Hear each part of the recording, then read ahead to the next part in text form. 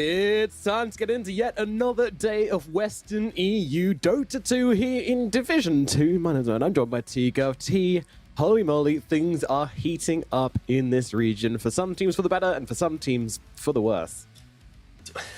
I like how from that, I'm now trying to think like, oh, do I talk about the good teams or the bad teams? Like, we've got a real 50-50. It's called an open pitch, my friend. You choose the response. And the open pitch, I'm going to go with Level Up. They're the ones who are currently, singing the praises. They beat Nigma 2-1. Of course, X-Manaspa, they are sitting at 3-0 as well, but they've beat more of the middling of the pack teams. So, yeah, Level Up doing well, X-Manaspa doing well. Tiebreakers most likely on the horizon. Who's not doing so well? Probably Alliance, unfortunately. The only team to not win a series yet, but maybe today's the day. Maybe they change their fate and actually can win a series. Maybe. And another team which ain't doing so well is also Nick the Galaxy, interestingly. So we'll see if they're able to... You've returned, Nomad. Hello. Yeah, I just thought I'd disappear into the void for a second, see if I can... You're a big Nigma fan, so when you have to talk about them not doing so well, of course you have to disappear, shed a tear, and come back. Just wiping my tears, exactly right, yeah. But of course, we can take a look back on the last day of play just a couple of days ago, and things started off with Into the Breach versus Ancient Tribe as the first series we had. And this one went the distance, and the next one went the distance. In fact, all three series went the distance, T, because apparently that's the thing we've got going in Western EU Div 2 at the moment. It was so long. We've had, what is it now? 1, 2, 3, 8 series in a row where it goes to 3 games. I'm not a stats guy right now. I've not done the numbers, but I'm pretty sure that's an unhealthy amount of 3-game series back to back to back to back to back to back to back to back. I had no idea if I did that 8 times. It sounded like maybe 6, but either way. Yeah, Ancient Tribe though, they're the ones that they needed a win, right? They were sitting at 0-2. They'd lost to both Nigma and to Level Up, who at the early stage of the season, of course, you're like, okay, that's respectable losses, but for this team, they're a staple of this division. So the fact that we get to see them finally win is kind of to their old form. Like, I expect this team probably to be the team that's in the bottom 4. It's unfortunate to say, but of course, there's only so many slots, and the fact that they are into the breach, it's yeah, good stuff there. Yeah, I think it's a kind of series you expected them to win, I would say, but also one which actually maybe not. I don't know. ITB have looked pretty good as well. This was definitely a question mark series. I think for me, Into the Breach, they've lost the pizzazz that they've had. Like when you think about Into the Breach of the past, there used to be Ari on the team, and it had I'm trying to think, like Supreme, it had a Taker, like there was like that kind of wholesome crew, Jibe as well, and who was the 5 player for this team? Either way, it doesn't matter. You're pushing me here, lad. Like I'm forgetting it, right? But like there's just like this wholesome crew where they stuck together. Oh yeah, it was Kadaro as well at some point. Yeah. Again, like household names for this division, and then it just faded away. Like this new team. Of course, it's brand new, but it's not the Into the Breach of the past. Like, this is playing under the organization, but it's just a whole new kind of setup of players. So, of course, they're not going to do as well straight off the gate. And Ivy, looking at this series, they themselves took game 1 by storm. They put OG in a position where I don't think they've been in for quite some time. They barely got 2 kills to their name. Even in the interview, Kittrack wasn't even aware that he participated in either of them. That's how depressing the game was. He didn't know anything about that game, to be fair. He had fully blocked that out of his memory. Like, I've never seen that before. He was just like, game 1, many moons ago. I don't recall. I killed someone? No, I don't. He genuinely sounded so confused about everything we asked him about that. So, yeah, wild. wild game, the game 1. But game number 2, definitely much more competitive. This one was fun. It was a banger, let's be real. We got to see Roger pick up the Chen 2 times in a row. In the first game, it was quite a late pick in the draft. In the third game, it was like first overall pick. They really wanted this hero, and I think that's what we're gonna have to be talking about later on against Alliance. Will Alliance respect this Roger Chen? Will they have some drafts against it potentially? But he was doing so much work, farming up the Storm, enabling his team, and in game 3, Seb's Tidehunter, a beautiful pick. Ivy, they couldn't do anything. We're watching the highlights here, but time after time, Magnus couldn't hit her RP, Juggernaut couldn't hit an Omnislash, and it was rare to see Tide return. Likewise with Chen, to be fair, we don't see it too often, but some old school specialties coming through, and yeah, really just putting Ivy to the test. And yeah, again, Ivy, they're the ones that beat Nigma. If they beat OG, all they need to look towards is level up, and unfortunately, because they take the L here, it just makes the region even more competitive in that middle band. Yeah, it's getting crowded. Meanwhile, X-Manaspa sitting clear at the top at the moment, at the very least. And then the other team doing very well is Level Up. And you might be wondering how they'll do against versus the side of Nigma Galaxy. Obviously, we expect big things from Nigma Galaxy, but they came into this series being 1-1 as they had dropped against Ivy in a shocking series a couple of days before. So they really needed this win. Were they able to get it? Well, no. Spoilers, but we're watching highlights here, so it's fine. Bro, what the spoilers? Imagine if you've not seen it and these highlights are your first thing that you get to see, and you're like, oh my god, Nigma's playing. They're winning the. You know, we could have really sold a lie for a second. Casuals. I don't care about casuals. If they're not watching every single game, then I don't care about them. They're this worthless game, to me. Fake fans. The casuals would have hoped for would have tuned in for this one, because Level Up were hitting some absolute majestic combinations. I don't know if the highlight's going to catch it, but there was this, I think this is hit here. It's like some big vac wall sonic wave situation. It was so juicy. It is actually this play. Like, look at this 4-man vac, and then you're like screaming for the sonic, and then there it is. Oh, yeah, Loranoff in this series was popping off. But yeah, Level Up's this team where, when you think about the player names, at some point they've had very established careers. You know, either Loranoff and Sweden Strong in Eastern Europe trying to dominate at some point. Then you've got the Huck of big household name, Milan throughout his career, up and down, left and right. So I think the main one is Owned Me. He's finally been able to find a team of potentially big star players, and he's always been that kind of fringe player, playing the qualifiers, playing in just the Div 2 stack. So I'm actually really happy to see Owned Me get onto a squad that has become competitive, and he's some doing might well say as well. He has leveled up, and that's the one time I did it. One per tour. Once per tour I used that pun. And oh god. Yes, all right, well, you've used yours. I've still got bad. Mine in the backpack. So no, it's in a partnership. We're in this together, honey. Come on, you can't take it, honey. then. I'm sorry, I've used it. I've taken it. It's how it works. All right, Once we all right. sign those papers, You you need need a the prenup. crutch, So I guess. there we go. Yep. But yeah, I know. Own Me is doing well as well. That's the thing. He is having games. I looked at this squad and I was like, okay, I think these guys are going to do well. But the one big question mark I have is this offlaner, because he hasn't really stood out to me on any of those kind of lower teams he had. But turns out he just needed the right environment to thrive in, because him and Sweden Strong smashing their lanes and they're looking great. And this is how your leaderboard's looking at the moment. Big surprises to see Nigma Galaxy and Alliance in the bottom 2 positions. I mean, what is happening? Wild. What is happening right here? This is crazy. This is absolutely nuts. So yeah, and when it comes down to it as well, we're obviously all the teams looking towards those TI qualifications and such, but it gets harder and harder to qualify the lower down you are, because first it's seeding, then you got to go look at, can the teams at the bottom even get into TI qualifiers? They have to go through the open. No, there is no opens for TI qualifiers, right?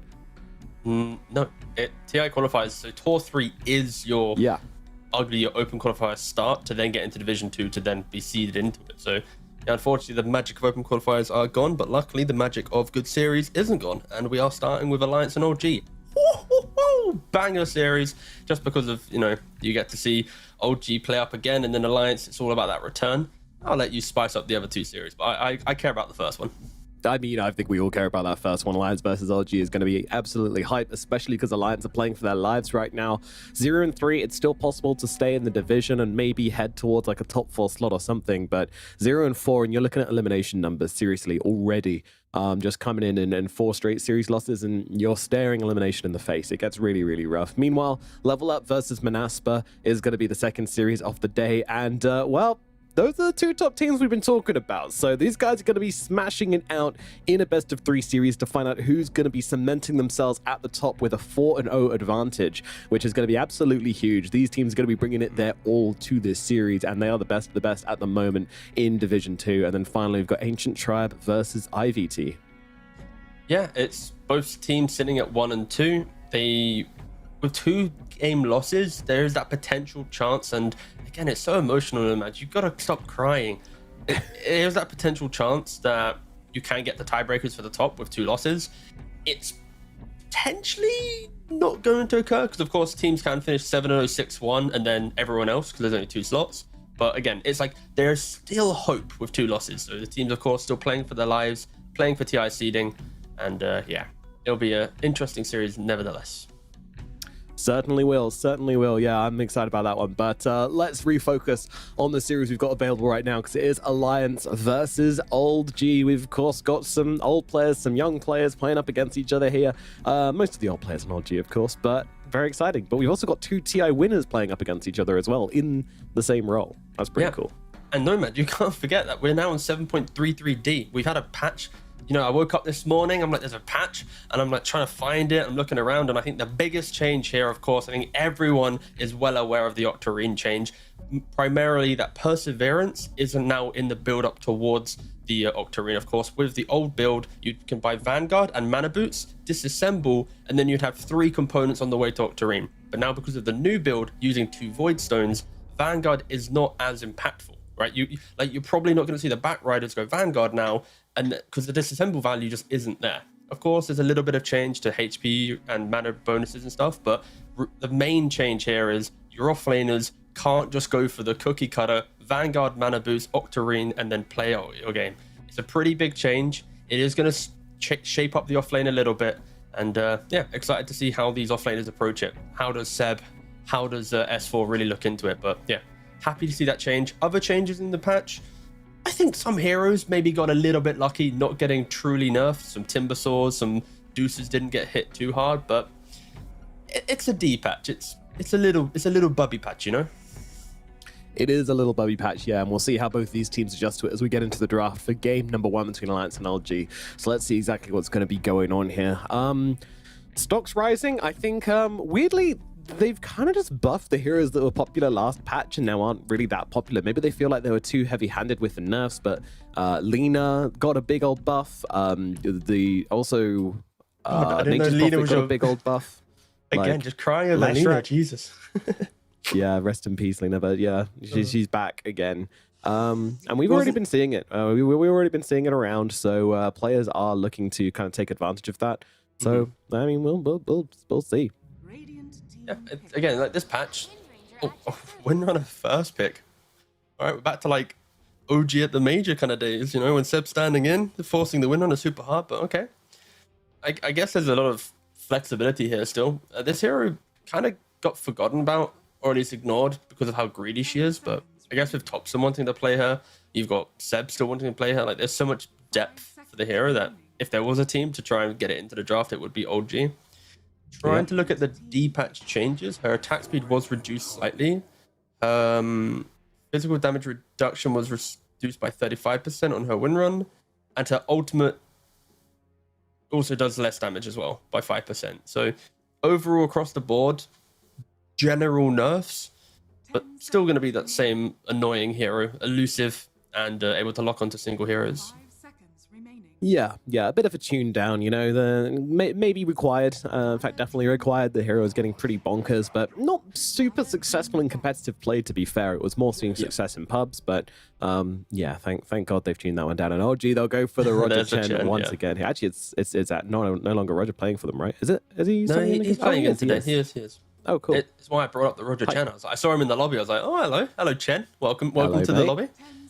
That is a bright shirt from Kit Track. And I like it. Fair play. You know what I don't like? Bring in the orange. And I actually despise it. And it's not because I see Kit Track on my screen. Thank God. He's a wholesome guy. Great interview last week. The fact that we didn't see universal hero changes in the patch. The fact that we're at this 0.7 still. They buffed it after its entry to the game. And I still feel we're in that kind of lost position. I saw some stats about Dream League, of course, with all these tier 1 teams playing right now. It's like ludicrous how many universal heroes are in the most played. And I think just not tuning them down even a little bit, it kind of sours the patch. And I think there has been some opinions on Twitter and whatnot about the fact that we haven't seen universal heroes hit. I would like to, at some point, maybe an E patch at the conclusion of Division 2, potentially pre-major, but I do think universal heroes need to be addressed. Even if it was just 0.1 reduction again to how much damage they gain. Maybe. I mean, I'd like to see them do something interesting with universal heroes. You know, find a new way to kind of balance them. I always like it when you balance something by buffing something else, or maybe, you know, changing. But yeah, there's a lot of creative stuff you can do, and I'm sure Icefrog's cooking up something cool to drop on the universal heroes eventually. You know. True. For every damage you gain, you lose HP or something, and then you're like, no, I'm so squishy. I'm here for that. There's a lot of things they can do, honestly. It's a very complex game, right? When you think about the change to neutral creeps, right? It's not just the neutral creep effect. It's like, how does Chen gain, Ench gain, any Helm of the Overlord? Like, there's so many domino effects with a patch that when you're playing it, it's so easy to say, oh, just change the damage. But then it's like, but how does that affect? Like, of course, there's so many layers to it, but yeah, I'd still like to see the change. And for Alliance, they do need to make a couple changes in their drafting and playstyle. You know what would be hype? Go on, what's that? Universal Heroes can no longer buy BKB. Boom. That'd be so sick. I'd actually so be happy you don't patch this game. Dude, I would pick quarter Universal of the Heroes dirt every pool. game. No one can complain about me for not buying a BKB ever again. It would be the dream. Be so good. They would go from like top 10 pick to like least pick so quickly. Yeah, but like everything like Legend and below, it would be like the most popular pick. Like That's Universal called Heroes Turbo. would all people would play. Yeah, but that's turbo mode. Don't worry, you've already got a mode for that. For that. Are you crazy? Our games take ages, dude. It's rough down here. Like hour-long games every time. No one knows how to what is high ground. High ground's that thing we run up and die. Anyway, interesting bands coming out. We've got a Monkey King and a Spirit Breaker taken out of the pack by Alliance. Meanwhile, Alt G, they're going to be getting rid of the Naga Siren. They're going to be saying bye-bye to Darkseer. And they're going to be saying see you later to the Bounty Hunter as well. So, yeah, interesting bands coming out from Alt G here. What is this saying to you? Listen to the draft team. What's it saying? It's enabling the Chen for sure. Bounty Hunter is a classic counter to Chen. You're always able to follow him throughout the jungle. You can block camps if you want to. You're just able to make the game at a higher pace than Chen wants to play it. Chen, when you normally pick it, he wants to dictate everything. And of course, Bounty's somewhat the opposite for the opponent's team. And then of Naga and Darkseer buys auras, so Chen doesn't feel good. And then Naga just is too chaotic, too much map play. I think for Alliance at least, what I was hinting at before is their player style compared to other teams in this division. It really feels like, as you see the guy on screen here, Charlie, he's always playing these Terrorblades, Nagas, Morphlings. He might play the occasional Slark, but it's the big hitting cores. And that kind of regimental drafting style does allow teams to punish you with pacing. And I think this is where, like, OG already with the Chen, they're going to be pretty happy with it in regards to that. This is rather defensive, though. Like, they have relatively good lanes here, like Undying to enable the safe lane.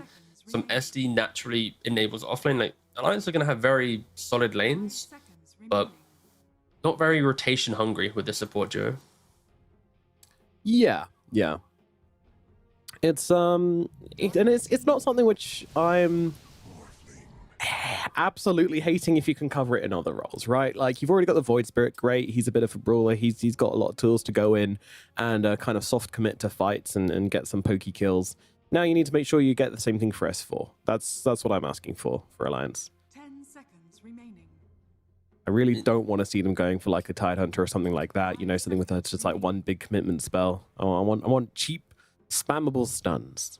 Meanwhile, Old G, they're going to grab themselves a Morphling. Again, this is a bit of a flex pick for them. They can run in the carry. They can... Oh, Skywrath Mage as well. Okay, so talking about, you know, supports which don't really get up in your face, Skywrath Mage, definitely that as well. Skywrath Chen as the support duo is kind of interesting. And, I mean, I'm assuming the Skywrath's going to be support. I don't think there's any chance of it being mid. Maybe not no chance at all, but low chance. It's support. It's like most likely they're 5 here. Okay. Normally, Alliance, they want to go for these big bodies for S4, be it the Beastmaster, some Underlord. At least last tour, it was the Tide Hunter. I don't mind it, but for OG at least, it's like, if their draft was playing into any other support duo other than like Undying and SD, I'd have a lot of concerns, because like, okay, how do they really play the game? There's no natural front line. They need to awkwardly play around Chen creeps early on, whilst Windrunner and Morph are very farm intensive. And also there's this like weird flexibility right now between Morph and Windrunner. Both Topson and no one will want to potentially play either of these heroes. So they're going to control that to the end of the game. But yeah, OG just feels like they're going to hit a mid-game timing to then try and break the map. And Alliance just looks incredibly stable. Like, they don't really have timings to play around. Like, not in a bad way. Like they don't have cooldowns that they need to wait for. Sorry, let me rephrase it that way. Yeah, for sure. It's a very it looks like a very simple, easy draft. And now Charlie's gonna get to see everything and go, what do I want to play? Like the PL ban, a perfect ban. And now they just need to think of big morphling counters. Yeah. I mean, I already like Underlord. Again, cheap spammable stun. Well, you've got yourself a cheap spammable root in an AoE. That'll do me absolutely fine. I think it's a really nice answer to the Wind Ranger as well. So definitely ticking my boxes here on this Undying hero. I like it a lot. But yeah, what is a morphling answer really? Something which can buy carry roll, something which can buy Skadi at a decent timing, I suppose. Probably Slark is still one for consideration. Yeah. Just Slark the is fact a you can fish, buy so he could breathe inside morphling. exactly. That's He can get amongst morphling and not have any issues. Correct. I was worried you weren't going to bring up that really important stat at this point of the draft. I've given up on stats recently. I've been trying to it's free healthy. it. No, it's healthy. Yeah. I think once you shift away from the numbers to just fish good in water, then that's when you know you've peaked. It's what the people want, you know. That's what I'm here to deliver. Do you want to bring that up to a? Do you want to bring that up to a vote, no man? Do you want me to answer the ones and the twos? Slap ban. So I was right. Concrete evidence. Can't fault it now. I know it is a good ban. Yeah. I'm trying to think of what that next carry up in line would be, and potentially we've seen some Werters do decent work, but I just doesn't feel like a Charlie hero at all. What is Charlie playing in his pubs? Oh, he's actually got 0 games on his current account. Maybe there's a Charlie.2 account, but you know, interesting. I remember Charlie liking carry back in the day being pretty impactful. Maybe that's something they can look back to here. Yoink. Oh, never mind. Olgi are gonna take that one away for themselves. So yeah, like their lanes now looking like. And this feels like an extension of what I meant about the supports, right? Because when they can't rotate and make moves on the map, sure they might secure a lane, but it's very static. Like Underlord sits in a lane, Undying sits in a lane, and for OG they're like, okay, there's not really the offlane pick to play into that. Like, if you pick some strength hero offlane, sure, Undying will just do well. So now you pick Lycan, he can then wolf grab the waves if he needs to, and on top of that, the pacing that they have frontline now. Every time Lycan has ultimate, he can lead from the charge. Chen as well with his creeps becomes the body. I think if Bloodseeker's available, it could just be a chill pick for the Lycan, but then it's like you've not got that core-to-core matchup for the Morphling or the Windrunner. Like Windrunner loves playing into Bloodseeker if other people can soak the Rupture for you, because you have the move speed to relatively keep up with Bloodseeker outside of those rare scenarios where everyone's super low. So it is going to be an awkward pick for Charlie. Like, okay, they go for a Sven. Sven's very good against both Lycan and Chen in the game. Into Morphling, still, it's not the wow, what a great pick. This is really going to dismantle Thompson in the 40-minute mark. But for the rest of the team, it's going to be annoying enough. Alrighty, well, yeah, I mean, it's going to give them that kind of scaling and just that hero which Alliance like to play around, right? You know, you can put your faith in Sven. Sven is going to do the job for you, and he does give you that burst potential to maybe catch out Tops and Seb or no one, because these are very elusive heroes, and there's 2 ways to do with elusive heroes. Either draft yourself a ton of catch, which admittedly with an SD and a Undying you can never really do as much as you want some stuns on your cores. It's never really going to feel like enough.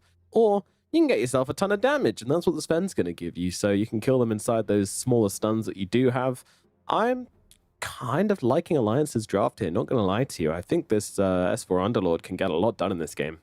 Okay. So you're going to go Alliance, and I'll provide some, panel conflict, and I'll side with OG. I'm a little bit worried of Alliance's static nature, where even if Charlie's got this timing of farm and fight, everyone else is a little bit more existent in the game, and this isn't a Void Spirit matchup where he's gonna getting solo kills on mid. Like normally Void Spirit, you get maybe 1 kill if you're lucky, or you get a rune and rotate. Morphling's just gonna happily farm up. So I feel like all heroes in OG are farming, but we'll see in the game. But we've got panel conflict. You're Alliance, I'm OG. Let's see who's right, who's wrong. We can laugh about it at each other and just point fingers and whatnot. Absolutely. You know, I was I was ready to kind of be like, oh, but I'm going to go LG anyway because if they're hit, they've just been playing a bit better and Alliance been a little bit. You know what? Screw it. I'm going to commit. I'm going Alliance all the way. They're taking it home. Easy game. Also, Chuan, he's like a huge Void Spirit player as well, Chuan. He's a really big Void Spirit player, so it's going to be comfortable for him. Even if he doesn't roll his lane, he can make rotations. And when he does make rotations, these are very killable heroes. Like a Lycan on level 6, Wind Ranger, these heroes can die. So, yeah, it's not like anyone on Alliance needs to have a particularly outstanding game as well. As long as they just come out the lanes okay and then play their draft properly, they can get a lot of shit done. But yeah, I definitely agree with you that they need to put pressure on LG. It needs to be Alliance playing on the front foot. That part does worry me a little bit. Yeah, they need to get that checkbox Dota, and they need to be checking those boxes fast. I want to see that pen come into the paper, just tick, tick, ticks all the way down every few minutes, just getting a new objective, hitting a new timing. That's what we need to be seeing. And luckily, they can do that, right? When you have SD playing in the offlane in that position 4 role, he naturally will be able to make a lot of stacks. And then, of course, Charlie, as a Sven, as soon as you get to like Morbid Mask and Ultimate, you're happily going over there, really utilizing that jungle efficiency. Ooh, disruption out on Kitrak. Kitrak being beaten up. They've got the Stormhammer to come in as well, and the right click from Ponlo gonna finish the job. First blood going the way of Alliance. Those pesky high ground wards. Kitrak already pinged it out, so now will Ponlo deward this ward, or is Kitrak gonna get a free deward? We'll see shortly. All this and more coming up on today's Western EU Division 2. Is Ponlo lingering? No, okay. Ponlo was on this kind of the northern side of the twin gate in the bot lane. I was like, okay, wait a second. Is he going to maybe try and stay around for another kill? But no, he does TP out. Yeah, the glitch TP, which is being very popular recently. Mid lane matchup that we're seeing here. It's the issue with these Void Spirits, Embers and stuff. In these matchups, especially against Morphling, like Morphling has always been the hero you pick against heroes that want to make moves, because every time they make move, Morphling's just free farming, getting free levels. It's what, like in the safe lane, you're always hoping when he's level 3, we have to punish him pre-level 3, but in the mid, it's like he's always going to get these resources. So Alliance just need to be mindful that, let's say they kill this Lycan once or twice, they still need to think about the Morphling. They still need to think about the winner. There's a lot of layers of, if you shut one down, someone else is going to step up and fill that void. Absolutely. Yeah, you need to put pressure on everyone. You can't really forget about any individual hero, but at the same time, it also means that LG are going to need a lot of space. They're going to need a big map, which... Sorry, no, man. I've not seen this pool in... like, what's Kit do? He drags it around, loops around the entire tower, over the little steps. I mean, it's a creative way to not force it straight away into tower. It was pretty cool, because now it's perfectly in front of the... I mean, that's I've not seen someone use that far right-hand side of the map to this level, but inventive stuff, and you kind of need to have inventive ways to play the lane, especially against an Undying Sven. Undying with the decay spam, once you get the Warcry move speed to amp it up, like, it's a very obnoxious lane to play into. The only issue I have with those bridges is that you can get 2 heroes abreast across it, which I think it would just be way funnier if you could just infinitely block people. I think if you pop yourself like right in the middle, then you can Venom Monster would be so OP. Like, you're doing a juke and you do one Plague Ward on the top, he walks back, your Plague Ward on the bottom, he's like, what the heck? Just like... You used to have that. You used to have that on the stairs over in on the top side of the map back in the old days. Oh, yeah, God. I'm really having to think back. How many years ago are you talking? Like 5 plus? This was when we had like 2 stairs, which led to like a little rune spot down at the... So yeah, about you just sound like the actual map changes now when I'm reading it. 2 additional stairs added to map, and then I have to load up the game to find the stairs. Ponlo up the top side is going to be dropping here. See you later, Mr. Shadow Demon. No one gets himself a kill. Great start for this Wind Ranger. She's just hitting creeps, hitting heroes. Not great on CS, but that's going to help out. It doesn't matter too much right now. Chen has picked up the Harpy creep. If you look at the minimap, he has done the double sentry D ward on the small camp. So he is really focusing, at least Roger, on making sure he has the creeps available. The SD support hates playing into any hero that brings additional bodies to the lane, be it like a Prophet with his Treants, a Chen or an Entry with a neutral creep. because he wants to be in like right click, disruption, and poison range. And you see already here, he's like having to play a little bit more on the fringe now. CS wise, Alliance, you expect all their cores to do well in these lanes. Like all 3 cores are big ticket farmers who don't really care too much about what they have to play into. Even Sven? I would argue he's always able to get CS. Like there are some scenarios like against like a Venom Monster or something, but he often should have a good lane. Dire are You know, I this feel like we cleave should is recap good. maybe like once more for this game, and maybe once more for the next game. But this is a really important game for Alliance. If they don't win this, then it's going to be real hard for them to make any progress into Division 2. As they go for the Tombstone play, but Kitrax was able to just sit there and take it on down here. And now, well, I'm wondering if Alliance are going to find themselves in an awkward situation. No TPs coming in from old G though, so looks like they're going to be getting away with this. Yep.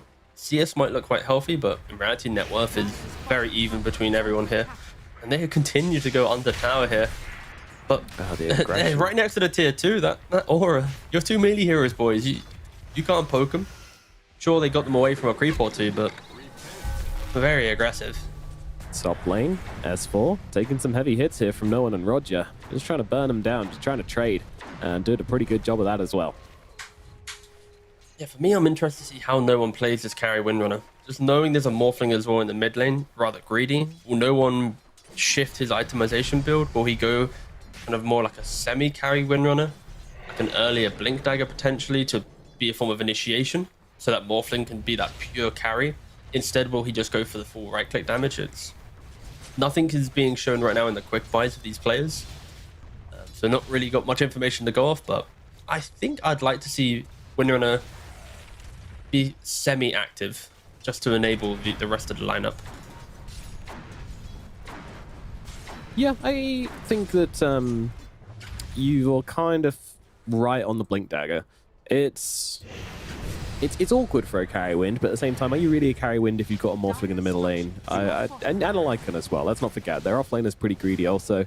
He's probably be going for, let's see, Helm of the Overlord, then probably into an AC or something like that. So, yeah, bit of scuffling at mid, just over the 6-minute runes, but Chuan is going to be able to grab it up for himself.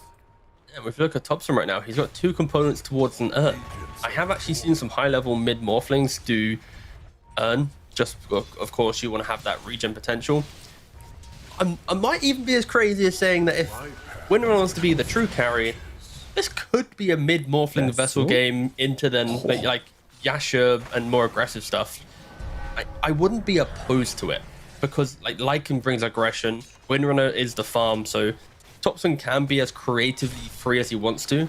It also helps that he is completely uncontested in his CS, 35 for 13. If he wanted to buy a Dagon, like Bossman could buy one. Of course, he'd be griefing the game, but I say that he just picked up a Diadem, so I'm pretty scared. Oh no! The suspect. Oh, Topson in the middle lane, caught out. Chuan just outplays him there. Honestly, like just was focused on the range creep, and yeah, caught with his pants down. I don't know if he, I don't think he was anti-morphing, but I think he just didn't strength morph. I mean, I got bamboozled by the fact that Morphling just bought a Diadem. Like, it doesn't really build into many Morphling items, right? It's what, Phylactery, Locket, Dagon, Helm of the Dominator, or Harpoon. So, we'll see how that one goes for Topson, how he's going to utilize this item. Plus 6 attributes. Huge.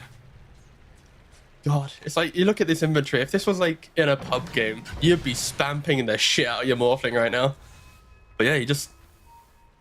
No shift It's yet. a replay in the mid. Yeah, he's just watching that range creep, goes for the adaptive strike, and then, yeah, not really realizing that Chuan had the cooldowns ready. Oh, he's actually going Phylactery. Okay, Topson is going mid-Morphling into Phylactery. Okay, interesting. What the... That is wild. Have you seen this before? I have never seen a mid-Morphling go Phylactery. Like I said, the Earn the Vessel route I've seen a couple times. Again, niche, but I've never seen the Phylactery. Chuan getting set up again onto the Morphling, but this time he does get the strength shift off. Yep, Kid Track helping out from behind as well, though he could be in some trouble now. Churn's got a double damage rune, so he's going to be able to easily cut down this Skywrath mage. Kid Track sticking around a little too long. The defensive silence was great, but staying around afterwards, not so much.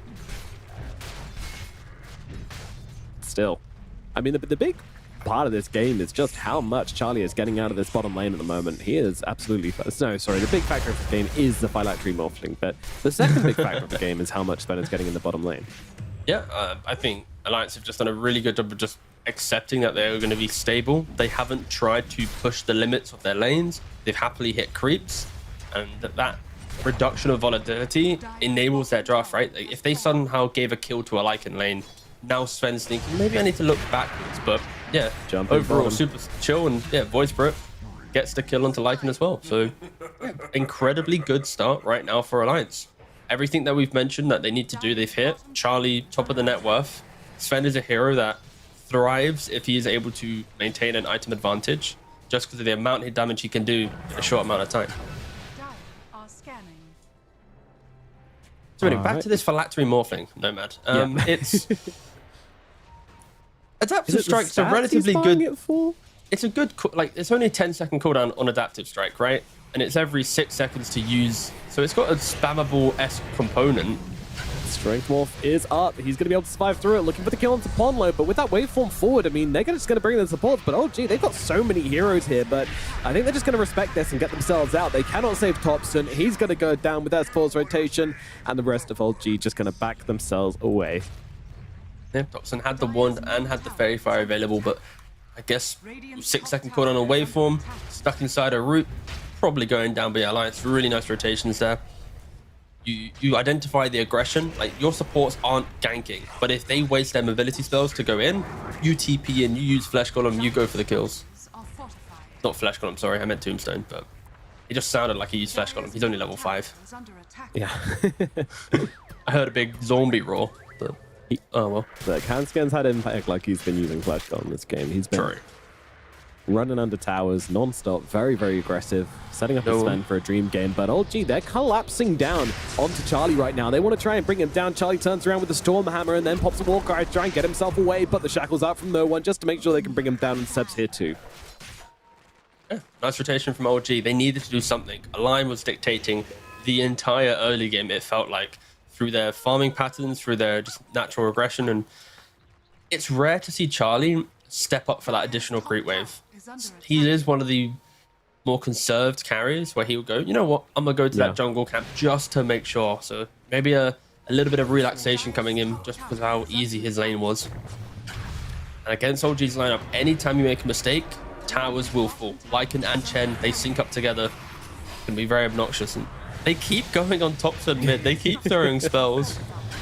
Dude, but the Phylactery is online. Look at the damage it did to the Sven. Yeah, I mean... well, I'm waiting. I'm waiting. You know, I know to trust Thompson. I've watched enough Dota in my days. You know, I remember the diffusal gyro. That had some logic behind it. This one this feels a little... We're just too stupid to see it yet. I'm sure of it. I think if he's playing with his team, it will turn him into some support assassin, right? Like the idea of getting an extra little bit of magic burst, throwing it on top of an SD. You also now aren't too great of a disruption target, because when you go for the Yashas and these traditional items, SD disrupts you, you turn it onto the rest of your team, and it's very impactful. So it could be some hybrid, I want to be active on mid lane, whilst also not giving SD the ability to use me against my own team. So I'll buy one like meme early game item, but again, there's some logic behind it. If they are to win the series, we can ask maybe into the mind of Thompson to see what it's about. But yeah, it just feels more like just an active option. Yeah. Fair enough. We just need to see him be active with it. Yes, yeah, that's going to be the tricky part this game. Is Hansken goes to TP out, but Seb is upon him with a shapeshift, so they're going to be able to pick up this freebie. There goes the Undying. But But yeah, OG got an Aegis, by the way. Also, we were kind of discussing the Phylactery. OG, despite having a 2k gold disadvantage, and that has been a common theme throughout this Western EU Div 2, and now they're moving on to S4. S4, Silent stops, so can't do anything for the time being, but Crimson Guard keeps him alive for quite a while against no one. Wow, no one really just trying to wait for the procs here, but they do come through, and they will get the kill. That was such an awkward kill, but such a necessary kill as well. And yeah, Alliance. They should get Roger here, yeah. Oh wait, the mech though. SD ultimate used. Him out. That's so 2 awkward astral steps and a demonic purge used just to use the Chen. Yeah, from a team that's ahead and that we're wanting to be more active, that is worrying. Yeah, we're praising Alliance a lot for their laning phase, but I think just breaking from that laning phase, OG set the narrative quite nicely, right? The smoke to kill Sven bottom, the fact they kill Underlord at top. The theme of this is no one. He's been incredibly active in this game. We mentioned the fact that he needs to play a better game just because his other heroes aren't going to do it for him. Like this mid Morphling isn't going to suddenly join a smoke and go, come on boys, let's go kill them. You know, he just bought a Phylactery. Like he's still going for normal items after. We're not seeing him dive deeper down this rabbit hole of let's really get this Phylactery online. But yeah, he's going for a Manta, back to normal. So it does just feel like it's a casual item to get him through the 10 to 15 minute mark. So if there was a fight, he has something to use. And yeah, fair play to no one. He really has done a lot for OG in this the last 5 minutes. Yeah, he really has as well. What is about Wii U Div 2, where we've just seen tons and tons of Roshan's been taken by the team that's on the back foot? I think naturally when you're ahead, you can get more relaxed in how you're farming. You want to do a little bit more on the map, and I think most teams have some Roshan capabilities built into them now, be it Undying Flesh Golems, Winter on Ultimate. Like there's always something. Can go for another kill. Stun out onto the void, but it doesn't somehow land there, and now they're looking for a bit of revenge. I mean, first off, Kidrak's going to die, and I think no one, he's going to be losing his first life here, and probably the second. I mean, the only hero here to help out is Roger, and other than a couple of heals, he's not going to be able to do much to get no one out of danger. The no one turning around. Wow, this is hungry. He's looking for a kill on his way out, but he's not going to find it. No one to die, and that is going to be a statement made by Alliance here, as they're able to take down some big kills in the bottom lane. Yeah, just nice read from Alliance there. They're already smoking up into bot, whilst OG are trying to make a very greedy move as 3. Like to optimistically go for this as 3 heroes. Sure, you have the Aegis, but you'd expect it to be a 4 or 5 man move. Seb, he's not even at his Helm of the Overlord. So I feel like maybe OG jumped the gun a little bit. If they were waiting for the Helm of the Overlord, made that play more decisively, sure. But yeah, Alliance capitalizing on that moment of aggression. Once again, Charlie, he need 10,000 net worth at the 16-minute mark. He is having a jolly old game. No complaints, really. Yeah, that's insane, actually. Just look at the efficiency of the teams as well. Like OG, they're the ones keeping themselves in it with map movements, smoke and Windrunner. Whilst Alliance, across the board, multiple stacks up by everyone. Yeah, this is truly impressive from Charlie, like genuinely hitting the 10k net worth mark. Usually we're impressed to see that like around the 18, 19 minute mark. You know, anything pre 20 minutes is impressive.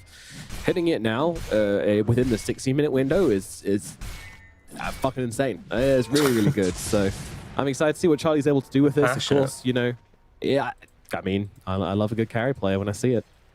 But is he able to translate it into damage, you know?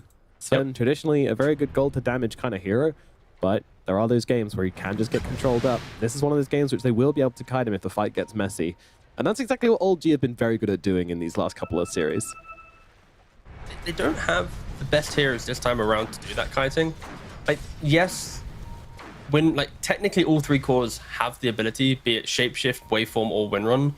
But these heroes, if ever jumped on top, they don't kite. They're normally just dead within the moment.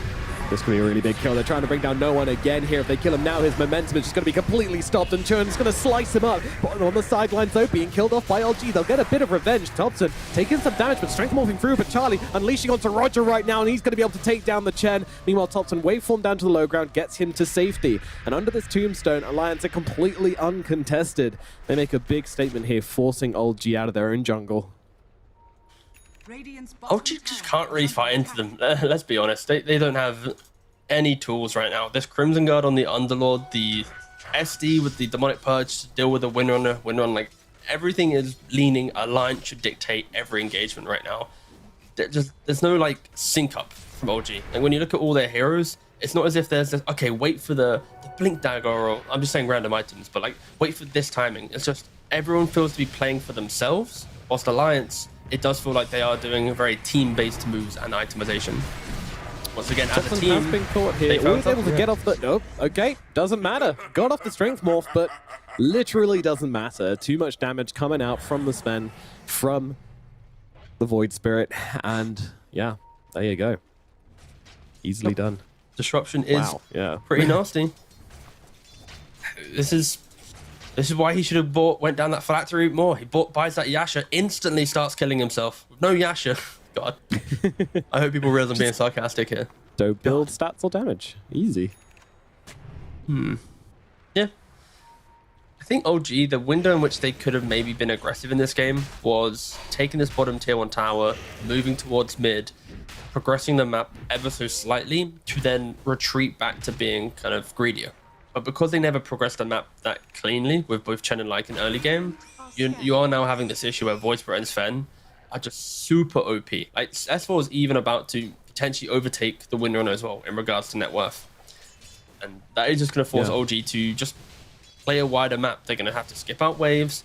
I think on the 5-on-5 right now, there is not a single scenario where OG wins a perfect 5-on-5 fight just because of just the layers built into this Alliance lineup.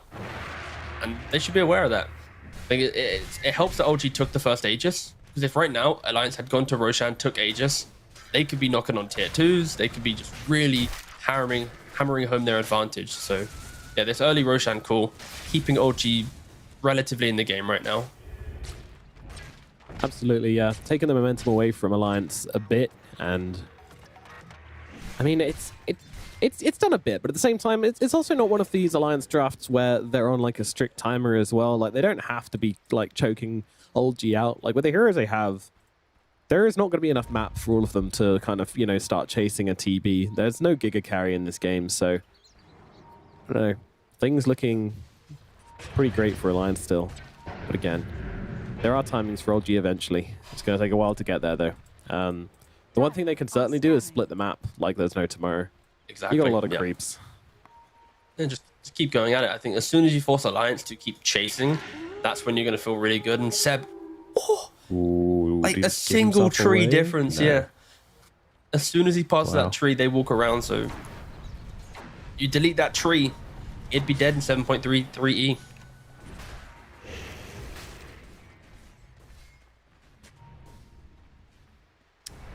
Well, they did spot them on the ward when they came out of the smoke, so they're going to know Alliance is in this area. There's a lot of heroes playing down here, and that is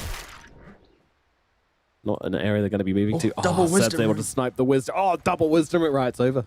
Does the win probability live update? Oh, look at that. Was that a 1% shift?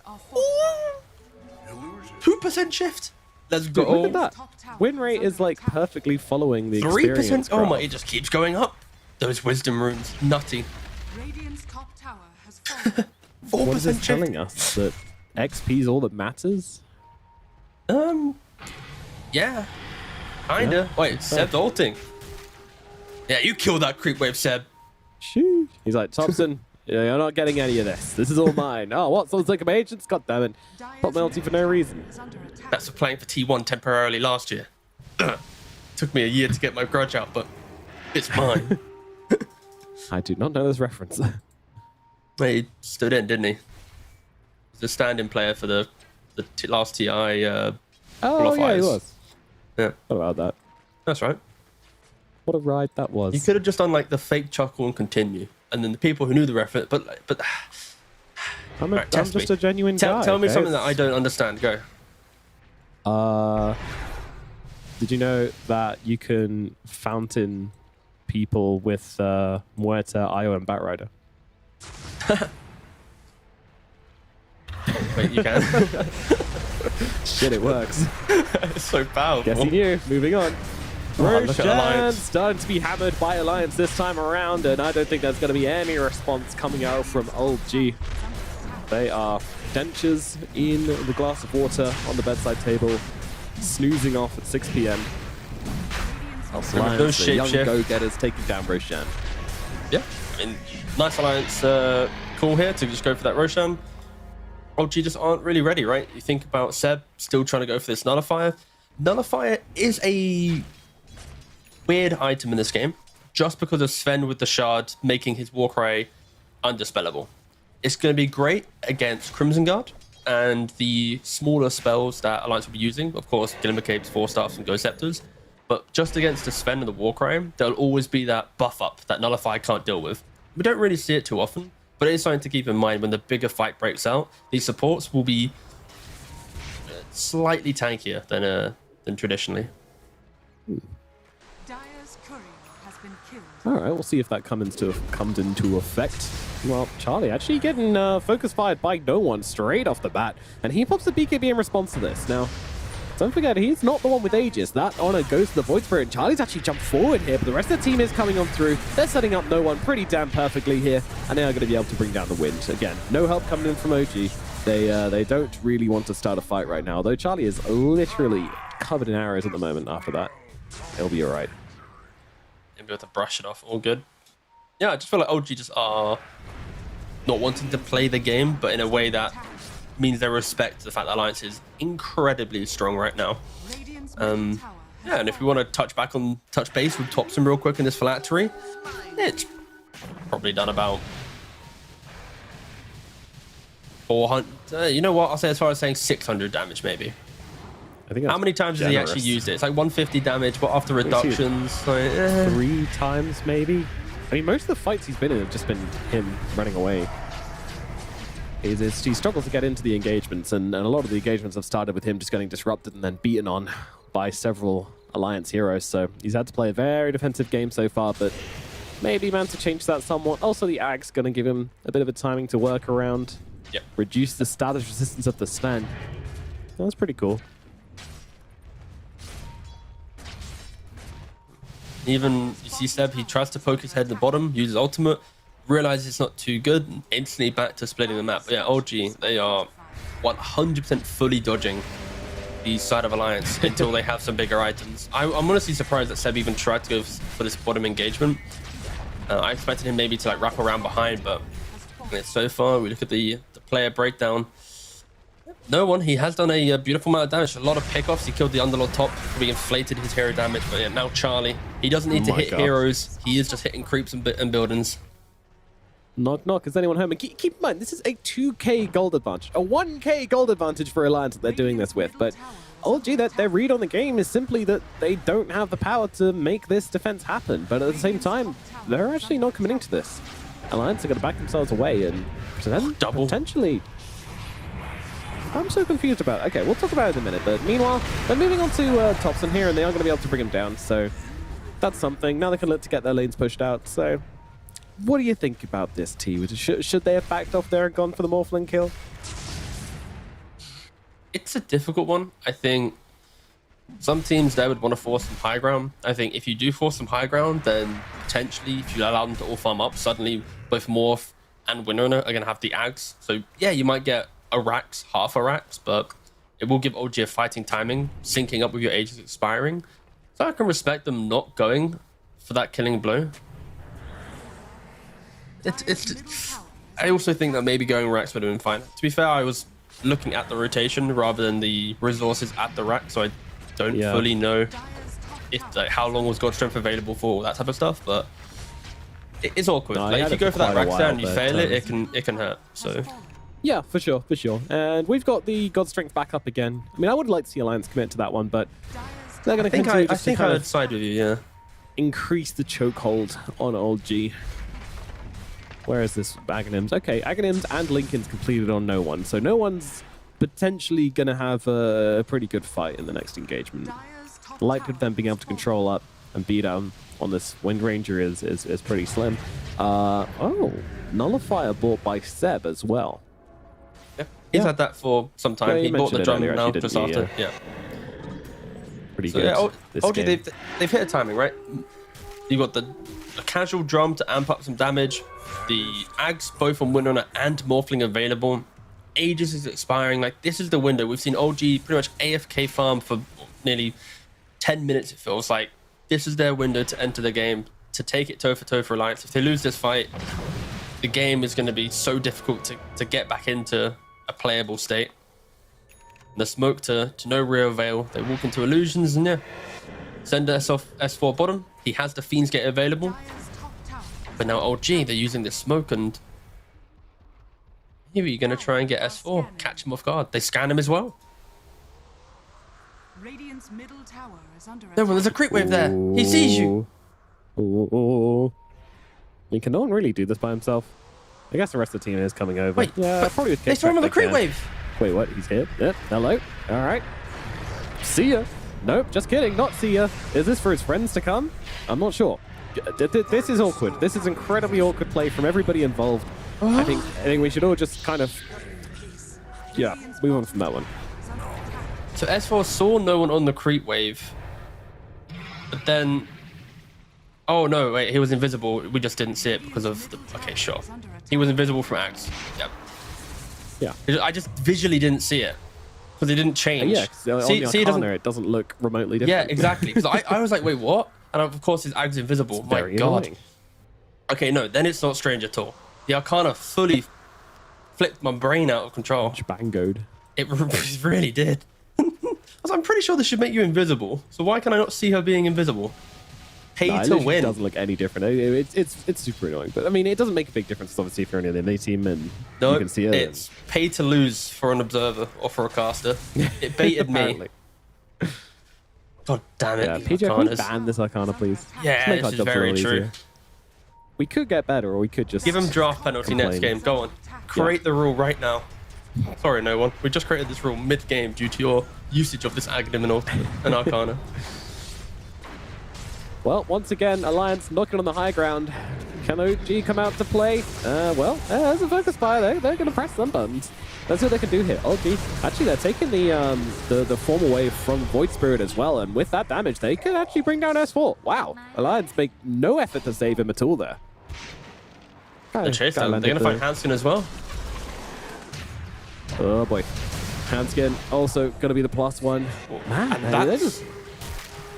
Just saying, like, Yeah. when you ask me about the bottom rats, this is maybe why Alliance was hesitant to do that high ground play. Their draft doesn't naturally hit buildings that well. Sure, a Sven with ultimate can, but then you're losing that initiation factor. The fact where he goes from surprise to Charlie. They see it here. Oh, they They've got see the him. vision down. Oh no, Charlie boy, that is not how you want to be entering this fight right What now. on earth? Kitrak, the MVP there, throws down, I believe, that is his sentry. Yeah, a rogue little sentry. And then you find the Sven. He goes fishing, and he finds him. Is under attack. What are we He's dead for a watching? minute. The entire jungle has come to play at Alliance's base. Radiant structures Loader, I hope you've done a CPR course because these guys need the Heimlich maneuver right now. A matter of seconds being has shifted this pushed. game. Oh my goodness. I mean, I don't... that Sven is dead for 40 seconds. OG are just going to take these barracks. That is the first lane of barracks going to OG, the team which was playing so carefully through this entire game. But yeah, Alliance make one little mistake and it is just pushed to the absolute max from OG. I mean, talk about capitalizing upon an advantage. That was it in poetic motion. And now as the game grows longer, the ability for Sven to find kills will get slightly harder. When Lincoln's comes into play, the late game butterflies, like, all these shenanigans. Like, Sven's a hero that thrives from... Look at that change! are scanning. What's that? Like, the win probability changed. So 11 minutes. It went from Yeah, like yeah. 39% It's all the way almost up like to they like... could see it on OG because they all started taunting at the same time. But here we go. Alliance, they're looking for a fight. They know there's a TP location for their Sven here, so if they can find the turnaround, that would be huge. Killing off Zeb here, pretty good. All right, that's what we like to see. Alliance back in the driving seat pretty quickly, but still, gotta say, they took a heavy hit here. They need to get a lot more than just Lycan at the moment. And yeah, hopefully Alliance having good conversations right now. You know, the communication needs to be pretty fantastic here to keep the team on the same page. Even bigger items coming into play. Lincoln's complete on Morphling, BKB complete on Windrunner. Alliance are still there's poking, Lincolns. still trying. Chun. Engaging onto Roger here. S4 marching forward as well. Charlie trying to chase, looking for a target. Doesn't have the god strength anymore, and no one's actually just going to straight up pop the focus fire onto him. Man, it's crazy how no one just uses that focus fire on Sven whenever he sees him. Winona is one of the better heroes at forcing these melee carries to just feel like utter shit in the fight, let's be honest. Like Bloodseeker, Sven, if you position incorrectly, Winona will assassinate you. Buildings collapsing, falling everywhere. Top tier 2 to the wall for the Shard, Lycan. Mid-range racks to the creeps. Alliance. They're playing out for Roshan, but their base is crumbling. They really are, but no one's jumped into the mix right now. Charlie's going to be able to catch him out. This time, the Silver Edge works in his favor as they bring down no one. I think our observer was trying to communicate with us there, but I couldn't quite figure out what it was. So Ward there's a Arena. Sentry and Wind Ranger. Because Wind no one was Run under dewarding the Sentry. wards to then die. Yes. And over here, Seb is here. You okay, Yeah. Nomad? Seb is stuck Do we in a need to well. put you back in the Is that it, retirement boy? home or something? You need to go join Seth. Yeah, I'll help you open up. I'm joining. Alrighty, Roshan taken by the side of Old G, and that is a great step in the right direction. Sure, there might be a racks down, but they can look to even the score right here. Yeah, wait, what the? Oh, and now the Shadow Demon Nomad has the Agonyms. And now the they're going to shot's take the about- Tormentor. All right, you know what? Observer's casting it. I'm just going to say what he's telling us. This- I've never seen an observer just berate Nomad so heavily. This is hype. Shadow Poison's out for fun, though, with that Agonyms, which he has now got. Yep, it's very important. It's very, very important. Let's see where we get directed to next. Okay. Oh, yep, Nomad. that What shard just gave happened? Handskin the tombstone, which they can now jump inside. Yay. God. Who's the observer today? Need to give them a... anything. Something. Pedro, give this man a bonus. Are you Wepass? No. No. Are you Patrick? Is it Patrick? No. Oh, Are you God. Scriff? Hello, Hi, Scriff. Scriff. Hi, Scriff. I was like, probably for the BM, it'd be like Scriff, then PTP, then Weapons. That's like my 3 order for like the BM potential in an obsing. Yeah, true. It should have been the first guess. Either way, Alliance, so they've taken the Aegis. It's such a critical pickup for them. I think if OG had it, then again, Alliance, they struggle so much where their damage is very explosive. Can they kill during the Demonic Purge? Can they kill during the God Strength? Dire's top tower is under attack. No one. Again, he just leads from the front. He just doesn't care. Like, look at his team. He's got Chen like in the bot. Morph's pushing a wave, and he's just no off one by is himself. out if he gets jumped. Yeah, he's got a Skywrath. That Well is known for his defensive incredible. potential. He's a At chat. some point, Alliance is going to identify, wait a second, we can maybe go for this invisible Windrunner who's just running after us relentlessly. Holy shit. Roger. He was just walking up to the portal, and then there's like 4 heroes jump out simultaneously. He's like, oh my god.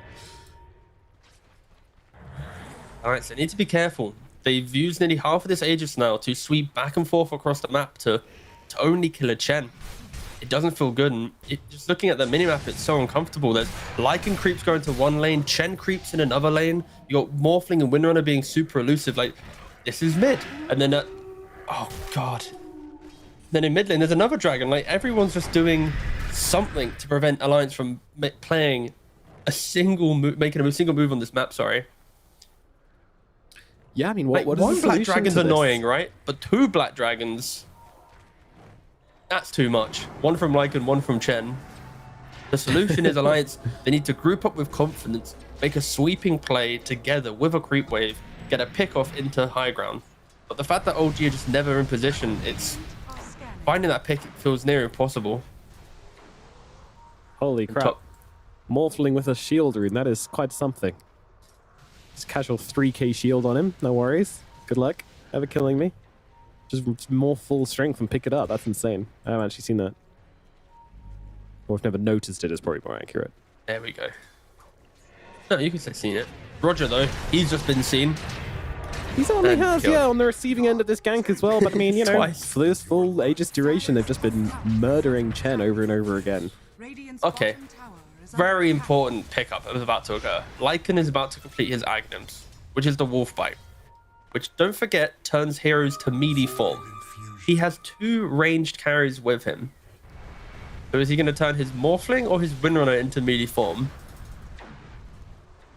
You think no one's going to focus fire and just... is there... Yeah, yeah. I was thinking, does focus fire actually still work at range, or... I would assume it's melee, because when you Lotus Orb or focus fire, you like a Pudge still hits at melee range, right? For example, you saw the clip the other week, but oh, they're just blowing up No One right now. No One's gonna have to put the cheese and the BKB, but Charlie's upon him as well. So I mean, he can win run and maybe TP. All right, just gonna try and win run and not TP. Out maneuvering here, but now the Nullifier comes down onto him, and No One gets taken on down. But yeah, I would assume that Wind Ranger wants to be the Wolf Bitey. Wants to join the UU club. But will that make a big difference in the fights? I mean, yeah, crits on the auto attacks, pretty cool, I guess. Lifesteal as well, not forgetting. Going to help with the movement, and this game is so back and forth. Finally, we're at the 50-50. In the early game, Alliance heavily dominating. In the 20-30 minute mark, OG brought it back, and now 40. Roger dies again.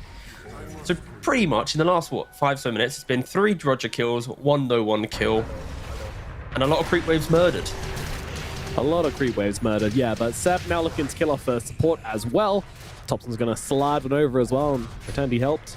Now, actually getting jumped by Ponlo here. Ponlo jumps in, immediately pops the Linkins here with a Disseminator to get off the disruption and set up for this kill onto the Morphling. I mean, the Mystic Flare's coming down, not doing a whole lot, to be fair.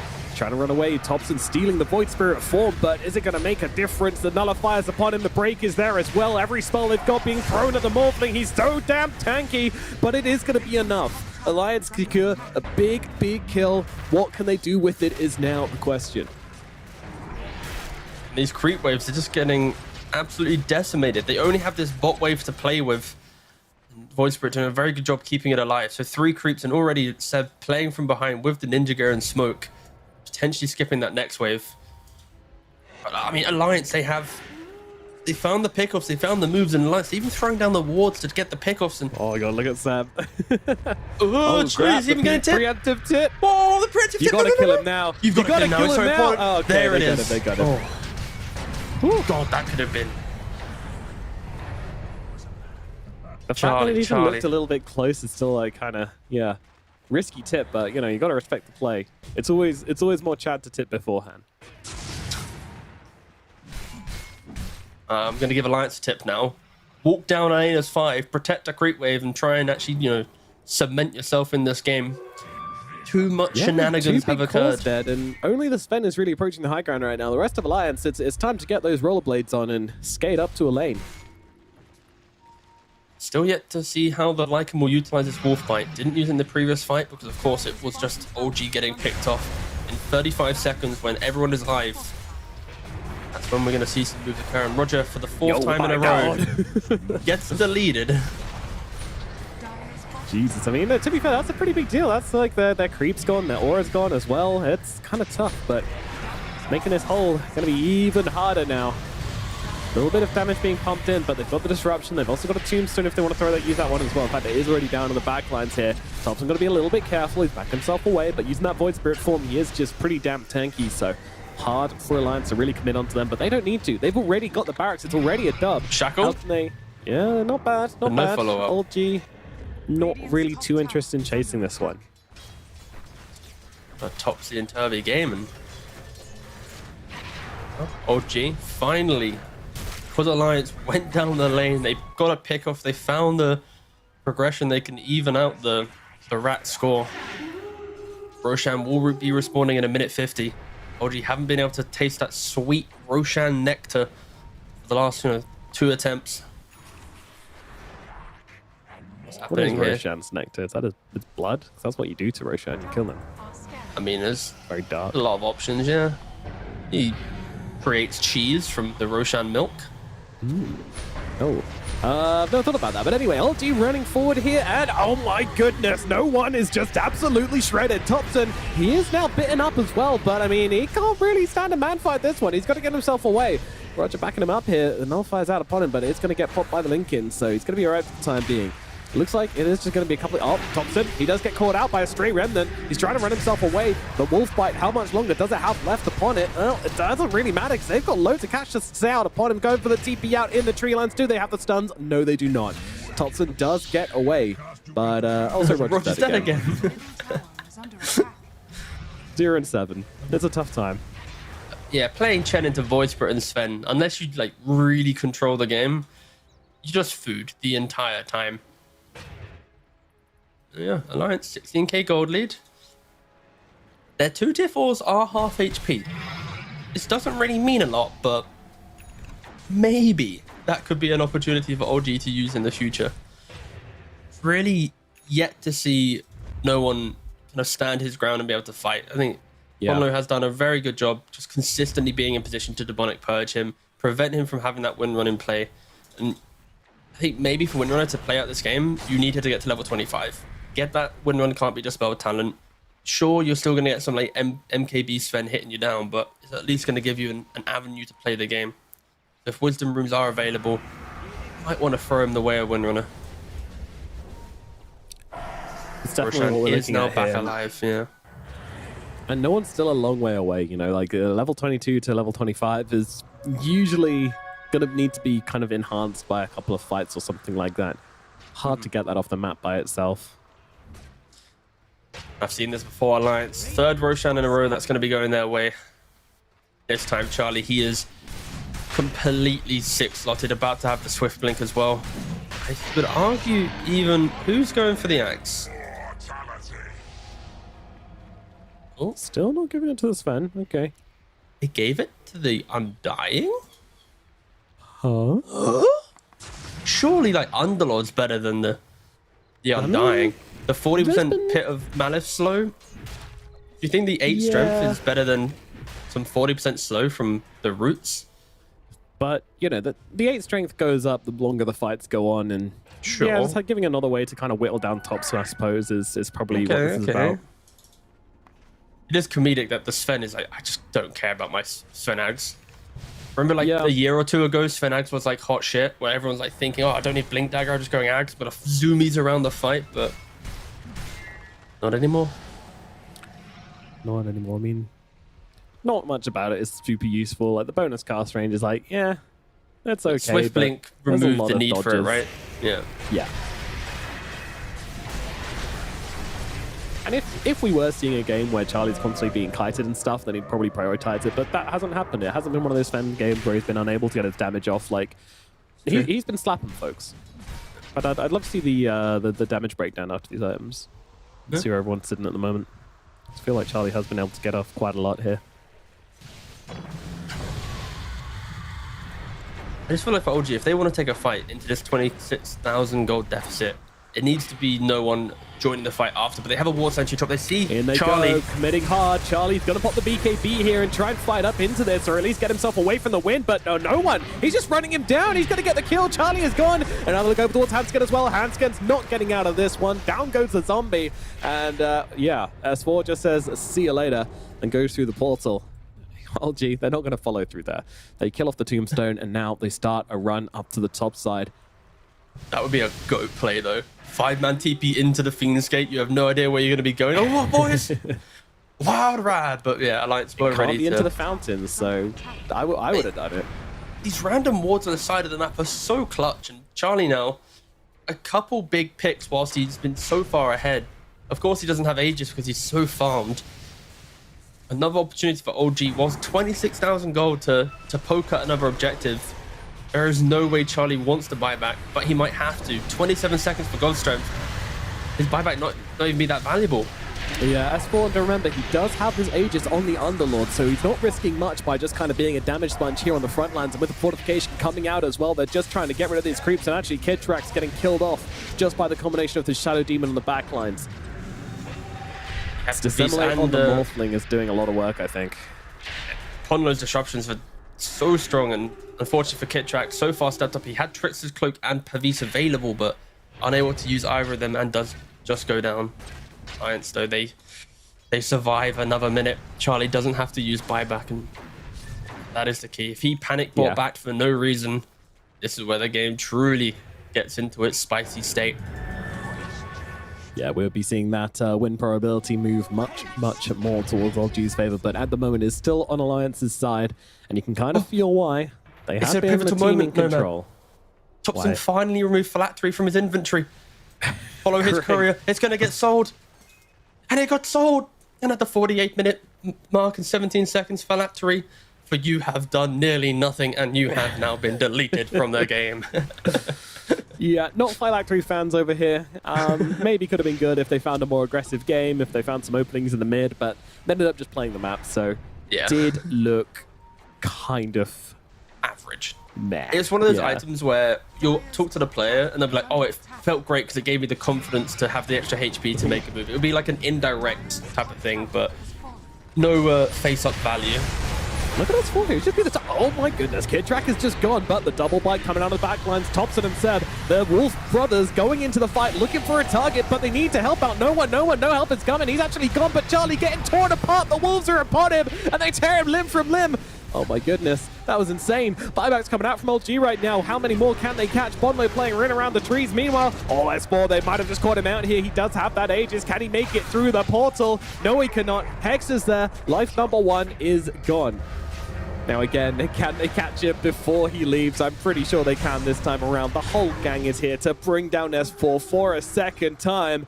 And that is 2 huge kills for the side of LG, mounting this high ground defense, and they keep their barracks alive.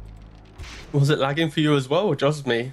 Like, I'm in game right now, and every time like a how is used, it is just the entire game just chokes. Oh.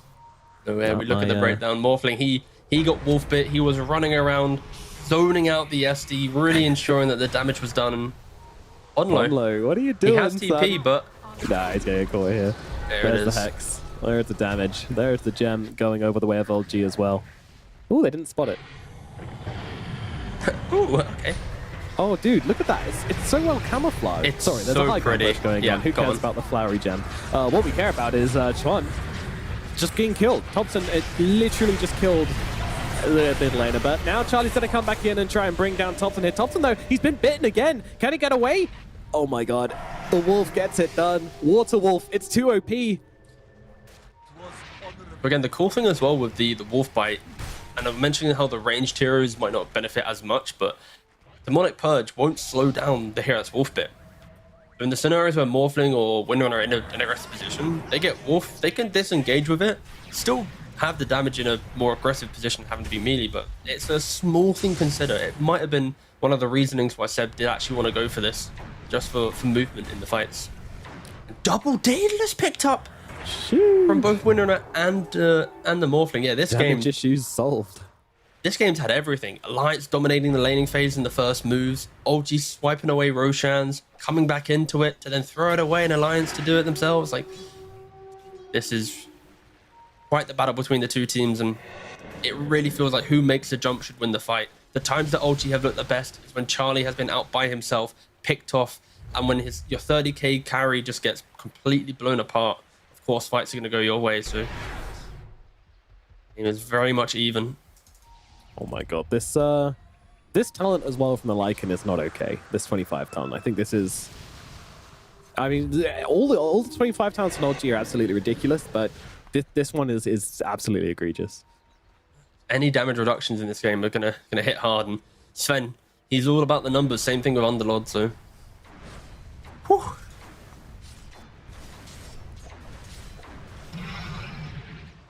They fight around nighttime, of course. Will be a little bit easier to utilize HAL, and 3 minutes until that point. Don't forget as well, HAL has a positive uptime. It's up over 50% of the time. Kind of ridiculous. And in we go. The fight's going to start with Lincoln's being popped. Onlo, Handskin, trying to hold a front line here, actually. Alliance now recognizing that they just need to make sure that Charlie has a clean entry to the fight. He can't be the one getting engaged upon anymore, so they're happy to just dangle some supports out front instead. If we're looking at the buyback statuses, by the way, it's a very grim state of affairs for the side of Alliance. I don't want to be that guy, all right? But remember when I questioned Undyne taking the axe? Look what IMS was actually now buying with his hard-earned cash dollar bills. Oh no, that's not what you want to see. That is horrendous. Yeah. Handskin. Yeah. Kidtrack will die here. No one looking on to Chun here. Chun, he's taking hits. Ponlo's behind him though. Uses the disruption, but they need to stop no one, and that's the real issue here. No one's just going to be able to take him down. Dead, no buyback on the Void Spirit. S4 Charlie has no but buyback he's as too well. late to save the day. No, Charlie trying to find an entry here, but the whole of Old G just turns back around upon him. Charlie, is this how it ends for him? Is this it? Oh. He's just gone. He is dead. 125 seconds, no buyback. That might just be it. The Wolf Pack, it's too strong. They get it done. 3 heroes dead, no buyback now. The 4-man squad from Old G, they're coming in, and the GGs are called from Alliance. The game goes to Old G. I can't believe they didn't win this game, Alliance. It looked so good. They had such a great start on their spend, but it just all drops away from them.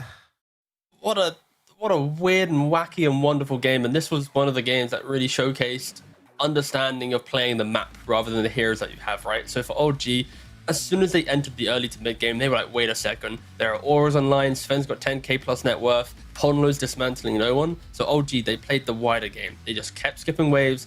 There was Chen Ancient Creeps with his shard, Lycan with Helm with the Overlord skipping waves, Topson throwing out illusions to do shenanigans, and yeah, fair play to OG. You were down 11 kills at the end of the game. At some point, you were down 26,000 gold in this game as well, but they kept their nerve. They went extremely greedy with how they itemized, playing pretty much all for themselves to then pack the punch. Whilst once Alliance, it's like Charlie, you push him up front and he dies 2 times and boom, the game just feels practically over.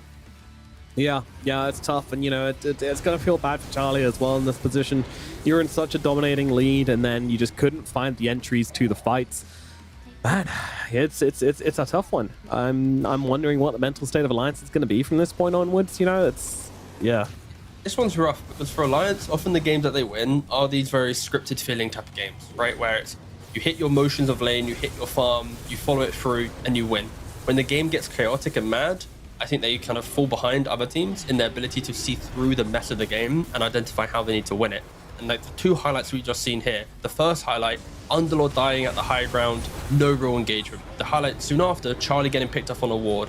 Then once again, the 26,000 gold lead, Alliance are in an aggressive position, trying to go for the racks, but they themselves are the ones getting punished. Kite out in the fight. Charlie, he gets 1 kill, but that's it. He's already on the retreat. He doesn't have Aegis because he's a Sven. You've got strength or you're nothing. And I think OG, they just really understood how to punish Poke and Prod Alliance throughout this entire game. Easily, Alliance could have had opportunities to win this game. You mentioned this bottom tier 3 barrack siege. Probably could have netted them something. If they executed these high ground plays a little bit better, again, could have probably got another racks or something. But just the indecision and the I guess the confusion of these 50+ minute games, the team with more experience is going to be able to pull through. Yeah. LG just kind of in a very comfortable spot, really, like not really too worried about being behind, even when they weren't even that behind, but just knowing conceptually their heroes couldn't play the game at around that kind of 30-minute mark. So they just split the map, you know, they just kind of play for creeps, play for farm, keep themselves rich, and eventually it pays off huge. And this Lycan Morphling combo, holy crap, but that did so much work. Like we had a kind of like a water void wolf, because it was Morphling turning into Void Spirit, then being turned into a wolf as well. Like Dota's a crazy game. It's a really crazy game when that's the thing winning you the game. Just this water void wolf running around the fight, killing off the enemy cores. It just got to a point where OG just found some ridiculous thing and were able to win. Kind of, I don't know, gives glimpse backs to the old day, you know, Topson going some crazy build with a phylactery. It's classic OG, and getting out some spice at the end as well. Like it's winning with some crazy strat, you know, it's done time and time again by Seb and Topson, and with this new crew, it's absolutely no different. So yeah, bit of a throwback, that one. Yeah. MVP is a bit difficult, but I'm down just to throw it to Topson anyways. I think there are a lot of hidden gems within OG's gameplay to find the win, but I think for Topson at least, it's this phylactery was whatever. I couldn't care less about this, but I think just playing around this wolf bite, knowing how to just kind of keep the game going. I think no one also made a lot of incredible moves. The issue is, I think the way that you come back into this game isn't a single player, isn't a single you did everything. It's like no one found pickoffs. Roger and Seb kept the game alive with their macro play, keeping waves pushed out. You know, Kittrack, he bought auras and was just kind of present. He vibed, you know? So I think for Thompson, at least, he was the final piece of the puzzle that through all of the rest of the team's hard work, he then utilized the Lycan Ags with the damage to cut through Alliance and actually kill off Charlie in the clutch fights, because of course no one was getting dealt by Ponlo. So this might feel like a weird MVP because his scoreline is atrocious. His stats aren't that good, but I think hero damage is the key one there. He did do more damage than Sven. And yeah, again, this is probably one of the weirder MVPs I think I've had to give, just because of the layers required to get this win in such a emphatic comeback. Yeah, I think for me it was between Thompson and Seb. I think Seb played the map beautifully, did get caught out a few more times, which is probably why we're leaning towards Thompson's side, but just constantly getting those creeps out on the map, getting those lanes shoved out, and that's basically what won them the game in the end. Just the ability for the team to just chill out and just be like, all right, we're in a bad spot. Play the map, have confidence in the late game, you know, we'll figure it out. And they did. And for Alliance, it's going to feel really rough. This is not the first time where they have held an advantage and been beaten. You know, it happened pretty badly in the past. It was a game one, I think, game 2 versus Manaspa, where they ended up dropping a 1 hour game versus ITB in game number 3 as well. They got come back against as well. So for it to happen again, yeah, definitely feeling pretty shitty for Alliance right now. So, you know, they just need to keep themselves in a good headspace, come back into it and deliver us a good game for game number 2, which I'm sure they can do. But how's it going to go? Well, we're going to throw it over to break and then we'll be back for the second match of this series.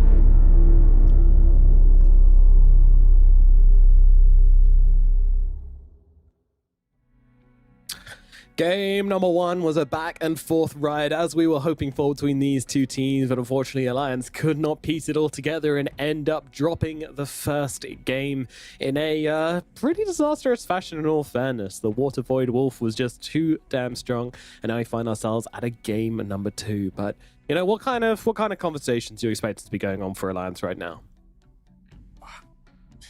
Honestly, I don't know at this point, because I feel like throughout the tour, they've still stuck to the same identity, which is fine. If that's what they're practicing, what they feel is good for them, that's perfectly fine. But then it boils down to the execution. And in this game, it was probably the first time I've seen Alliance lose because of plays Charlie has made. Often Charlie is like the savior for this team, but in this game, he got picked off 1 or 2 times. And in doing so, OG kind of took that and ran back into the game. So I honestly have no idea what Alliance will be saying to themselves at this point. They're one game away from being owned. For the narrative for their DPC tour is not about Division 1, it's about survival and elimination, and that can put a team in a difficult spot. Yeah, it's going to test them, it's going to push them, and you know, it's an unfortunate situation which they've been kind of close to before, but I think this is the worst start they've had so far. So Alliance, you know, it's time to kind of step it up, and yeah, I just hope the pressure's not getting to them, and I hope they're feeling all right, because it's you know, it's a tough situation. You know, these players, they're just here to kind of play Dota like the rest of us, and I mean, first, yeah, I hope people just don't give them a hard time over it. You know, this is a bad game one. I hope they can come back in game two, but either way, it's always not nice to see the comments on like Twitter and Reddit and everything as well. And you just knowing that that's coming for all these players is always a tough thing. So, you know, don't do that, guys. Don't do that. Chill, relax. Let them play Dota. That's all we're here to do. As we move into the next game, we do have the draft coming up in just a second. So, any changes here we're expecting from Alliance? Are we expecting them to get rid of that Morphling? Because OG have shown now twice that they can play it pretty damn well. 10 seconds remaining. Alliance's first pick this time around, so they won't get that see everything style pick that will give Charlie his best entry. When Alliance often is first pick, they have gone for Techies, they have gone for Batrider, and a couple other random heroes. So we'll see how they approach this one. I think OG, at least, maybe you respect Beastmaster as a potential option for Alliance. It didn't go so well against Manaspa, but Alliance did first pick their Beastmaster. But when I think about Alliance and the most tenacious they've been in the DPC, it is often around S4 being able to do well in his lane and push the boys forward. And we'll see how it goes in this game. Yeah. I mean, what did you think of this Underlord hero in the last game? Because it seemed very convincing until it wasn't. You know, what if it got in the Ags? There's always that big what if in my head. That is true. 10 seconds remaining. I guess the 4% slow wouldn't have done too much. Not against Morphling and Lycan, yeah. Because Lycan Morphling, but it's more the constant spam of it. If you were able to survive it probably doesn't mean anything in hindsight. I think if he picked it up at the point where the Roshan was available, it might have had one fight contribution that was good, but this item's always so underwhelming. Yeah. But no, going back to your prior question about the Underlord, it's a very mid-game centric hero because it often doesn't get bullied out of lane, which means you know it's going to pick up like the Crimson or the Pipe Aura at an exceptional timing, and then you want to elevate other heroes to feel good because you feel good. And as the game goes ultra late, then you're always wishing that you had like a point and click stun style hero and all the issues of the hero, right? So it's kind of what we saw in this game. You dominate, we've fallen off. And anyways, in draft, Alliance, they do go for the first pick techies that they have done a handful of times in this DPC so far. I don't think they've won a single game on it. But then again, they've only won 2 games, so 10 seconds remaining. it's not much to go off. Yeah. I mean, it'd be better if we could see kind of like the laning outcomes for it, but that's usually pretty good for this hero. But did get nerfed in the most recent Ballos patch, so got to take that into account. And OG, you know, no surprises here. They will grab the Roger Chen every single time they can. And yeah, he died a lot last game, but he was also a key factor in getting those lanes pushed out, especially once he got those ancient creeps. It was just ridiculous. Shoving out lanes with dragons. You know, one dragon can kill off like 4 or 5 creep waves all by himself. It's actually ridiculous. it also kind of controlled the draft in a way because Alliance responded to the Chen pick with the Underlord, with the Sven, right? It was layers of counters that forced Alliance down a different route of their drafting potentially. Team pick. Just need to be mindful of what this hero can do, and Yeah, Spirit Breaker picked up as yeah. well. I like the Spirit Breaker pairing. I do too. Because even if it's 3 or 5, you just know that when Chen is being a little bit more AFK on the map, doing things in the jungle with his creeps, you know that Spirit Breaker will be able to help everyone else set the pace, make the moves. So they kind of synergize nicely if this is a support duo. And I think that's something which Old G were missing last game, and why we saw them being a bit lost. But I think that's because Kittrax was lost for a lot of that game. When you're not fighting, Skyroth doesn't really know what to do with himself. He's like, all right, I guess I'll go cast some spells and some creeps. Like, it's not good. I mean, he had no core to play with. I think OG, they actually did a pretty good job with no one on the Windrunner. He might have been robbed of MVP just for the fact that he consistently went looking for kills, even though he died a couple of times, because Kittrack was like, guys, if I'm not doing something with Windrunner, I am an AFK Skyroth mate with a Pervis. Like, I'm nothing. Yeah. So fair play to those two lads to get some stuff done on the map, because Alliance, it's like, if you jump anyone, SD could save them. Do you do enough damage to kill off an Underlord, Sven, or a Void Spirit with just Sky and the Windrunner? Maybe in the ultra early game, like when you first hit 6 or like in the first 15 minutes, but still, it's a shaky one. So they really had to pull some mad strings to get into this first game and get the win. They really did. Yeah, it was not smooth for Old G, and unfortunately, Alliance did have to make some mistakes for them to come back into that one, which is exactly what happened, unfortunately. But a good lesson to anybody that likes playing some 5-man Dota in with their friends as well. It's if these guys can make mistakes, then your opponents can make mistakes as well. So don't Never give up. Keep playing. There we go. Just play the map. Easy peasy. Play the map and wait. You will be given an opportunity. But now, Alliance, they are going to take the opportunity to get Morphling on their side for once. So we are going to see the Charlie Morph coming out for this game. They don't have the same flex potential, I don't think, as Old G do with putting it mid. Last time Alliance picked Morphling, they went crazy in the draft and banned out an Ancient Apparition. Like, this hero is relatively dead in the water right now. Done it again. And I think this hero is a lot better than people give it credit for. With the Vortex change, your shard used to be damage for your Vortex, but now it's just part of the spell. And your shard has become a stun based on your cold feet level. The higher it is, the bigger stun it does based on it's like 60% or something. It's a pretty cool aggressive hero now. And of course, healing mitigation, great against Morphling. But the speed in which Morphs can play, it's one of those, do we need to ban it out? Because these fights, this mid-game, like, we can just crush it anyway. But yeah, Alliance, they still respect it, and they get rid of it. And Dark Zero as well. So Also, Shadow Demon is still in the pool if you want to put that 4 and put Spirit Breaker 3. Yeah, it's also worth noting as well, you've already got Chen and Spirit Breaker, so there's a likelihood they don't even grab another support in Old G as well. And I think AA Chen support duo. Yeah. You don't. No, That's what I mean. It's like, come on. it feels a bit Charlie versus the world type of ban. Yes, Like, yeah. guys, we're drafting Charlie. What do you want to ban out, boss? He's like, AA. It's like, of course you're going to say that, but what else do you think we should ban out? AA. It's like, AA. oh, fuck, whatever. All right, I don't bro. like it. Yep. Classic What carry else? player. What else do they? I'm trying to think if there's. Because the thing with Spirit Breaker, and we've mentioned this multiple times, is he's a relatively weak laner. So if you are putting him into the off lane, you need you need He's something to back. punch with it, and he is back. I low-key want this to be a carry Nature's Prophet, just so that you make the pacing of the game super unbearable. And it's like you have Spear Breaker plus Nature's Prophet zooming around the map doing everything. Morphling's got a Manta. It's like, guys, please wait. I need another item, but suddenly towers are falling. Alliance, they need to pick up some big anti-aggression heroes, like even like some Tide +1, like Tide Rubik, Tide something, just to keep this game alive as long as possible. Tide Rubik. I can see it. I definitely want to see something comfortable, but also not sleepy coming out from Alliance. We've already got the techies, so that's already a nice hero to start with. And yeah, just get someone who can play the map.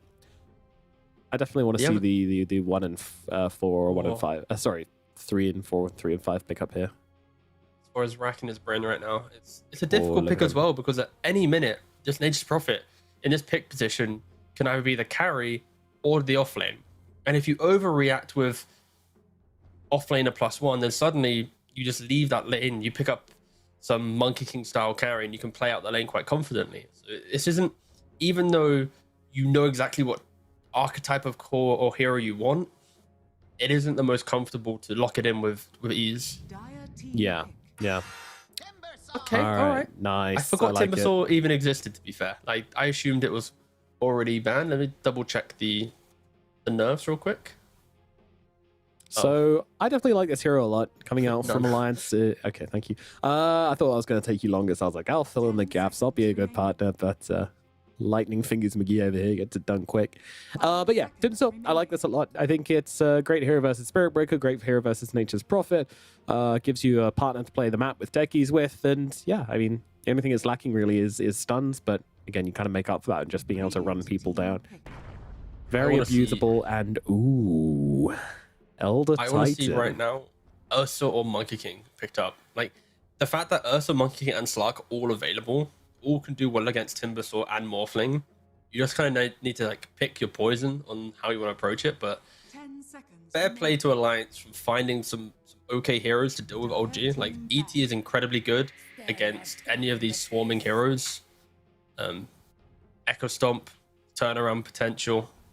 I am just a bit worried that if Timbersaw doesn't dictate this entire game, then when Morphling does leave the jungle ready to fight, it could be too late. There's too much swarming capabilities. And another Muerta pick. Not many teams are picking Muerta. Like, PSG picks it. Remaining.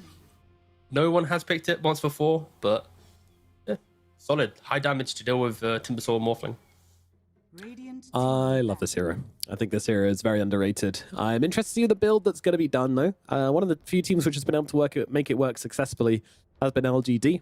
Yep. Shiro runs it with the crazy build of just going for the Maelstrom and then straight into a Moonshard. So I would love to see a bit of that coming out. It's a really good hero versus Timbersaw, as you say. He just kind of penetrates through his armor. Dire team back. Don't know how it fares versus Elder Titan. That kind of seems like a matchup where it doesn't really matter. I mean, I suppose the anti-armor from Elder Titan's not going to matter against Muerta when she pops that ulti, so that's somewhat of a factor, but yeah, overall The- not. Mhm. No, I agree. I think it's less about the aura and more about the stomp. Because Muerta's a hero that wants to kind of Medusa it up in regards to the fights, where she gets herself into a position and then she's A-clicking constantly. And if you have a support that from distance can Team back. keep her CC'd, controlled up, slept, then it could give you the breathing room to take the fight elsewhere.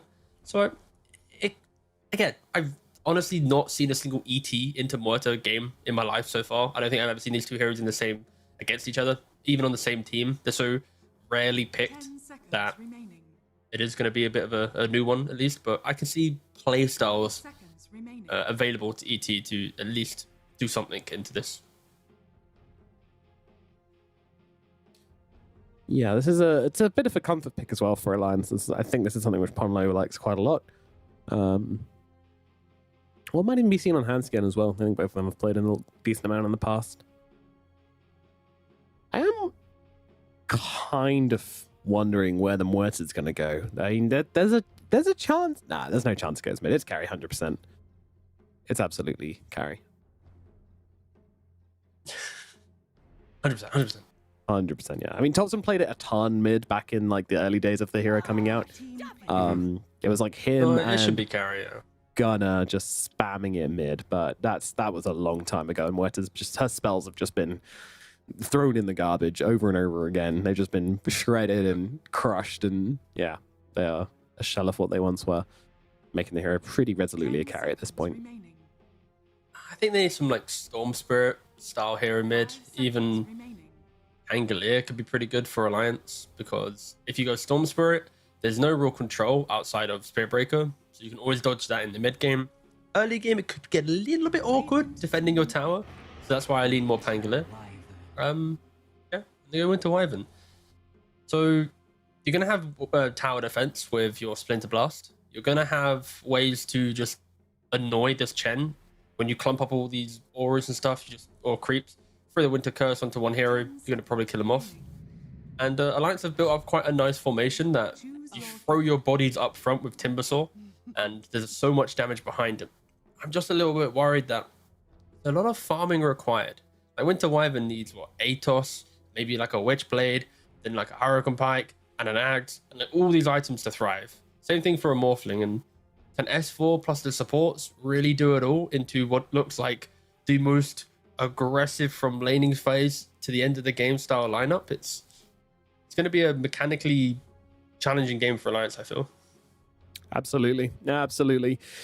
Yeah, they put themselves in this position where, you know, you need to be playing a very clean game. You need this Winter Wyvern to kind of kick off as well. And against the Queen of Pain, I don't know how that matchup really goes, but definitely a lot of kill threat on these delicate backliners on the Wyvern, and maybe the Morphling if they're able to catch Morphling off guard at the right time. So there is big threats coming out from Old G. I'm interested to see how this Nature's Prophet hero works out as well. It did get buffs in D, so maybe it's good now, and maybe Seb's going to be able to bring it back.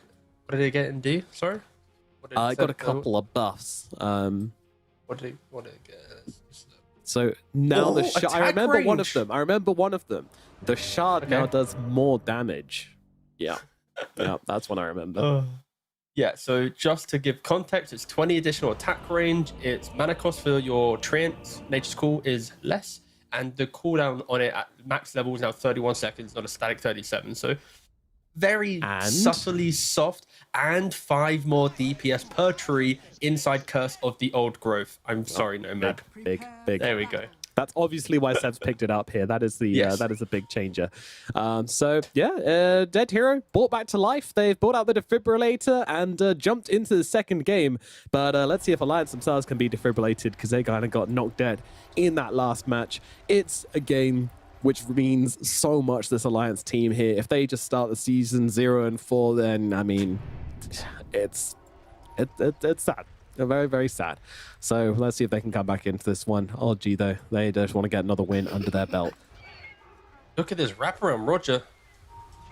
Hey, friend. He broke it. Hello, mate. How you doing? Yeah, a little bit awkward as they don't start with their stun or their but sounds good. He's got enough flows. They've got a blood grenade as well, which also helps out. No one throws across a dead shield, but not going to save his life. Then once again, Alliance, they get first blood. Much obliged. Wrapping around, I feel like they were preemptively making sure that the Chen wasn't able to protect his small camp, basically just through blocking the smoke, but in doing so, Alliance brought the numbers and killed him off. So yeah, nice rotation there from Alliance. I love seeing teams just changing up the script on pre-bounty runes, be it the smoke to the wrong side of the map, to a different path. Yeah, nice stuff from Alliance. Starting strong, got a kill. And no one, he steps up by himself. Yeah, this is brave. This is brave. Now, they do have another blood grenade available on the Elder Titan. They are going to throw it out, so they want to try and get the kill here. They need to get S4 in range for the Whirling Death. And, oh, I thought he had it. I was hovering the whole time. It looked like he might have had the range there, but never mind. It might not have done enough damage anyway. It would have been close, but alas, didn't quite feel he was in range there. So no one gets away, and still a pretty rough start to the lane for no one, who now has to lane on no HP at all. Still has those tangos coming out, so yeah, it's a tough time. The fact he even went for it was like kind of wild, but you know, it happens. Maybe you expect them to be greedy and because we've got the kill, so T-Gov. OG will be scared. Go on, what's you up? miss 100% of the bounty runes you don't go for. That's my motto. It's a terrible motto. I have had too many ranked games where like I get this one play, it's like, we didn't get the bounty runes, it's over. I'm like, oh brother, chill. It's like we went 2 for 2. It doesn't matter. It's like I need the third one to buy my Blightstone. It's like, bro, what? You don't need that. Why are you grieving? Planning for this? Yeah, what is this like weirdly constructed idea you have? But so far, yeah, I think Winter Wyvern in the mid lane, it's going to be about a spam. It's bodying him is quite the thing. I think it's quite a level lane as well. I think when Quap goes maybe for dagger, she's holding her point right now, and if Thompson just goes for like 2 points dagger, it could be too much damage for the Winter Wyvern to deal with. He has 54 damage. No real stats to his name, so yeah, I'd be interested to see if Thompson does go for that. But he is 9 for 4 to the 7-on-1. A very incredible start for this Winter Wyvern. One thing that's always confused me is that Queen of Pain is a very weird hero thematically, right? Like, obviously, you know, Succubus made to torture people and, you know, do naughty things to steal the life force from men, right? That's kind of the vibe. But why are, like, 2 out of 3 of Queen of Pain's damage spells about screaming? You know, is that the torture you're going for there? That doesn't sound super bad. Just scream of pain and she's sonic heard wave. so many screams in her life that she's just like projecting. Oh, okay. All right. You know what? I like that. Good job. You should do some creative I'm writing. reaching. No, I liked it. I don't think I should. If you listen closely, you can hear Alliance screaming with their 0-3 right now through Thompson's spell usage. Thompson is an annoying guy, but that said, yeah, I'm kind of content on how this Wyvern started off the lane. We'll see if he's able to keep that going throughout the laning phase. I imagine this matchup. Roger, do you want the ward? Oh, oh, There we go. Hey. It was a challenge, but he got there. That is always the joy when someone finds the new tech sentry placement and then awkwardly find it. Yeah, Kitrak will do absolutely nothing in this lane, other than killing Hanskin. Untrue. Spearbreaker is just not that good of a hero. But Seb will thrive. Just the wave will be in a good spot. He'll be able to click Charlie. He'll be the nuisance. So through Kitrak's absence, Seb will be able to truly have a great time. Yeah, I mean, they've dropped very well into the Spirit Breaker pick. You know, every time you grab Spirit Breaker, you've got to get yourselves an OP laner to lane him with, so that you know you're not just going to absolutely throw one of your lanes. And Nature's Prophet, since the beginning of time, has always been a fantastic laner, and this game, it's exactly what they needed. So, you know, the pick, even if it hadn't been buffed, I still think there's a possibility they could have considered it. But now it's really just kind of put the nail in the coffin of life. Yes. We need to look at top lane though. Like, there's a double wave. I didn't catch how it was created, but Nature's Prophet with a double wave into a level 2 whilst guys bottom for rotation. That's big. Thompson going down in the middle lane. Holy smokes. Under attack. And Hanskin most likely going down here as well. Ooh, Stomp is out. Blood Grenade does connect though. Seb with the right clicks will need to finish the job right here. We'll be able to do exactly that. Kitrak gets to kill with the Blood Grenade. And that is going to be a nice little pick off here in the top side for Old G as they continue to pressure Charlie here. He's just, I mean, he's getting some creeps, but yeah, Courier dead.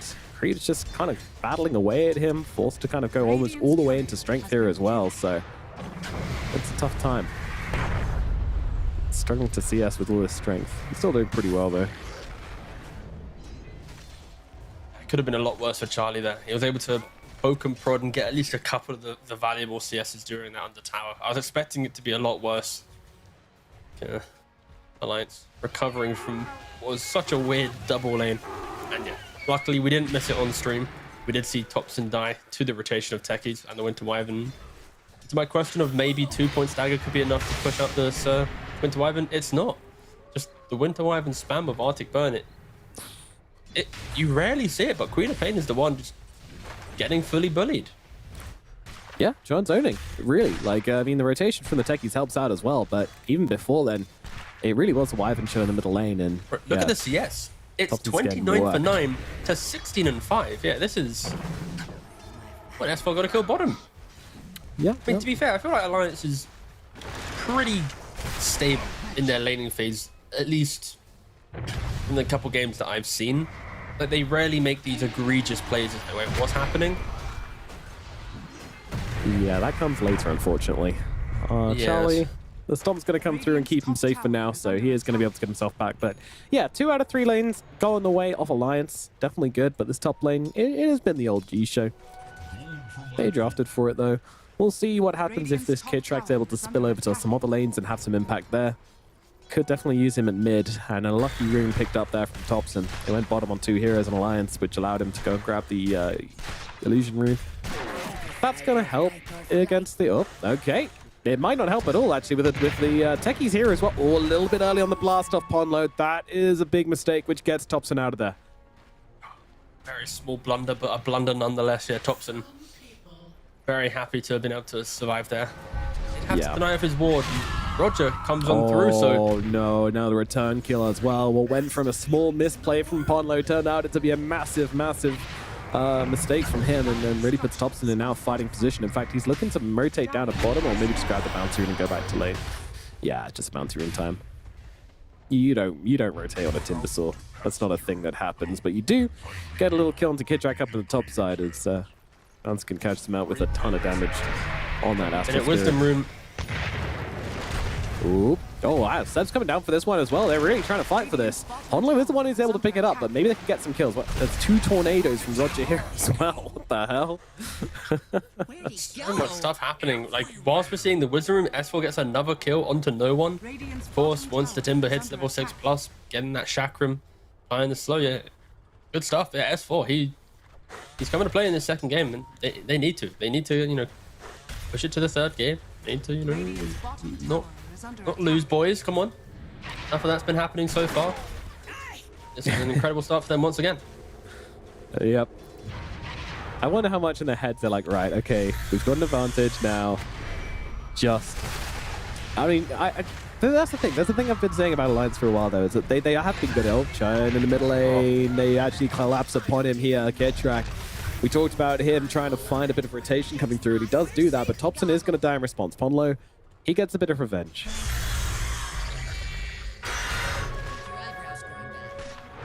Roger TP's away. Now, Scriff is on it. He's not even missing anything. I mean, come on. A world-class observer. One of the best. You know what? I might even go far as saying the second. No, the best. I'm glad I cut to a replay there. No reaction. That's why I did it. I knew it'd go for a replay. Because he is the best. Look, I'm not ranking observers. I'm never doing that. Okay, they're all the shared goats, and I would never place one above another. They're the real force behind the Dota scene, as everyone knows, is the observers. They are the mafia. They Jack, do dictate Yeah. which TOs get the events, which casters get the gigs. Mm-hmm. I mean, you have to observe to know. So they know a lot. Dire's top tower is under attack. Radiant's Silent middle to the tower people, is but under attack. everything to Radiants us. are scanning. Top lane being taken down by Mr. Sertus Thompson. Ooh, looking for Charlie here, but not quite connecting on that one. And yeah, he'll earn himself a bit of a top tip for that one. Tipson. There was no real ward there for Thompson, so that was just one of those kind of hype plays where he hits it, we scream his name. He doesn't, it's like, classic. Was Charlie. it blind or? Yeah, there's no observer, so he probably saw him rotate over there, Radiant's middle and tower is under he attack. doesn't have scan, so yeah, that was pretty. Oh, he scanned it. Yeah, he does scan. Yeah, I did. See, Scriff, I said scan before he highlighted it, so go me. Oh, Scriff. Yay! Another dub for Scriff. I mean, it's kind of hype though. I think you don't see a lot of scan plays get highlighted, but they're so cool when they hit, you know? I feel like I wish scan was more apparent in regards to like the viewing experience. Radiant has you scan or something, you know? It's very kind of passive of a tool, and it's so important in a Dota game. Do you think if it did have an announcer saying, the scan has been used, people would respect it more? Are people that simple? No, I mean just for observing. Literally just for like the Oh, us right. and the viewer. Oh, I see. I don't mean for in-game. Hell no. I want that to be covert and hidden like it currently is. Indeed. Well. Despite all the Lions have done in this early game, they have been able to secure a few kills on LG to kind of mitigate things, mostly on the backs of Kidrak, so currently standing out for me as the kind of highest impact player. And yeah, despite getting first blood, Charlie has really been having a pretty rough start to this one. Both the carries really not looking like how they want to on the net worth chart at the moment, so it's all about the impact they can pull off on the other roles to open up the map and give their carries a bit more of a game. But it has to be said, from playing from behind, who are you kind of feeling is a better carry in that regard? Will probably have to be Muerta. I think her items give her avenues to at least join the fight, whilst Morphling's always chasing the next item, right? It's like when she buys Manta, maybe I need the Axe. When you get Axe, it's like I can fight, but then I kind of want to retreat back for that next thing. Whilst Muerta, you pick up Maelstrom and you have level 12, you're joining every fight you want. No, Alliance doing a great job progressing this map. Taking away the mid tower, S4 already taking bot tower, was tickling tier 2 a little bit. He's top of the net worth right now with 6,000 gold, sweeping across could die though if he's a bit too aggressive. Yeah, S4 down to low ground. The charges upon him though. Kidtrack closing that gap, and Thompson's there with the Sonic Wave. It's not quite enough. S4 still surviving for the time being and regenning up, but there is Seb sweeping on through with that ultimate, with the right clicks, and now the move across toward Ponlo as well. OG get on top of the techies, and it's going to be another kill going the way of LG here. This is their fight. And just like that, the first fight they take, Alliance, it all starts to trickle away. What can they do in response? What is going to be the answer? Yeah, and when you look at S4's itemization, he has gone for the Vanguard Mana Boots build that we saw in previous patch, because you disassemble for the Octarine. But now you can't do that. So I'm intrigued to see how he uses this. Is he going to have a new build? Is it just a casual Vanguard? Is he planning on just going for the Crimson Guard because of the abundance of push? So it doesn't really matter. Oh my Yeah, god, look at this global potential out. coming out. They're just beating up on Hanskin now. That's going to be another 2 Spirit Vessel charges for Seb. I mean, this Prophet is just owning at the moment, and this Vessel is hot. It's super valuable. Fat Farm going on over this side of the Alliance. Under attack. The seeds of fortune. They're going to need to make a move at some point, though. What the kills they're going to get.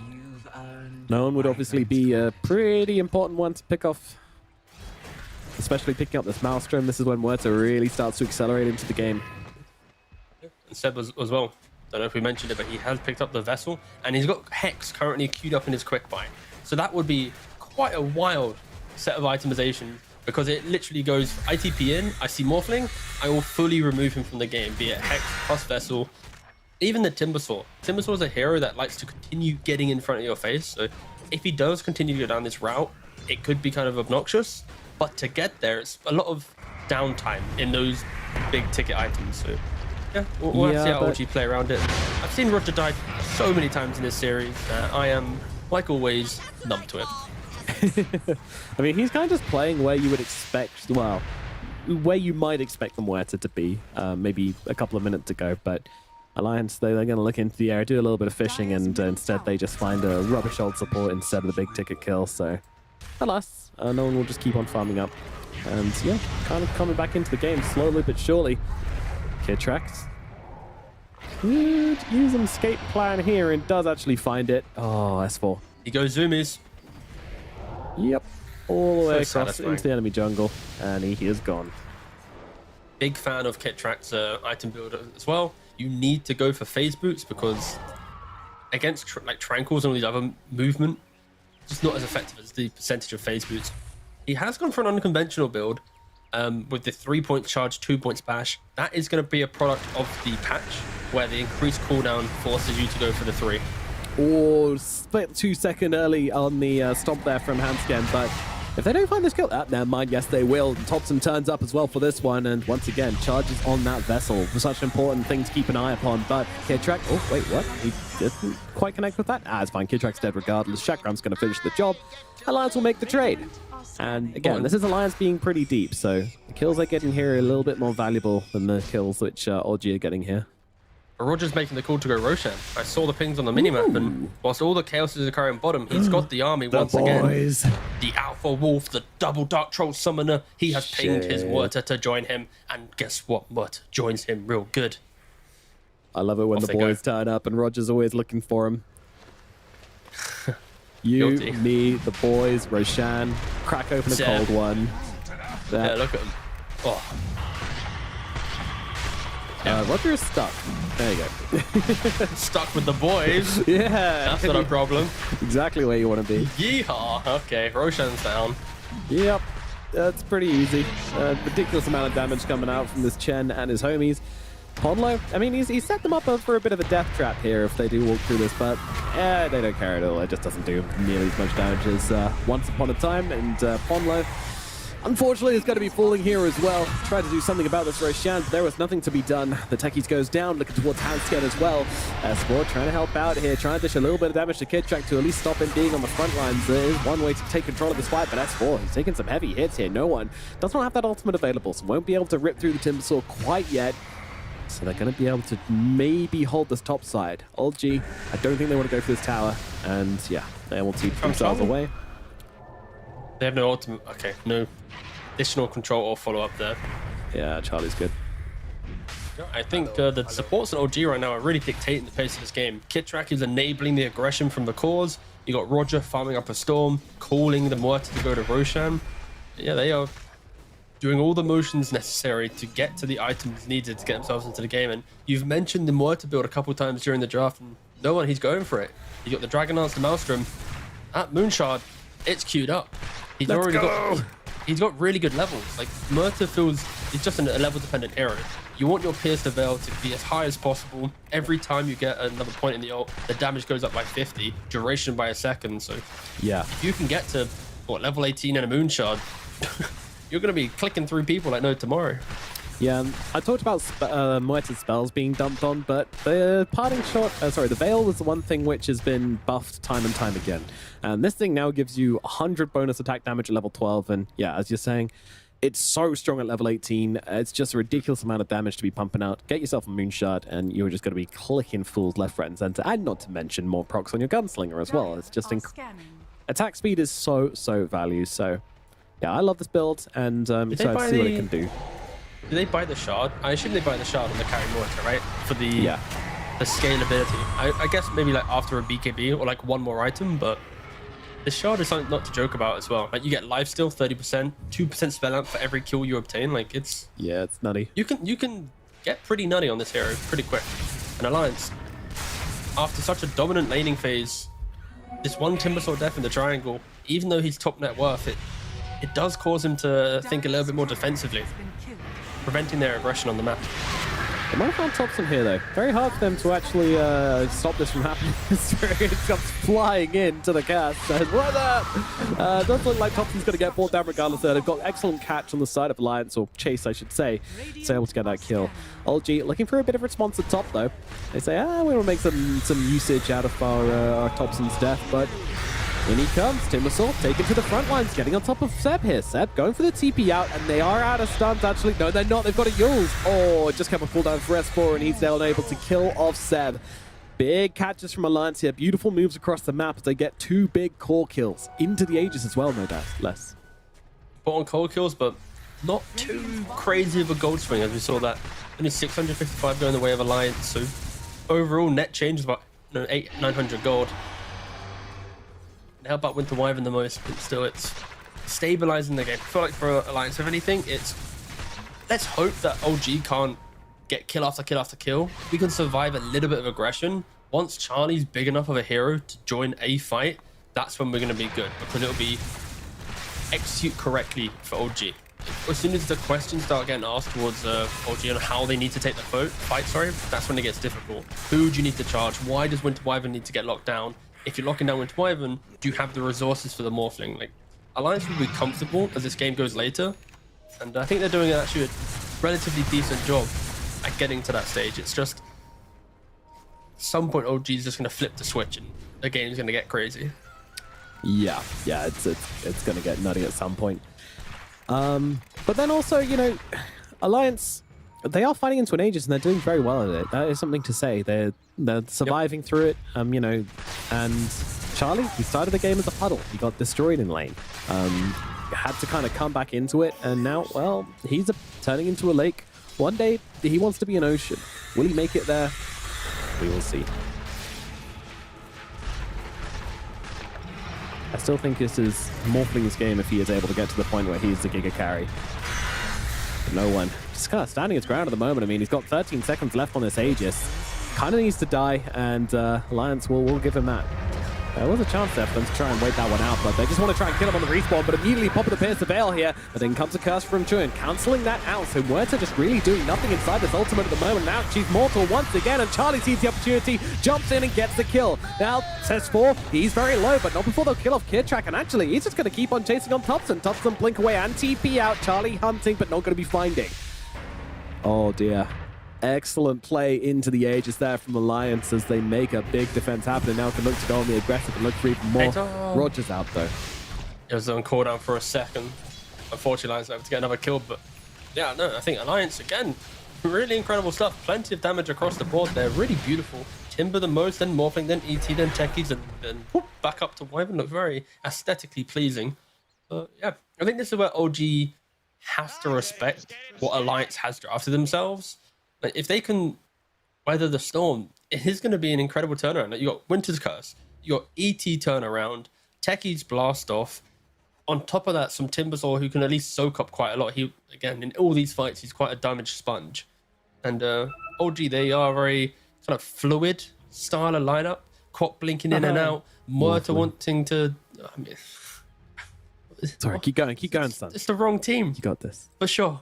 But for OG, it's like, you miss-execute, you charge on the wrong guy, you're just going to die. So that top fight, I think, if anything, to me, it shows that Alliance are very comfortable in this game right now, and it isn't as one-sided as OG wanted it to be. Like, this draft easily could have had a bigger grasp on the game, I feel, but Alliance have stalled it out quite nicely. I mean, as always, when you're playing into a team with global potential, which you definitely have in a Spirit Breaker and a Nature's Prophet, and then, of course, throw together a Queen of Pain who's very mobile on top of that, the potential for this game to slip out of Alliance's hands was absolutely huge. So, you know, they've really recovered from game one. You know, they haven't got it like kind of lost themselves in despair just yet. So that's good to see. But still a lot of Dota to be played in this game, and still a bit of a mountain for Alliance to climb. But maybe that mountain is more of a hill at the moment. And so far, they've got their ice axes in. You want to see in the mind of a carry? You click on no one. That is the true mind of a carry. Bossman got an Aegis for free. Queued up Moonshard. Died with the Aegis. Whoa, this Moonshard, that's too much, all right? I'm going to go back for BKB. If he didn't go for the Hyperstone, it would have been... And yes, Roger did get the shot, correct? Yes, and Polo did get the shot, yep. Thank you. Yes, Scriff, sorry, Scriff. We'll mention it, Scriff. Well, I was going to mention after me. He's going to do this point and that point. I feel like Scriff's my dad, and he's just a bit upset with me right now, which is fine. He's the main caster here, and yeah, there's some mag shots. Yep, we're good. Yeah, I mean, I think the problem with no one this game though is that like you pop that ultimate, and what's gonna happen to you? And S4 has the Aghanims, and Thompson has the Aghanims too. You happy now, Scriff? You happy? I knew he was pointing out, but I was gonna test him. I want to see what happened if I didn't do what he said. You're saving our careers by listening to him. Don't worry, you do what you have to. Yeah, but the more he does this, the more T-Tours he gets, because he'll forget about the action, and then suddenly he'll be the most T-Toured observer of all time. Oh my goodness, how could you suggest such things? Don't worry, a couple mages already have that one on lockdown, so yeah, he's good to go. Fine, he's safe. I didn't mention which one. We've had Dota for like 15 years, boss. We're good. We're in the clear. Got away with it again. Yeah, it's But anyway, BKB is necessary on this Muerta hero because you've got a Stomp and you've got a Winter's Curse. And yes, Winter's Curse does go through BKB regardless, but, you know, it'll make you feel better about not getting stomped in the face, which is very, very important to not let happen. And tasered, by the way, which is actually just as important as a Stomp, so you need a BKB. I was still expecting the Moonshard to come out first and then just farm the BKB with the Moonshard, but... I think the game got a little bit too flurry in OG's perspective to be able to do that. It looks like S4, he's picked up this Aghanims, and there isn't a Dispel right now on OG to deal with this Aghanims. You could argue that Roger, with the neutral creeps, can pick one up and get rid of the reactive armor. That is going to be pretty important. I don't know if he actually has one available right now. No, he doesn't. If I see through this great amount of creeps, no, clearly doesn't. So, yeah, S4 is going to be a big factor in this next fight, and they're ready to contest this. They are in position. Like, shouldn't be giving this away for free, but it's going down so quickly. It really is. Yeah, I'm not sure they're going to make it here in time. Alliance, they're running over, but they don't have any hope. They don't have any prod. Their draft just doesn't have that available to them, which means the Aegis is going to be claimed by the side of OG. Cheese on Thompson as well. Alliance, they don't make it there in time. And they have seen some Alliance heroes. Do they want to come in onto them, though? Oh, Kidtrap is in there. Yeah, that's rough. Thompson throws down the ultimate. They can set up here. No one. Big wrap around the sidelines here. Has the Aegis, has a BKB, has an ultimate. A lot of things to work with here. Might just accept that it's going to... No, what's a BKB and the ultimate? All right, wants to try and fight this one, but there's a Winter's Curse, as expected, controlling him up. Thompson staying on top of Charlie at the moment, just trying to get him out of the fight. They don't want this Morphling to be able to play in this engagement. Hanskin has fallen as no one's in trouble. S4 trying to bring him down and will be able to do so the once. Charge coming through from Kidcheck though. He's back from the dead with the buyback and now getting on top of S4. Will it secure this kill? The Yules is out onto himself, but it's only going to delay the inevitable as OG will bring him down, but has to be be said. 2 heroes dead on the side of Alliance. They get a buyback. They get an Aegis. Not too bad. Yeah, and Cops are doing so much damage in that fight. Of course, the Aghanims pick up this AoE Shadow Strike. It is incredibly good. And I think, unfortunately, for Alliance, they were just too slow to contest Roshan. Their supports instantly died at the start of the fight. And then there's this, like, great disconnect where Muerta's 1v1ing this Timbersaw. Everyone else is retreating. No one potentially could have kept the Aegis alive if he hit his stun. Unfortunately, the dead shot did miss, which killed him off in the end, but still, Alliance needs to be so careful. They have all the spells, they have all the items to be able to take the fight, but when you give away a free Aegis and when you have to use your curse just to survive the Muerta ultimate, you are going to be losing these engagements, and a little bit dicey. It just proves that OG are always able to find that opportunity, if it's going to be sneaking away a Roshan or what. Seb, he doubles down on this assassin style of play. Vessel into Hex into Shadowblade. He really just wants to try and delete a hero at the start of the fight. Yep, that is and by that I mean, fuck you and you in particular kind of build.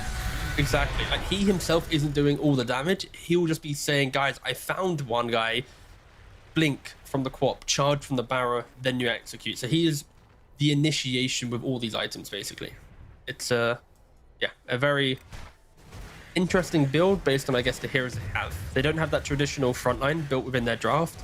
Pretty much all their heroes want to play on the fringe of the fight. Chen with creeps, Spirit Breaker wants to charge through, Muerta and Quap want to kind of float around the engagement. So credit to Seb, he has itemized to deal with what his draft is lacking. Yeah. Yes, indeed.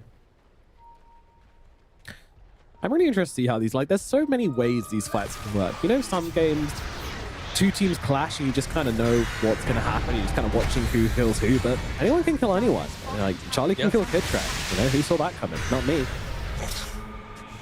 Thompson starting the dagger spam. Of course, it did get nerfed in the last patch. Does 30 less damage than it used to, but still very, very strong. Didn't affect the scream or any of the mechanics of it at all. Just a little bit less damage on the Shadow Strike itself with the impact. So even the damage over time is still exactly the same. And he's got an Arcane as well. It's kind of terrifying to play into, but leashing now onto Chun, just trying to force that ulti out to him, which is going to give Muerta a bit of a free engagement, but it's not going to happen. So there goes Thompson, just dropping down. No one, popping the BKB, popping that ultimate, just looking to unleash onto these heroes there. And Charlie, where did he go? He got shot in the face by a magical bullet. Wasn't ready for that one at all. That's a huge mistake. S4 jumping forward here, looking for a little bit more. There's the reactive taser, of course, disarming the Muerta, stopping her from really rinsing S4 at the moment. So, yeah, they will bounce back. Oh, hold on, back in. It's not over. Seb finds a backline pickoff here. Roger does the scouting, Seb does the killing. Positioning is so key in this. Like, OG, you throw in a body, you soak up the spells, and you're gonna go. And I don't think Charlie was ready for the amount of damage. Seb, once again, quite low, but has the Hex Shadowblade in 3? I'm wondering, where's the Wyatt coming on over? So Sleep is going to buy him the time, and they got the detection. They'll bring him down. Yeah, his teammates were like, sorry, boss, we got nothing to help you there. Yep. They have to be so careful in Alliance. Like, 2 fights in a row now, they've just been caught off by surprise. Like, who really predicts Thompson's going to yeet his body into the middle of an engagement and put every, like, at least Winter Wyvern on half HP? It's unpredictable madness, but OG are able to capitalize on it, and the amount of damage no one does do. It's like Charlie, well, he just got 100-0 practically, and win probability back and forth. 8 minutes ago, Alliance was in the lead. Now, guess what? Not again. Back at it again. Not again. They can't keep getting away with it, but you gotta say, I mean, Alliance, you know, it's not entirely OG playing exceptionally well. Alliance have made a couple of mistakes here and there. I think definitely looking at Charlie in that last fight as well, you know, you can't put yourself in a position where Muerta can come in and kill you off, because it is unexpected, right? Like, you kind of know your strength level is morphling at any given point in the game, but when this carry hero just suddenly starts firing out magic damage and you're high agi, you're in like 3-shot territory. And considering Muerta can double shot with Gunslinger, that quickly becomes 2-shot territory, and that's a tough position to play into. You know, it's a tough matchup. I guess the issue for Alliance now at this point is, where is their simplified approach to the engagement, right? It's like, where's the point and click stun to make them feel happy? It's the slow build up of the Echo Stump of an Elder Titan, the blast off of a Techies. And if Winter Curse gets used, my god, your team fight's disappeared. So for Alliance, they just need to be respectful of that within their lineup. They need to offer themselves engagements under the wards, under their own smoke, dictate the pace. Because if OG are the ones zipping in and out and doing all this stuff, they're going to easily tank it up. Spearbreaker can tank it with a bulldoze. Quap can tank it with her entire life, but it is difficult, I think. Alliance are feeling the repercussions of no real control now. Morphling, he does have the Skadi. So Skadi, a Gem, a Lincoln's, a Manta, like this could be the chance for Charlie to truly enter the game. Set up on bottom though, they're looking for the Wyvern kit. Just going to start things off. No one's here as well. Just going to pop that ultimate and slam down onto Jern. And now S4, he completes the teleportation here, but they're just walking into the blender, but no one. He's actually going to pull the plug on this. Goes to the TP out under the cover of BKB. OG, the strike team is successful and they extract successfully as well. I'm thinking about, okay, Alliance, they're going, they're smoking, they found Quap, but in the meanwhile, you just see Wyvern get deleted. Yeah, bit of Navy SEAL style there from OG, honestly. Alliance, they just need that one. I feel like, do you know how Seb bought like this Hex and this Vessel and these like, let me push my team forward items? That's what Alliance are missing right now. They're missing that one guy who's like, all right, our draft doesn't have stuns, so let me just build that little something to help us out. And it's kind of difficult. Timbersaw naturally goes for him, like itemization for himself, Sanj Kaya, Ags. There's no hero who can really bridge the gap in draft to what the game needs. Yeah, every team needs a gooey player, someone who can fit any mold. It's kind of like a cat sitting in a weird container. His hands can get shot in the middle lane. What will your fate be in the Dire's bottom tower. OG are really just putting the pedal down now. It just feels like they're outmaneuvering Alliance across the map. Like they're making better plays, they're making better moves, they're getting bigger kills. Alliance, they're just, every time they go for something, OG have already made a move, they've already made a counter play. It just feels like it's really hard. And you mentioned this about their draft earlier on, that it's going to be a hard one to execute. It looked like Alliance were going to be able to pull that off. You know, they played through the first Aegis so damn well, giving me a lot of confidence they had the ability to kind of play the draft to the maximum, but one or two mistakes and it feels like the confidence is just gone. But it's also like, I feel like with these drafts, you see it as a viewer that they are a mistake-prone lineup. And if they make those mistakes, the game will get difficult. And for OG, it's like, sure, let's throw our bodies in. If things go wrong, who cares? Because at some point, a mistake will get made for us to be able to break the game. And you can kind of feel that in how they play, right? They're looking for engagements. They might be throwing away a life or two. Like, no one's trading this Aegis top, but it's that understanding of at some point we're going to get it. And Kitrak gets the shard this time around. Again, a big shard. If he can soak up the Winter's Curse, be the main primary target, it could help out. Sure, he might die based on who he's next to, but it could just keep that hero alive if needed. Likewise, not many point and click stuns out of that, so I don't know, I haven't seen that item menu pop up yet, so I'm not entirely sure if Kitrak does have the shard. We need to see that one board up there as another Tormentor goes down. Who gets this one? Who got this one? I don't know. Who got it? No idea. If only there was some sort Thanks, of... Observer. The Winter Wyvern got it, Nomad. Oh, yay. Yeah, Wyvern got it. God. We're currently tailoring the audience to the 3-year-olds in chat. Nah, this is advanced. This is advanced humor for smart individuals. Yep, very true. Cool, Charlie on the run down the bottom lane. Thompson trying to take them down. And Sets is enabled as well. They've got the Hex, they've got the Vessel, they've got the Nullifier as well. Holy crap, they're actually going to be able to kill them off. Death by 1,000 cuts, but 1,000 cuts they have now. Well, in comes the con. Oh, once again, Ponlo just a few milliseconds off the mark, but it's going to cost him his life, and it means that Thompson gets away. A heartbreaking series of events for the side of Alliances. That's just going to put them in such a bad position, but we talked about the fuck you and you in particular item. Literally, Seb now sitting on 3 single target items along with a Silver Edge as well. Incredible control. Incredible damage done, and Thompson, I'm mentioning how he's also throwing his body in. He's going for a heart potentially.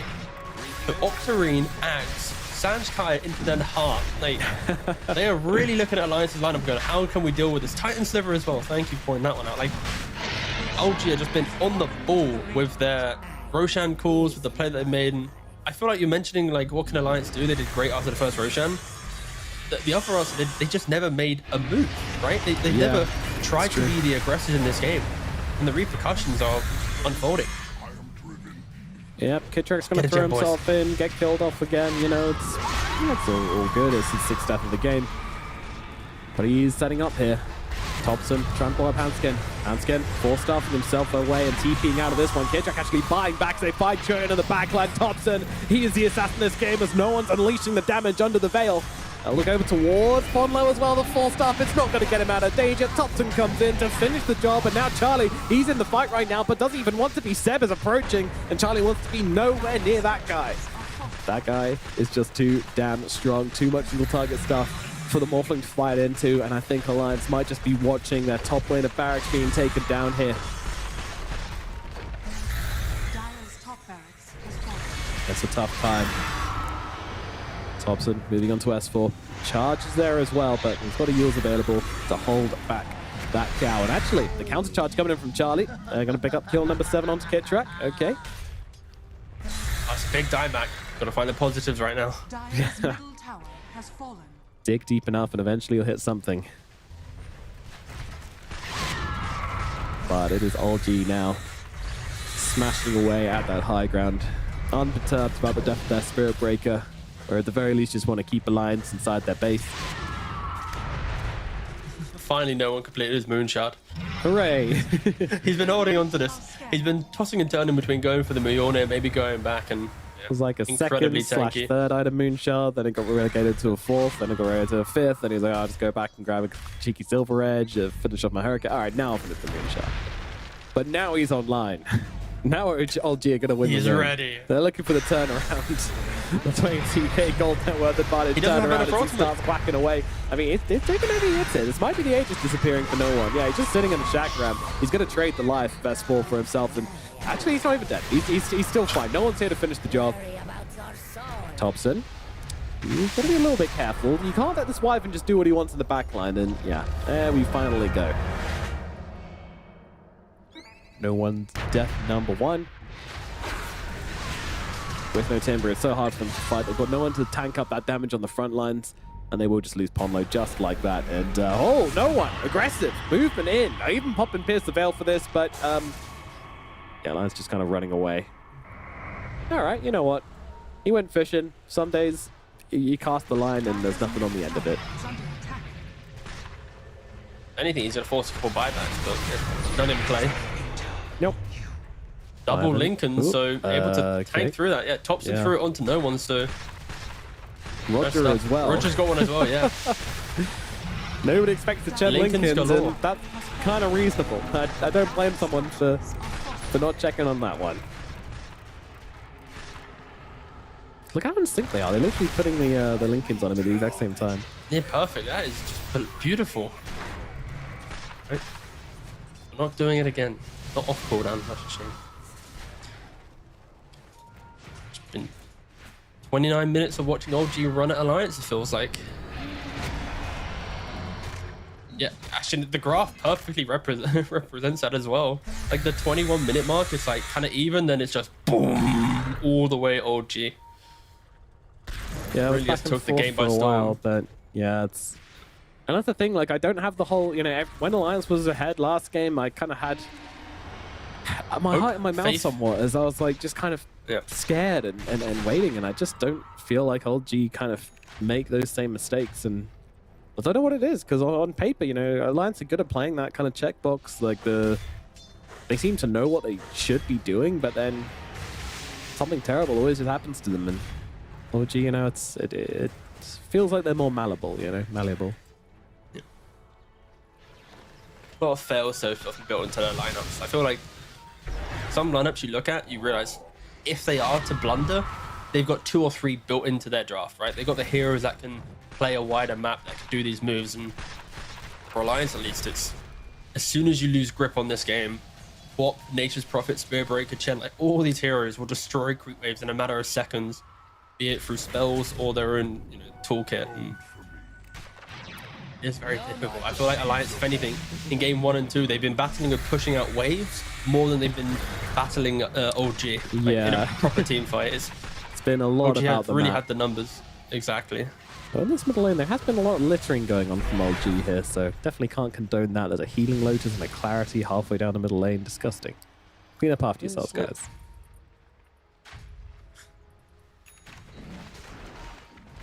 I imagine we're going to be looking at a fourth Roshan here, and that'll be the timing which OG are after to look to finish that one up, provided Alliance don't give them any entries.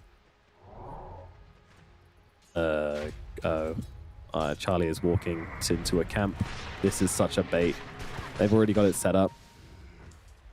Observer is there, but the No team one's ready yet. not really coming over. There we go. Heart complete on the quad. Going for the Shivas next. This is going to be a giga attack. Queen of Pain. Spirit Breaker's going for the Lincolns himself, so what, they're going to have 3 Lincolns? 3. Oh, he doesn't have one himself, yeah. No. Dire's bottom Unless tower is under Seb's attack. buying one. No, he bought. Boo. Thompson has, kind of been seen here, but again, takes a lot to burn through him. I mean, Chan can bring him down, but there hasn't really been a fight where Chan's just been able to sit back in the backlines and then blast away as Thompson just throws down the spell straight off the bat. Sonic Wave comes through and then blink out. Sleep out onto no one. No one in control up for now. On the sideline, Kid Track has been caught out a little bit, but Charlie doesn't have the detection. Meanwhile, no one. He's going to be forced out of this one. Down to about half HP now from the Wyvern and from the Terrorblade. Oh, Charlie, got to be careful there. Those shots from no one, they can hurt. That was a crit. He might have been in a bit of trouble, but Alliance holding the tides of old G for now. Is under attack. Struggling to take the fight. Every time we look at them, they're getting poked and already 4-man back to base, getting the fountain regen. No one just chipping away at the high blasting ground. away. Yeah. Look at this hero go. 1 Lincolns, 2 Lincolns. He's got Satanic as well to boot. Yeah. Remember, he's got his Lincoln as well. Like, Thompson just blinks into 4 heroes. Okay, son. And why not? Why not? Blink out. Absolutely fine. Wait for Heart to do its thing. Rinse and repeat. Keep giving Alliance heart attacks by jumping into the entire enemy team and not giving a shit about it. at any minute, if he tanks the curse, it's going to be devastating for Alliance's potential comeback here. Again, it's 32,000 down. Win probability is like probably 4% right now for Alliance, maybe even 3. Yeah, and I think that's what they're pushing for. The moment that curse gets Oh, used... yes, I got it right. Wow. Let's go. Thanks, Griff. The moment Alliance drop that curse on someone that isn't Werther, she is hurricane piking into that fight. She's popping BKB, she's popping Pierce the Veil, and nothing's going to stop her. There is nothing they can do on Alliance if they waste this winter's curse. Roshan has respawned. All right. It is up. It is available. Instantly, Seb goes over, checks it And after them. in a second. And it is. And TP's away. And then leaves it.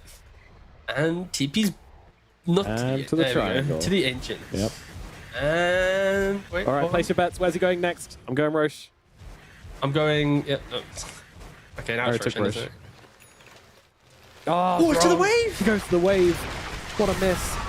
I'm an idiot. Truly uncharacteristic plays of Seb. Here Now we go. going back. Into Roshan at last, joining the gang, making him into a giant piggy. And now they'll take that Right, door. who gets the axe? Who gets the Roshan axe? shoots, yep. Barra could get the axe. That could be Is high. for me?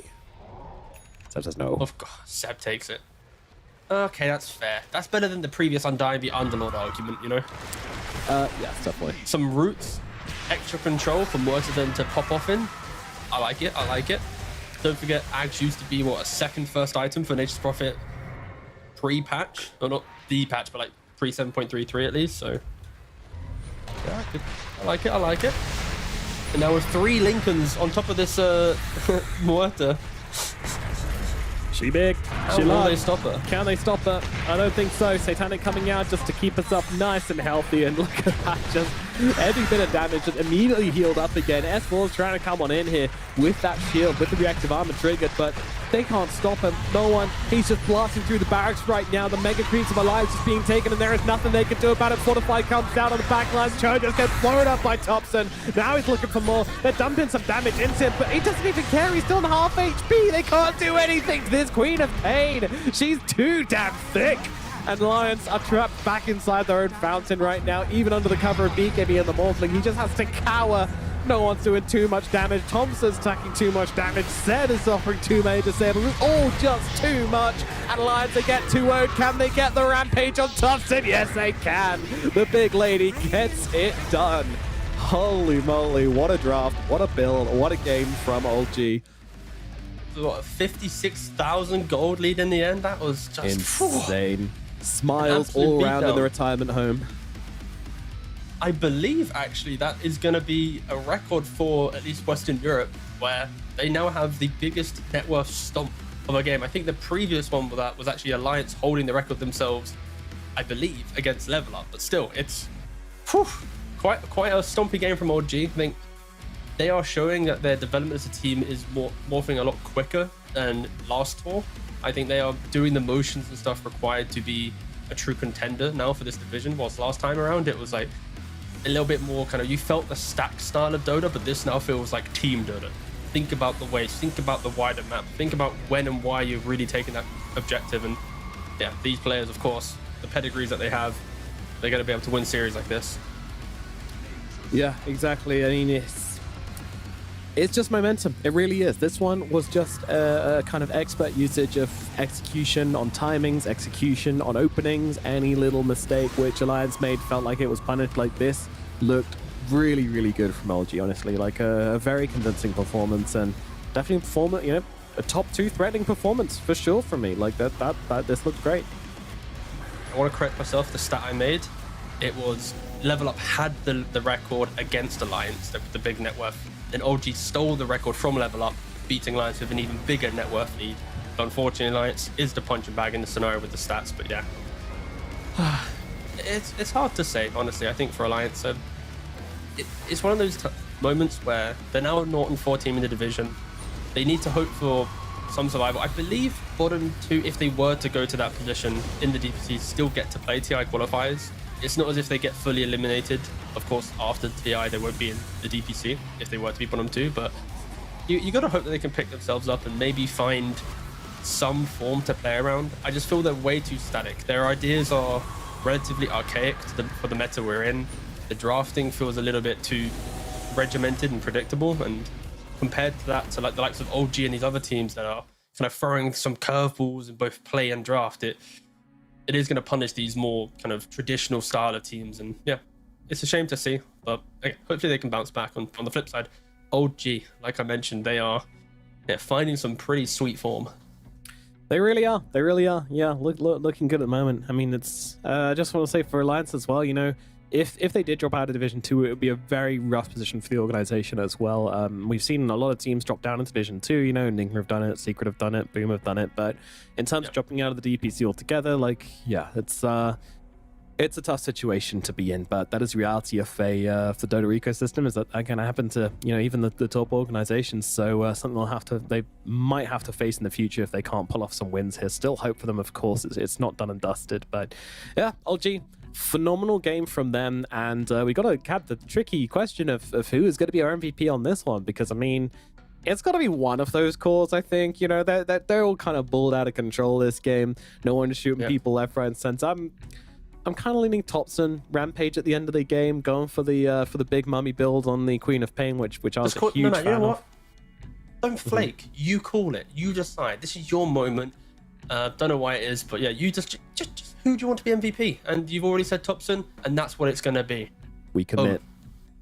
There we go. See, we go with what we believe in, and I think overall, OG just understood their itemization quite nicely, because I mentioned quite a lot in the cast that said you needed that kind of initiating factor because you have a lot of mobility style backliners within your lineup. Thompson also identifies the fact that Seb's going to be playing from Shadowblade, and then the rest of his heroes still have that same toolkit, so he goes just to be tanky. He becomes the initiator, so Seb can then find the lockdown jump, and then of course no one can pepper everyone with his stuff, and Barrow and Spirit and Chen can do their stuff. So I think overall this was just a really beautiful demonstration of itemization as a team. Yes, I'm sure, 100%. And it will be, and that will probably be one of my interview questions. Will be just in this type of game, how does that kind of come into play? I'm not going to say the question. I'll word it in a minute when we get the interview. But yeah, fair play to OG and the guys. I think stellar stuff. Stats speak for themselves when we look at this MVP screen.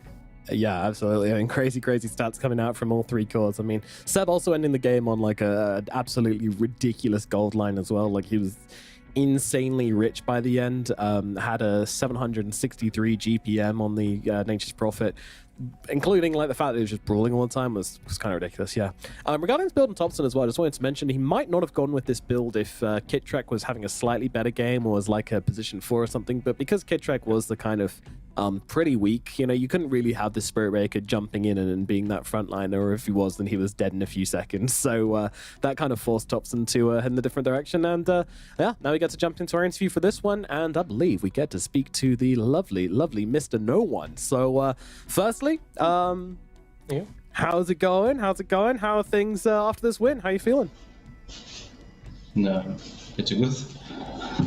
It's always good. Good to hear it. So coming into this series, obviously, you know, a lot of things prepared for Alliance, I suppose. How much was this one planned? You know, how much of this game and the strategy was down to your planning and your preparation? How much it was you guys just kind of feeling it in the moment? We had just a little talk before the game about the drafts, and that's pretty much it. Just play the game. And then for this series. Just play the game. Yeah. Easy peasy. All right, Seagov. Hello, mate. How you doing? Thank you for making me break my neck to look at you in this interview. Your webcam is at a beautiful angle. All right, joke aside though. So in this game, did you ask your team to buy 3 Lincolns for you, or did they just naturally do it themselves? Because obviously it's very impactful. I just bought I just asked Roger to buy it myself. Everyone else is just buying for themselves, I guess. I see. Mara needs it. And I guess Chan's like no. Okay, Yeah. makes sense. And I guess the other question: when you wanted your Moon Shard with the first Aegis, was it the death at top tier 2 with when you lost your Aegis that told you to not buy Moon Shard straight away, or like, why did you not go down the greedier route? I'm guessing, of course, gameplay. It's Murder. It's one of the years like when you can just buy whatever you want, whatever you feel. Yeah, you can buy a Crystallis, you can buy Moonshard, you can buy BKB, you can buy, I don't know, pretty much any item that helps you to kill the people. Like, I learned my lessons, and like if you don't play against these broken touches, you need to buy BKB because you cannot kill a single hero in the FAT because of his second spawn. It disarms you, and like, oh, what the fuck is this shit? I need to buy my BKB because of one hero and the other. Well, I don't want to, but I need to just to kill people. So, yeah. Sure. Yeah. Other questions? Yeah, absolutely. I mean, that's my guy right there. You know, only buy BKB when you have to, and begrudging it when you do. But I want to know a little bit more about Muerta and this hero. You know, what conditions do you think need to be fulfilled for you to want to pick this hero? You know, what makes it a good Muerta game? I would open my view of this hero because it's like to open my cards, right? But I don't know. Just if you play this hero, you understand like his strengths and weaknesses, and yeah. I just love to play this hero. It's pretty fun. It's just press ult and it's more of die full HP. So it's fun to play. Yeah. Yeah, that's landed a couple of cheeky right? kills on like the full ball. HP. I just one click on him and he's dead full HP. So what? Yeah, that was insane. That was insane. Love to see it. All right, T, last one. All right, really important question. No one. What is your favorite fruit, and why is it banana? It's not banana. My favorite fruit is, and I mean, I don't know, like strawberry, I guess. It's not kind of fruit, but it's strawberry. It's like the fruit family, right? The strawberry. So it's my favorite one. Sure. Oh, it's a lie. I remember your Monkey King game when you were, giving these bananas out, but that's fine. Yeah, it's fine. It's all good. Yeah, there we go. I forgot this part. Yeah. You're a pretty good plus 5 though. Alrighty. Yes. I got the praise. There you go. Redeemed. I was wondering what you were going on about there, Teacup, but yeah, no, it does make sense in the end. Alrighty, no one, thank you very much for coming to join and talk to us, and best of luck on the rest of the DPC to you and Old G. Thank you. Bye. Thank you. See you later. And there you have it. No one, just why do you pick Muerta? Get good and you'll know why to pick Muerta. It's a chat answer, and I respect it a lot. Yeah, good interview. Yeah, good interview. I'll message no one after the game to teach him how to use his microphone, not his webcam mic. That had to really listen in a little bit there for him, bless him. But no, to give context, we played a game and he was playing Monkey King with the banana remote the entire time, and we bonded over it. And I was hoping it would spark something in him, but clearly he forgot about me, which is fine. T Governor, of course, it's a banana for you, my friend, my banana buddy. Because and I was playing Venomancer. We were just trading bananas all game. It was like my banana, his banana. It was unhealthy, the amount of potassium that we had in that game. So yeah, I was hoping it would do something, and I guess it did. So yeah. Doesn't want your banana. Unlucky, bro. Well, let's have a look at the series we've got coming up today. We've got, of course, the next match just around the corner, which is going to be Level Up versus X-Manaspa. The two top teams battling it out. Oh my goodness, the hype is real for this one. It might not be the big name teams, but they are the big winning teams at the moment, as both teams are currently undefeated in series. That one is going to be absolutely huge. Stick around for that one. Later on, we've got Ivy versus Ancient Tribe as well. Two middle runner teams which are looking to make a statement and try and get themselves up the leaderboards just a little bit. So plenty of more action to come here at the Western EU Division 2. But from the series, we are all done. Any final words, T-Governor, before we throw it all away? No one said that was a pretty good POS 5. I'm going to clip it, send it to my parents, and I'm going to have a great night's sleep. So, yeah, great day. Great day for T-Governor. Great day for me. And a great day for all of us over here. And the great day is going to continue for you guys. There's plenty more action coming here. So we're going to throw it over to break. Then we'll be back with Level Up versus X-Manaspa here at the PGL Western EU Division 2. We'll see you later.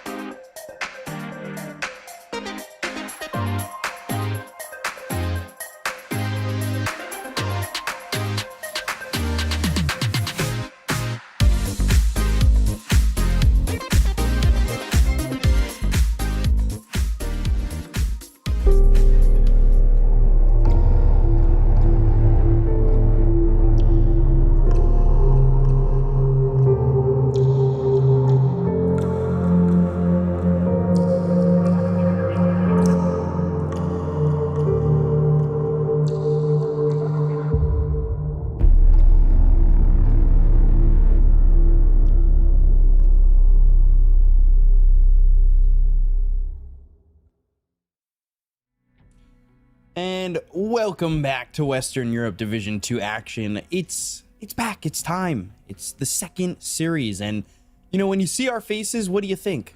Level Up. Yes, they're playing today. I know. It's crazy. They're playing right now against Monospa, and we're going to be getting into that series. I don't know if you knew where that was going with Koss. I feel like I thought you were gonna say like dumb or stupid or something. When you look at our face like this is it. Dumb, stupid idiots.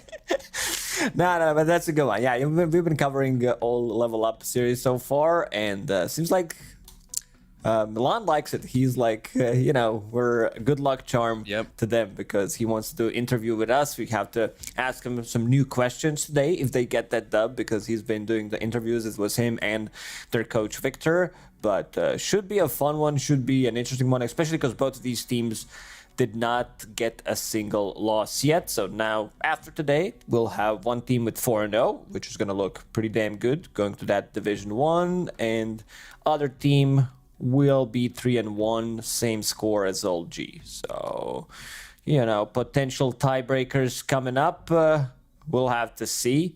But new patch dropped, right? Yeah. Well, 7.33D action. A lot of changes, or well, not a lot of changes, a lot of nerfs. Any hero that was good, nerfed. You're nerfed. If you got picked in a pro game once, you're nerfed. That's basically the D-patch. And some buffs. I think the biggest buff that we've seen in this patch, if you scroll down... Oh, I'm scrolling. The Zeus. Stop. Oh, the all the bottom, way to the like straight to the bottom. Yeah. Thunder God's Wrath, so you get extra 25 damage on level 2 ulti and extra 50 on level 3. That's some big numbers, like big changes. Add some, maybe a pipe, some casual magic resistance from the heroes. They have more ends, so you're going to be something like 30, 35 when that Zeus hits level 18. So that's 35% less from 50. Big numbers. Again, whew. I don't know. This is that's one of the weirdest changes that I've seen in this patch. It's been a patch where a lot of these, as you said, strong heroes have been nerfed. The Void Spirit, Medusa, Magnus as well, Wind Ranger. I think we needed to have that, but some of the changes also are kind of like question mark to me. Abba nerf, it's not like this hero was super popular. Some of the buffs as well. I think Lina is going to be a hero that we're going to see more being played from the mid lane now that the cooldown on Dragon Slave has been decreased. Fiery Soul increased from 15 to 20 on that shard, and also Aghanim Scepter, so you're going to be building into like Lens Ag Shard type of a build. We got sick of Lina. For a good year or so, it's been Lina Major, everything around it. Yeah, it's been a wild one. People get tired of these OP heroes very quickly. Remember when Void Spirit came out, just like Echo Saber, Manta, Echo Saber, like Deso, or like straight up Daedalus and Lincoln Sphere type of a build. People were like, oh hell yeah, I want to see this every game. Then after a week, you need to see something change. Yeah, it's constantly the same heroes. They get nerfed for like, I feel like Lina should have just still been nerfed.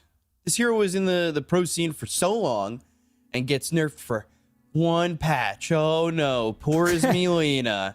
Well, we just shifted it from physical to magical, so now it's a different playstyle. I'm fine with that. Yeah. The thing I'm not fine with is more than 50% of heroes have like less than 50% win rate on Dota buff. It might be actually higher. Let me just double check that real quick. Heroes have less than 50%. Yeah, give me a second. It sounds stupid now that I said it, but I'll give you the exact number when I find it. You can. Now you can keep talking about something else. It's just the good heroes win. Oh, so there's only a few good heroes and everybody. Yeah. Stupid, dumb idiots. Like when you see our faces, it's basically the same. The Lich nerf might be the most important, right? Movement speed from 295 to 290. That is the biggest nerf I've ever seen in Dota patches in all time. And we actually, while we're giving you some time to look at your percentages and check your math, carry the one. I can't find it now. I could find it on my phone. It was on top of Reddit, but I'll check my phone now. I'm not, sending a message to girlfriend or anything. I'm just doing my job right now on the phone. Okay. I'll trust you. We'll go into the draft. I don't want to get fired, but yeah, we can hop into the draft. It's while me I'm texting still looking you, for this. actually. It's me saying, "Hey, have you heard about this?" 10 seconds. And then that's pretty much it. Beastmaster's still getting banned though. Those drums of Slom. I saw your comment on Instagram. You were like, "Wow, this is great content," and it was a video about slamming. Team back. Okay, so it's 73 of 123 heroes in the game right now have sub 50% win rate on Dota buff. So that's That leaves way like more 50 than heroes with plus. yes. So my that's like math is 60% of the heroes pretty much have sub 50% win rate, which is pretty nuts to think about. But let's focus on this one. Level Up still banning out Beastmaster, which is 5 seconds. like numbers that have changed for Beastmaster are not that high. He still does the same thing. It's just he's not as strong in the lane as he was, but he's still super strong. And Level Up will ban Magnus. Maybe they didn't read the patch notes, but we'll have to see. I'm just joking, but these are some of the heroes that got nerfed. Monaspa also removing Pugna. Pugna has been played by Sweden strong extremely well. He really shines on the hero, the battery that we talked about. Hero got hit pretty hard, I would say, in the previous patch because numbers went down. I just got to double check that real quick. Yeah, it's 40 on level 1, so that's quite a lot. That level 1 is not as strong as it was. And also Monaspa banning out Lorenov's Queen of Pain. Lorenov has been, I would say, the shining star of this Division 2. It's something about Eastern European, even though we're like in Western European Div 2 right now, these Eastern European players, there's like a bunch of them who are extremely skilled. It's just that they need a platform, like they need a team that they can shine in. And I think Lorenov found a really good spot for himself in this Level Up team. Interesting. Bat Rider, Ember. Okay, so that's going to be not Bat Rider in the mid lane. But the Medusa pick with the Medusa changes are kind of interesting as well. We can go back to the same joke that I just made. I mean, she's not as strong, doesn't have that much int. Her illusions are not as strong, don't benefit fully from that mana shield. So they're going to be easier to hit, something that was kind of obnoxious to play into. You know, like, Mantis style, we can't really kill them. They're as tanky as real Medusa. So you're also going to have an easier time finding out which Medusa is the real one. Bat Rider also has been nerfed. This hero, when it comes down to being played as position 4 or 5, like he does rely on his 25, or at least he was relying on 25% slow on Flame Break, which is the first skill that you would get with Blood Grenade. It's a lot of slow. Now you're kind of forced to maybe get another point in a Flame Break, which is something that 10 seconds remaining. previously you didn't want to go for. 5 seconds remaining. Then this bounty pick, the stun duration's lower on the Shadow Walk. Team back. The base strength decreased from 20 to 19. Little weaker boy. Those abs kind of fading away as you could see them on the bounty hunter. So we'll see. That's that's when you don't go to the gym for a couple weeks. You're like living life a little bit. You're relaxing too much, and then you realize I know. you got a little bit of that pudge coming. Yeah, I stretched those couple of weeks into 30 plus years not going to the gym. But still in a decent shape. Coffee. I almost. All right. These were long weeks, couple of long weeks of my life.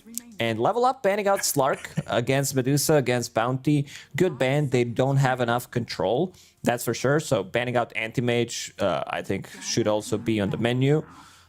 We've seen like teams also approaching differently, banning out these heroes that make illusions of Medusa, like Shadow Demon and Darkseer. So I'm waiting for the anti-mage ban. Andy has been showing up in a few of our games.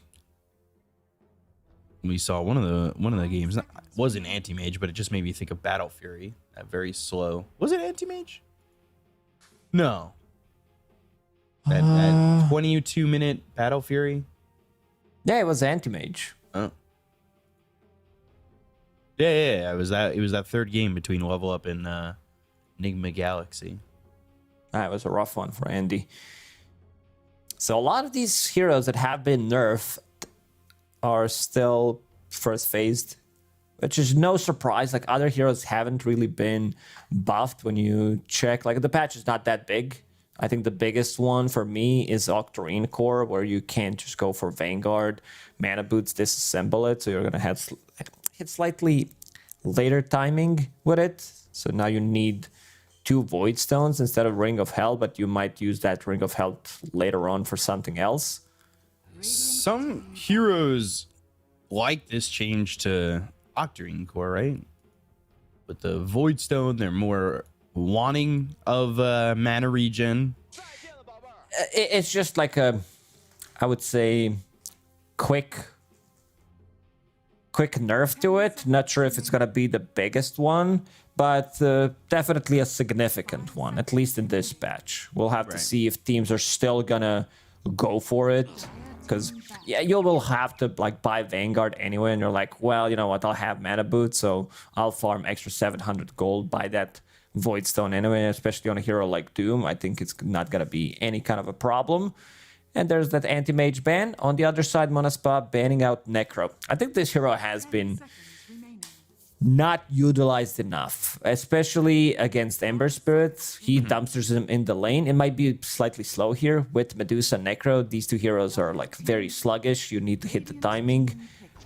But Mirana, casual pairing up with Ember Spirit, Slight into Arrow, always gonna be good. Lasso as well, even though she also has been nerfed. Like when we nerfed all the stuns, I think her Arrow kind of went unnoticed, and now we finally nerfed it. I don't think she needed that nerf because it's a skill shot. And also something else has been changed about Mirana. The other change was the attack speed. The base attack speed decreased by 10. Okay, so less attacks, but not sure if the hero needed that nerf. Doesn't feel like Mirana was all over the place, played from different roles or anything. Definitely not there. And level up. Taking the Silencer. This hero, I mean, it's one of my most played heroes. This is why I always laugh about it. Is it gets nerfed. I actually have to check how many times In a row he got nerfed. I think he got like that old school Darkseer treatment. Yeah, that's how I was just... That's so wild. I was about to ask you the same thing. Like, I was going to say, is it worse than Darkseer? I think at this point it might be. Do you wish they would just change him back to red? At this point, and that would be above? Yeah. Just, I don't know.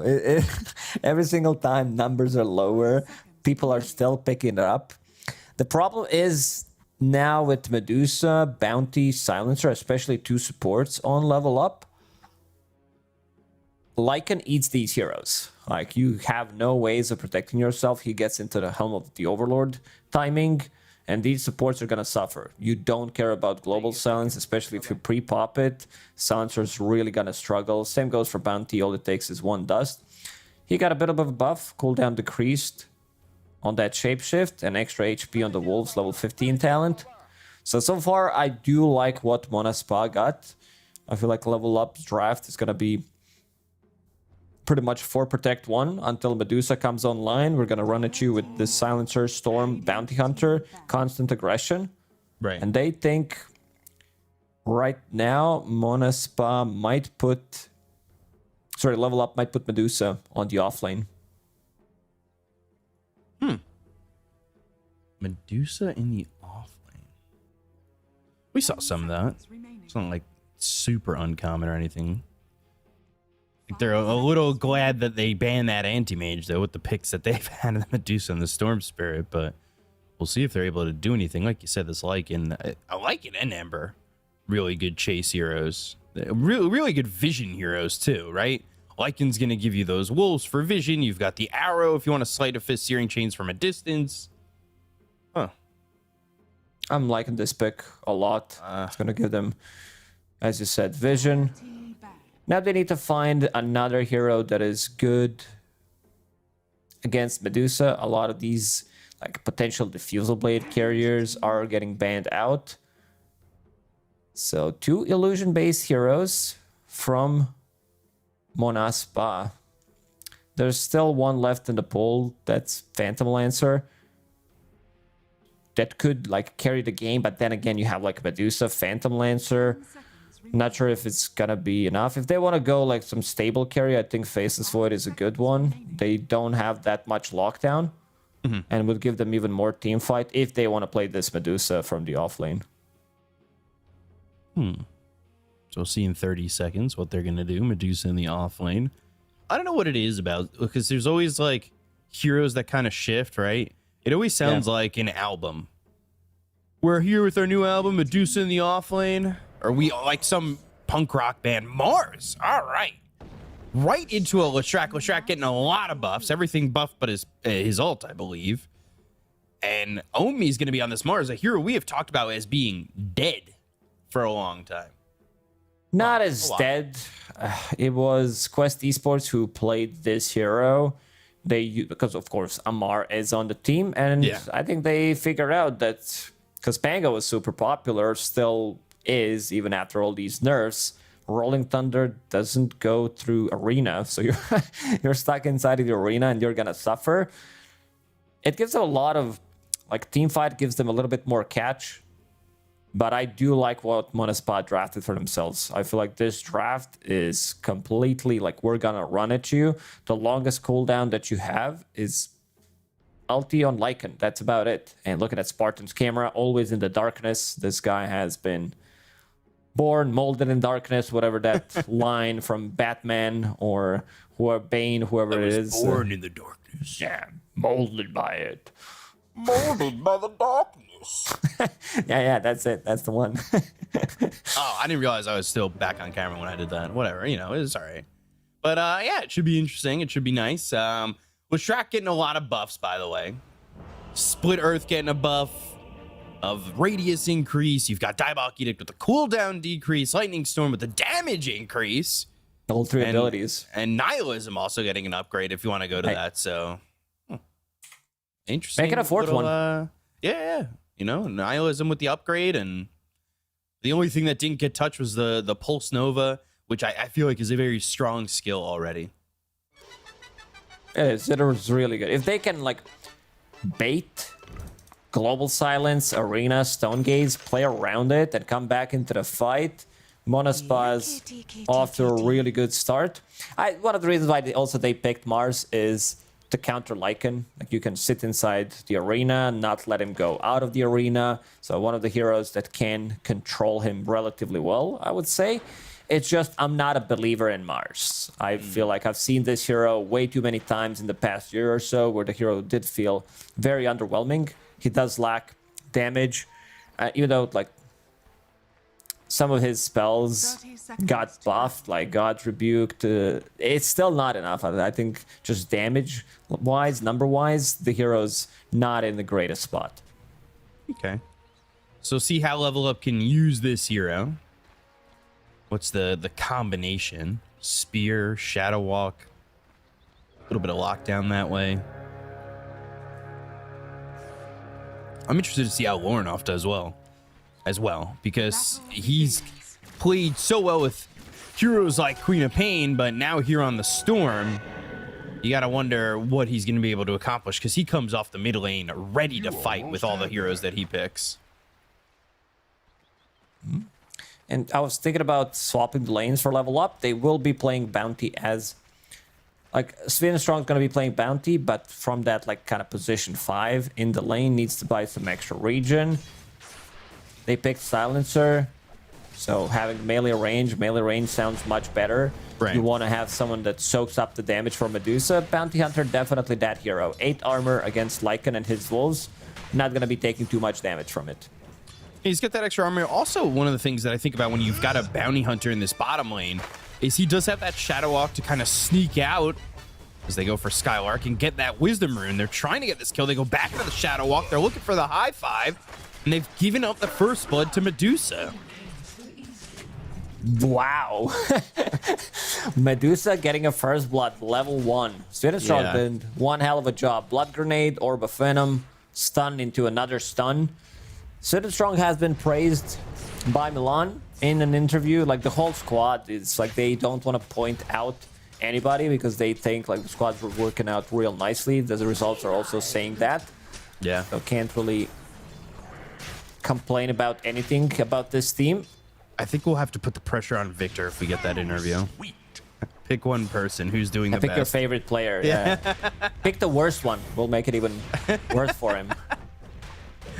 Well, yeah, we might have to do that. So, I mean, that's a way to start the lane, that's for sure. Already now hitting this level 2, where you've hit a point that you could start throwing out the Mystic Snakes, and you've got a little bit of extra damage in the Janata that's going to be coming through, and they did get that Sentry dewarp, but it went the other way as well. There's another Sentry placed down, and level up now with this Bounty Hunter. See what they could do. Just stealing some gold. I love that the gold feeds in with this item. Makes it feel that much better. You see like the animation come across. Yeah, it's a good feeling. Oh, yeah. Pio? Even though level 1, you're only getting 12 gold, but top lane, Pio's going to drop. Milan ends up getting traded, and that's a big kill to get. You want to slow down this Leshrac. Especially with the buffs, you want to make sure this hero does not get off to a good start. He debuffed him, stole 2 intelligence from him. Ooh. So, Milan's Level in the waves? pretty good about this one, leaving some solo XP for Owned me later on, who is now level 3, 2 points in Spear. But so is Spartan. Spartan on a Batrider, Blood Grenade. This hero does, like, is very tanky. With just 3 branches sitting at almost 1000 HP. Makes him very difficult to kill. Sweet and Strong, Lotus. Desire will pick it up. They got the one up top. I know Milan got his. Flame Break on that top lane while this is going on over bottom. They're going to Firefly on top of him, but the Arcane Curse and not a lot of mana remaining. They'll keep him back. Batrider in a 5 position. Not something we were seeing pre-nerf. Maybe like once or twice here and there. It was mostly played as position 4. Some teams did run it as position 5. Like, well, why not play him as 5 if he's going to do the same job? I think Gaming Gladiators were the first one, at least the ones that I've seen, where Celery showed some really nice performance. Sweet and Strong. Trying to follow Desire, who takes Bounty Rune. And might Knows where even he go is, for too. that Water Rune as well. Level 3, 2 points in Starstorm. No arrow yet. Could get the Shadow Walk and then just swipe this, but gets the Water Rune. Ornoff also sitting pretty low. His lane is going all right. It's about even in this Spirit matchup. No arrow, really nothing to worry about in terms of like lockdown coming through from Desire, but the double level in Starstorm is quite a bit of damage. Courier is not going to be killed. He'll actually still go for Desire, forcing a leap. That's his last leap. Wanted to steal 20 gold. 20 gold plus getting that leap from Mirana. Level 1 leap, restore charge time 45 seconds. Not the best one. And we'll take the Bounty Rune now. Make it to the top lane, leaving the Hawk bottom for getting some solo XP. Let's see if Sweet and Strong finds an opening on Spartan. This should be a kill. Arcane Curse not allowing him to use his Firefly. Let's see. Blood Grenade as well. So there's the Arcane Curse, but they got to Hawk. I mean, that I don't know if it's worth it anymore unless they get both these kills. Sweet and Strong coming over. The stun lands on a Milan. He's taking a lot of damage here, but they're going for Pio. They want this kill. They'll trade one, but they do get both, and that ends up making it a little bit equivalent value when you lose the Hawk bot. Yeah, I would say that's better if, like, it would be a better trade for level up if they manage to steal that intelligence from Leshrac, which is his mana, his damage. Lorinov still level 5. Good rotation from Spartan. He is getting low, but the trading and damage is enough to get Spartan, and Still not Lorinov level survives. 6. He's not level 6, but look at the damage on the Wish, the right click from the Glaives, and Wish he's going to survive with a Sleight of Fist. But just, now level 6 for Lorinov, Ball Lightning in, and gets the kill on a Wish. He just hit 6. Yeah, they killed that creep, and they got him level 6. Oh, God, and then they level get up. Desire. Whoa, Nelly. They're They're all over the place. They're going to get Sweet and Strong as a trade, but, man, they are losing a lot of these battles. It was a good rotation trying to get the kill on Storm Spirit, but because Milan died, he managed to TP to the mid lane, sitting at 8 intelligence. This is what I like to see. Whenever I see this 4-5 silencer, just put one value point in it. It gives you like extra damage, gives you that like pressure on the enemy when you're like, well, now I don't have mana, especially if you steal mana early on from hero like Lycan. Let's see if there's gonna be another rotation. Milan was thinking about it, leaving now Owned Me in this top lane, which is a much better spot than when they left the Hawk in this bottom lane, because lane is very close to the tower. They're gonna go. Yep. Blood Grenade, Arcane Curse. He's hit level 6. He doesn't want to use it. There's the -2. Arrow comes in. Nowhere near on time, but now Sweet and Strong is going to make this long run. Yeah, he's going to make the long run, but he's not going to get there in time. Unless... No. Yeah, unless he has a Blink Dagger and some kind of a 4-staff jump, plus Yule Scepter to cast it on Morana. Well, I was thinking unless Desire becomes me and you just kind of like lose focus for a second, you go, oh, what's that butterfly over there? And then you... yeah. That's what I was getting at. Spartan trying to steal a Wisdom Rune of his own, but this leaves Pio very vulnerable. He's not there to help him out, and they're going to get another kill and another -2 on this Leshrac. Not working out at all right now in this lane. Ooh, chasing Spartan as well. If they reconnect to the mid lane with Storm Spirit, they could be maybe getting the kill, but they don't want to chase. Lorinov is going to farm the stack that he made for himself. 4 points in Remnant. Pretty even coming up from both mid laners. It is Storm favorite matchup. I've seen Storm Spirit like getting kills because you are playing range into melee. Sweet and Strong getting that Illu. Oh. Such damage. The point of marker here is how quickly Sweet and Strong is going to get level 6. They go to the arena. They've got the Spear, the Ball Lightning in. Pio's dead again. Forgive my men. Oh boy. He's already died 4 times. Yeah, this lineup from Monaspa squad was supposed to be, you know, at least getting even out of the lanes, relying on hitting the timings, but 2 deaths on Lycan, who does have Helm of the Dominator, has Shapeshift available, but they can still lock him down. They want the big one. Flame Break hit on both. They've got the Centaur War Stomp. They'll drop down the Sentry. They'll go after Dahak, who's running out of mana. And then with that short life pool, well, 164 to be precise, you die very quickly. Even popped the Lotus. Try to survive, put Mango in his inventory for some extra Snake. Maybe an extra bounce would keep him alive. No Magic Stick, however, on Medusa, which is always surprising to see. And you can see now it's kind of showing off they have the Sentry in the middle of the lane, of course, after they dust it as well. So Sweet and Strong needs to be careful. Grabbing some soul experience and trying to hit that 6. So with this 2k lead, they could go for even more and have that track to, you know, kind of exacerbate the deficit issue for Monaspa. Twin Gate for Own Me. And back to the Twin Gates. So now he's Spartan to the top lane. Double Bracer, Soul Ring, Phase Boost. This gives you damage on Mars, gives you ability to farm. Like, one of the issues that Tier Hero does have is not having enough mana early on. You're also like buying into Soul Ring, removing a lot of your HP. This is where the Bracers Arrow come in. That's eaten by the Bounty Hunter, and they go to the Global Silence. They've already got level 6 on Milan. But the try to get away, Wish can't survive. Milan gets the kill there on the Ember.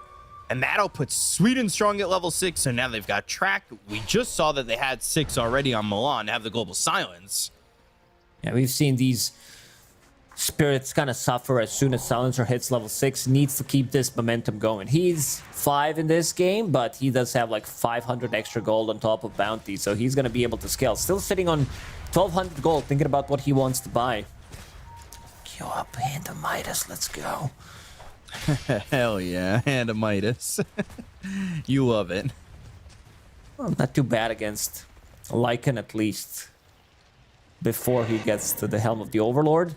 Probably not a good idea, but like there are better items to buy.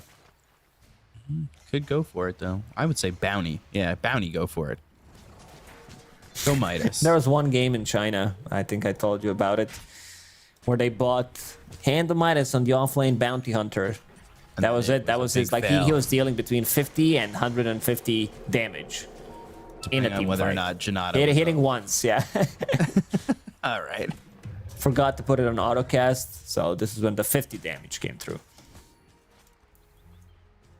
Gosh. So, Sweden Strong, now level 6. Like I said, he's got the track. He's going into the drums. They're trying to move fast. In the mid lane matchup, Lornoff, he's got the higher amount of XP by a lot, actually. He's a full level ahead. About to crack almost, level 10. Yeah, about to be a level and a half ahead. Not threatening the kill on Storm Spirit early on. No points in Searing Chains until he got that level 8, I believe. Mirana also not having Arrow until level 4, so they couldn't rotate pre-level 6. Another Global Summon is going to be available, and look at the stacks that Milan is making in the triangle. These are some big stacks right now. God damn, that is so much gold. Corralling them in. Just like a cowboy, maybe? Global Silence gets used. They're going to get a kill here on a Spartan. That works out pretty well for him. Okay, Hand of Midas. Oh, where? Not there, but I like what I see. Aghanim Shard instantly on that pause 5 silencer. Try to cripple them even more. Extra. He's already got the gold for it. Yeah, so saving it up. Top tower is under attack. Buy out Midas. Come on. Greed is good. Greed is good. Well, in some areas. I mean, it's not a bad one, especially if you manage to get those right clicks in against hero like Lashrak. His mana pool is gonna drop. Oh boy. Sweden Strong was dusted, Is under attack. but he's staying invis, and I say invis in vision, Bottom tower not is under invisible. That's the corner right He is there. going to get killed. That's the corner of death. Didn't have another Shadow Walk available. They ran Arena, spear, and Auto ball cut. lightning. There it Could is. be an easy Pio's one. dead. Oh man, Pio straight up not having a good time. 1-5-1 on this carry Lashrak. Still working towards on his Bloodstone. This is gonna be the timing. Like this, there was supposed to be timing are fortified. on Mana Spa with Helm of the Overlord. Plus Lashrak Bloodstone, maybe half another item, but because he died so many times, doesn't even have Bloodstone 14 minutes into the game. So looking really good for level up. You said only just picked up a Blink Dagger, so that's gonna be their way of controlling the team fight on top of the Global Silence, which is level 1 for now. But yeah, it's sitting at 2.2k gold on your Silencer. Stone Gaze. Ball lightning. They want to go. No leaps. Yeah, they've got the Vortex. Look at that. +2 Milan. What's he at? 18! I didn't realize he's at 18 already. Oh my. He's been involved in 10 kills. Early Didn't get- level of Glaive. Sometimes we used to bash it, And but he's maxing it out. yeah, he's going 4-4-1. Chatting it up. Look at him. Now change to Solar Crest. No. 30 seconds. That's all it Midas. takes. Midas. It's gonna be full solar. This is big. Like, this is massive. Does Silencer have a line? And if he doesn't, he should have this line. Let's hire the voice actor to add a line to Silencer. But whenever you get that +2, if you have Shard and you get the 4 or the 5, I think Silencer should have a line that just says, "Who's stupid now?" And that's it. I think that would be great. Just saying. There's some like banger voice lines in Dota. That's a good one. I like that one. What's your banger voice line? What's your like go-to? This one's great. You know you're having a good time. What a dum dum from Sniper. That's the one. What a dum-dum. Yeah, all right. Yeah, I know exactly what line you're talking about. So let's see if they can make Send this a work. mail on. Helm of the Overlord, Bloodstone ready. They're gonna instantly smoke. They want to use this, but another global is available, and they're going for the big creep. It's worth the gold. Why not? You got a Solar Crest on your team. 252 for Lornoff. That's almost a support kill right there. I mean, gold-wise, right? Yeah, pretty much. A good amount of XP, and also They're forcing looking Lycan Blink to get Arena into here. triangle, find another creep. Now he does have Ancient Black Dragon, which is by far the best creep, I would say, for pushing it out to the lanes. Wish.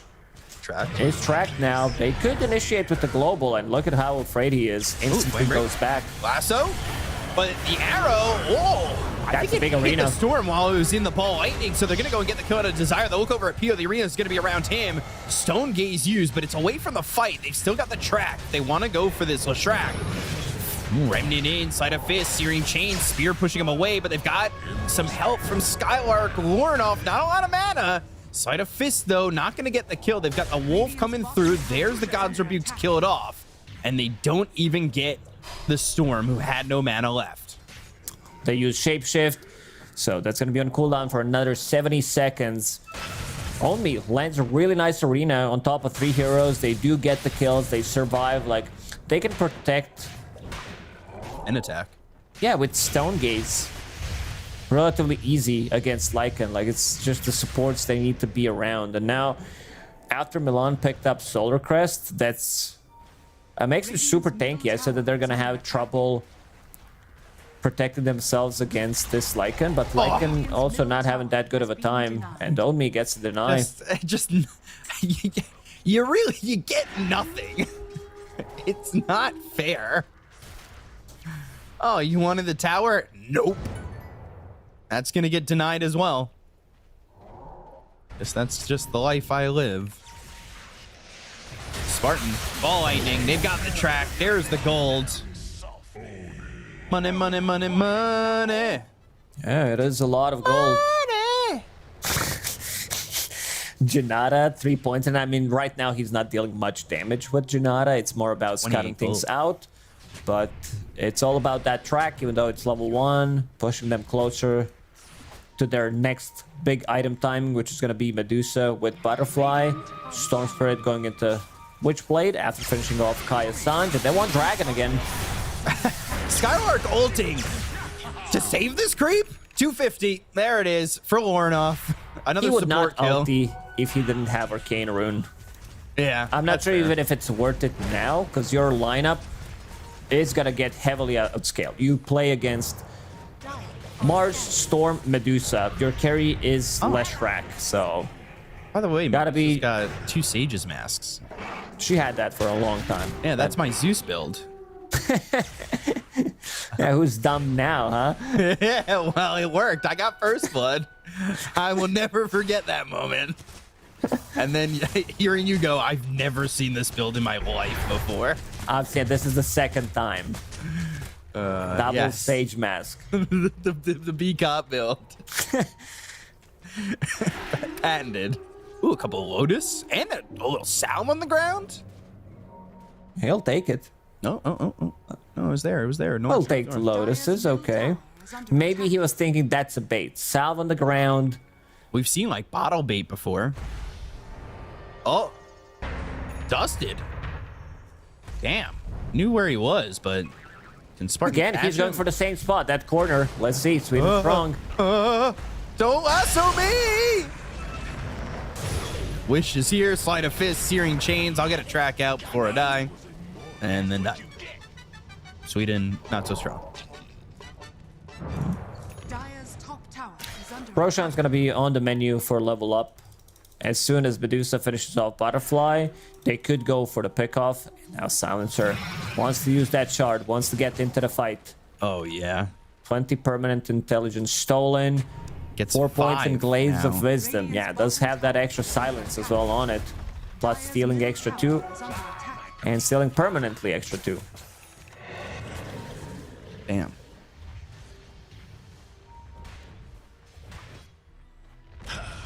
He really wants to get smart. Has fallen. Usually people stop getting smarter after high school, but Milan's here looking to change the norm, shift the other way. Skylark spotted global. They've got the track, and Milan's coming in. A couple of right clicks, and there it is. There's the +4. Now We're at joking, 25. but he's gonna run into some mana problems on Yeah. Lycan. Yeah, it's a good thing is he like found some. Like I want to see his mana pool actually when he gets out. Pupil's Gift is there, but Let's see what his mana pool actually is. And you're getting what, Sweden 5 Strong? per hit with your glaives? Oh, Sweden Strong again, getting caught going for this wisdom rune. You have been schooled. Wise move to have 2 heroes there for Monospa. Don't want to be giving up anything more than you have to at this point, right? Pretty much. It's like you can already say that they are playing into unfavorable matchup when it comes down to the mid-late game fight. So stealing XP rune from them could be pretty crucial. Radiant are scanning. Oh, scan hit. So they know they're going for this Roche. They're calling for the go. Global Silence not available for 50, but they're still gonna decide to take a fight. This is also not have like Arena. the fastest Roche in the West, so we'll have to see. It might be there in time. Map is big. Ooh. Oh, it's gonna drop. More enough. He's got Blink Arena. He's got Blink Arena. And they're not going to get there in time. Do they fight this post Aegis? We've seen this a couple times. They've already got the dust. That's going to be thrown to Sweden Strong. He's got the track out on the Marauder. They go after Desire. They get the kill there easily. Stun doesn't land. And now He goes out of Shaq, mana. he doesn't have any mana. They're going to chase down this bounty hunter with... Oh, no! The dust ran out. He survived. They're still looking over at Skylark. They're going to bring Sweden Strong over, hoping to get a track out onto this Lycan before he dies. Well, but he almost got chased down by the Granite Golem while he was dusted. And he's fine. Yeah. Like you got Roche, even though you were like gold. 5-6k gold down. We've seen that happen quite a lot in this patch. But still, enemy team decides to take a fight, and now you're gonna lose a tower. You might lose another tower because they do have all the green lights available. There is Arena, there is Global Silence. They're even gonna stack this camp over here. Ooh, little courier. And bink.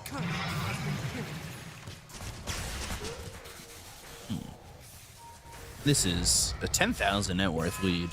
Suddenly, courier kills, extra track gold, towers that they just took. Milan gets the double Wraith Band and Gem deliver. They want to see. Hell yeah. I mean, it's almost 25 minutes. That's what I'm Yeah, talking about. He wants to see Lycan Wolf so they can smoke, get some extra gold, see Marana ulti, get rid of the vision, Speaking of make lice, like Bounty's life much easier as well on top of it. And yeah, as you said, 25-minute mark coming in shortly. So buying that extra armor against Lycan, sleight of fist, understand where the real threat's coming from. extra attack speed as well. Get those glaives out if you're hitting for stealing 5 intelligence on them. Ooh, Global Silence. Wish in trouble. They've got the spear. They'll land it. The Lotus Orb's not going to help. They'll get the kill on a Wish. They'll get that +4. Yeah, this Octarine core, I don't think it's worth it. Like, you're playing into Global Silence, you're playing into Storm Spirit. This is... You have to get a BK. Like, you have to get BKB or you have to get Manta to have some kind of a dispel. BKB just seems like a better overall choice. Wish really not having that good of a game. 1-3-1 on Ember Spirit. Might spam some silencer today. I don't know, it's kind of getting me in the mood. In between, queue up Turbo. Oh no, I meant after the series. But maybe a turbo in between. Although my turbo games end up being longer than my normal games. I'll be honest with you, I never played the Turbo game in my life. Is that the Actually, truth? never tried it. Yeah, that's the truth. That sounds like a lie to me. No, I just play normal Dota. What about, like, how long does Turbo game last for usually? It's like 20 minutes or like 30? It 15? seems like it takes 40 these days because Oh, really? you just get to end game quicker and nobody knows how to like finish games. We're like out there in the turbo, we're all Division 2 teams that just, you know, we're good at getting the gold. We just don't know how to finish the game. Oh, they see Spear Desire. lands and Desire. He was tracked for a moment, but has those Guardian Greaves, so they'll lose the track. They'll end up surviving. They go to the arena, the ball lightning across. They get the kill on a Spartan. They've used that Stone Gaze. Look at Pio. He's turned to stone.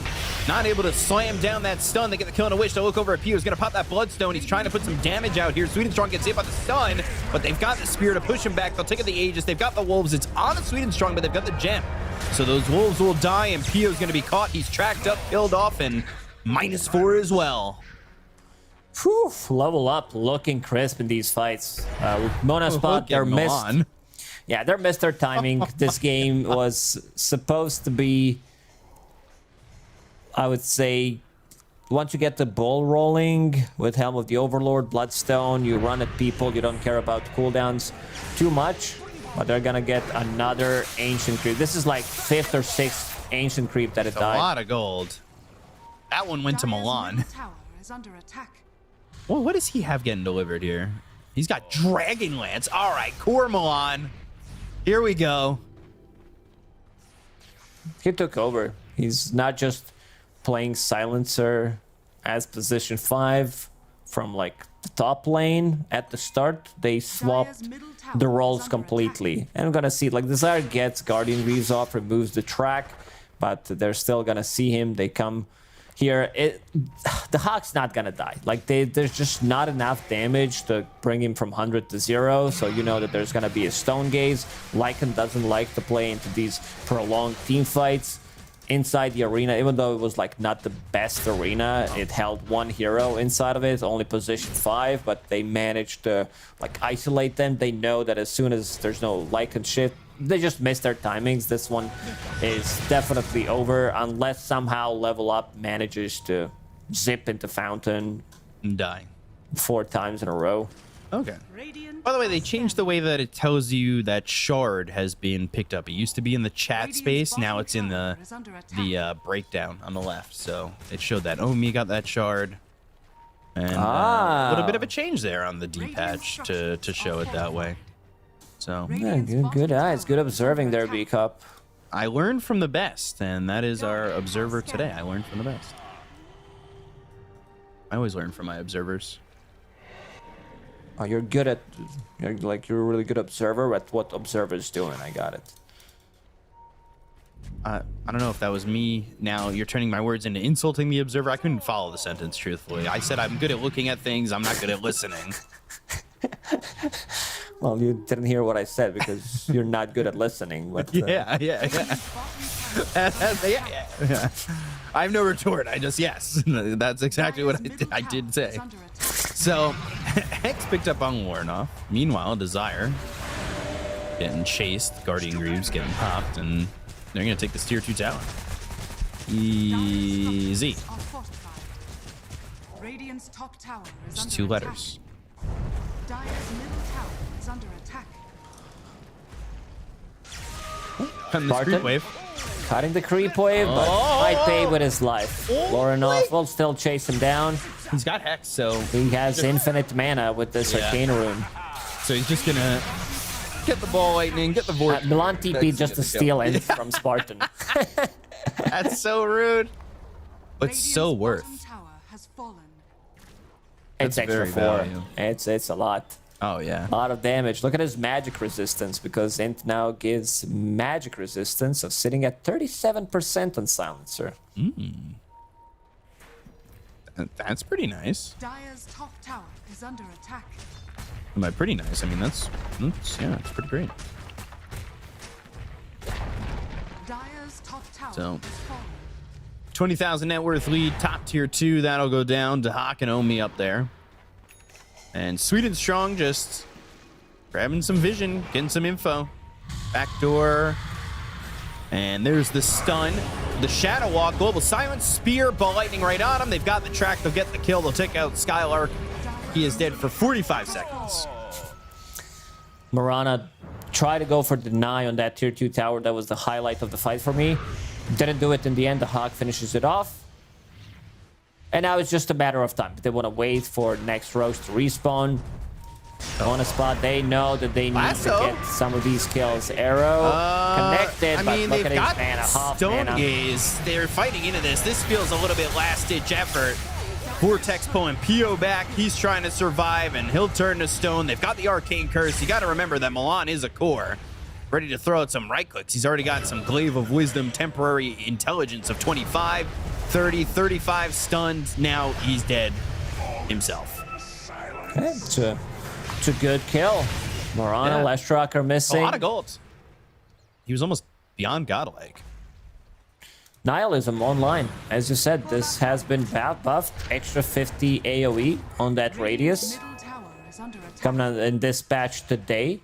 So against Medusa, against the illusions, it's a good like defensive tool against these right clickers. Even Storm Spirit, because he wants to deal damage with right clicks, get that overload damage in.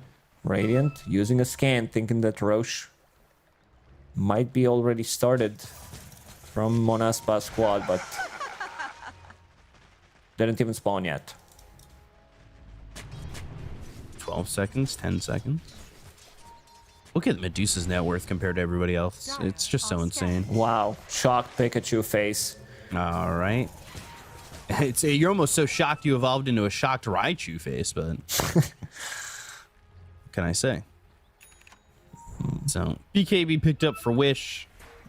We'll see how much this nihilism helps out the Leshrac, because like you said, Pio's just not enjoying himself this game, but he's, you know, yeah, a lot of those deaths in the laning phase, he has kind of stabilized, at least there. Yes, stands out the most to me is Lycan's damage. 3.4k damage. Ooh. On offlane, 30 minutes into the game, it's a rough one. Playing into Mars sometimes will do that, as Mars is off to a good start, and I don't think you can ask for anything better on your Mars, considering the hero, he didn't die a single time, has level 3 ulti, has refresher. So, 2 arenas to keep them in place. Does have enough mana pool for it. Also decided to put more stats, skipping more points in Bulwark. By the way, Silencer going for Lincolns. So trying to survive and avoid the lasso. Picked up Enchanted Quiver for himself. He really is enjoying himself this game. You could tell Milan, he's in the casual sitting stance where you've got that one leg up on the chair. I'm trying to get into that position. It's not that comfortable. I don't know how people do this, but I've got bad knees. And then, of course, Spartan, who lives in the darkness. And Amy dies so fast. Oh my gosh. Bounty providing vision gives you good jump for Storm Spirit, who does have instant initiation with the Hex, so he can set things up with his Shadow Walk. Into Hex, into Vortex, into another stun. That's like 6-7 seconds of stun, which is pretty nuts in this patch. It's not like old patch where Shaman does this amount of control in no time. And another tower, Aegis for Lorinov. Lorinov also didn't die. Like, we've seen this way too many times throughout this DPC. This is going to be like his 4th or 5th deathless game if he doesn't die. And with the Aegis, I feel like it's just going to be that way. Sweet and strong. Just keep in vision. Has the drums, but I thought he might upgrade this into the Boots of Bearing. He's got no charges left on the drums. Which charges on drums never made sense to me. Because do your hands just fall off and you can't hit the drum anymore? Yeah, that's logic right there. Can we go back to logic when we were in Romania, and then what was the movie? Yeah, The Curious Case of Benjamin Button. Like, this movie's stupid because it makes no sense. How can you go backwards? That's a conversation from so long ago. I need some water. We talked to our producer about that too. I think we brought that up to a lot of people. It was just like, Peacock thinks this movie is dumb. You still didn't change your mind about it. Yeah, it doesn't make sense. Oh my gosh. Lornoff just looking, zipping, not finding anything. Pio was able to grab that Wisdom Rune, and they denied the other one. They had a wolf over there. Actually, they had a controlled Hellbear Smasher. So, no wisdom for anybody but Lon. Still working another minute and 45 with this Aegis. They've got vision on Pio. There's that Lotus. They're going to wait for it. They've got the global, and they have Wish TPing in. They'll pop the Lincolns on Lornoff, who doesn't have any mana left. The Sleight of Fist, Searing Chains, now the arrow to follow it up. Still it's the Aegis for a minute 25, so killing him off may not be exactly that amazing, because he'll just come back full health, full mana, but he's also been passed over the cheese. No, doesn't want to die yet. So he will eat the cheese. Arrow flying in, Sleight again. There's the arena, popping that nihilism, goes to the refresher, the stun, the vortex on the Lotus Orb. They've got the track. That'll hit on the Pio. They've got another arena down, and with the Stone Gaze, they've got the control. Pio has buyback, but he's not using it yet. They get the kill on the Skylark. They'll take it a second. There's the buyback from the Lestrak. Wish coming from behind, but they've got the ball lightning, the Sleight of Fist, and now the right click's coming in from this Medusa. BKB click. There is the kill on a Wish. He doesn't have buyback, and it's a 30,000 net worth lead here for level up. Oh, Lornoff. Still the Aegis. Like, please kill me. There we go. So I don't Wants get to that. respawn. No arrow. Lasso is available. Let's see. Spartan maybe finds an opening, but Only jumps in immediately, tries to protect him. They're gonna defend the high ground for now. PO65 did use buyback in the previous fight, but yeah, this game's been looking over for Monaspa for a good 25 minutes already, I would say. What does that put Milan at? 52 intelligence stolen. Lornoff, look at that damage. That's a little bit of an unfair comparison. Yeah, it's not fair. Like, because we just want to show how bad of a game Skylark's having. Like, we could have compared him to other offlaner. I don't think it would. Or Milan. It would look also bad. Like, even against Milan, it would look terrible. But he didn't manage. There we go. Yeah, there we go. That's it the doesn't comparison. look that bad. More last hits. Oh. That makes it even worse. More last hits, less Net worth. gold that you turn into damage. Yeah. Yeah, but to be fair, there is also track gold and stuff. I'm just making excuses. I don't know. Uh-oh, Skylark. Well, yeah. All right, Milan's here. The carry's here. Couple of glaives, a track, a kill. Milan gets the kill. 56 stolen intelligence. I think that's his mana pool. 291. I said if he might run into mana issues, might consider getting that Pupil's Gap back into his inventory. Because right now, you have it for the combo, but you can't use Heaven's Halberd. That's the problem. You can choose either abilities or items. This is a cool little ward spot right here. On this cliff to the right, down the steps. Yeah. It gives vision inside the base. Yeah. That's really cool. Spartan, he's Fireflied. But Ball Lightning in, Shadow Walk stun, and there's another track kill. Godlike for Lornoff. So, just another kill and a set of racks easily taken out. Track again. They've got the Hex from Lornoff, but they just cannot keep up as he was able to leap away. The arrow lands. They've got the Lincolns onto Dahak to keep him safe. And a Remnant forward that's really not doing anything. Taking out some wards. Milan getting more gold because he was the one who purchased that gem.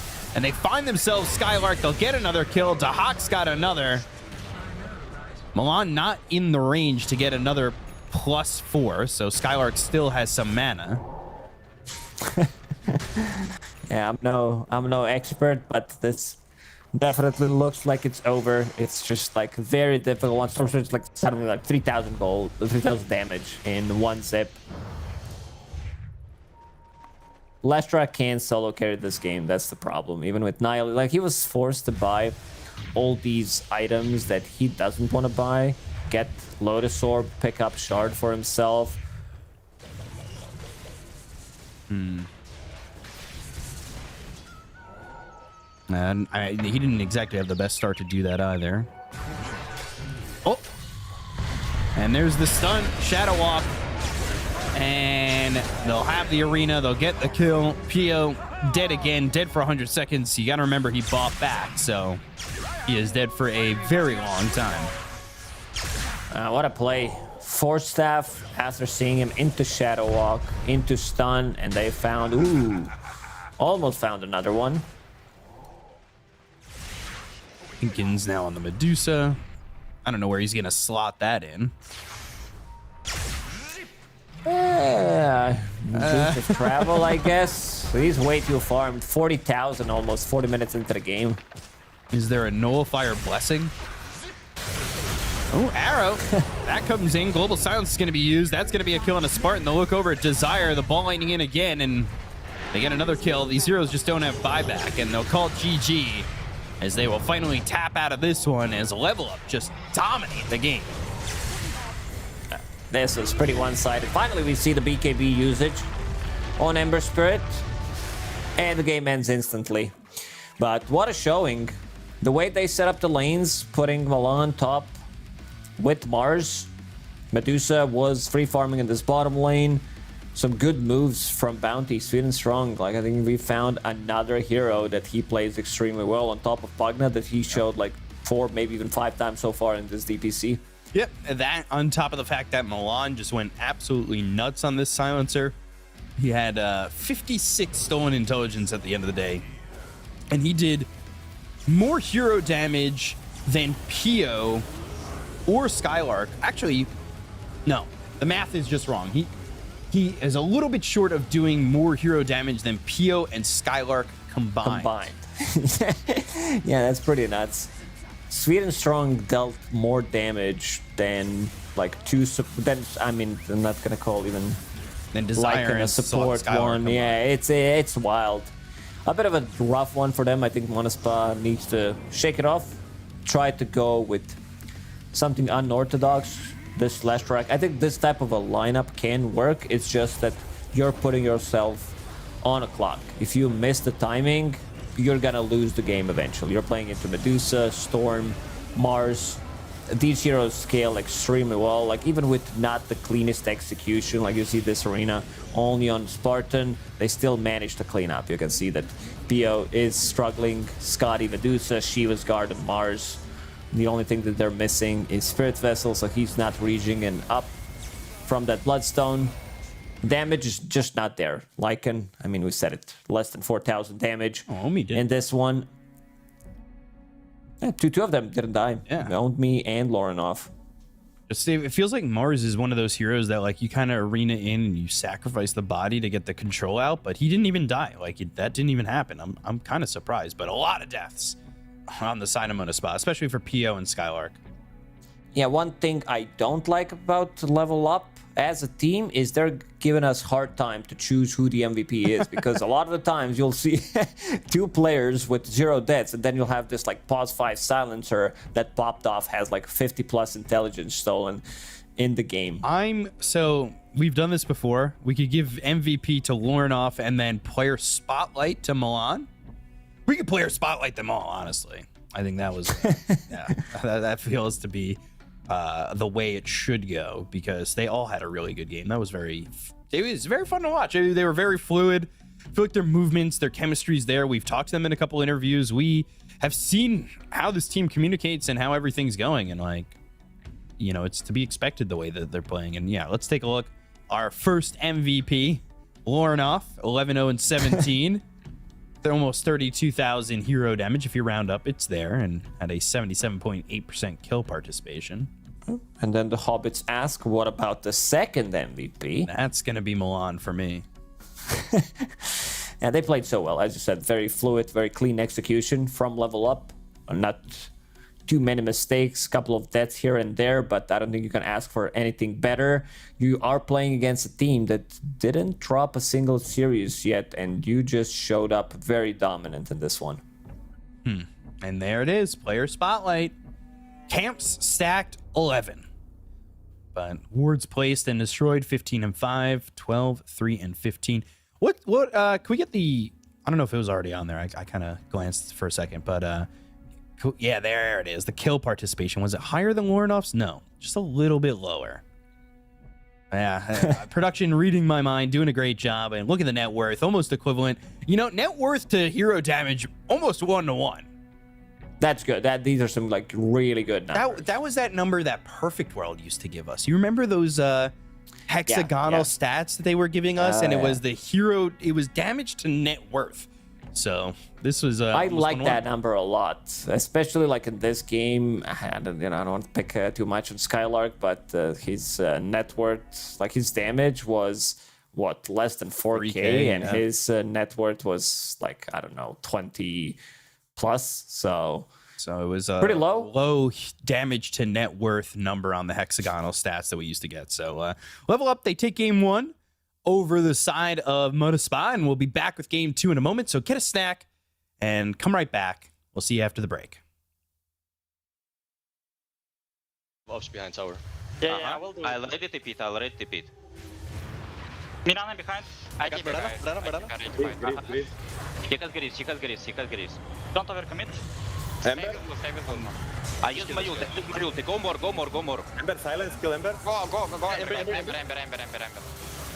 More. Arrow. Go, yes, fight. Kite him guys. Let's do that. Need a bit of help. Nice. I don't have spear for now, You don't have a lot of time. Kill him now. I'm gonna stun again. Nice. Awesome guys.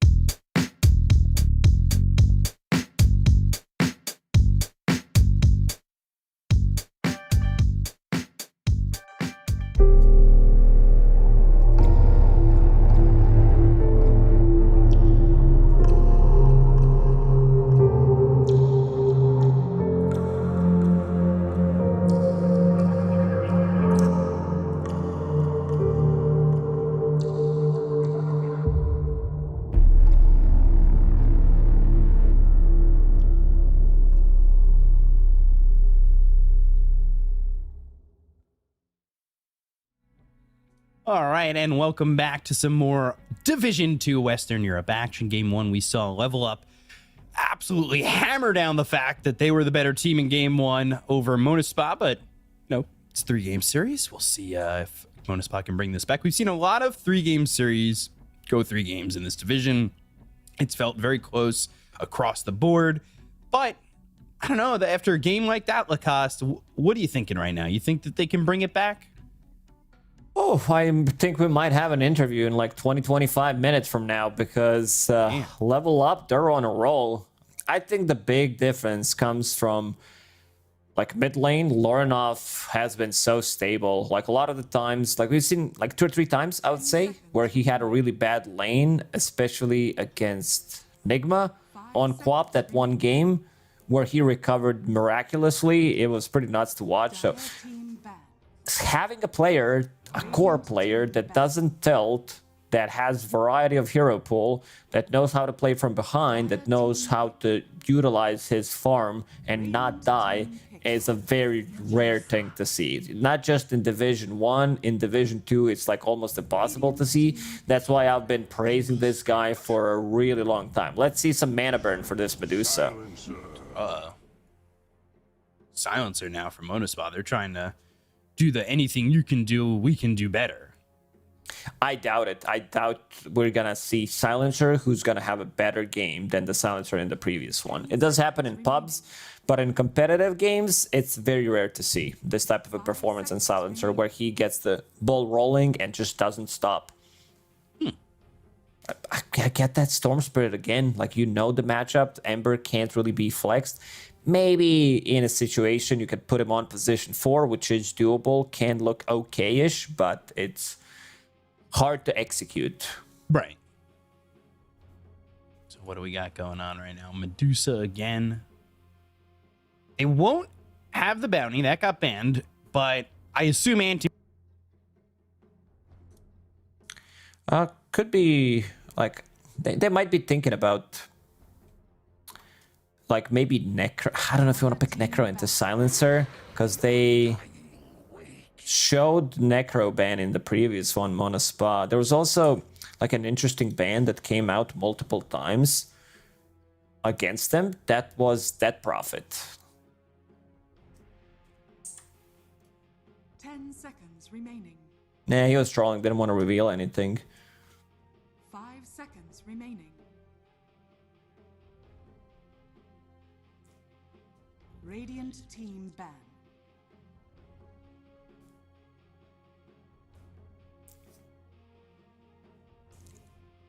Dire team ban.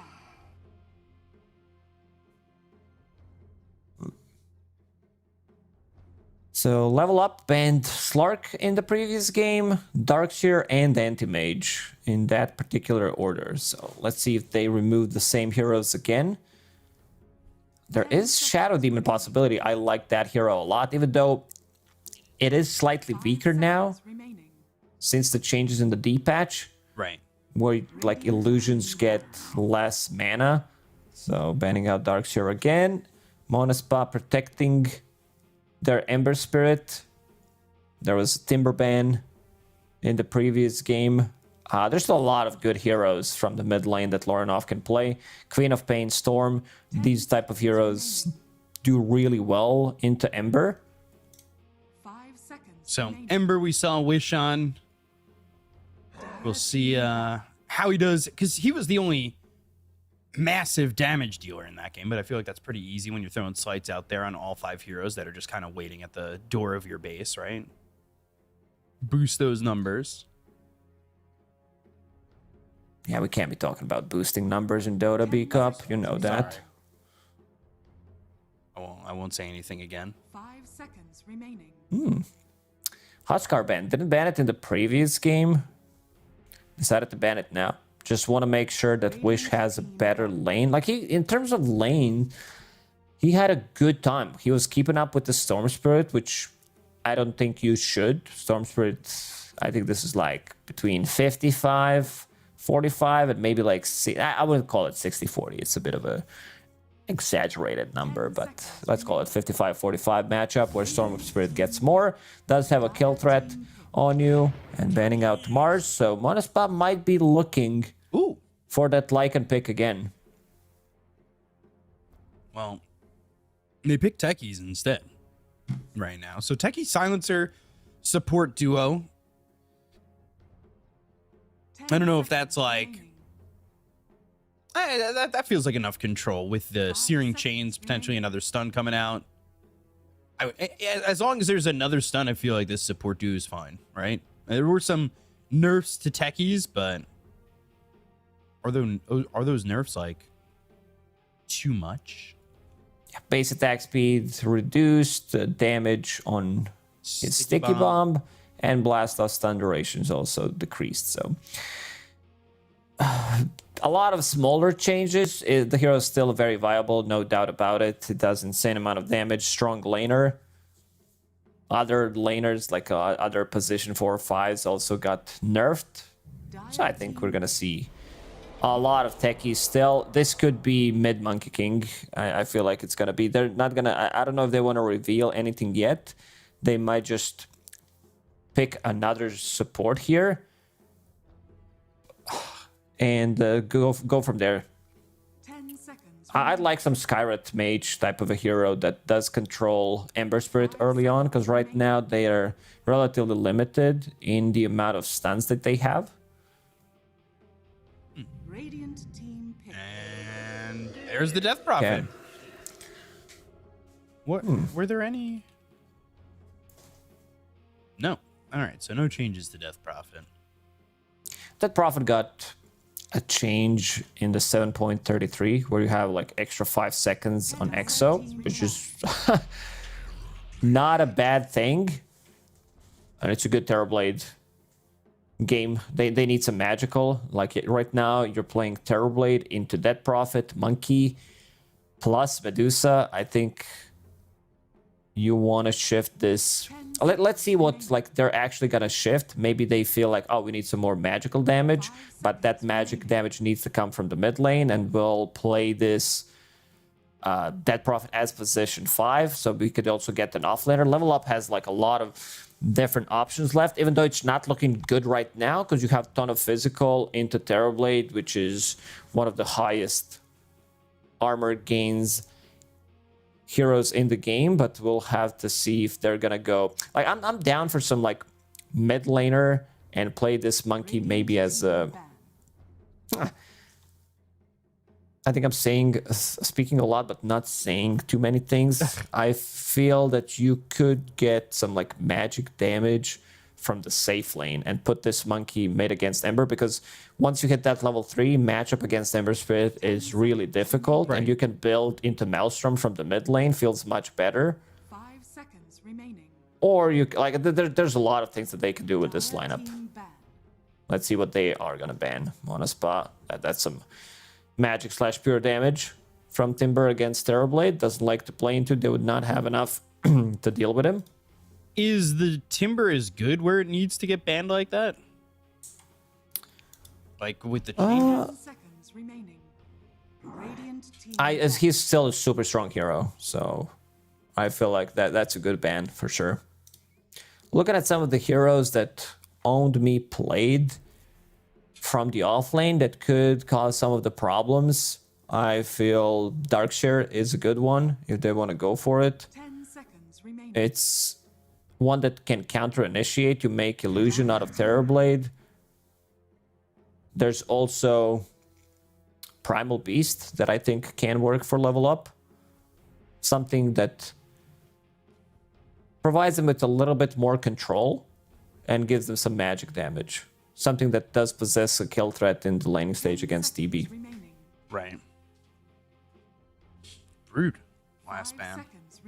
Talked about. You wanted to see this hero. Yeah, that hero played for LGD. Neo played it, looked really good. Wow. And morphling. So, setting up offlane Medusa? I believe so. Offlane Medusa, and now they can decide whether this Death Prophet or Monkey is going to be played from the mid lane. Like, they can even put Morphling on a mid lane against Ember. So they have a lot of options right now, because both Morphling, Death Prophet, and Monkey, all 3 of these heroes actually are really good laners into Ember Spirit. So no matter what you pick, he's not gonna have that good of a game. Morphling, great hero against Terrorblade. Does like he's also one hero with the insane armor. And not enough control. Like in terms of control, they need some from the off lane. I was asking for them to get another stun. Like, I liked the idea with Techies and Ember, but they still need a +1 on that. So, we'll see what they want to pick up here. There's a lot of time, and I kind of expect, truthfully, that they're going to use all of it, thinking about this pick. Not an easy pick for them by any means. Because when we talked to Milan about this Dead Prophet, he was joking that he plays a mean position 5. Didn't want to reveal anything, but it might be. Like, you might also want to play this monkey. It's just like, there's so many things that they could do with this draft. So, level up.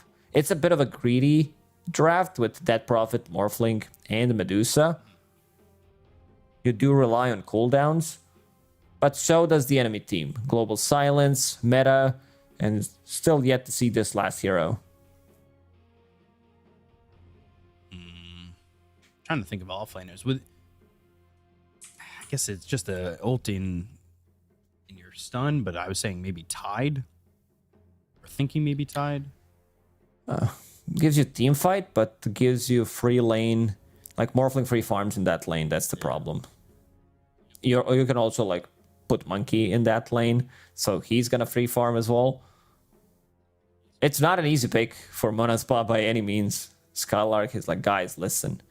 There's this one hero. Looking at the matches that he played, at least on this account, on the other pro tracker, it's Visage and Doom. Doom banned out. Not sure if you wanna. Would you go to Nature's Prophet with the changes? Legion, okay. All right. I mean, we'll see how the Legion does. Luring off on the mid-Morphling. The Hawk back on the Medusa. Milan playing the Undying. Own Me on the off-lane Death Prophet. So, you know, they were telling us what it might be in the interview, but it ends up being Own Me on the Death Prophet. And then Sweet and Strong on this 4-position Monkey King. It's a strong lane. This lane has been played by Tundra like all the time. 6 months ago or something. They've been dominating. You have a stun for Dead Prophet Spirit Siphon. You have good vision. You'll have a lot of vision in the team fight with Undying Tombstone, Monkey Kings, Wukongs. Like it's a lot. Monaspa needs to get some early advantage going with this lineup because we talked about how level up draft did scale in the previous game. This game, it's even more insane. Like Monkey as position 4 scales really well if he gets to his like 1-2 item timing. And I'm not sure if I believe in Legion Commander as much anymore. It's a lane that can't put pressure on Medusa with overwhelming odds, sticky bomb plus a stun. Right. It's going to be how they execute, but I'm really looking forward to see Lauren off on Morphling. And I'm looking at the screen. This is level 26 Morphling we're talking about. So playing into Ember, we're playing into Ember Spirit, he's off to a great start. So they need to kill him, like rotation-wise. Silencer, not the easiest hero to rotate on. Like techies might need to land a stun into some silence, into Searing Chains to be able to get the kill. Because mid-Morphling, he comes online so quickly, you'll have more points in attribute shifts, so it makes it even tankier, makes it much harder to kill. You have Magic Stick, Bottle, maybe some, like, imagine Morphling with the Shield Rune. Oh, let's see. Right now on the high ground, Milan. Into a fight. Okay, on 2. That's exactly what they want to go for early on, but... Fight immediately over. As soon as you hit that 2-man decay, you have no business left in this one. 2 blood grenades as well, sitting at 900 HP immediately. Double mid ward. Well, double river, I should say.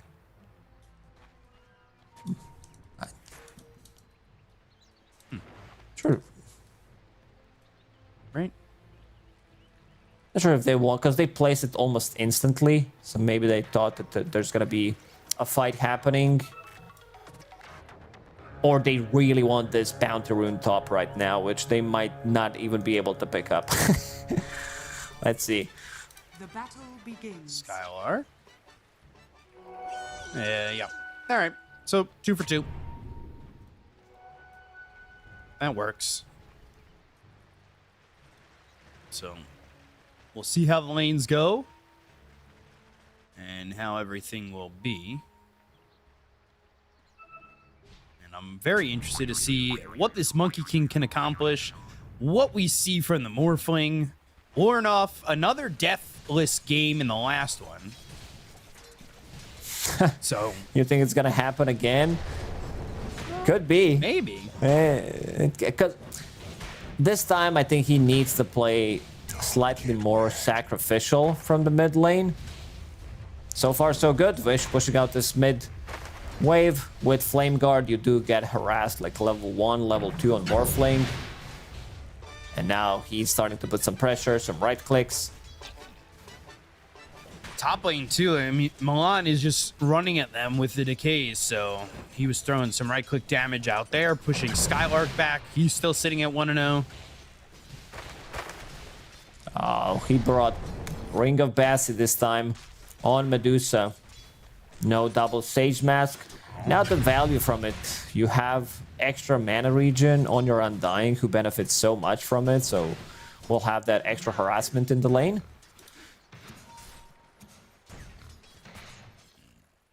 Ooh, a little bit of a pause from Milan.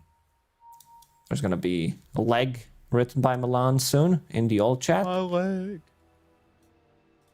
And he's got the knee and the leg down now. It wasn't in the same. Not this time.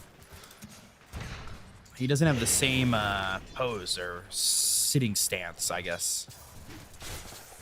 So we'll see. Maybe this game a little bit more intense playing the Undying, right? Could be playing into Techies and Legion of Commander. Techies just hit that level 2, so Blast Off is available. Both heroes very healthy in this top lane. I think First Blood lane is definitely bottom.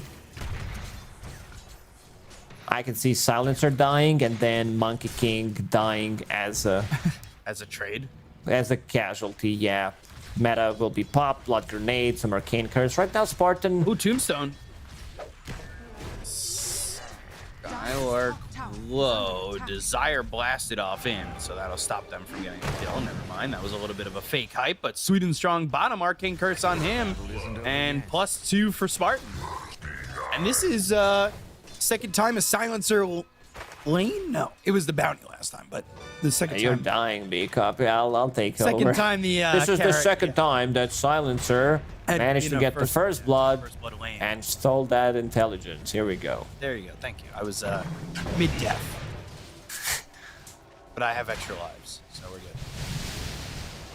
Look at the aggression from Lornoff. Nothing to refill the bottle with right now. Wish could go for Bounty Rune on his side of the map. Not sure if you want to do it. Might need to bring some extra region with the courier, or you could go back to base, which is exactly what he's doing right now. 3 minutes into the game. We talked about this matchup, that it's going to be tough for Ember, especially when you play against level 26 Morphling. Yeah, Lornoff having a really good time, and it's just going to get worse for Wish, because he's going to come back down by 2 levels. He's about to hit that level 4, but Lornoff getting close to that level 5. No, I'm worried for Wish. He needs to make one. Excellent. Don't make me lane against Morphling. This is first phase Ember, so there's way too many heroes that do well. There's like Huskar, Necro that they banned. Bring it over. And now rotation to the mid lane, Sweet and Strong. Casual Boundless, showing him that he's there. Will pick up the Water Rune and go back to bottom, while also giving Water Rune to Morphling. I think Water Rune should give some extra region to Morphling. Yeah, the lore. Yeah. It's cannibalism. Look at this Undying Courier. Why is it just mid? I thought it was a hero for a second. I didn't know what that was. I was like, why is this going Krabby. through mid? It's a new hero. I was like, is this Scuttle Crab from League? It's a crappy design though. Just kidding. It's a good one. I haven't seen this career before though. And why is it so big? Like, it definitely looked like a hero. Yeah. Oh, I like its little eyes. Aw, look at it. That's how I react to dogs. So many people in my area have dogs. And I just go, aw. I can't stop saying it every 5 seconds here. It's very rough. Such a good way to cast the game. Oh. It feels like something's happening all the time. All right, next fight, that's how I'll do it. I got you. When there's like a big fight. Maybe I'll use it every 7th word or so. Metamorphosis, Boundless Strike, and the Reflection.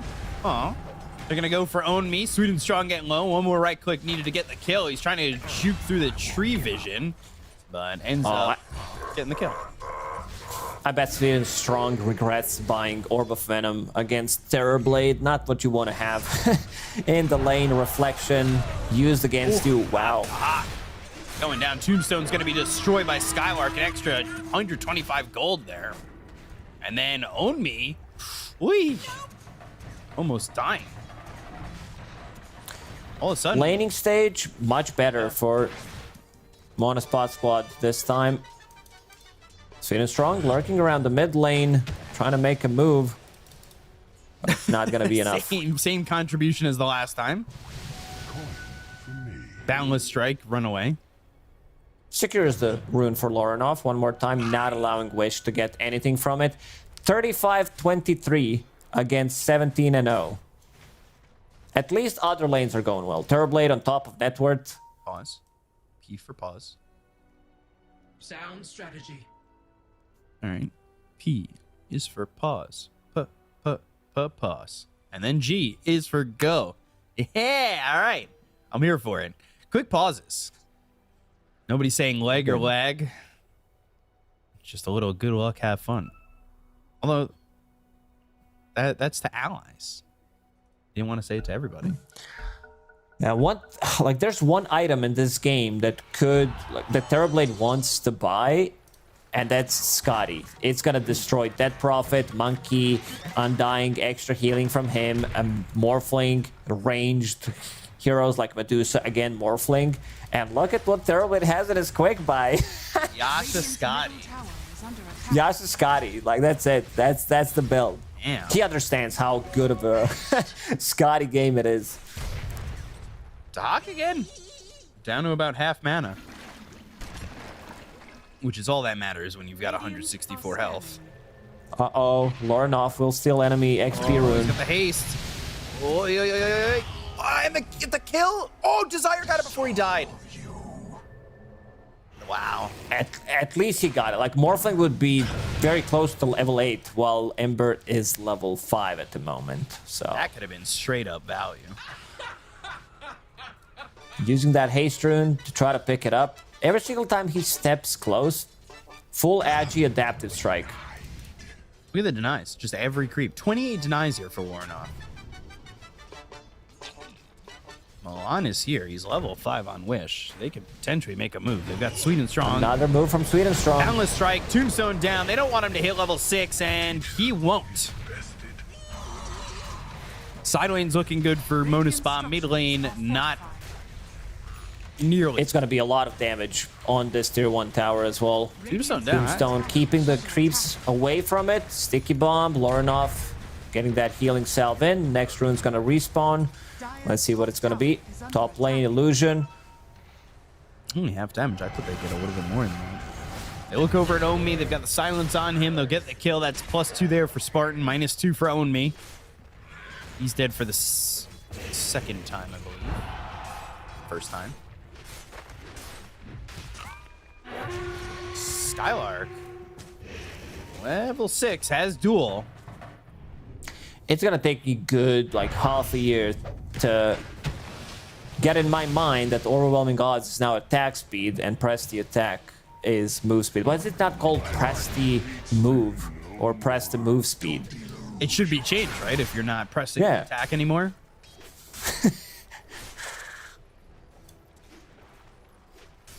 I mean, I agree. I think that makes sense. You're not pressing. Pressing means you're pushing making faster, pressing the attack. Like when you press in basketball, you're pressing up on the defense, making sure they can't go anywhere. So if you're attacking harder, you're pressing forward. Should be pressed to speed. Dire's top tower is under attack. Completely agree.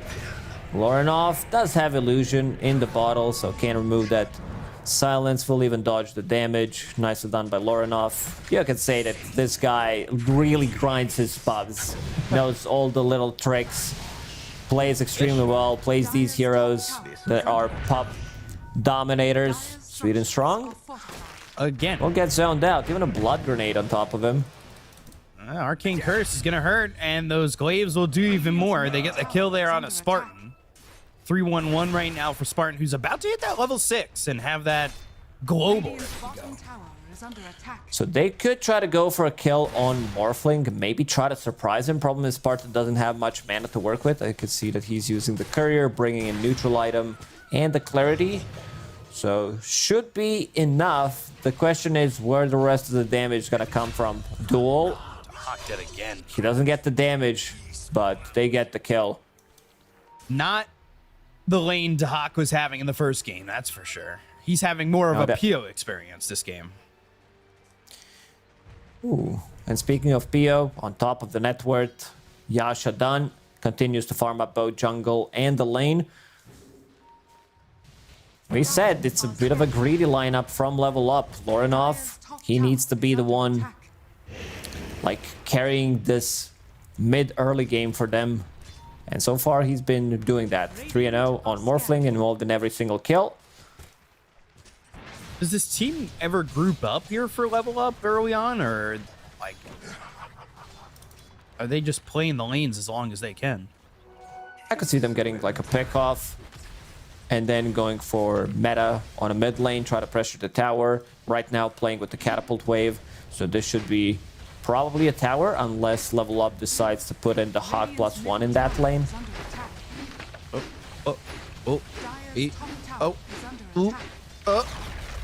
Okay. Making sure there is no deny.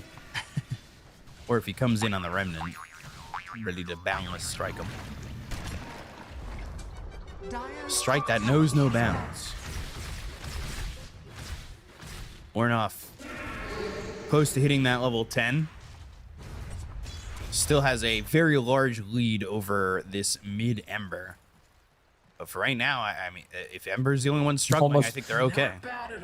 Almost double his net worth 12 minutes into the game. This is not like, oh, he has 500 net worth, the other guy has 1,000. This is 6k against 3.3k. Another rune, it's gonna be top. Wish picks up double damage. Imagine if that DD was in hands of Lorinov. Does this...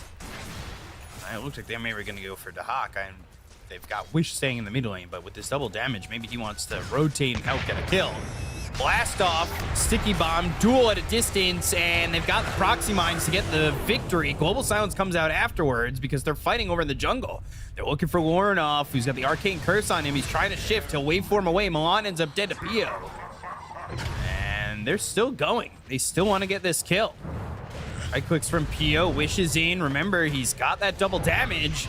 And another Arcane Curse. Chains. You need to have a point in Searing Chain just to have that little bit of extra control. On me. Blade Mail, but no duel. Oh, gosh. Skylark's also going to lose his Blink Dagger. That's unfortunate. And this is the move that we mentioned. Get the pick off. Turn it into tier 1 tower in the mid lane with meta. So, not a spot playing much better in this second game. Lorinov still like the hottest hero in the game. Level 10 on Morphling going into Manta style next to get rid of those Searing Chains once Ember picks it up. Against Global Silence, Arcane Curse. So they don't necessarily need to rush anything. Problem is going to be this Scotty. Like one item counters all 5 heroes. Eventually you'll get into Ags, turn into Terrorblade. You can also turn into Ember Spirit, which is always going to be good against both Ember and TB, but you're most likely with that Ags going to be looking to steal stats from Terrorblade. Support difference, by the way, right now for Monospawn is really good. They have a level 7 on Silencer as well as level 7 on the Techies. Meanwhile, Undying just hit 6, and Sweet and Strong still looking for his. The advantages are there. At least in the support aspect of it. Not really feeling the presence of this Death Prophet yet. No, hasn't been involved in anything yet. There's still tier 1 towers sitting 14 minutes into the game. Not the type of a game you want to play with the Death Prophet, but she didn't have the best laning stage. Playing into heroes that she doesn't like to play. Terrorblade, hard counter to the hero.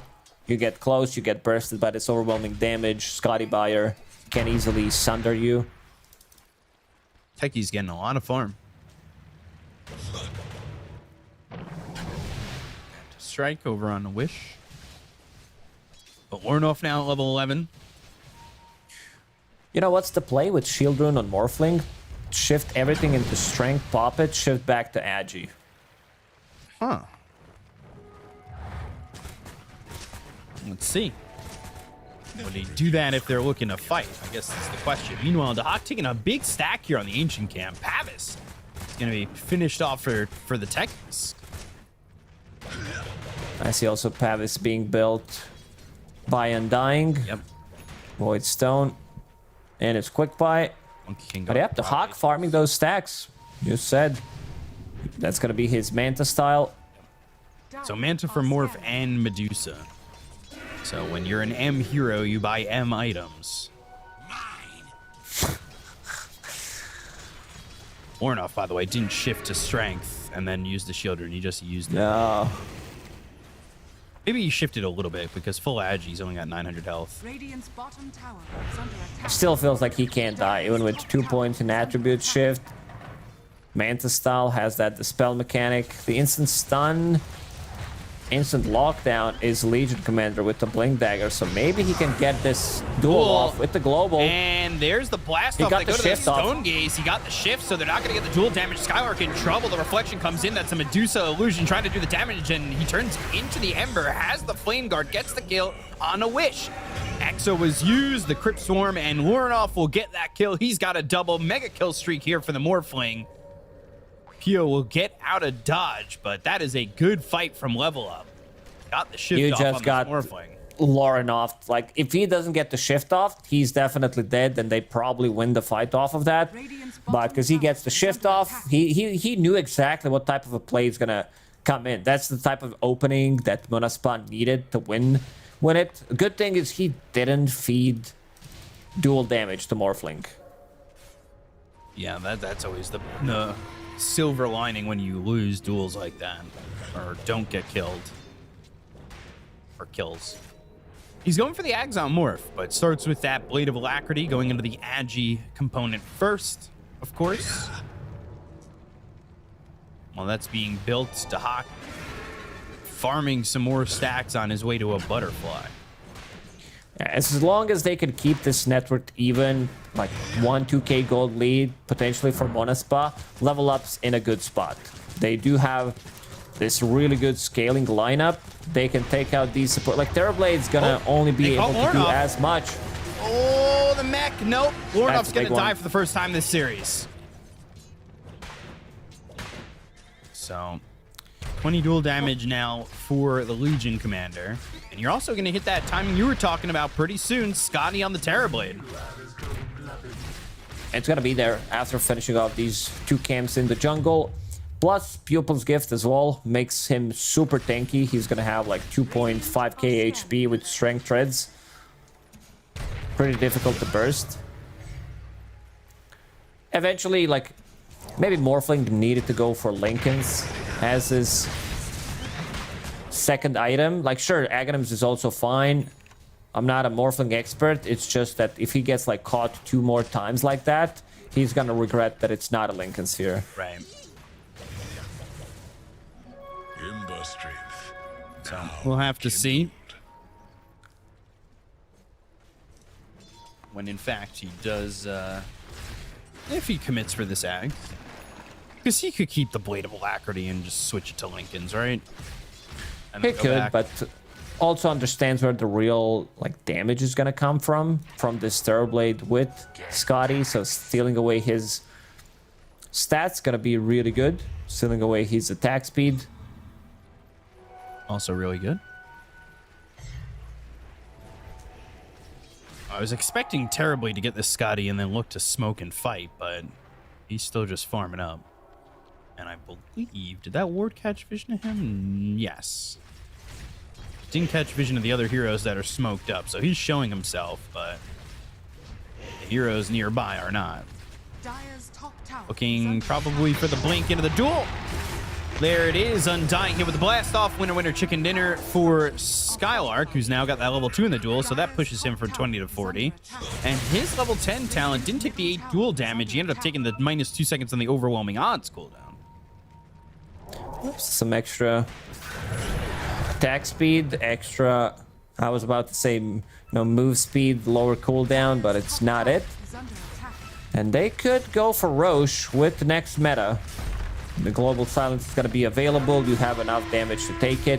Steal it away from Dead Prophet Morphling lineup. It's going to be good. But Roshan's going on to the Radiant side. So now level up could be the one going for that Roche. Exo, damage from Morphling should be enough. Can they catch Wish here? Global silence. Global silence is available to back him up. They've got the vision. They might blow him up too quickly. They've got the silence on him, and he's dead. No global even used. Spartan was in the middle of TPing. So he didn't have the ability to use the global unless he didn't want to show up. He did, yeah. he could have just popped that global. That's a big fight. Like, this is Roche now. If Ember Spirit survives without global, you could still go for that fight with meta. Now, I'm not sure if you can go for it. I see Pios deeping bottom. Ember's out in 20. They're gonna try to go in. Exo's running. Flash Golem, amplified damage. They're not gonna be here on time.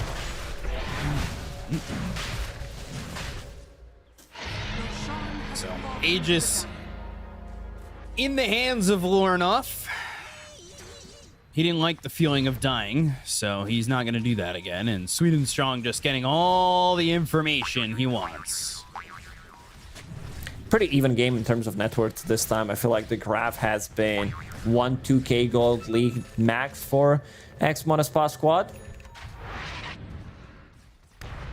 Morphling not committing to the Ags, but he did pick up that point booster, and he's now 100 gold away from having the Ags. No, he's definitely going for it. Well, I'm just saying he didn't, Bottom tower is under attack. could turn the point booster into something else. This will come in handy. Dire's Oh bottom yeah, tower phylactery. Hell yeah! I was thinking, Scotty or one of those lines. Sorry, 55-45. Had a hiccup there in the middle of the Dire's sentence. bottom tower is under attack. Where your body takes that deep breath in like you're gonna run out of oxygen. Radiant Stolen are Wisdom Rune this time for Sweet and Strong. Dire's bottom tower is under And we attack. got the other one. So Skylark still looking for some kind of opening. Medusa might be too tanky to be bursted. and they've got these heroes to back Dire's them up. bottom tower has fallen. Oh boy, Sticky Bomb. That'll get Morph. And there's the Legion. So Global used very early. And on the other side is Spartan. So not only does he use Global, but he dies. Oh, he tried to That protect is himself with the rough. global. I think in this situation, if you have like enough money for buyback, you die, but he doesn't have it, so it's a bit of a panic mode. So now you don't have global for almost full 2 minutes. Level up should use this advantage. I mean, look at this. They want Sweet and Strong to get them some vision and scout forward, but they're not going to find anybody. They know where Desire is, as he's been placing some proxy mines. But other than that, they don't get anything more, but they're okay with that. Get a kill, and now really, Monospa, without Global Silence, I don't really think they can fight. No, definitely doesn't feel like they can fight. PS65 did like still having a really good game. It's just that we haven't seen this Scotty being put to a good use yet. Also adjusting his item build, seeing Aghanim's own Morphling immediately switches to Lincoln Sphere, does not want to get his stats stolen. And Lincoln's next from Morphling. I think Lornoff and the rest of Level Up have bought him enough time to allow him to get this item afterwards. You were saying, you know, he would regret it if he died 2 times without it, but he hasn't died at all. And he's got an Aegis to work with, so he's not going to really feel the effects of the greed. Yeah, you're just, like playing into Morphling Medusa, seeing these two heroes farm. It gotta gives you like slight anxiety where you're like, we have to do something. Pretty similar whenever I play against Anti-Mage, I always feel like I'm on the clock. A couple of mistakes. Now let's strike. Caught Legion. Wukong's, look at the damage coming out on a Skylark. They'll get that quick kill. And they've got the Rod of Atos, so they had extra control after the Boundless Strike. Radiant's courier has been killed. Let's Lornoff get in there and, well, he ends up having the kill go to Sweden Strong. Also showing it off, Mischief dodges that proximity mine damage, Radiant's showing that are fortified. he knows how to do it. Don't try to pull those tricks on me. And another tier 2 tower in the mid lane, putting a good use of this first usage. Radiant's middle tower There it goes. is under attack. So very quick. Radiant's Easily middle tower done is here. fortified. Lornoff just farming up, cleaning up, doing his thing. All the while, the Hawk, he's on the other side of the map, and he's doing his thing. He's farming too. Like, I sense the anxiety. I mean, I live my life in anxiety, so I kind of know what this feels like all the time. But, like, you're just watching Medusa now level 18. Yeah. She finished off Butterfly. This is... might be full Silver Age coming to her right now. Where's the courier at? Can't find it. There, just a Shadow Blade for now. Okay. Radiant are scanning. For now, but I'm Ox farming pretty quickly at this point. They're not really. It feels like Monospa. I thought their timing was this Scotty on Pio, and then they just It's really too much take work advantage. to do with this Scotty. Like, sure, maybe they could have gotten one extra team fight, get 2-3 kills. Right. They let Roshan slip away from them. This That bottom was pick off on Wish. Also, I'm not sure if I like this Octarine core again on Ember Spirit. Right. Nothing has changed other than build up on Octarine core. So you have They're gonna go. Rod of Atos. Boundless Strike, Silence, Wukong's, Pavis, and press the attack. So they do get the Silencer out. They're coming around. Skylark. And there's gonna be vision. They know that he's trying to make the wrap. Doc's just gonna farm while all this is going on. Why not? Right? the Hawk is pretty okay with the trade as long as he can farm on Medusa, getting closer to level 20. So having that extra 1.5 seconds stone gaze duration, it was 2 seconds before. Sweden strong. 3-man Boundless. They go in for the duel. They've got the global silence, but Guardian Greaves aren't going to be enough to keep him alive. He's going to buy back immediately. They'll go after Pio. He's going to use that metamorphosis to wait for the damage. Pio gets the Sunder off, though. Stone Gaze blast off. They've got a proxy mine down. Can they get a kill here? He's still silenced. Onto Morphling? No, they can't. Not yet. They come in with a remnant. They've got the overwhelming odds, but Lornoff's still going to survive. Omi a little bit low. He's got the exorcism going, and the Boundless Strike from Sweden Strong boot ball back. They get the Cone of Skylark. They'll take it. The Legion Commander Milan is a little bit low. He's got the Tombstone down. He'll end up dead. But the damage from Medusa is not going to be there as he's out of mana, out of life, and gone. Spartan gets the kill. They keep Lornoff alive just barely. But that is a win for Monospa as they get 3, taking out Sweden Strong as well. Yeah, Terrorblade making a really big difference in that fight. Now we see the full power of this Scotty against Morphling. He can't shift as much. Also gets the Sunder off. He's very close to Lincolns. Now you're going to have 2 carries battling it out with Lincolns. One doesn't want to get sundered. The other one does not want to get morphed into, so that he gets that reflection, gets meta, gets some extra illusions as well. So they will need to proc it. In terms of procking this Lincolns, they do have Heaven's Halberd on me. Rod of Atos, Soul Rip, Adaptive Strike's gonna do the trick. So, like, not the best abilities when it comes to, like, the longest range, but they could do it from the close distance. Saw the damage dealt by the Medusa. It was a lot, but they need to find ways to keep the Medusa alive. Silver Edge is next. Dire are scanning. Pio with this Lincoln's. Ember also gonna have the Lincoln soon, so that'll be problematic for level up. But they do have the Lincolns now on Lornoff, which could have protected him potentially from that Sunder. This Aegis next is gonna be very important. It's gonna be huge. If they can maybe like try to bait meta from Terrorblade and not take a fight, that would be pretty big. Milan also bought back in the previous fight. Or was no, it was Sweden Strong who bought back. Never mind, my bad, sorry. Yeah, he died from the duel and then came over and bought back. Got back into the fight pretty quickly too. Vindicator's Axe picked up by both Medusa and Morphling. So it provides you 30 damage if you're silenced and 20 armor if you're stunned. So during the taunts, it does give you both. So during the Legion Commander's duel, you get both damage and armor. During Global Silence, you get damage. So not too bad of a pickup when it comes down to neutral items on level up. That is available, and Global as well. Roche is back up. Giving up this Aegis would feel pretty bad. They're going to use the Exo, so fighting into this might be a little bit dangerous. They don't even have to Hawk in there. He's actually scouting the front lines. They go to the Rod of Atos, look at the damage, and they already got the kill on a Spartan. He's going to have buyback as well as the Global. They'll look for the duel. They'll get it on a Warnoff, and now they've got the Global Silence coming through, but this is going to be Skylark dead. Winner, chicken dinner there for Warnoff. They've turned Pio to stone. He's trying to run away with the Metamorphosis, but Hockey's out of mana. He needs to be careful. Can't exactly commit into the fight. They go to the Wukongs to try and zone them out. They've got Desire up on the high ground near the Twin Gate, and he's going to blast off into the pit. Sticky Bomb down, damage out. They have that Silver Edge, so they did break him for a moment. Warnoff's going to go and wait for him down low, but he turns into Terrorblade. He's all by himself. He's got Sweden Strong now with a Balance Strike with some help over from the side, but Warnoff, Sticky Bomb on him, and he'll end up dead.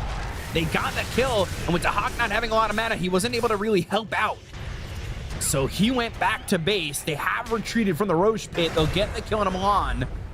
And this will be Aegis for the side of Monospot. This is the fight that they needed. Couple of buybacks.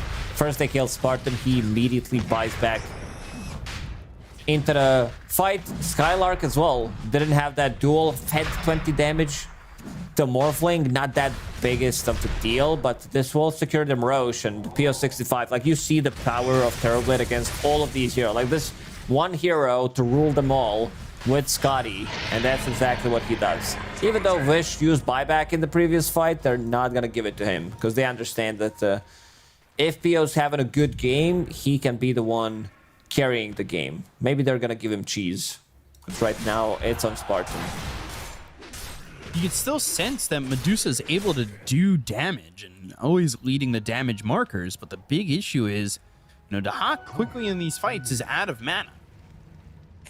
They need some Force Staffs. I feel like they need to push this Morphling out of the trouble. There's not a single Force Staff on their side right now. I see double Lotus being built on level up. With one Force Staff on Morphling, maybe he's going to be able to reset. They need to kite. Like, they could survive, because the only reliable lockdown is this duel. And that's about it. Searing Chains can be dispelled by Manta Style. One of the reasons why they're also going into Lotus Orb on top of Global Silence. I don't know. I feel like just like one Force Staff could make one hell of a difference. Right. So this gives it an opportunity, I would say, for Monospot to kind of blow the gates off. Ornoff showing himself. Skylark's off to the side. He's only got 60 dual damage. Ornoff, he'd be happy to take some more. Tier 2 will be taken.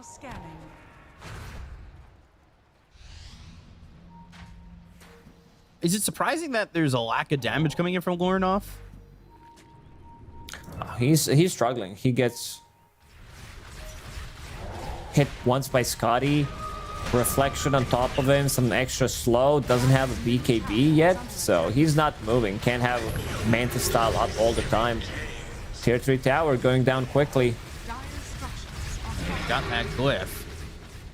I'll have Ornoff farming the top lane. He wants to get into the Satanic, as well as that BKB. Satanic, not a full value. Eventually, there's going to be Shivas on Ember. You already have Scotty, so healing not gonna be there, but feels like he needs another way of life. Maybe he can sustain enough. Pio going in, Lincoln's proc. Getting popped multiple times. Now he's gonna pop the Manta. They've got the Tombstone down, but they're gonna try and go for this. They go to the Stone Gaze from Dahak, who's out of mana. Look at that. Like he's already out of mana. Gaze. Taking out 1,700 of that mana very quickly. They take out the Tombstone. They got the tier 3. Can they get anything more? Boundless Strike comes in. And Lorinoff, he's turned into the Terrorblade. He's moving forward. The Lincolns, though, they've got the disarm on him as well. Dahak back into the fight with full mana. Gets the break here onto the Ember Spirit. They go to the Blast Off. They got the Global Silence. And now the Guardian Greaves from Own Me. He needs the Sunder. Side of Fist, Searing Chains. Pio's going to be able to get that Sunder off. They've got the Silence as well as the Nullifier hitting from Dahak. The damage onto Spartan. Guardian Greaves on their end of the fight. Sweet and Strong goes off into the trees. Maybe he's looking for the Boundless Strike. And that's going to be following up the Rod of Atos. The Nullifier once again on a Pio. Side of Fist from Wish doing some damage. Nobody dying on either side. And Lorinoff, he'll head back into the base, shift over, and heal up. It feels like they need more damage. But also the Hawk could be going for, like, because right now he just picked up a Nullifier, removing Press the Attack, Flame Guard, Spavis, the Solar Crest, all these buffs that they can throw on top of one hero. Maybe something like Aghanim Scepter is going to be a different approach. Or if you want to deal more damage, I think you go MKB route to pierce through this butterfly, have that magic damage as well. Also, Lorinoff still sticking with his item build for now. You can see that he doesn't feel comfortable coming into the fight. If he wave forms aggressively, he's going to get blasted. Nah, that's definitely the truth. They're going MKB on the... He picked up that Nullifier. The Silver Edge doesn't feel like it's doing anything for him, truthfully. It's more of a defense rather than offense. Nothing really to break in this game. It's also not giving him any stats, right? It's just damage and attack speed. Kind of want something a little bit different. Also having issues with Terrorblade Illusion, with Butterfly. They... Like, they don't proc this evasion, and look at him struggling to kill the illusion. There's the duel. Uh-oh, Skylark ain't not like that. He's going to be killed off. Winner there for the Medusa, but Medusa's out of mana, trying to survive. There's a Remnant in on this one. They get the kill onto Dahak. They'll take out Spartan. They got the Aegis out of the hands of this Terrorblade. Do they have the damage now without this Medusa? Trying to fight back. They've got the Adaptive Strike. That means he turns into the Terrorblade. Now they've got the Rod of Atos once again. They go to the Manta. They've got themselves the Blast Off. The Boundless Strike hits him from Sweet and Strong. They get the kill on the Desire, trying to TP out. They pop the Lincolns. They don't have a way to stop him from TPing out, but they're still looking for more. They're still looking for Wish. Boundless Strike down, Searing Chains. He's got Rod of Atos in 2 seconds if he can keep the vision on this Ember. Silence just missing, but back into the trees, popping the Lincolns. That's going to be now Ember still being chased. Boundless Strike, Adaptive Strike, and there's the Remnant the other way. Yeah, good fight for level up. Again, like Legion, it's sitting on 60 damage, but he gave away 20 damage to Medusa, 20 damage to Morphling. So that's 60-40, almost even split. Now, Legion Commander looking at some of these damage numbers. Very low. Silencer type of low. But Terrorblade also not being able to do much. The one who's picking it up in the last couple of fights, definitely Wish. 1 Searing Chains extra target with Octarine Core level 22 on Ember. Does almost have enough gold to buy full Shiva's Guard. Then this healing from Monkey, from Dead Prophet, Guardian Greaves, Satanic, Shift. It's not gonna be there. So BKB duel in, but... I mean, at the end of the day, they do kill Dahak. So this isn't terrible, but you're not getting anything more out of your Legion than that, right? Yeah, that's it. That's the kill that they managed to get. It would be a really big one. Look at how Lorinoff plays aggressively. Knows that they can't really proc his Lincolns, so he jumps in, and Pio does the same thing. Boundless Strike was getting off cooldown in a second. Now Satanic available. Lotus. On Lorinoff, plus Arcane Rune in the bottle. 3 Lotuses for level up being built. But if you get the Lotus on the hero getting dueled, you get even more damage. So getting that double damage from duel. Yeah. Great against Sunder. Oh, Spell Prism for Ember. Exactly what he wanted. Some extra CDR. Dire's middle barracks are under attack. Is it worth it to have 3 Lotuses, though? I guess they're all trying to, and the more the merrier in terms of, like, dealing with global silence, maybe? Global silence, hearing chain, Sunder, Yeah. Techie's taser. I mean, it's a really good game for it, but maybe 2 is enough. Third one could be... I love Force Staff. I love Glimmer in this scenario, just to have a little bit of extra protection. Dire's top tower As well, is under right? attack. Force Staff. Yeah, that... Wish you could pop Glimmer on enemy to proc the Lincolns. Like, here you go, take the invis. Fortified. Take the invis, we'll dust you after and Dire's top slow tower you. is under attack. I mean, that's some 5D chess right there. Yeah, it really is. MKB finished. Roche up in a minute. And that'll be with daytime. Oh, look at where Sweet and Strong is. Ready to break the smoke. Oh, boy. Medusa. Awesome mana pretty quickly. Throws out at Snake. Last word. They've got the silence. This is all Bombs inside setting Roche for pit. Roche. Look at the proxy mines. They're exploding onto Hawk. He needs to be careful. Constant slight. They're in the trees. Then It's they on kinda know 4-second cooldown with Octarine and Spell Prism, so he keeps using it every single time someone gets close. this. It's also helping him find out where these heroes are kind of trying to stay. Yeah, right? try to find Monkey. Monkey King, who's off to the side. He's not even in a tree right now. Finally jumps back into one. They look for the Arcane Curse and the Sticky Bomb. That doesn't land. Sleight of Fist, Searing Chains. Sweet and Strong has the vision if they want to make the jump, but it's very tough knowing that Global's available. They're only dealing with 1 Lotus Orb right now. They've got Mantas available, so 3 heroes will be fine. And there's the 5-man smoke as Roche has respawned. Again, there's a bunch of mines around the Roche pit. Theo is going to start Roche. Wukong's looking for it. That's going to be a pretty decent spot for it. Goes to the blast off. They should be able to get the kill on a Sweet and Strong. They go to the Guardian Greaves, but he is, well, going to die and buy back. They've got the save. He mischiefed, or no, he went into the Tombstone. That's what it was. Survived inside the Tombstone. So now they want to kill the Tombstone immediately. Yeah. Third Blade with the illusions, like, burn his house down. Oh.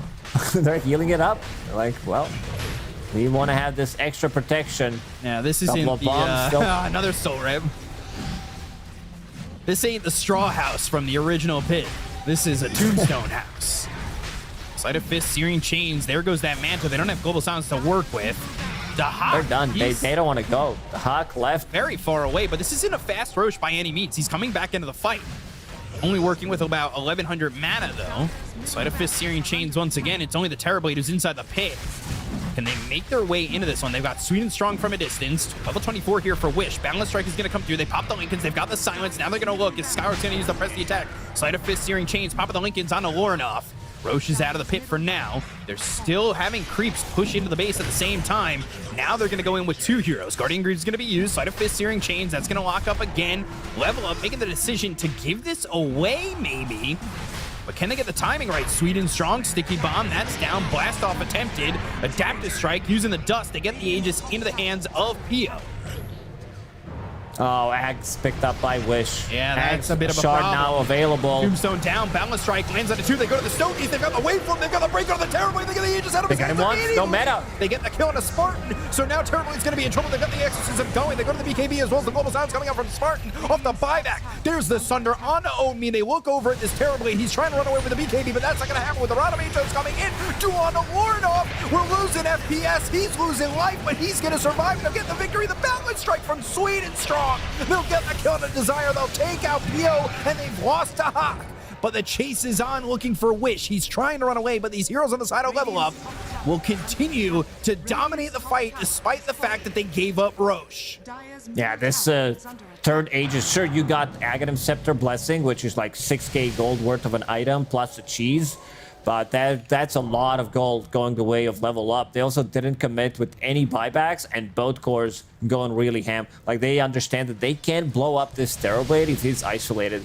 If they kill one target, suddenly, like, the fight's 4 versus 5. If you take out Techies, there's no Greaves, there's no Pavis, Solar Crest, this insane reactive taser that he keeps on throwing, disarming them. you might need to force like a buyback, but technically doesn't have one. Terrorblade's gone for 27 seconds. Let's see if they want to commit to it. Okay, I guess they're respecting the dual damage potentially coming out. 60 still on Legion Commander. And another 40 20 now on Morphling. Morphling. Radiant are scanning. So, Dire I mean, that are fight 60-60. Okay, that's perfectly balanced now. in all things. So, 5k lead, but no Aegis. Double cheese. Yeah, they got the Ag's Blessing on Ember. He's now sitting top of the net worth, but without an Ag's Blessing, Medusa now going for a Hex, sitting close to top of the net worth themselves, looking for that level 25, which Ember now has, and like you said, has those double Sleight of Fist charges. That's big. That's massive. It's gonna be So like much he damage. just picked up Aghanim Scepter for free. So we'll be zooming across the map. Let's see who picks Lornov up got the shard. Tormentor. Lornov, that's a big one. So the extra shifting ability and can do it while stunned.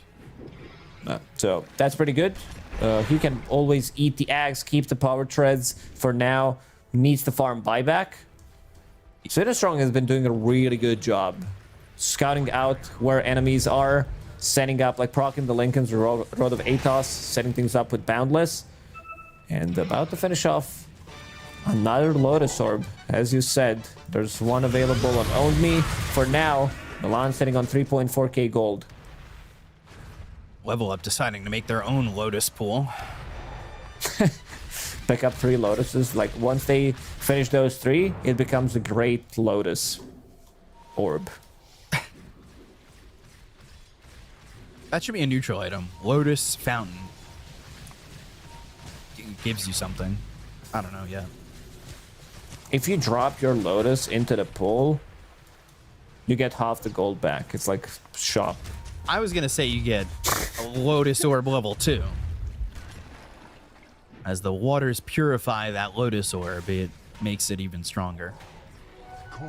Yeah, you get Lincoln Sphere for free. You know, that's not a bad idea. Seems like a banger idea. Yeah, if you want to ruin the game, sounds like a really good one. You say that like things haven't ruined the game before. I mean, we have Universal Heroes Oh, now. gosh. People don't complain about it. Boundless Strength not going to land, but they go to the Rod of Atos that'll pop the Lincolns. Medusa really looking to get that level 25, and they're going to work on this top tier 3. We've seen this before with the Illusions of Terrorblade, able to just do work and clean up these towers. Pio is only level 20, by the way. But he's got that does happen with 1600 Terrorblade. Shield rune. 5,000 HP effective. Ooh, looking for the Boundless Strike. Doesn't land it there. Sleight of Fist, Searing Chains. That'll lock up Lornov for the moment. Another Slight. Silencer? Spartan, he bought back prior, so he's dead, and now they don't have global for 100 seconds. Needs to be careful about his, but it's all about keeping the distance, using that global silence, then getting into a fight with the Force Staff, Glimmer Cape on one of those targets. They caught Wish. Okay, he's fine. It would proc his Lincoln, so he would still be able to get out of the trouble.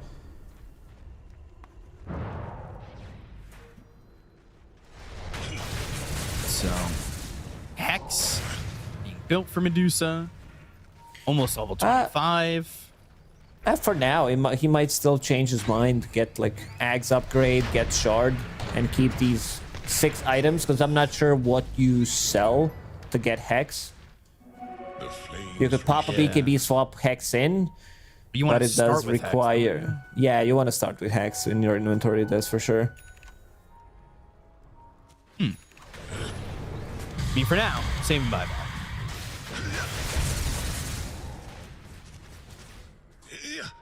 So, see how this goes. What's Ember building? Going Kaya Sanj late in the game. And then Morphling, nothing on the agenda right now. Nothing on the docket for the builds. But he's almost level 25. Medusa hits 25 and gets the split shot, uses modifiers. So, Radiant are scanning. you know, that's... Ember's gonna become ridiculous once he gets the level 28. Searing Chains duration, that extra second, has that extra target. Right. So 4-second duration on 3 targets potentially with very low cooldown. Lotus Orbs, though. Yeah. Lotus Orb available on 2 of the 3 heroes that were building it. Sweden Strong holding his gold. Lorinov picks up Wisdom Rune, gets himself to level 25. Now 40%, minus 40% waveform cooldown. You know, everything else has a set number. Yes. But waveform minus cooldown is 40%. Huh. Good question. Why? Yeah, why? That's exactly what I'm thinking. Like, why does Benjamin Button age backwards? I just don't understand. Here we go again. Medusa gonna TP to top to defend this from the illusions, and that will split up the team. As Morphling, Medusa, they're 25. The level situation, what's the XP situation? It's actually level up by 9 levels. Terrorblade does tend to get lower amount of levels because he stays away. Like, especially at the early stages, he's not there. His contribution is push out the wave. He's always somewhere in the jungle, not really showing up in some of these earlier fights as well. Medusa? Little back and forth. Does he have another shield rune? Oh my god. That's shield rune plus another small shield on the right. Insane. That is like 7,000 net effective health. Put Pavis on him to see what happens. Strike. Spartan, he's fine. Proxy Mine explodes. This is near Roche again, because by the way, it's up. That's another Axe Blessing. Tombstone committed. He'll hide in it. Make a chonky tombstone.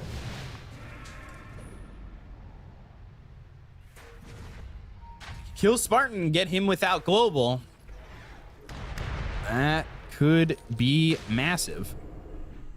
They need to send out some of these illusions, try to clear those mines. You know that they're going to be like mines all around the Roche pit, near the Twin Gates as well. Wish. Sending terribly top to throw some illusions and push that top wave, wanting to force back level up. Medusa's not here, so it's working. But does have bots too. Monkey's down to half HP. Balance Strike, there's who they want to go for. Yeah, that seemed pretty much inevitable that he was going to buy back in that situation. Sleight of Fist, not landing under the Monkey King this time. Can they find him again, maybe? Again, Sweden Strong, providing some clutch vision for his team, setting things up. Balance Strike, that's going to miss. Pop the Lincolns, press the attack, and in a Roche. Exo used. Okay, this is a bold move. Creeps pushing in mid and top. You got to be careful about your base and how. Oh, Sweden Strong gonna get demolished here. They go to the global silence. They get the kill on Omi. He's gonna buy back. So does Sweden Strong. Lorinov trying to fight this one. He goes into the BKB, but he's gonna be over by a proxy mine. That lands. Skylark trying to get the duel off. Can't find him with the overwhelming odds. They go to the Stone Cage. The cock is dead to Wish. The Aegis is picked up here by the Ember. This is going horribly for level up. They find themselves Lorinov. He TP's out. Oh no. Not what you want. What was that play? Like, what did they try to do? It's not like Roche is gonna explode. They were sitting right there. Slight Searing Chains, Shiva's Guard, they have all the vision in the world. Like, this constant harassment coming out from Vish. So they lost barracks on the top lane. They need to buy back on Medusa as well. They need to buy back on Undying. Otherwise, you're gonna be playing against Mega Creeps. The question is, what happens next? Like, you have Ember now with that Aegis going for the top barracks to finish off these melee barracks, and they are buying back. That's it. One last hurrah for level up potentially. Sweden Strong now has the Lotus. I'm surprised Milan not buying back. Who? Okay, there it is. Terrorblade has Ags. Oh, they're going in. They get the kill on a Wish. They'll take him out. They've got Wukongs around him. Can they control him? They go to the Global Silence. They're going to have themselves the Purges, but they're not going to be able to get the control. While that's going on, their tier 3 bottom is being taken by these illusions. So, all right, this is the Terrorblade we know and dislike, but it is the one that is most effective. They've got Terrorblade. No, now back into the backpack. And now has the Blessing, so he's good there. Who got the, I guess the Hawk bought Blessing? The Hawk, yeah, the Hawk. Pick up the Ag's Blessing, or did he buy Blessing? I think he picked it up because he just bought bots too. Because I don't see the other scenario is Terrorblade did sell his Ags and then that he purchased, and then ate the shard from Roche. There's a lot going on, and a lot of FPS is getting low. Yeah. Creeps pushing in mid again. This tier 4 tower is gonna drop. Our boy Scriff, he sees everything. His FPS is not low. Just messaged me saying that Undying picked up Ags and gave it to Medusa. Thank you. It was the first option. Yeah. We had, but a little bit of a lie. He didn't pick it up, you know, but we were there. It was his team. Yeah, we know. Thank you, Scriff. Scriff number 1. Keep going. Scriff number 1. Scriff number 1. Okay. All right. There you go. I'm vibing to it. Let's see. Meta plus Terror Wave available. Tormentor as well. They want to pick up the shard. Again. He knows. Look at where Lornoff is. They go to the Terror Wave, but the BKB, so it's only going to give him the Metamorphosis duration. Dire's bottom tower is under attack. Dire's bottom. And that'll run out. Creeps pushing in top. They got to fix that. Yeah, you just use BKB on Morphling. The thing is, Scotty doesn't go through BKB for some reason in this patch. We haven't still figured out why. We're gonna keep it this way. Scotty doesn't know. Yeah, Scotty doesn't know how to pierce through BKB. Lost that information. So they've got... I thought this was a group smoke. No, they all have Ninja Gear. A Ninja Gear is insanely good item. Is that really okay? Four Ninja Gears. Whoa, wish. Team Ninja coming in, going after the Medusa, but there's the Global Silence coming out from Spartan. They've got 3 cheeses, by the way, so this is really feeling like an 8v5 if you're able to get the cheese off.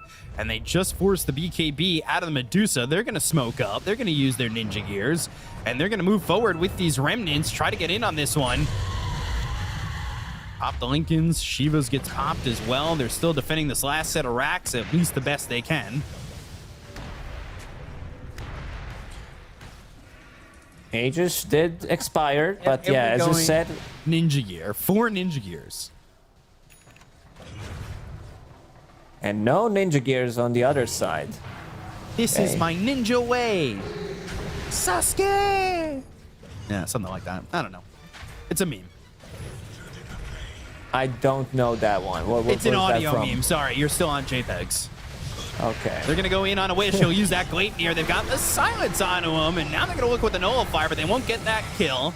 Wish is able to make his way out, and they use Stone Gaze. Uh-oh. Stone Gaze, Flash Golem down. Aeon Disc, by the way, ready to be assembled for the Legion Commander if need be. Morphling, he's got the morph into Ember, so he's trying to throw out some Sleight of Fist Searing Chains combos. Balance Strike's going to land here on a Wish. They've got some control, but now the Terror Wave, the Fear and a Ward off, he'll pop the BKBs. Finally got it up again. They go to the Global Silence. That's after the Lotus Orb was placed onto the Morphling. Starting to back away, and they will zone out with this Wukongs, but they already got themselves the range racks. One last melee barracks is what's keeping them away from mega creeps, but also minute and 40 seconds until tier 5 items are gonna drop. One team stuck in the base. They're using the scan, trying to find Monkey King. Sweet and strong. Techie's kind of will jump out. Sticky Bomb did connect. Lincolns gets popped. Balance Strike misses. Sticky Bomb again. They go and find themselves Sweet and strong. Uh-oh. That's going to be meta committed as well as the Terror Wave. They get the kill into Sweden Strong. He doesn't have buyback available. They look for the techies, but he's going to be able to TP out. Nullifier, Sleight of Fist, Searing Chains. That's got the lockdown as well as the Glaive here. They're going to keep themselves close with Milan going into the Tombstone and hiding. So he'll pop out into some safety. They still have these illusions pushing in. There's the Shivas once more. Turns into the Ember again. He's got the Lotus Orb on him. Sleight of Fist, Searing Chains. They've got the Silence. It's on a Wish. They've hit the Nullifier. And can they get the damage out? The press the attack comes out from Skylark. Skylark feels like he's really only the duel in this situation, but they've got the Sunder to get the save. He's got cheese if he needs it, so the Sunder's nearly not a big deal. Gleipnir comes through. He pops that Manta. They end up deterring them off the high ground for at least a moment. A show fight recap. Oh, they're going in again. Are they? Just illusions. Kidding. Yeah, they're having too much fun. Global. There's been 20,000 damage dealt in the previous fight. One hero died. That's Monkey. They'll go for Wish once again. They pop the Lincolns. They've got the stun. Now Divine there's Rapier, more now lockdown. Medusa.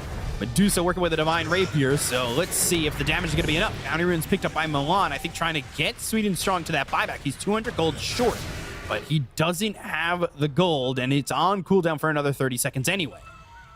Trying to actually get his team some gold if he can. Buyback situation, Medusa is a minute and 20 out of that, and 300 gold as well. But if you drop the Divine Rapier, I don't think that really matters. Lornov keeps turning into Ember Spirit in a couple of these last fights. Also made Octarine core for himself. Wants to imitate what he's doing. Milan. Oh, can he swipe those Wisdom Runes? Can he swipe a tier 5? Lornov found tier 5 item for himself. Oh. Let's see what he wants to pick up. Drum roll, please. And Force Boots. For Ember. Lornov still thinking. Getting another token doesn't change the options. Might need to get back to the base. He picks up the Ex Machina. He picked up Hand of Midas on Lornov.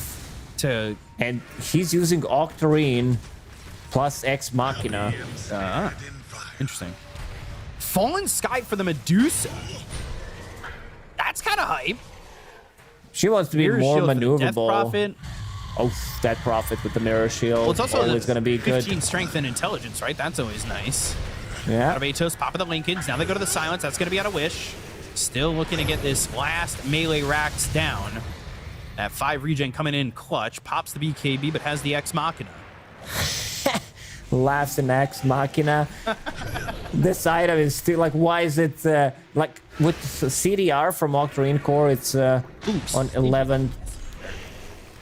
Sorry, it's on 11. 18-second cooldown, not 18. And now swapping in Hand of Midas. Let's see, double Midas usage. Oh, and he gets the drop, right? Yeah, it's a guaranteed drop. That's why he decided to go for it. He's getting his tier 5 tokens. A neutral item if available. Everybody's got buyback. And now they have all. Do they have 5 Undying still holding on to Ninja Gear? Buyback, yes. Give him. What does he need? Is his courier Giant's Ring? Giant's Ring with Decay with Flash Golem. Be pretty hype. Ags now blocks the sun. Skylark. Radiant are scanning. That's coming through. That'll give the dual duration and reduces the cooldown. Look at that. 7.5 seconds. That's a long time to get the control because that's all he's been really. Balance Strike, Global Silence, that's going to be the Lotus, but they go and get the Hex off. They're going to have another Global Silence as well as the Terror Wave. That's going to be the Fear with the BKB pop by Lornov. They're trying to get the kill on the Sweden Strong. The Blast Off comes in. They get the kill on the Morphling. They've got the Tombstone down. They get the kill onto Wish's Courier. They'll take up Desire as well as Skylark. And now, do they have the damage? He's out of mana. He needs to be careful. They go to the Sunder. Lornov's in on this one. They've got the Sword. It's going to be out of Milan. He's keeping himself alive with the Remnant forward. They get the kill on Omi. He's got buyback. You got to remember, everybody had it. They use that Mystic Snake. They've got the Hex. It's on a Wish. He's in trouble. Remnant over to the side. He's able to survive. The Seer Stone is down on this, and he throws out the Terror Wave from the Morphling, going after Skylark. He'll have the 7.5-second duel Medusa out of mana. But now Medusa out of mana and losing that Divine Rapier. Going to have buyback, but can anybody pick up the Divine Rapier? It's going to be Lornov who ends up dying. He's got buyback as well with this Divine Rapier on the deck. They look over at Omi, and the Divine Rapier is going to be picked up by Silencer. Omi's going to die again. They get the kill. and they'll take out the tombstone. Buybacks were used by Techies and Legion, but that is not who you needed on.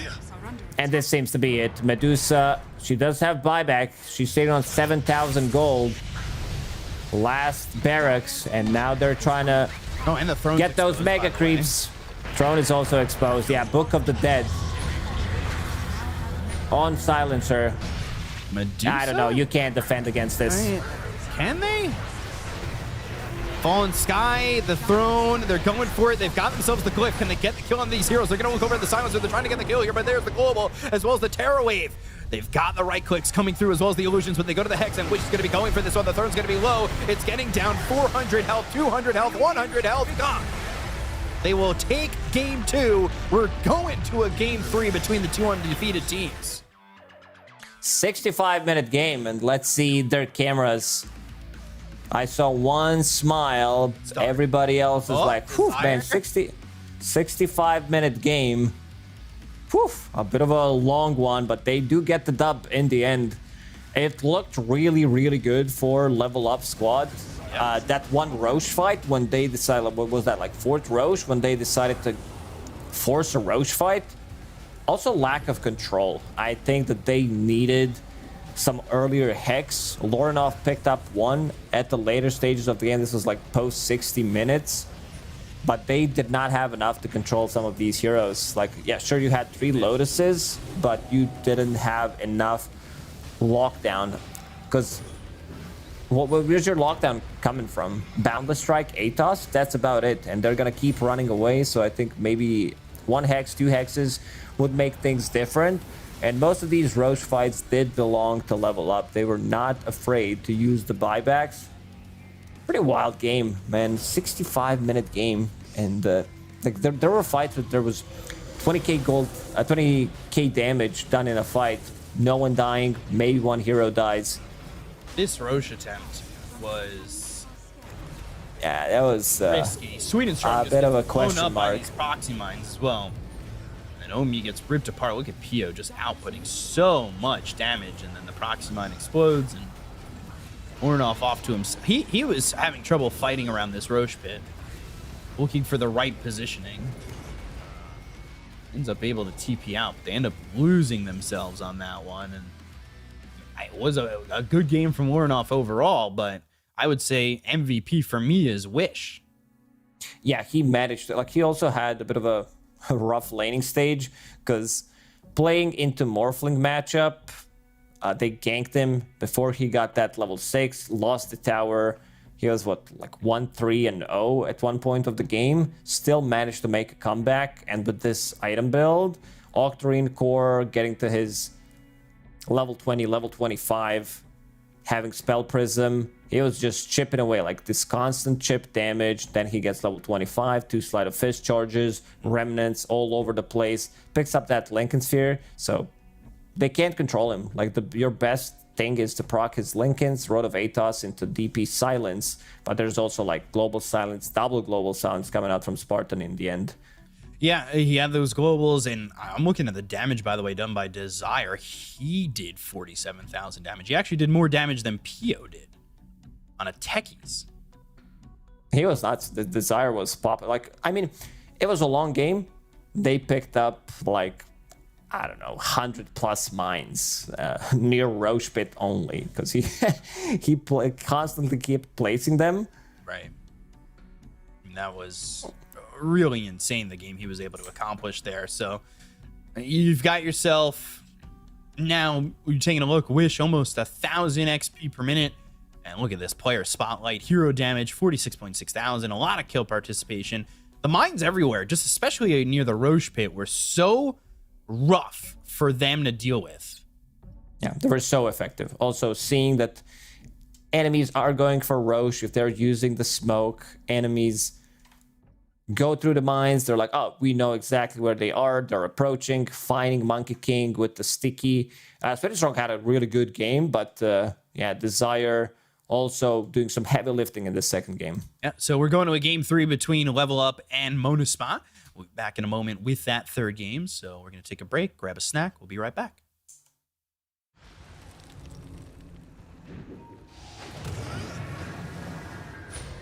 No need save, no need. I mean, I used it. We're pushing here, we're pushing full. They're hitting Roche, guys, they're hitting Roche. We still. Kill and we fight them. Go, He's TP, here on Mikey. Go, go. She's dead. Mikey dead. I can save you. Go.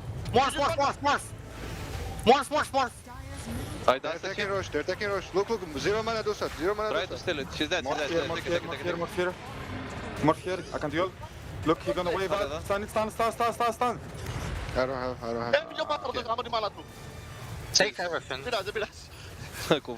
Guys, I have this and I cannot use it. Bro, han spelade que metava en blast off.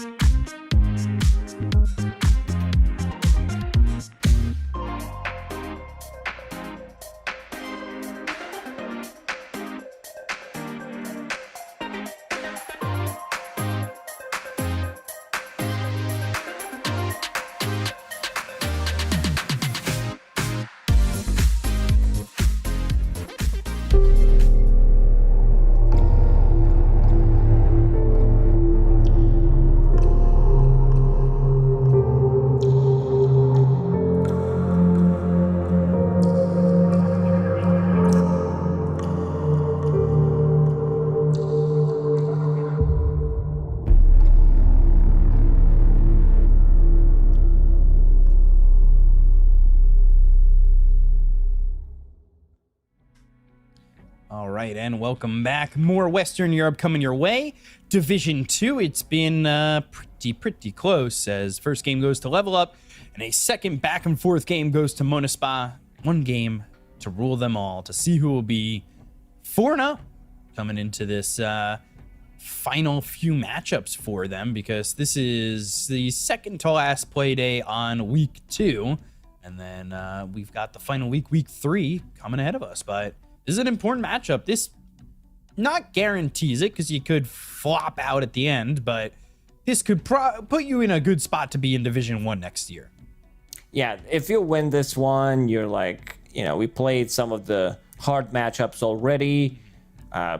Maybe like Level Up still has like games against OG Ivy. You don't know what's gonna happen there, because Ivy has been showing up pretty much in every single series, taking games from everybody. Right. But if you get the dub here, it does mean you're 4-0. Other teams are gonna be like 3-1. that are runner-ups, and the other teams, the like chances of them going to that Div 1 are gonna be like very low. Still doable, but yeah, 65-minute game, PO 65. This is what it means. I guess that number Did you think about that at for the a end of while? his name. No, I mean it's like it's not 65, it's like 64 point something, but I rounded it up as I usually do, just so I can throw in the joke, not the banker joke, but it is what it is. And yeah, we'll have to see how they approach this third game. I think hero that stands out is Silencer. So far, if I can see a pattern, whoever picked Silencer won. That's my analysis of the draft. Back to you, B-Cup. Thank you very much. And we're here on the road giving you the analysis here of game number 3. The weather looking fine, and well, this game looking pretty hype as we're going to get into the draft in just a moment. I'm excited for it. We'll see if there's going to be anything a little bit different. We did see a Brood last phase ban. Maybe teams thinking about picking that up, but a long drawn out game. Sometimes we see long drawn out games end up being a quick game 3, right? Yeah, and to go back to Secret Weapon that has been banned out against Level Up, a lot of the times that was that Prophet. Not sure if I want to see the hero again. I feel like not the performance, but the hero has been very lackluster in the previous game. It's like so much you can do with it. You misuse your exo, enemy disengages, you're like, what am I bringing to a team fight? It's Spirit Siphon. Later on, it will be with the shard, so you'll have that fear mechanic. But other than that, it's really not that great, I would say. And again, bad matchup, playing in the Terrorblade. Scotty destroyed this whole team. Like, you know, you messed up with your draft a bit if there's one item that you buy and you're like, uh-oh, we're in danger. Like, same goes when, I don't know, there have been games where like you have two strong heroes that deal physical damage, and then the offlaner will buy Crimson Guard, supports, they buy Pavis Solar Crest, you buy Butterfly, suddenly you feel like you're getting double the value for your gold. So Silencer picked up here for level up. That's been the hero of contention throughout this series. We see Pugna ban, Bounty banned, and getting that Ember now out of the hands of Wish with that ban. He had played that really well in game number 2. But the question is, what can you do to stop Lornoff? Because despite the fact that they didn't win that game, I still think he did a pretty good job. He did, yeah, he did best he could. It's just, again, Scotty caused a lot of issues. Back to Magnus, Undying against strong laners and level up. We'll have a backup for Silencer if he's in danger. We've seen Lornoff popping off multiple times. I don't think he lost a single game on the Storm Spirit so far in the DPC. Let me just double check that real quick. I mean, they didn't lose many games, but yeah, that is correct. He played like 3 games of Storm Spirit, a couple of games on Quap as well. All these maneuverable heroes from the mid lane. I like that Level Up understands where the threat is coming from. Right. This puck ban against, like, even though you're playing into Silencer, if you survive, if they misuse global, we've seen a lot of misuse globals. If you're caught out of position, you need to buy back, then you're like TPing, so can't use the global. And this is also a really good ban from Manaspa, taking out one of the Hawk's better heroes. And it also does allow to counter-initiate, kill the Tombstone, great against these big teamfight ultis. Just overall, seems like Monaspot did a good job figuring out which heroes are strong for level up, which heroes that they don't want to play into. I think a lot of teams here, if they just like showed up against level up with no prep, Naga Southern would definitely survive through the second banning phase. And Naga, not one of those major bans. 10 seconds. I would assume Anti-Mage is going to get banned next from level up, though. 5 seconds remaining. With the way, I mean, Storm and a Mag on the other team. Yeah, it would allow you to skip potentially Battle Fury since you have Magnus in the team. I don't think it's like necessary to go for Battle Fury. It depends how your lane goes. So you can catch up even if the lane's not going well, but I could see it happening. Because they banned Jug. Jug, one of the heroes that kind of needs that amp, needs some Solar Crest, some kind of steroid. Magnus, it's been, I don't know, 10 good years of Jug plus Mag that we had in Dota. 5 seconds remaining. Let's see what this ban ends up being. Still living life in the darkness here. Just seeing the glow of the headset. And that's the only light in the room right now. That's how they like to play. Yeah, that always been like been like that. When they won the last game, it was just like Wish is the only one who has the lights on. Lights out, but for the enemy team. They've played lights out. Ooh, Slark ban. Do they just go anti-mage here? I guess the anti-mage is a little bit rough with Silencer too if you get caught and you can't blink away, but now instant silence with the Skywrath, that's always a good pick. That's a good one. I like it a lot. It's going to give them strong lanes. Undying Skywrath Mage gives you kill threat in the lanes. And also, if they see an opportunity for anti-mage, if there's not enough lockdown on level up, they could sneak it in. 5 seconds remaining. This feels like a Lincoln's game for Storm. Dire team pick. And now they go Terrorblade. So again, anything you can do, I can try to do better. Potentially prepping for that AM pick. So putting out Terrorblade out there, you guys want to pick it. We might hunt you down pre-Manta, Storm Silencer, use Reflection. And looking at the win rate so far of the Terrorblade. Pretty high. In this Div 2. Pretty damn high, 87%. 7 wins, 1 loss. So again, probably sweet and strong on that Monkey King, leaving them needing an offlaner. 10 seconds remaining. Wonder if they want to go for Legion Commander, but that still feels like a bad pick if you're level up. They can always go Magnus in a different lane, but they're not going to pick Legion themselves, I doubt. They could get Phantom Lancer, crash the game, TB against PL. But there's this one solution to it, I would say. Let's see, win rate of Skywrath Mage, straight up 50%. I'll do the quick math right now. That's 3 out of 6 wins. Hey. Okay, Void Spirit getting picked here. He got hit with a couple of big, significant nerfs. I think the hero is still, it's not as OP as it was. I think the hero is still really good, especially when paired up with Magnus. Gives you that. It's the hero that builds into Manta style as his second item when you play against Silencer. So Echo Saber, and also keeping things open. They could, like both Magnus and Void Spirit can be flexed across all 3 lanes. Thing is, with Void Spirit now, they made that outer ring level 20 talent, right? So remember what I was saying.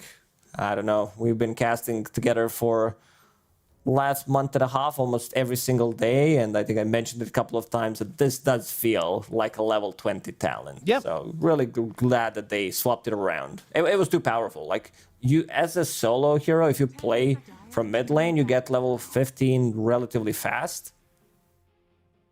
And then you just have like, and also they increased mana on all levels, so. So it just, you know, it makes it so you're not as 10 seconds remaining.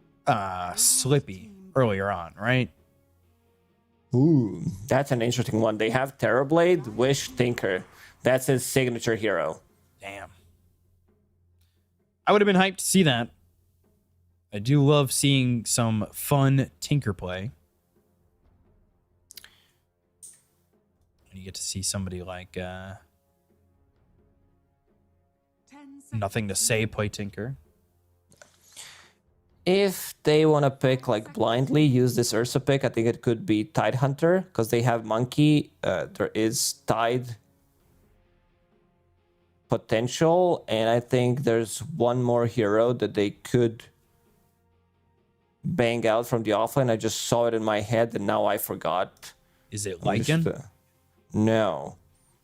Is it Wyvern? I think Wyverns could work out against Magnus. You can split up the fight, keep the distance, like kill the Tombstone from very far away. You're paired up with position 4 Monkey.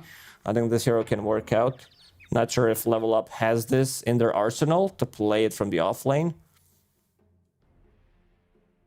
Also, like, good setup against Void Spirit. He jumps in against Magnus's RP. I think this would be one of the better heroes that they could pick. On me. Still has 30 seconds to think about what he wants to play. What would it take to bring Centaur back into the mix? Could they go... Oh, actually, could they go Brood here? That's a better question. Possibly.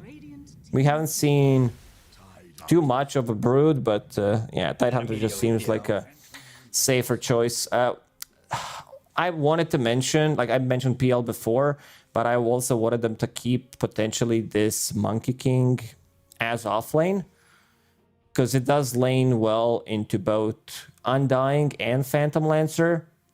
There was one game that's just stuck in my head. It was during Texas Major. Arlington. It was OG against RNG. Yeah, Arlington Major, and they picked offlane Monkey King with IO, made RNG leave in 15 minutes. They just, maybe 12 minutes. I can't even remember the exact number, but this is like one of the fastest games that I watched, because you dominate this matchup. You're like, keep hitting him, even if he uses Doppelganger, you still know which one is real, and then you chase him down, you get the Orb of Venom, you're paired up with, like, I don't know, some position 4. So I think they could have maybe tried to flex it a little bit with this last pick, but seems like they are going to be playing Tide into Phantom Lancer, which is a okay lane for Tide. The only thing you worry about is Undying, pretty much, because you're playing 2 melee heroes and Phantom Lancer.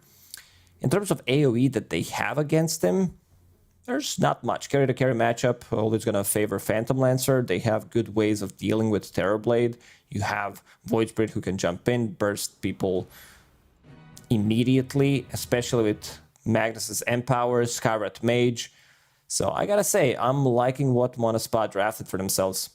Yeah, I couldn't agree more. I feel like I favor them a bit more. I would say like 60-40. I guess it really does come down to how Lornoff is going to play this mid lane for me, because I want to say he is like the playmaker, and he is always, especially on a hero like Storm, we've seen him play it already today, who's going to make something happen in this like early mid game, right, for them? Yeah, Storm, like, stats are on their side. They didn't lose with Storm yet. Silencer didn't lose in this series, so 2 out of 2. That's a victory for me. Maybe I should go 60-40 level up based on those stats. That is the stats you want to hear. So let's see if we see any pre-horn fighting.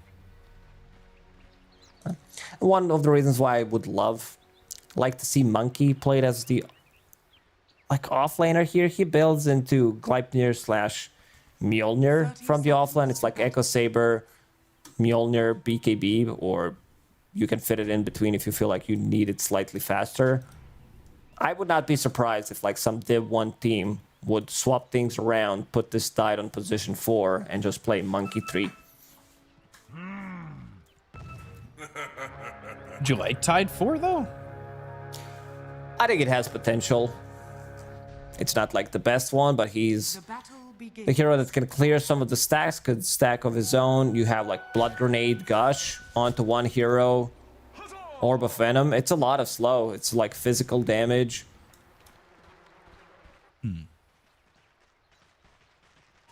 Sweet and strong Emelon coming down towards bottom. Oh, never mind. TP to top from Milan. We'll see if he has the same kind of game here, but it's going to be him sitting in a 5 position to start this game off. So it doesn't exactly have a major impact in terms of being the 4 and getting that gold, but Milan early, maybe we see like level 2 Arcane Curse, that with Metamorphosis and Reflection could turn into a kill on Desire. 3 ways of slowing people down. Blood Grenade, Reflection, Arcane Curse should be enough to grant him the kill here. I think, as you said, a bit of a different one for Milan, where he might need to take a bullet after getting a kill. Right. But also starting with Blades of Wisdom, stealing some of the intelligence from Skywrath Mage means less damage. I'm just throwing these glaives out on a Skylark. Shockwave comes in, concussive shot on a Milan, and like it's the race to level 2. There's the reflection, and for now, just some right-click damage from Milan, who's got 2 mangoes to work with, so his mana isn't really an issue at the moment. Whereas you see Desire just constantly spamming out concussive shot, and there's a stick at least on the Hawk. Radiant's courier has been killed. They get level 2 faster, Shockwave. Skywrath Mage still level 1, only Skylark got level 2 from that. But I could see them start to play aggressive on Desire as soon as they hit that level 2. So, Reflection, Blood Grenade, Arcane Curse, the chase is on. Milan wants it while Pio gets first blood on Sweet and Strong, and Desire survives. Ooh, needed that one extra hit, but Skywrath Mage is relatively fast hero compared to Silencer. Bottom lane, PO65 off to a good start, exactly what you want to have, and he's gonna get that deny on Tombstone. So no extra gold for level up. And Tide getting low. Only has to be very careful. Skywrath 2 to Hawk. He's in some trouble, but he's got that stick. Can he survive the damage coming in from Skylark? He can. He actually pops a salve. Ooh, now you're in a position where you need to bring another healing salve. Yep. For now, Courier is being used, bringing boots to the Hawk. So we'll not have any region left. Milan might pick up Lotus from the pool, give Tango to the Hawk, but he's sitting at 30 HP. That is a shockwave or a concussive shot right at him, so he needs to be careful. Onmi still not feeling that comfortable in the bottom lane. He is 13-3. He's got the CS, but look at the damage he's taken. So there's that Tango. There's that Lotus Petal. Let's have that Sal for Da. Can't really get close to the creeps right now. A bit of a difficult one for him. How's mid going? Lornoff destroying. Bottom lane. Spartan getting killed off here. What a bit of a surprise that he dies in that situation, but a Boundless Strike, that with the gush, the damage is there. And Pio a lot of physical damage. I want to see Sweet and Strong putting another point in Jingu Mastery once you get to that level 2, having extra 80 damage against 2 melee heroes. I think you play slightly more aggressive. Lornoff will pick up the Water Rune for himself. You said that he's dominating the matchup, exactly what he's doing. Having extra 200 extra gold, plus the full creep wave to farm. Just throwing out an Aether Remnant. He has to pick up that Water Rune as well. So Dahak losing that second courier. point in Jingu. And there's the second point in Jingu. Fighting Pio. Boundless Strike. Good avoidance there from Pio. And they drop down the Tombstone. They go into the Blood Grenade. But Onmi really able to just walk this one away. He also has 8 charges on that stick. Gets passed over a Tango too. Wish. Level Up should play slightly more aggressive in this bottom lane. Every single time Boundless is up. Couple of right clicks from Jingu. You are, however, playing into 2 melee heroes. So could grant you the kill. There is power treads coming to Pio. So right now he doesn't have much move speed to work with. There's Doppelganger, but they could potentially catch him off guard. Magic Stick into Gush. Definitely could happen. Let's take a look at the replay here. What are we getting? Sweet and Strong. This is First Blood for Pio. All right. And we're in it again. So getting the reconnects. Just need Lornoff to come back. We'll see. There it is. And we should be underway again in just a moment. I love quick pauses. Not a big fan of pauses. Quick pause, though. Always fine. One of the best things we removed from the game are pauses when the game starts. Did you click that find match? You did. Did you click ready? Yes, you did. Do you want to pause the game? Yes. Yes. The answer is you can't do it anymore. It's been like, I think that this is my favorite change. Not removing respawn talents, shrines, Blood grenade, and should be for the enough to get the damage. kill. Wish, ooh, turning around, and they'll get the kill on Lorinov. He tried, but Void Spirit is tanky. Bracer pops the magic wand. And now I'll try to invade enemy jungle. Martin getting the kill there on a Sweden Strong who's trying to fight, but they didn't quite have the damage. I think Level Up getting a little bit too ambitious or aggressive in this bottom lane. 20 decay, stolen strength. Undying now gonna walk away. Pop that salve. Sentry not going to spot any vision here. So, Vortex on the Wish. Boundless Strike. And now they've got the Ball Lightning, but the Astral Step. He's thinking about it. Ornoff going in on this one. He's got the Resonant Pulse Shield and still kills him. No mana left. Spartan comes over. He's got a double damage, and Skywrath's going to be silenced, so he can't throw anything at Lorinov. Will end up surviving and looking to refill that bottle with that bounty rune. Maybe even goes bottom. As soon as he saw Skywrath Mage being out of mana, he's like, I'm going for that kill. I have enough magic damage to right-click him down. Even with 1 point in Overlord, should be enough. Lorinov really knows the limits of the hero. 6 minutes, 40 seconds into the game. There are a couple stacks being made here for Mona Spa, and they've got the skewer back, but Skylark, he's gonna get run down under the tower and survive. Arcane Curse, the damage isn't gonna be enough. They drop down the tombstone, the shockwave hits. Dahak will end up getting 150 gold for Milan off that tombstone. So and both teams will pick up their wisdom runes, which will push Monkey to level 4, Silencer to level 4.5. You want to be battling it out with Silencer, especially if you put the point in Glaives of Wisdom, but that also puts your team in a position where, like, especially if you're a shotgunner, you're like, guys, go fight, and then your carry dies, you get int. You're pretty happy about it, but you can't say anything. Right. Hit them with the sorry. Is that your favorite little line to use? Ancient Seal. Gotta use Curse, Ball Lightning, maybe gonna get some int here, but will die afterwards, so Milan ends up falling. Lorinov gets the kill. The Aether Remnant and the Blood Grenade, they're in on Lorinov, but he's got some mana to Ball Lightning and TP away. Knows that Remnant is down.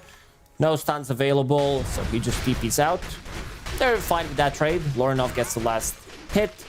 They steal some int, and also leaving Old Me in this bottom lane alone against Tidehunter. He doesn't really put too much pressure on him. Ring of Health available. Might even put the point, like second point in Kraken Shell. No need for Ravage unless he finds an opportunity for it. It's Silence. Ancient Seal, Silence again. They get the kill on a Sweden Strong. Now they've got the Arcane Curse on a couple. The Tombstone is down. And they get the kill on a Desire. They look over at Milan. Spartan's chasing, and with the Tombstone, well, they're going to be able to get Milan. He's now near the tier 2 tower. Lorinov doesn't have a lot of mana to help him out. The chase is on for a moment. The Resonant Pulse is there. They hit a decay. Nobody else coming over yet. Arcane Curse placed down. Astral Step used. Wish, though. He's got to be careful. He's got some sips in the bottle, but Milan chasing. And an Aether Remnant will grab the Silencer. But Sweden Strong looking for the Boundless Strike. Thinking about it. And never ends up letting it rip. Thought about the Simulate Dodge, but Wish doesn't even have a point in it.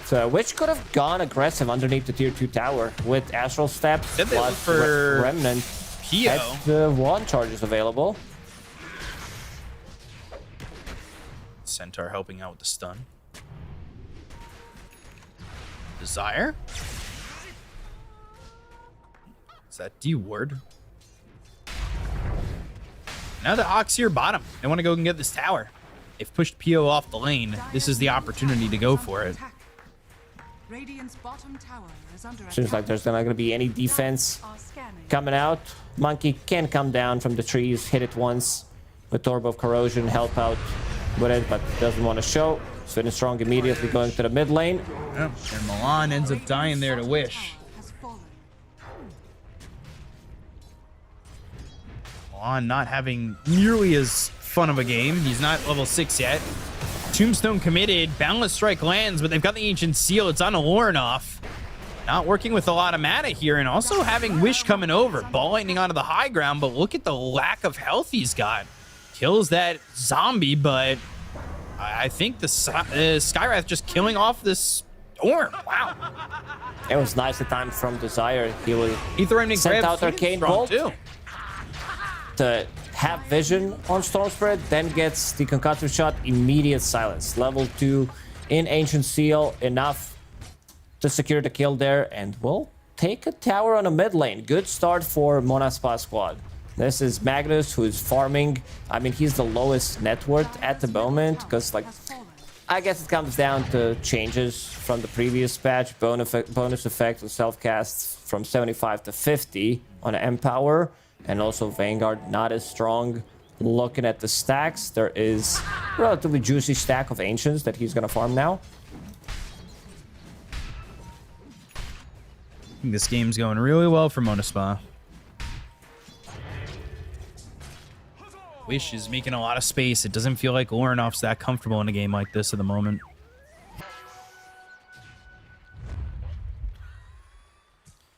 I guess the one thing they've got going for them at the moment, though, for level up is Dahak and his farm.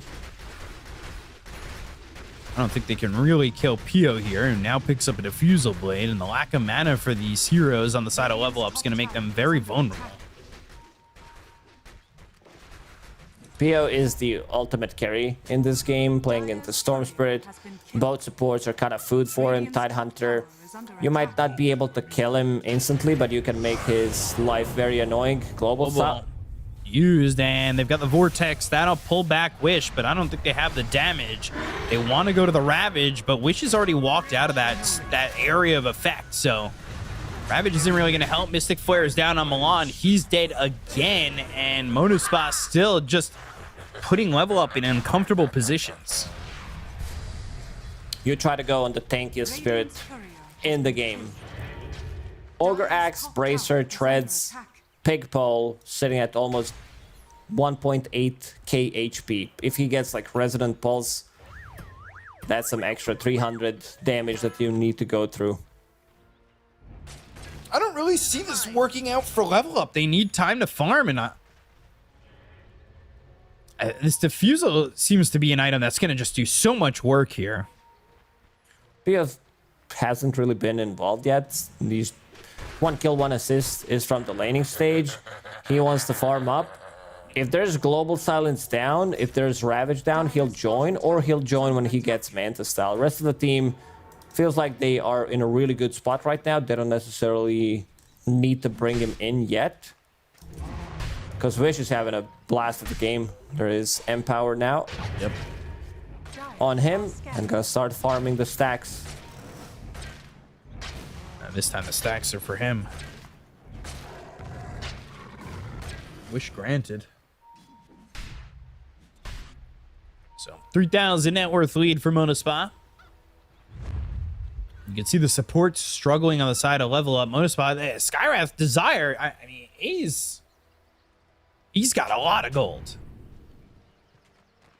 He's also waiting for this 14-minute XP rune. Level up, they want to invade. Might be able to find him. Instead, gonna be Skylark. Go for Skylark, and Sweet and Strong focusing the Wisdom Rune, picks it up. They get the kill onto Skylark. Now they're going to look over for one more. Desire trying to get back to this gate. They've slowed him up. They drop down the Mystic Flare, and they will get this kill just in the nick of time. And then they'll pick up and their they're own. Also going to get their own Wisdom Rune. Lornoff, TP's there, manages to pick it up. The Monaspa needed to bid slightly quicker with a good rotation. 14 minutes into the game. We haven't seen many of those smokes like very aggressively. They did kill the tower, so they don't necessarily need to go through the tower. So have another angle to connect with that XP rune. Right. Usually we see it at like 20-minute mark, 20-21 minute mark. There's been a lot of like Roshan exactly at 20 minutes, run to the enemy, XP rune, get the kill, get that XP. So now the net worth kind of sits back towards even. With those wisdom runes picked up, the experience, that'll fall back down as well. Get the supports a little bit higher. Also, Warnoff picking up one of those, so he got a good amount of XP from that. See what they can do. The entire time, Dahak is just farming up.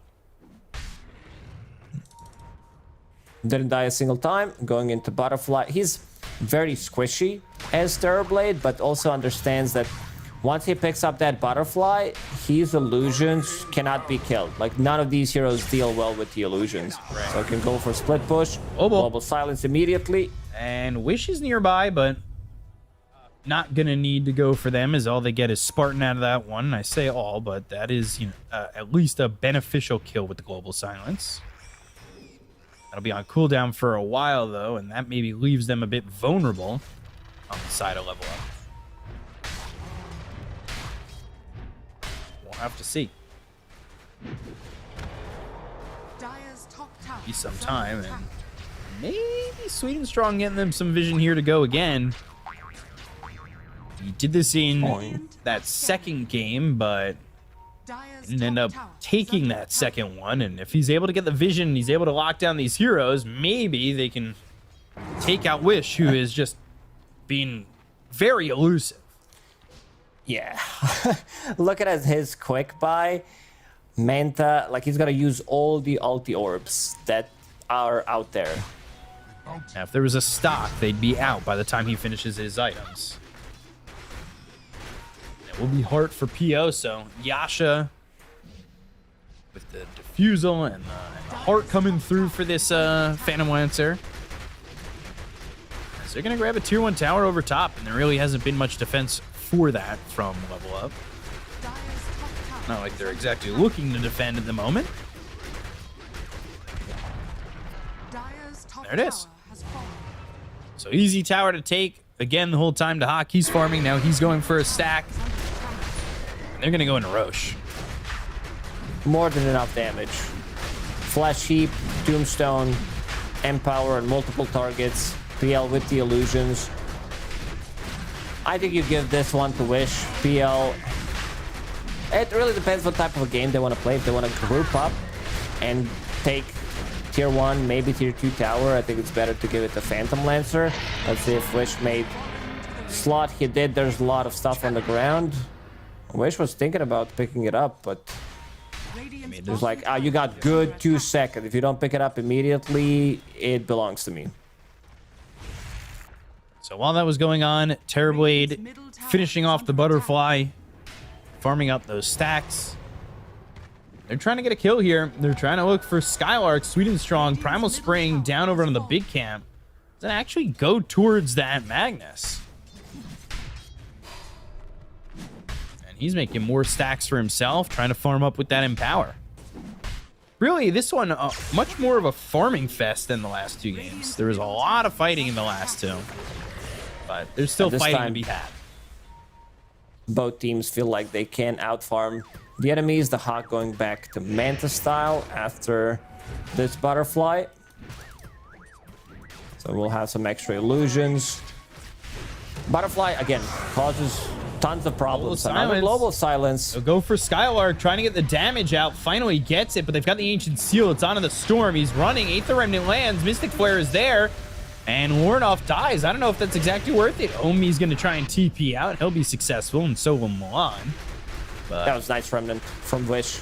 That's the only way that they get the kill. If he gets pulled in by that Remnant, instant ulti from Skyret Mage. Maybe Ravage needed to connect, or Omi in that situation. Can't really blame him. If he gets Ravage, Stone Spirit manages to run away. He popped the Guardian Greaves. Maybe he thought it's going to be enough without using the Ravage, but yeah, you have to deal with it. And now, PL65, he's going for that mid tower.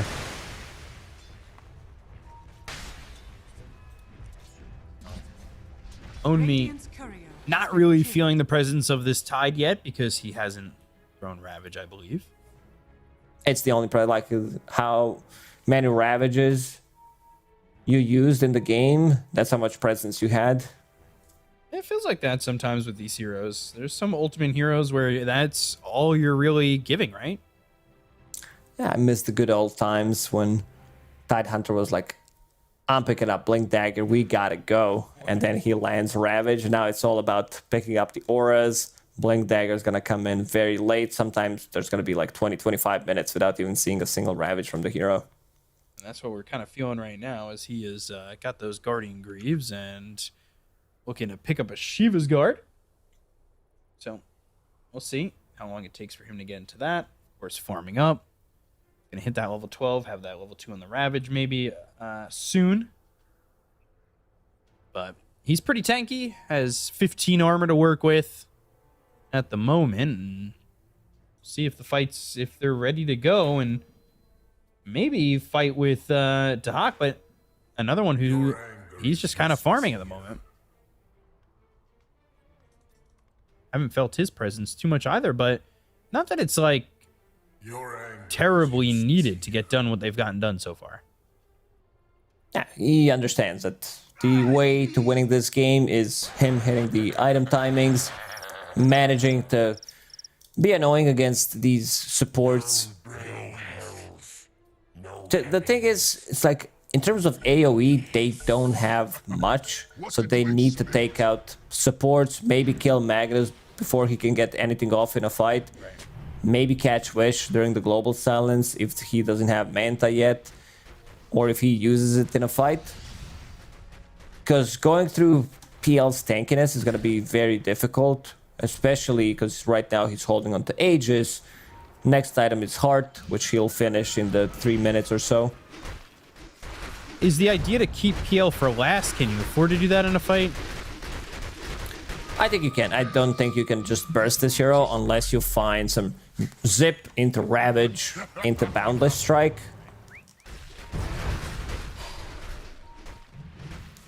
So, right now, net worth sitting even-ish. And still looking to see what they're going to do. They've got a smoke ready to go and level up, and they're going to pick up some Healing Lotuses for Sweet and Strong. That could always be a difference maker in these early fights. Just survive long enough to maybe help out your team, get that extra bit of damage, especially if it's given over to, say, maybe the Storm Spirit. This pleases me. I would like if Sweet and Strong gets some extra farm. Like, for now, he's playing the same type of game as he was in the previous game, where he's scouting things out, trying to set things up for Storm Spirit to zip in. Right. But I also wouldn't mind him getting some farm, upgrade this Rod of Atos into Gleipnir, just to scale better. Against PL, I think you'll have multiple ways of dealing with him. Radiant structures are fortified. Dire's top tower is under attack. So 4-man smoke coming out from level up. They're going to be looking to make a move, and let's see who they can find. They are going to be running into some of this team. Smoke used by the side of Monospot. They end up breaking that smoke, and they run up onto the high ground. The global silence comes out. The balance strike on a 2. Ooh, no Manta on him. Control on a Wish, so get the kill onto the Void Spirit and this Undying. I don't think you can afford to use Manta like that before, especially if you're trying to go for a fight. Lorinov still chasing. And they want him. And they've slowed him down with the whip, and now you've got Pio here. Maybe you're diving a little bit too far, but you didn't use Ravage. So still tough to fight into this level up team. They were very patient with their spell usage. Yeah, very disciplined. They don't want to give anything away. Dive too deep against this Aegis. See. Game pretty even. Yeah. I still feel PL is the real king in this game. No Ags yet. Ags did get nerfed in the previous patch. Patch, was it today? Yeah, patch dropped today. Yesterday. So, Aghanim Scepter bonus illusion damage decreased from 40 to 30%. It's still extra damage, bounces twice, prioritizes heroes. Right. It's not. He can keep the distance, re-engage multiple times. If there's no global, if there is no Ravage, and he survives, manages to come back into the fight with Heart Regen, he's gonna be good to go. Kind of clean up. If he can, yeah. Tormentor's been available for a little bit. Dire's middle tower is under attack. Sweet and Strong again, granting them this vision. Omi has to walk into this Ravage. He's going for the Blink Dagger, though, so trying to eventually have that move to make. Middle tower is under attack. So, let's see. Dire's middle tower has fallen. Getting that Dire's middle tower. mid tower, and I think it's very quiet. Both teams, I think they, they're hesitant based on what the importance of this game. I'll grab my stick, try to poke them to do something. No. You don't need a, it's not like a, hey, can you get it going? But, I do love the respect from both these teams because they've talked about this being the biggest matchup for them, right? Yes, that's why. It's, you will go 4-0, whoever gets a win here, and probably push you much closer to that Division 1 spot. Gem picked up by Milan. Gave it to Tidehunter. Tidehunter, a hero that didn't die yet in a fight. Very tanky. He's sitting at, 21 armor at the moment. Another pause. It's some Dota 2 lags. Leg. Going. Oh, I wonder who's causing it. Terrorblade or PL? Or Monkey. He hasn't... We have the holy trinity of the heroes that cause lag problems in Dota. Shard for the Hawk, by the way. So he's got that Demon Zeal, which has a similar sound to Sunder. So I was like, oh, what just happened? Demon Zeal. Ooh, a little bit of lag there too for me. I don't know if they're gonna. Sometimes when I feel it, I know that the players, there's usually a pause that comes in afterwards. It's all these illusions. Yeah. And of course, the shard belongs to Scarlet Mage because why not? Right. It will give him some tankiness against Terrorblade Monkey. Storm might give him some extra survivability, which is not that bad. I don't mind it too much in this one. Would prefer Enter the Tombstone. Enter the Tombstone. Sounds like a good name for like an album. When we're having this conversation, album names again. Oh, we had it the other day. Well, it was today. I don't think I contributed much. This is my contribution now. A couple of days later. Oh god, Regen Rune picked up here. They're gonna go to the Wukong's command. They've got the Ravage to lock up Pio, and they should be able to get the kill. They will. That is massive. This game has been teetering on the edge. We said that's the only way they can kill him. If they misuse one of those abilities, because it's Vortex into Boundless into Ravage, that's it. That's the kill. If there's maybe a Glimmer Cape, he could have survived there, or like some counter initiation from Skylark. We haven't seen much from Skylark. Right. So he's been pretty silent. 0-2 and 0 on Magnus, buying auras, trying to get some gold to get that Blink Dagger up. Raina Roche afterwards, knowing exactly where they wanted to go with their objective team. And nobody's going to be here to contest this. That's already second Roche, 7 minutes into the game. Aegis Cheese, Storm Spirit, a casual, like preemptive global silence, making sure that Void Spirit doesn't jump in. But we've seen this time and time again where other team wants to take a fight immediately. Tombstone, really far away from a fight. Doesn't provide him any vision. Boundless Strike hits on a wish, and Sweet and Strong, look how far he's able to get away. He's out of the map. Oh. That's one of those things that I thought they would nerf on Monkey King, is how he's that movement that he's got. But we've got heroes that move like that anyway. Puck, Void Spirit, Why not? Have another that kind of has that long jump range.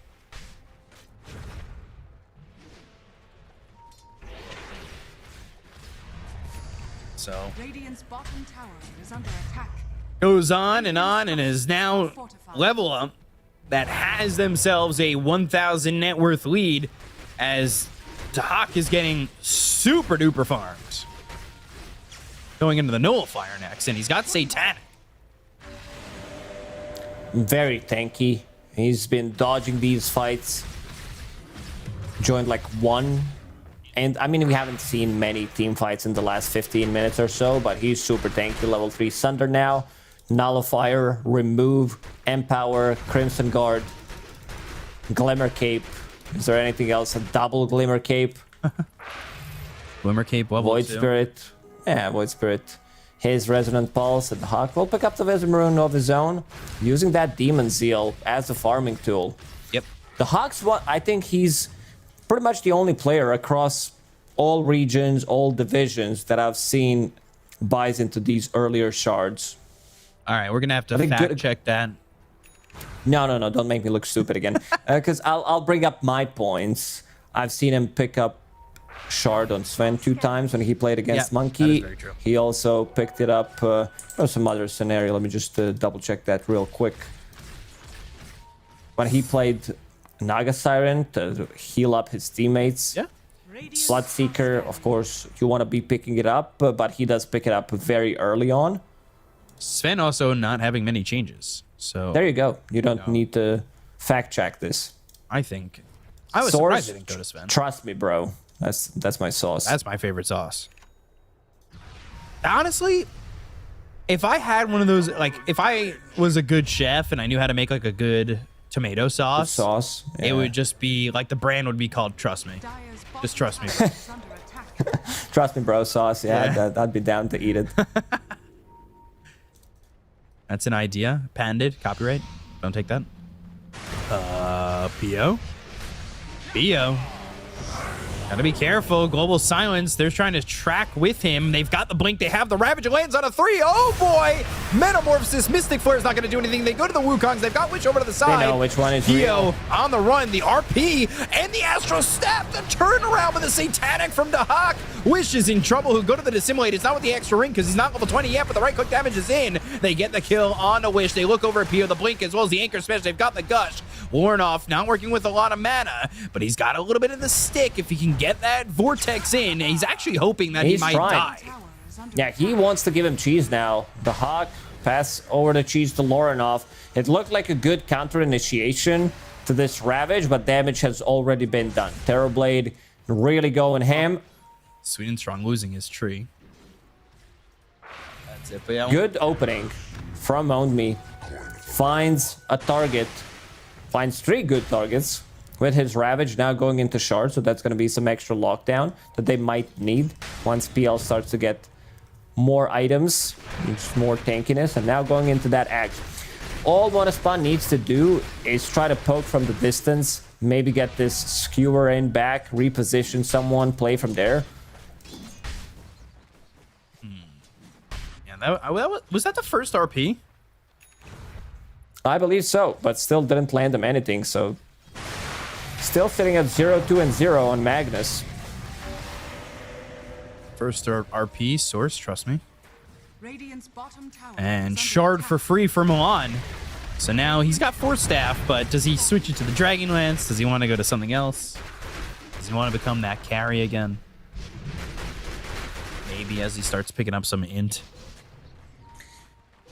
I think in this one, it's all about surviving long enough, not getting bursted. That's why he picked up Ghost Scepter immediately. But also looking at his neutral item, Enchanted Quiver.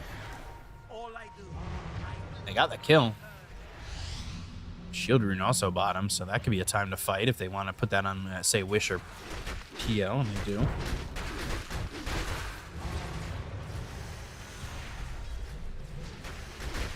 Sweet Strong's been getting them vision, just gets caught out once there.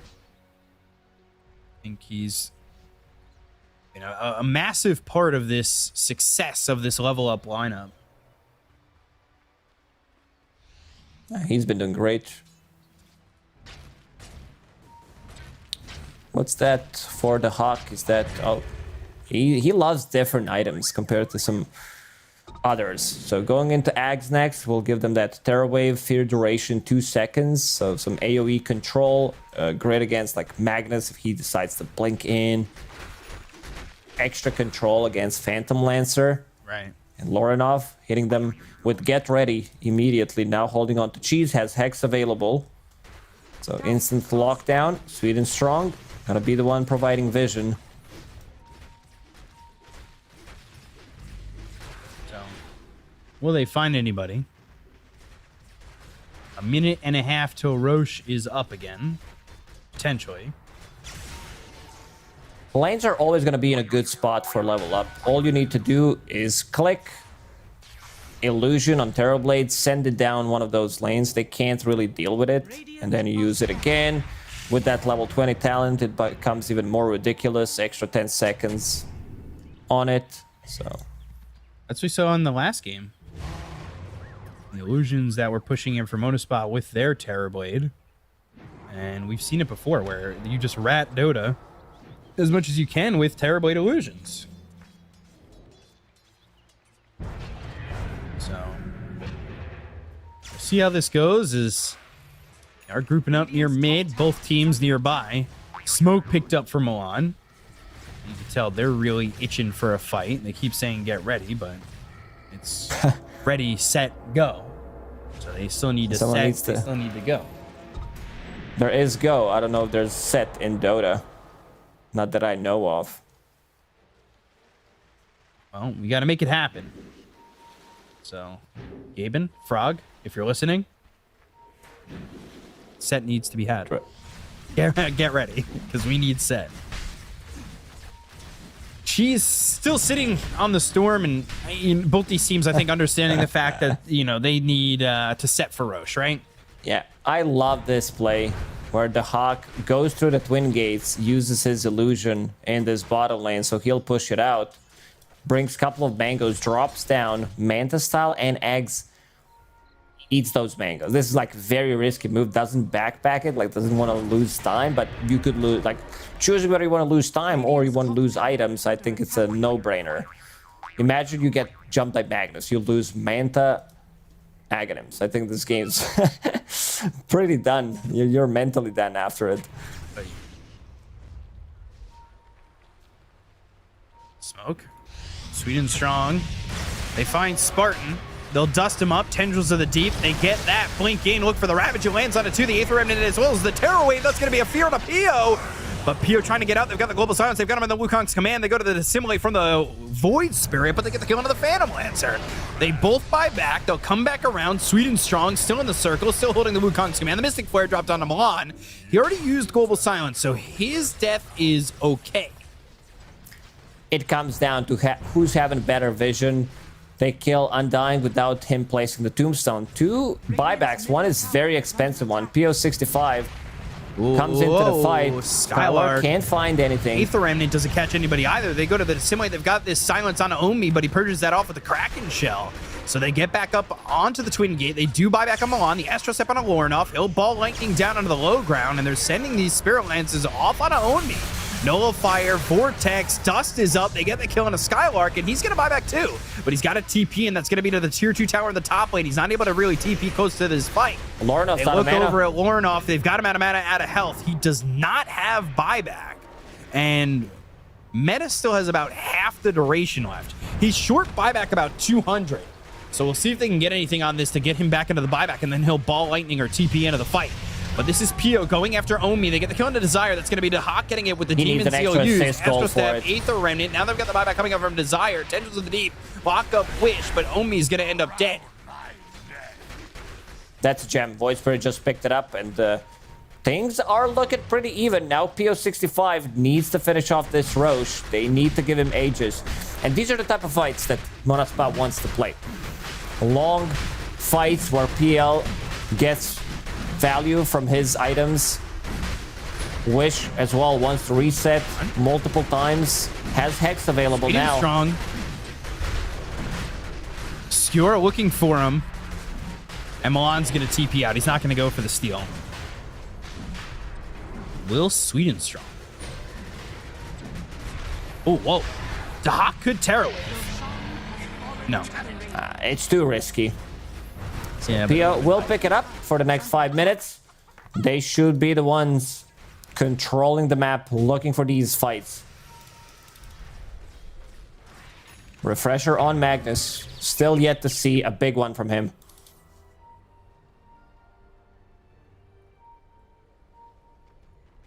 So, Aegis now, but if you lose a fight where they kill Pio twice, which they definitely can with the team fight ultimates they have, I think you just call the game at that point, right? It's kind of hard to just go in and close out the game. Let's say you're on top, you need to go to tier 2 tower, glyph tier 3s, go for tier 4s. Oh, you say that. Pio gets caught for a second. Terror Wave didn't land, so they weren't able to get that fear. Omi blinked in. He does have Ravage if he wants to throw it out, but they've got the Skewer. He's away from his team. They've silenced him. They've dropped down the Mystic Flare, and they let him die. Not a lot of mana. Damage from Void Spirit. That's pretty nuts. Just 1,000 damage instantly. On top of Tidehunter, you have constant illusions from Phantom Lancer that are burning your mana, putting yourself in a difficult spot. And we see the power of Magnus, forcing him to be out of position, needing to choose whether he wants to use a bad Ravage or he wants to save it for the next fight.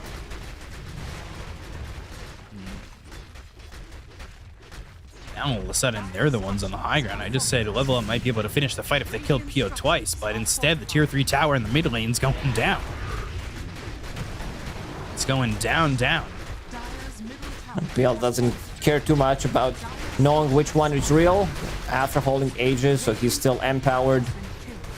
Wants that extra damage. Sitting at 300 plus with Empower. Backdoor comes while having up. Phantom Rush.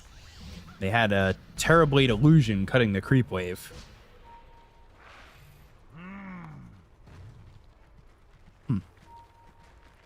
All of a sudden, yeah, this game's dead even.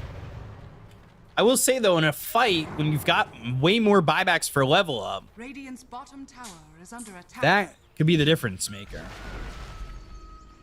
Definitely could make the difference. You have one on Terrorblade, one on Storm. I think the whole fight is different if Lorinov does have buyback in the previous fight. Yeah, he comes back in, and I think they get that Roche.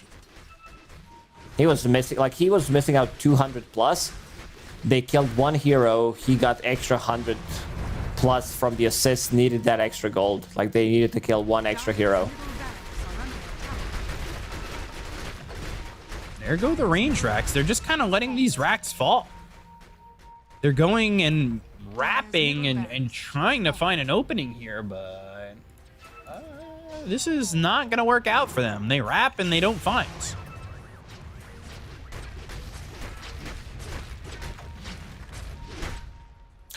I don't think you can let another set of barracks fall here. It's just way too difficult. They're holding the Aegis for 1 minute and 40 seconds. Yeah, you might. They know exactly which way they're coming from. Scan hit. They know exactly where they're coming from. So they'll get the tier 3, they'll get the range racks and the melee racks. Another set of racks level up have allowed themselves to lose this advantage.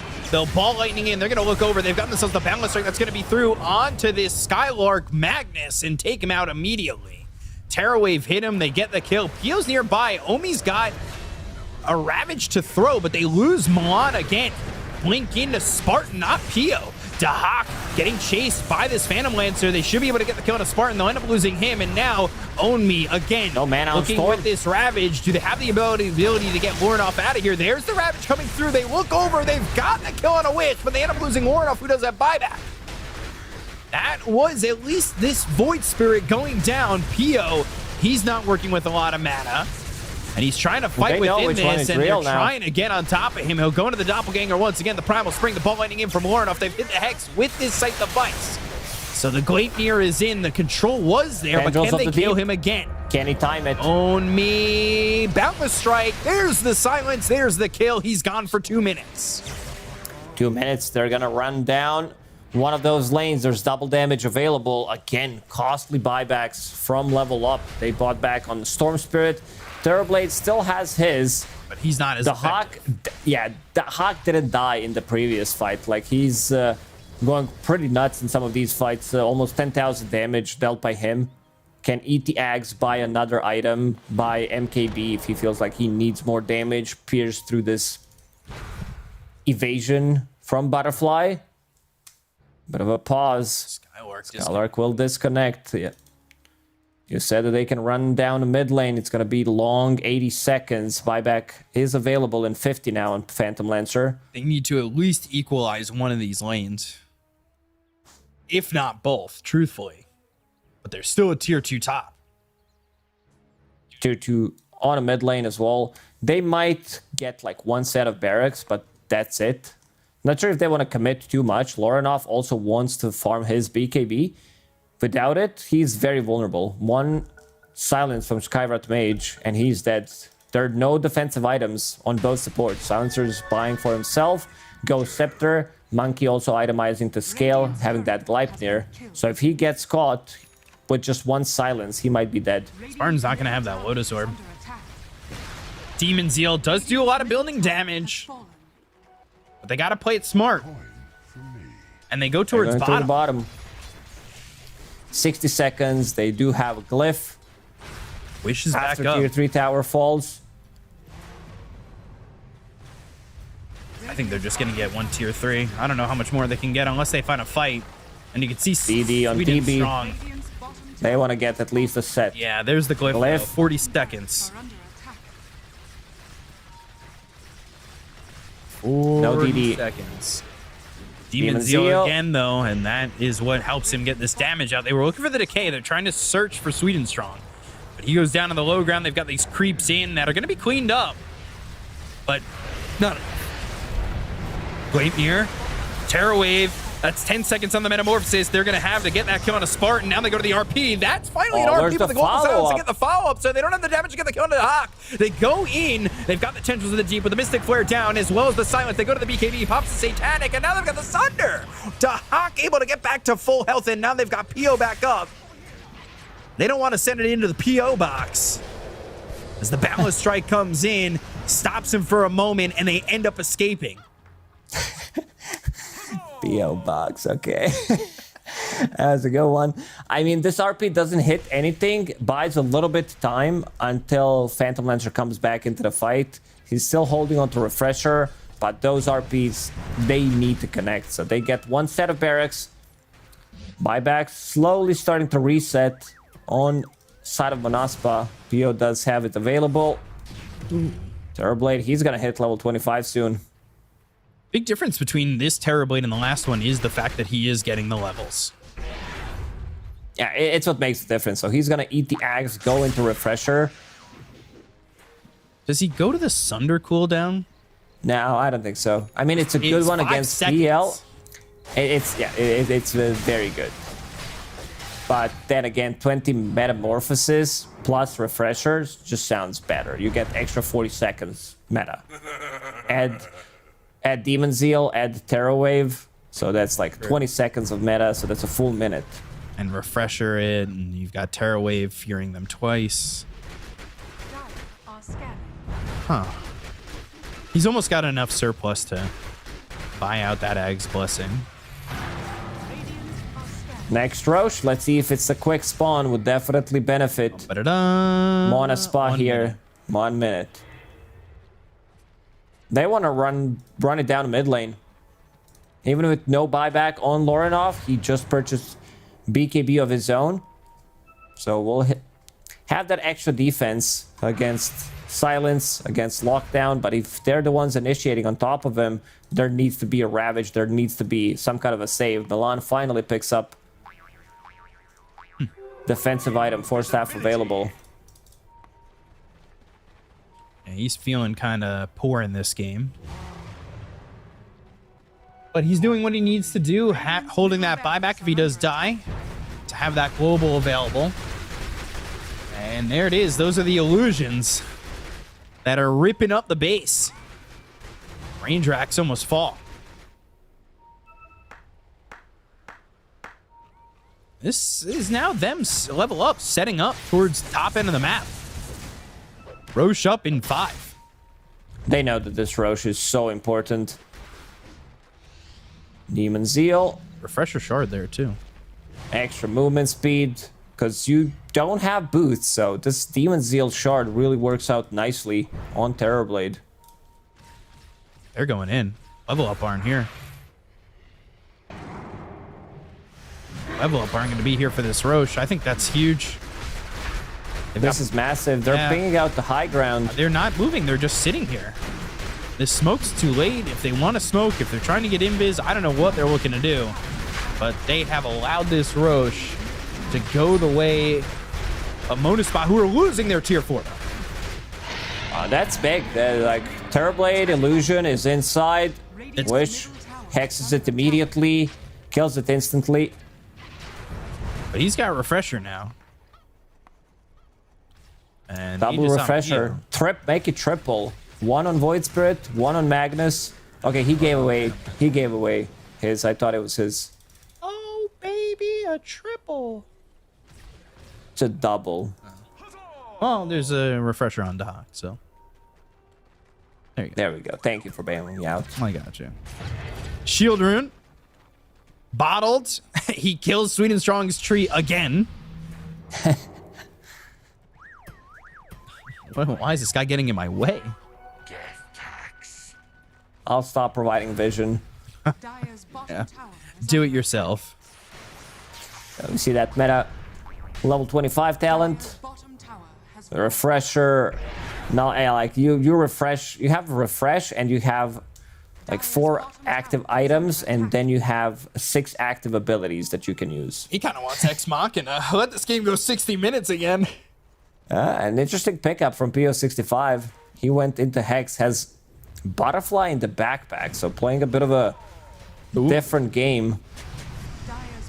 Wants to snipe Storm Spirit maybe when he jumps in, or find some of these supports in the back lines. He would definitely love to kill off Silencer, but I don't know if Butterfly in the backpack is the right choice. I think you eat the Ags, you go all in, you're gonna get the gold from fight anyway.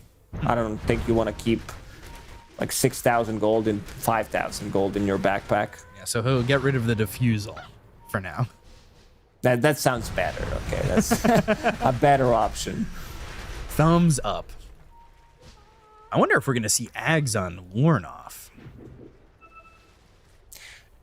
Probably as his next item. He was thinking about getting Lincoln's here for a long time, but might want to skip it. There's this Cornucopia in the backpack, but I feel like you can sell Treads, you can sell Falcon Blade, get some gold from that. Aghanims is pretty big against PL.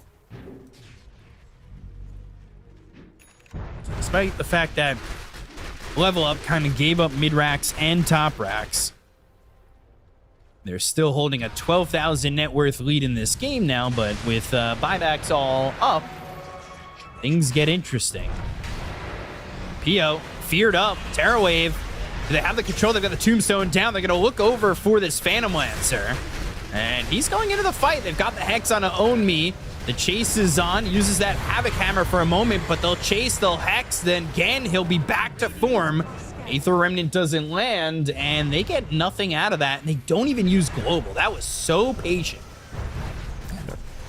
So only Tombstone committed from Monaspa. On the other side, you didn't commit anything.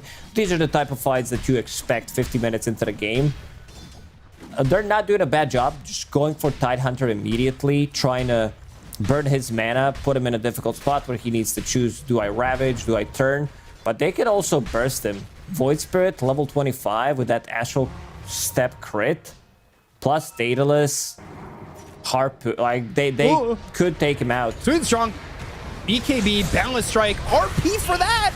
And now, well, he doesn't have the mana to refresh. He's got to eat the cheese. They go to the Global Silence. They get the kill on Skywalker. They'll take out Wish. They've got the heroes dead on the side of Monaspa. They look over at Pio. They're going to buy back on both those heroes. They try and get back into the fight. The Mystic Flare is going to be down here on a Lornoff, who will get helped out. But he doesn't have a lot of mana to work with. They're going to get the kill here on a Pio. They'll take the Aegis. They'll go to the Terror Wave. That's going to hit onto the Skywrath Mage. He'll start to get out of this fight on the side of Level Up. But here comes Skywrath again, looking for that concussive shot, but doesn't have the vision. Those RPs, they need to hit multiple targets. You can't allow to just hit Pod 4 Monkey King at this point of the game. Doesn't get the cheese off. He got stun locked. Fight back into the fight immediately. Has Refresher available. But they also bought back on Vish. That's the big one. Yep. They'll try to come in again. They've got the tier 2 now without backdoor protection. Sweet and Strong looking for the vision again. Can Wish guess where he's at? They don't have Ravage. Boundless Strike, Tendrils of the Deep. They may not need Ravage. They go to the Gleipnir. They're going to use that Mantle. The Mystic Flare is going to be down on a Sweet and Strong who popped back in the last fight. He gets away for the moment. They're going to blink in. They've got the Nullifier as well as the Hex is going to be through on a PO. There's the Ravage. Is it enough? Astral Step, Lord off low. The FPSs are down as well, but they'll get the Cone of Lord off. Who's going to have that buyback? Demon Zeal used once again. He goes into the Metamorphosis. The Ball Lightning looking for PO. But now Global Silence is going to be committed. Manta style Lotus Orb. That's going to purge the silence out on Wish. Ball Lightning to the back lines, trying to get a kill here onto Skylark. Skylark, who already used that RP. So how much is he really worth? Warnoff with no mana left, with no health left. If he dies here, he already used buyback. They've got the Harpoon. They pull him back, but Wish is going to die. He's dead for 2 minutes. They get the Hex. It's going to be out of Warnoff. He's going to be dead as well. They look, try to grab themselves Spartan. There's the Gleipnir coming out from Sweet and Strong. They should be able to get the kill on the Undying, but they're looking over the Silencer. Boundless Strike. They give up on the Undying to go for PO. There is the Doppelganger going and getting the mana low as well as the health on a Sweet and Strong. He's got the BKB, but he's trying to survive. Havoc Hammer pushes him away, goes into the Doppelganger once again. They got themselves the Tendrils. With the Tendrils, but there's the Nullifier once more. They find themselves PO, but the Doppelganger every 2 seconds is so dangerous for them. Havoc Hammer again. They finally get that kill on a PO, and he's got buyback. The creeps are into the base of level up while this is all going on, and they're getting down to about half health. Whew, what a crazy fight. I mean, I want to see the damage from Terrorblade. Like, both carries, like, this is where they really shine. 12,000 damage on both of these carries. Lorinov, he had buyback available, uses it, comes back into a fight with the BKB, but is left with no mana. They try to save him, Force Staff, but it's not enough. There's like one save on their side. This Nullifier pickup showing which PL is real, because you can't get rid of it, and PO 65 might not even be forced to use a buyback. Yeah, that would be big. 2 set of barracks down. Maybe not one spot. They do have set in the mid lane, but no tower. Roshan respawning potentially in a minute. Both carries holding on to buyback right now. You were saying how PO thrives in these long, drawn-out fights, and that was the longest fight we've had so far. Not only is he excelling in a fight like that, he still has buyback. They're not going to be able to force it. And the creeps, while all that was going on, almost took out the base. Yeah, we might see some Rat Dota coming out in the end. Also, he can upgrade this Diffusal. Like, you can get Disperser. Yep. He's going into the BKB next. And he did get that Ag's Blessing, so. Ooh. Catching that illusion. Damn.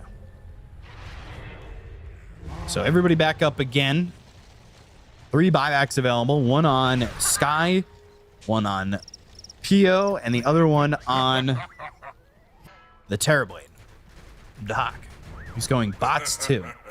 No, he's going Moonshard. He's got 11,000 gold. That's insane. Round 69. Let's go.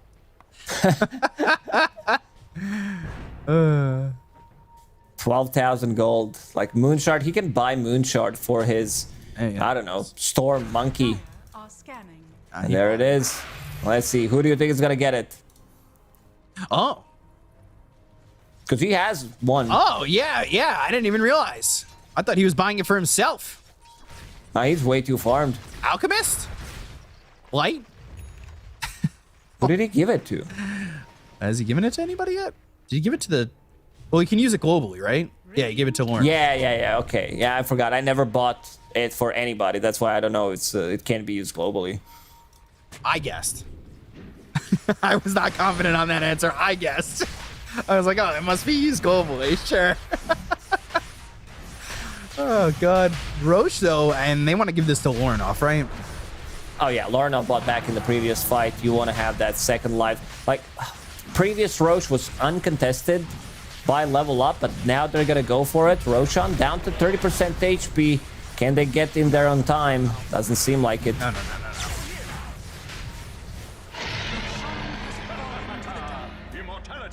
Picked up everything. Aegis Cheese and Refresher Shard. Someone pick up my bottle as well from that Roche pit. No, it's the bottle bait. 57 minutes, 3 minutes until the big items, tier 5. We saw them in the previous game. Was what, 64, 65 minute game? 64 and a half. Yeah, this game's anyone to take pretty much. Now, of course, leaning towards one team who does have Aegis, and we'll pick up that bottle with the courier. So yeah, refresher on Storm Spirit. Ooh, twin gating? Yeah. Interesting. Oh my god, is he gonna rat this? I thought maybe he was just gonna go down bottom. Look at this big creep wave. We might see it, especially with some Books of the Dead available. Tidehunter, easy win. Easy win. Oof. None have been It easy. never is easy. But you say it anyway. My enemies win in a long 80-minute game. Easy. It's like, I don't know about that. I don't know about easy. Everybody already has a shard on side of level up, so they just get some extra gold. Refresher on Tide, so we'll see double Ravage, maybe. Ooh, Arcane Rune. Also, Storm's getting close to 30. If he's going to hit this 0.3 second electric vortex duration, you'd think that maybe he'd want to get that axe. Yeah, that's definitely next item of his choice. Is just for There's so now much in his waiting until his buyback comes off cooldown. Needs to farm another 1,000 gold. MKB for Dahak. He'll slot that in somewhere. Somehow, yeah. Could you Use think he should be able to BK buy a 7th slot? 10,000 gold. 7th slot. Yeah, I've been saying that for a while, but we don't see as many of these long games. Skyrat Mage with the axe, that's a lot of just damage output in a team fight. Double Mystic Flare, double Silence. That could be the most important thing, is that Ancient Seal. There it is, the wall of text. We need to pause. Yeah, can you just click F9 for a minute? We need to read all that text, what it does.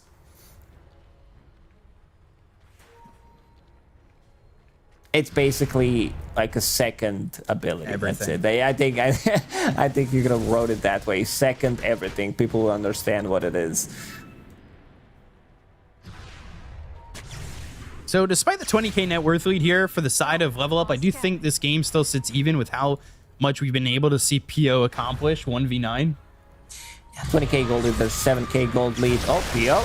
Yeah, they're going to go in. They've got themselves the once. Ravage. They've got themselves a second Ravage if they needed to hit the Boundless Strike. They're going to go to the Global Silence. He's going to have that Lotus Orb as well as the BKB. Trying to run, staying with him. Lornoff not working with a lot of mana, but they've got the double Mystic Flare. They go to the Refresher on Omi. Can they get onto the Ravage out? They go to the Gush that lands on a Spartan. They get the kill there onto the Undying. He's got buyback. Ancient Seal that lands onto Lornoff as well. Sweet and Strong who pops the BKB. The Boundless Strike. The Flame here. That's going to be the control they need to get the kill on a PO.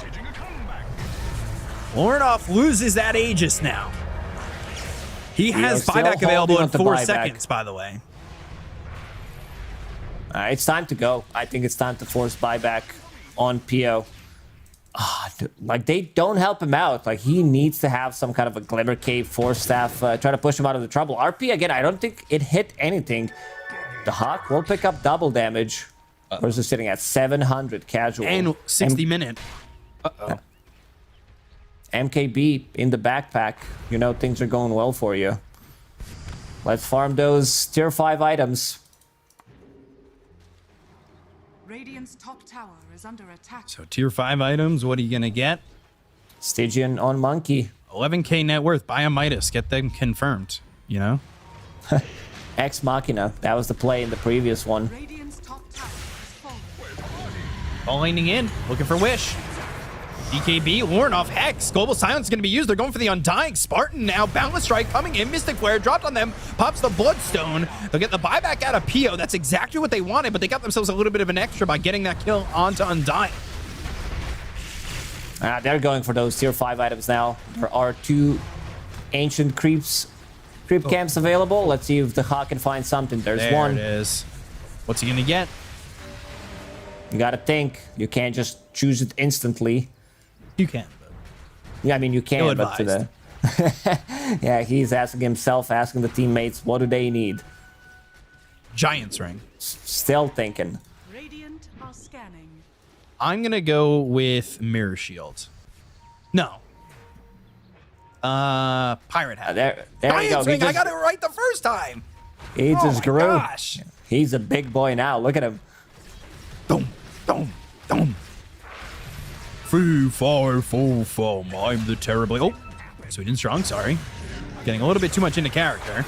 Own me. He's also going to get himself a Giant's ring. They'll hit the meta. They go to the RP. That's going to land onto the two important heroes on the side of Level Up, but they've got themselves Pio locked down. Look at Own me running in, going over to where the Tormentor once stood. Tormentor who? Tormentor me. They'll hit the Ravage. That's going to be on a Pio. He bought back. They've got the control of the tension. They get the kill. He's dead for 2 minutes. They'll find themselves Wish. Level Up looking like they're going to take this series. Yeah, they have double Giant's ring. Look at it. It's like half a screen. Without Phantom Lancer, there's just not enough damage. There is no RP for a minute and 30 seconds.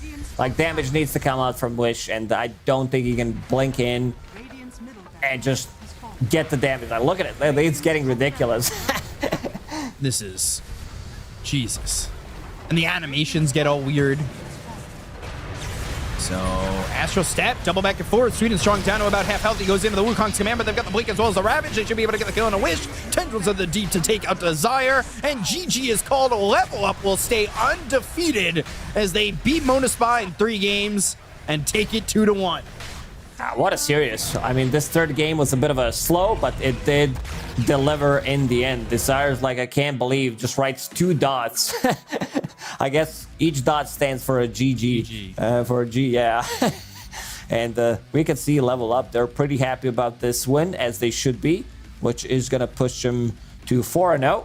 Yep. But what a wild series. PL against Terrorblade, and the Hawk manages to carry the game on his Terrorblade. Didn't die a single time. Yeah, that's pretty impressive. Like, how many times did this team get away with not dying on either the Hawk or on Sweden or on Lorenov? It's so ridiculous. It's either one of them dies a couple times or the other, and where the other one doesn't, or they both don't die. It's kind of insane. Own me. I mean, we're already 40 minutes into this one. He's got the Havoc Hammer going in. They have the control. Pio trying to do all he can, and you could see he was doing a lot, but it just wasn't enough. He ends up at the end of this only doing 36,000 damage, which is kind of crazy considering. I thought he was really outputting a lot more than that. Let me just look at the damage. Yeah, I think maybe they needed, now that I'm looking at how the game developed, they needed to hit slightly earlier timing on this Phantom Lancer where he joins and keeps fighting. Maybe this Ags, like Heart Ags or just Ags Diffusal Manta, you're ready to go. Keep the distance, get 1 Force Staff or 1 Glimmer, combine these 2. This is also very, very awkward fight. Yeah, that RP for Mona Spa. RP, like, we haven't seen RPs other than that, like, 3-man RP. They didn't land. It is a difficult one where if you start with some bad RPs, then you kind of lose confidence. It's just the way it is. I think everybody who plays Dota experienced it. Like, you lose confidence in yourself, or you're like, I'm not gonna land it. There's also gonna be like random damage, Storm Spirit, Global Silence, like you're blinking into Ravage if Ravage is available, random monkeys, TB illusions. So not the easiest game, but also a very rough one for Skylark. I would say Dahak MVP. 0 deaths again. I don't think I have the heart this time to give it to anybody else, but Own Me is my second MVP. I know Lorenov did a lot, but I think the Ravages were massive in this game. Yeah, he did his job, no doubt about it. Didn't die for a very long time. Ravages hitting those Tendrils of the Deep, and kill participation will round it up to 69% on Terrorblade. He was all over the place. Like, I mean, not dying a single time in a 60-minute game. What the hell is that? Yeah, what is this guy made of? Really ridiculous. And 10-0 and 14. He got away with farming quite a bit. And the big difference that really stood out to me was the amount of experience he was getting too in a game like this, where last game we saw the Terrorblade ended at like level 22 or something like that, but Dahak's level 28 at this point, which is insane. He was very, Yeah, very involved. Like as Terrorblade, you don't get involved early on. This is where you're missing out on some of these kills, but itemization really on point. Picking up that Demon Zeal, which did push him like it skyrocketed his farm. I didn't think that this shard was like that good. You usually didn't want to buy it on your own, but I feel like this is a good investment. The Hawk made me switch my mind about it. Yeah, he really did a lot there with that early shard pickup. You were one who talked about it when he originally got it. You know, talking about how he's got himself a little bit of these different builds that he likes going for. Yeah, and showed that it's really good. Also picking up Nullifier, finding out which one hell yes is real Phantom Lancer. Yeah. 29 denies. Yeah, that's a camp stacked 4. Big numbers. Oh. 0 deaths. That's a big number here. Yeah. Well, it's a small number actually. So 26.7 thousand building damage. Really well done there by the Hawk, and it just ultimately a big series for level up, because like we were saying as the preamble to this series, it felt like whoever wins this series is not guaranteed, but puts those percentages very high on going to Division 1. And they definitely proved why they're 4-0 with a series like this. Yeah, some of their games have been pretty wild so far in the DPC. I mean, the game that they played, yeah, this one, the one that they played against Alliance, against Ancient Tribe, they had some really nice comeback against Nigma as well. This looks like a very entertaining team that plays really good Dota. Decision making, other than that one Roche, I would say, is really top notch. Right. Yeah. It felt like you know, they really kind of have the chemistry together. You could see how much this means to them in the post game, where they were all together. Like it felt like they were cheering like they had just had that qualification for TI with how they kind of got around with each other. So we're actually going to get an interview here with Own Me. So we're going to bring him into the fray here. Welcome, Own Me. Congratulations on the win. I mean, that one was a barn burner. Those last 2 games were crazy. 4-0.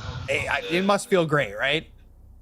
Yeah, it feels incredible. Like these 2 games were just like so crazy.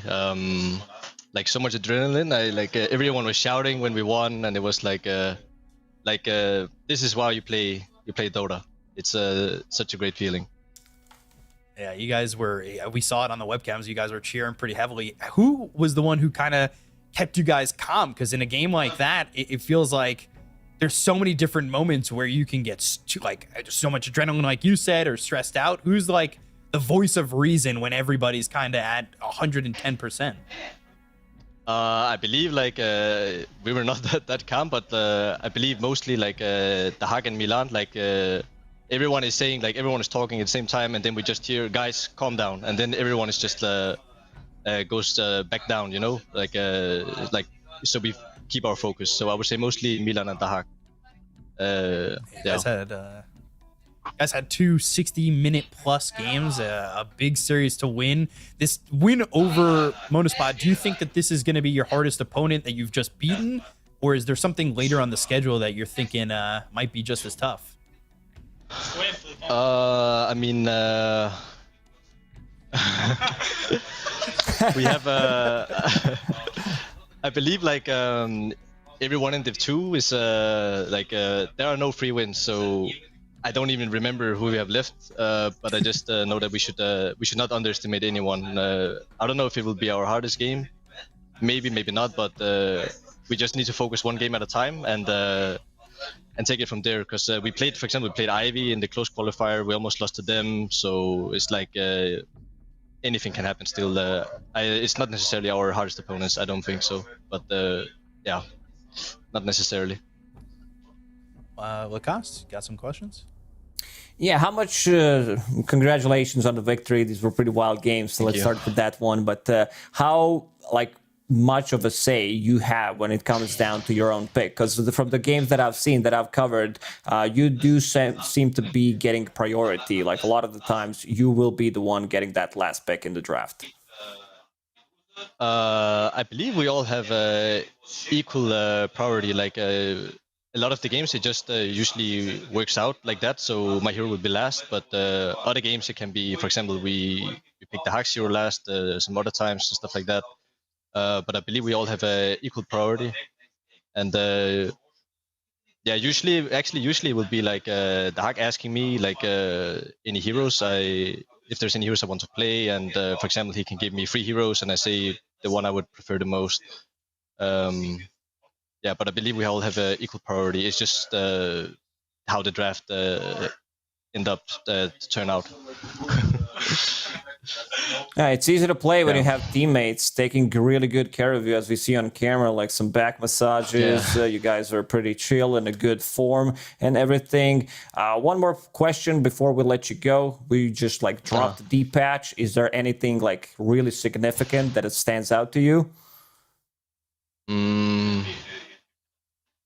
I think mostly the Vanguard Octarine change. Like now you cannot obviously turn Vanguard into Octarine core. I think that's the biggest one. There was some Deuce and nerfs, but I think mostly the Octarine nerf, and maybe Magnus a bit, like Magnus carry. But yeah, mostly the Octarine nerf, I think. But I mean, it's new. Maybe some heroes will prove to be like hit hard, and some heroes will turn to be really good because of buffs. But I don't think it's the biggest change. Mostly about the Octarine core. Okay. Well, thanks so much. Yeah, we're going to have to let you go. We got another series on the way, but congratulations on the victory once again. I mean, that was a very fun series, hard fought. And yeah, thanks for the interview and congratulations. Thank you so much. And thanks to you guys for always putting up a great show. Thank you, man. Appreciate it. It's finished. So that is...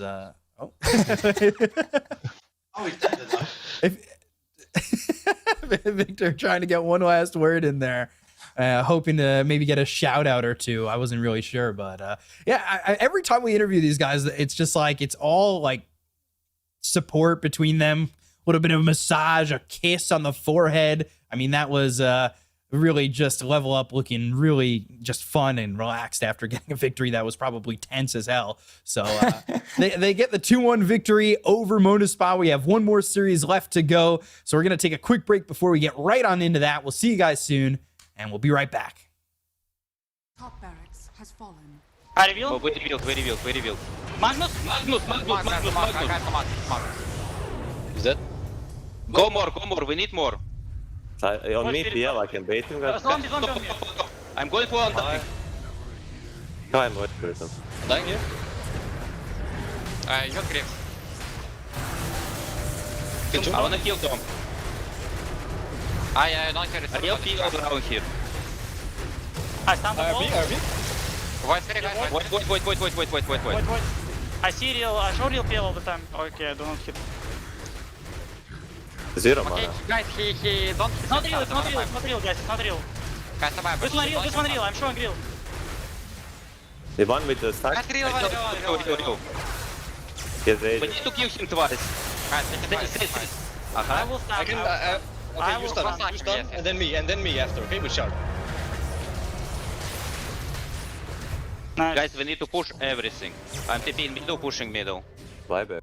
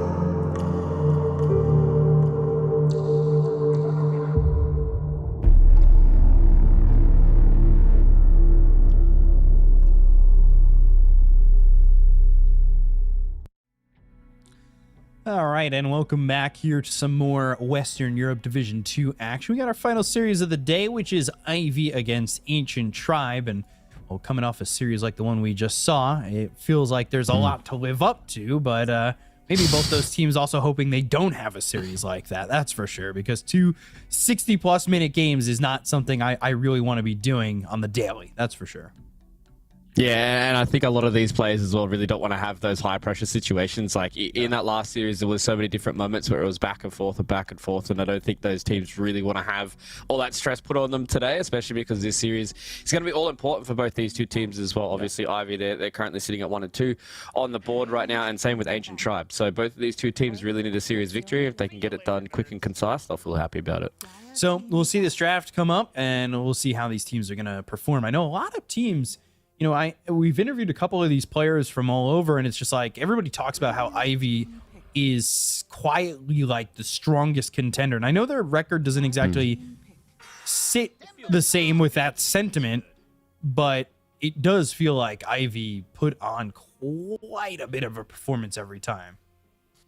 Yeah, and I think that kind of just comes off the back of them doing what they did in that series versus Nigma, right? Where they were really able to push them to the edge and take a team that a lot of people are probably coining to finish the division really, really well. Obviously, right now, they might not be doing so well with a 1 and 2 scoreline, but, you know, that comes off the back of Ivy really grinding out, and a lot of these players have been in this division for a long time and really want to try and get towards Division 1. So I think these guys can do a lot of work. Some of their series really haven't gone their way. I think their opener was probably not the show that they had expected, and it's not going to be the Ivy that we're going to be expecting for the rest of the tour, going down 0-2, but I think they've really proven that they're a strong team. So let's see, as it's Pugna Lena, and a lot of people were talking about Lena post-patch, got a bit of buffs, but I said to Lacoste, I don't want to see this hero again. We had a year plus of this hero. Let it die for a little bit. So can we not have this just be all of a sudden, hey, we've got Lena back into the meta again. Cool, awesome, great. But Rubik, the turnaround counter, or at least hoping to be the turnaround counter to those two picks. Yeah, hopefully. And I think the big thing with Lena coming back now, it's much more about her being a magic damage dealer with the buff that she's recently been given. Like obviously Dragon Slave got a little bit better, her Aghanim Scepter got a little bit better, and her talents got a little bit better. So yeah, I mean, I'm definitely in the same boat of I don't want to see a hero as kind of dominant as she was for such a long time. So it is like a little bit of PTSD seeing her once again, but I think maybe this time around she might be in a little bit more of a refined position rather than her just being very easily slotted into every single team and in every single draft and still being able to be so dominant and so on top. I still don't want Lena. Just get it out of here. Not even Magic Lena? Not even her flying around like a superhero? No. Get out of here. Go on and get. Disappointing. Can we get somebody else in the mix? Mid-ancient apparition. That would be cool. I mean, if you're gonna push with this Ag still being an upgrade to your chilling touch, you might as well let it try to be a core. True. I think the only thing that can make ancient apparition a core is if he turns into a universal hero. Ooh. Unfortunately for him, he's stuck in the depths of being intelligence, and he's unfortunately just not going to be able to kind of put up the same numbers. I do like seeing core ancient apparition, but I don't know. I feel like he needs quite a lot to work. Whereas like you look at Lena, and a lot of her kit really sets up itself, right? Like the Light Strike Array and the Dragon Slave and Laguna Blade kind of just being instant win buttons. So much better caster these days. But I mean, really don't see all too many kind of like range casters anymore. It feels like it's been the spirits that have been dominating everything. Yeah. Still saw Void Spirit, still seeing Storm, you know, even with the nerfs to Void Spirit and getting that change from the Dissimulate Circle being 15 to 20, you know, it's still seeing itself getting picked pretty high up in the priority, which is a little bit surprising, but I guess not all too surprising when a hero as popular as that only takes a minuscule nerf.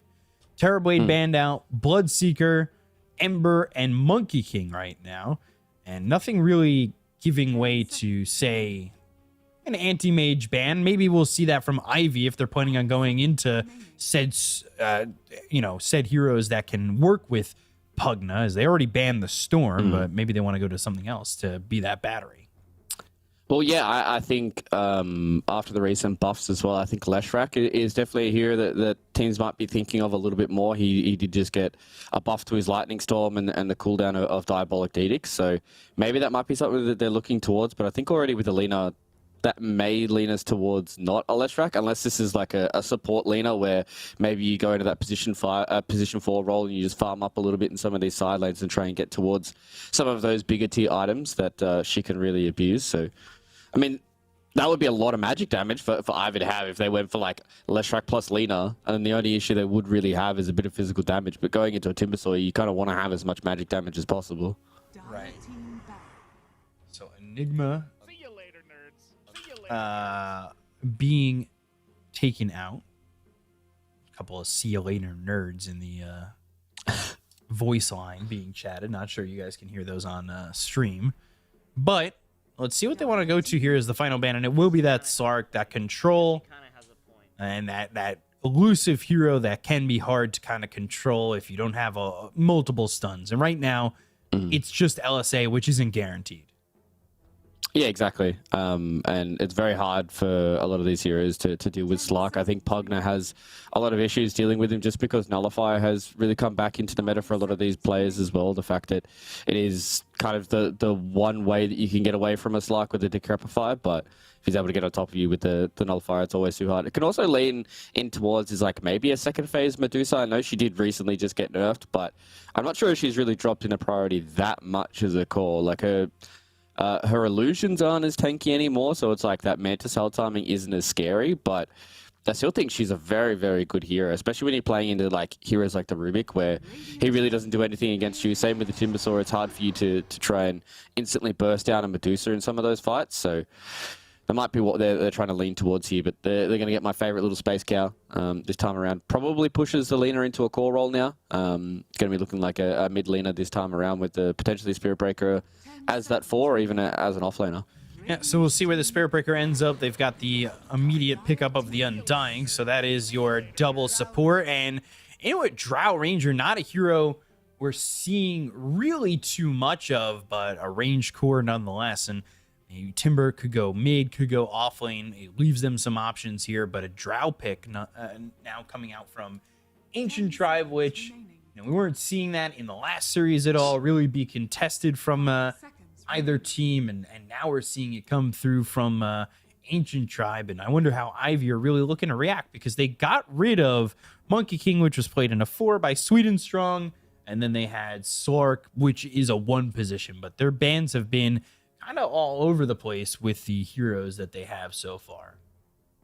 Yeah, exactly. Really liking this Drow pick as well from Ancient Tribe. It's probably going to be something that we're going to be seeing a little more of when Lina starts coming back into the meta. Just having a hero that can outrange her, that can deal a lot of damage from the range and doesn't have to deal with somebody in her face, but then Ivy instantly respond with the Lycan, which is a hero he did just... was it a small nerf? I think it was a very small nerf to the way that he used to play. But...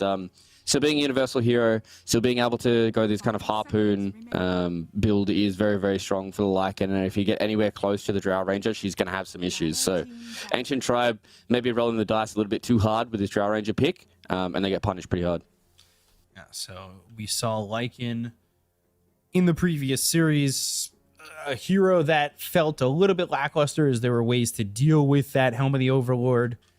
And I'm wondering what the Lycan's going to want to build here in terms of if it's going to be anything different.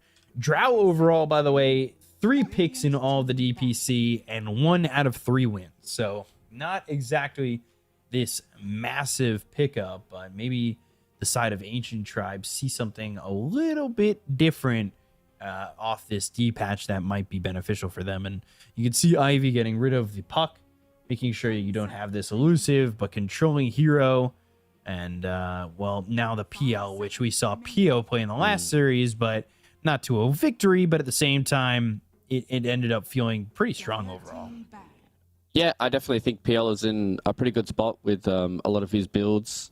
So we'll have to wait and see whether or not he's going to continue to come back into the meta, or whether or not he's going to be just kind of one of those kind of fringe carry heroes that we see when we get towards the end of the drafts. It's like a lot of these good carry heroes have already been banned out, and he's kind of the only one that's left around. So I still think he's in a pretty good spot in the way that the meta goes, but they're just going to round it out with an Underlord here. So this is, I don't want to say a traditional draft, but it's much more kind of moving away from what we've seen in 7.33, right? Like, it felt like in 7.33 it was Universal Heroes or bust, and now we're going back to Tide Hunters and Underlords and Enigmas and all these kind of traditional offlaners that like to build auras and have this kind of hard style kind of carry in the position 1. So last pick here for IV, feeling like they need a carry, is it's probably mid Lina, offlane Lycan, 4 Spirit Breaker, 5 Pugno, or if they want to play it the other way, they can, in the terms of supports. Let's see what they want to go for. Underlord, again, a pick that felt very popular, and well, now it's coming out sporadically, but this felt like with the Vanguard, it was a strong hero. I don't know if it's still a strong hero, but it does give you movement around the map. Yeah, very true. Does give you a lot of ways to get around the map and ways to do a lot of work with that Vanguard. I think for me, this is a kind of combination with the Underlord into the Lycan, is just kind of being that hero that will try and just annoy him as much as possible. I don't think it's a fantastic Underlord game when it gets towards the mid game, because it's hard for you to lock down the Lycan, but it's much more of like you're going to have a very good lane for the Underlord to play around with this time around, and it's going to be able to build those auras to mitigate the damage that the Lycan can do. Ooh, Brood, which was picked up by LGD earlier today. Neo absolutely dominated with this hero. Like, god damn, did he play good. And, you know, maybe that Silken Bola buff is what they needed for this hero to kind of be into the picking opportunity. But I like it, but is it going to be good in this matchup? Spiderwings might be a bit of an issue, as they might not survive. Very true. I think there's 2 heroes on the side of Ancient Tribe that don't care about the Broodmother at all. The Timbersaur as well as the Underlord are really not going to care about the Brood, but the fact that this is an offlane Brood for Mixer is very rough for Ancient Tribe, because you've got a lot of scary heroes that really be able to put the pressure on the Drow, and I think this is kind of the one issue that I have with this Drow Ranger pick, is it's kind of been countered by a lot of heroes. You saw the Spirit Breaker was a hero that they picked beforehand, but still a very good matchup for the SB to be able to charge into her with a Shadow Blade. The Lycan's going to have a free time against the Drow Ranger, and now with the Broodmother as well. Yeah, this Drow's going to have a rough time, but I think the other 2 cores on Ancient Tribe are going to have their work cut out for them to try and mitigate the damage onto the Drow. So this feels like it's probably going to be very much a kind of get down, Mr. President, for Ancient Tribe, really just trying to make sure that Little Pleb has a good time, because he is running into a few counters. So this is going to be a very interesting game for us to see about how Ancient Tribe go about protecting the Drow and making sure that she can do as much damage as possible. Yeah, so we'll have to see how it goes in game number 1. It'll be interesting to see how they deal with a Broodmother, but Drow, of course, not being the most popular pick. I said it had 3 picks in all of DPC so far, which, you know, 6 regions, not a lot of picks over Division 1 and Division 2. That seems kind of low, and well, we'll see if they can make this work for Lil Pleb. So Lil Pleb will try to make it work with the Drow, but I'm interested to see the Lina and, of course, the Brood. Not as much the Lina, of course. I was, you know, top half of this show, I was just saying, screw this hero. But I'm still interested to see, like, what the build is, what people want to do with this hero. So a little learning time with the game. Yeah, I definitely think this is probably going to be along the lines of, like, Moonlight may just go, like, you could probably go, like, BKB Glepnir, or you can try and go for this like magic damage build where you're still going to go like BKB Ags, but like maybe some of your other items are along the lines of like a Kaya Sanj to try and keep yourself a little bit more tanky. You go some of these other items like Hex and maybe like a Shadow Blade and all that kind of stuff. So, I mean, I'm ready to learn. I think every single time I jump into Division 2, I learn something about the game, and especially when we have especially North America. But with a D patch where some small things have changed, but I think enough has changed that new heroes are going to be coming to the forefront. And that's where I really, enjoy seeing what these players do after it's not even 24 hours of the patch. Yeah. So that first matchup was the NADCL. So they got a little bit of first jump at it.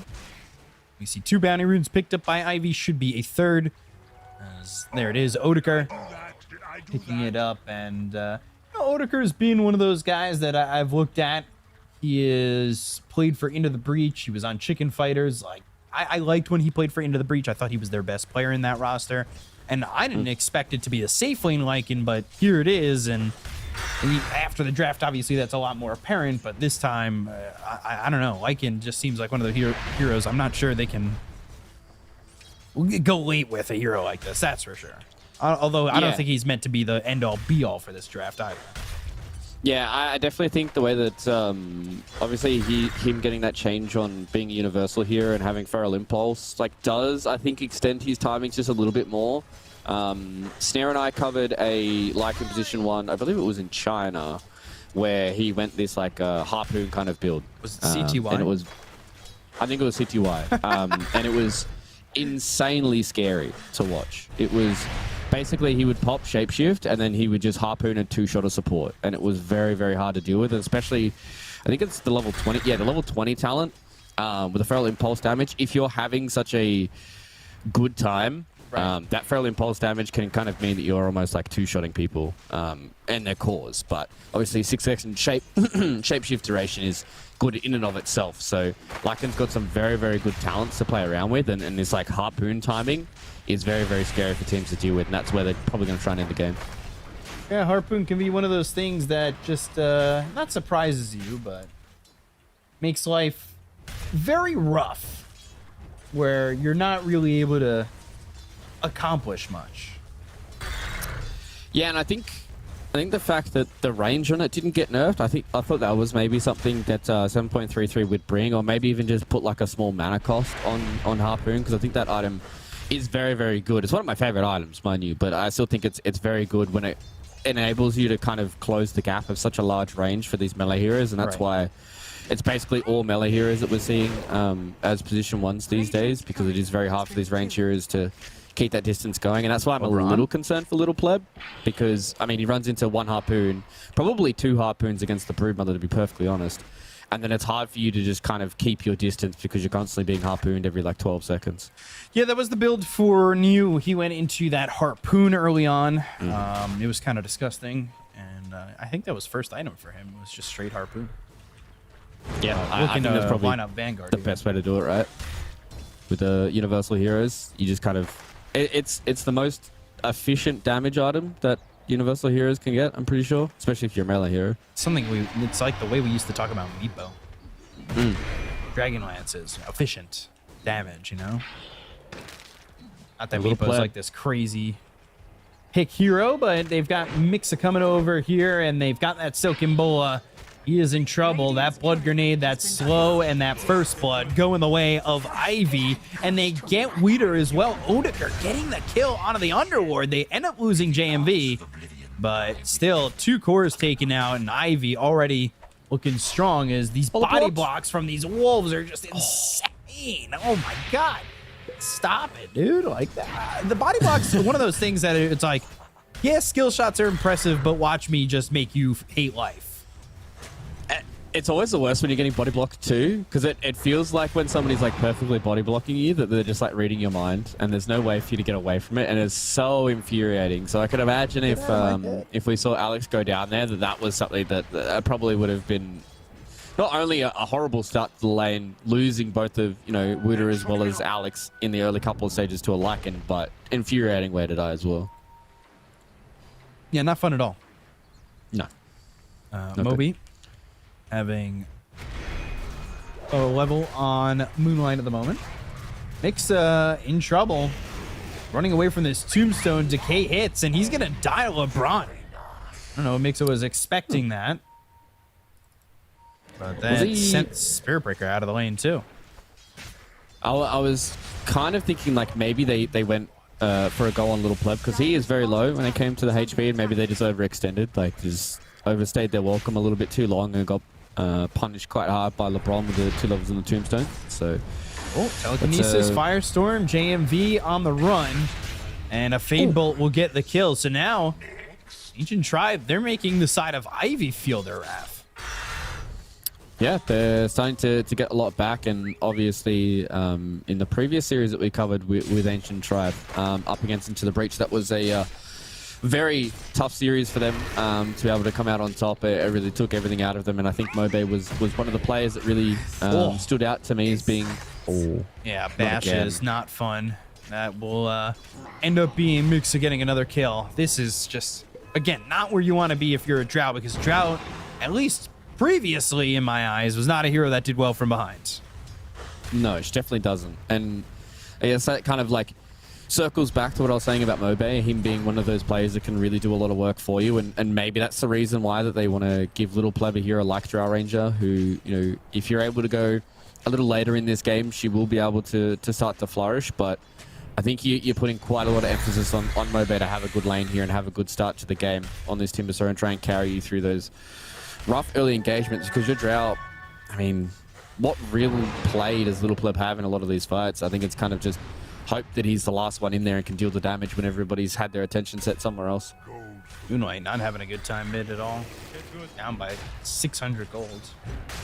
He is the lowest farmed core. The crazy thing is, Little Pleb's died twice, and he still has more gold. Yeah, that's kind of wild to think, especially because the one kill that they got in their lane as well went to LeBron, and Little Pleb was, I mean, he was kind of in the area, but he wasn't really close to it at all. So, yeah, Moonlight is having a rough one, and I think it is a hard lane for the laner to deal with. Obviously, you just got a lot of magic damage, but Timbersaw is going to be able to just abuse the fact that you're using a lot of your magic damage to chip away, and the right clicks are really what kind of seals the deal for laner in a lot of these lanes. Moonlight might just be dead. Chakram, Whirling Death, LSA under the tower, but you sit in the Chakram and a Laguna Blade's not going to do you good. And meanwhile, Alex drops. Did pick up that Wisdom Rune, which is the all-important thing here, as we've been seeing more and more teams make this play of invading during the time of, you know, the Wisdom Rune, so that's 7-minute mark. Yeah, they're very important for a lot of these heroes, because we're seeing a lot of these supports be kind of these greedier heroes that love getting towards their level 6 as fast as possible. And like if you're playing a Pugna and you've got a lot of levels on the enemy support, then that just makes you a whole lot stronger, right? Like you've got more access to your Nether Blast, maybe your Nether Ward's a little stronger. Ulting? Searching. Now fighting with wolves, but that's not value yet. And with 3 heroes here, whoa, coming into the mix. Now they've got the charge coming through on a Little Pleb, but that's a good gust. They also have the TPs of everybody. This feels so out of sorts for Ivy. Otika just baited Rue so hard. Like, you could see that they wanted to try and make that rotation with the first shape shift, but yeah, they just weren't on the same page. And then we saw that Otika was going back top, and Rue went in, and Otika's already through the twin gate. Yeah, I don't know about that.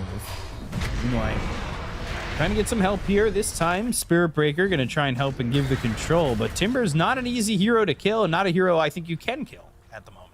Radiant's bottom tower is under attack. Yeah, I mean, they're still going to have issues killing him even later on in the game, right?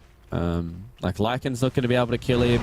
Your Broodmother's probably not going to be able to kill him until like maybe you get like a Bloodthorn or something along those lines. But you know, at that point, Mobe's probably going to have something to deal with that. So it's going to be a pretty free game for the Timber.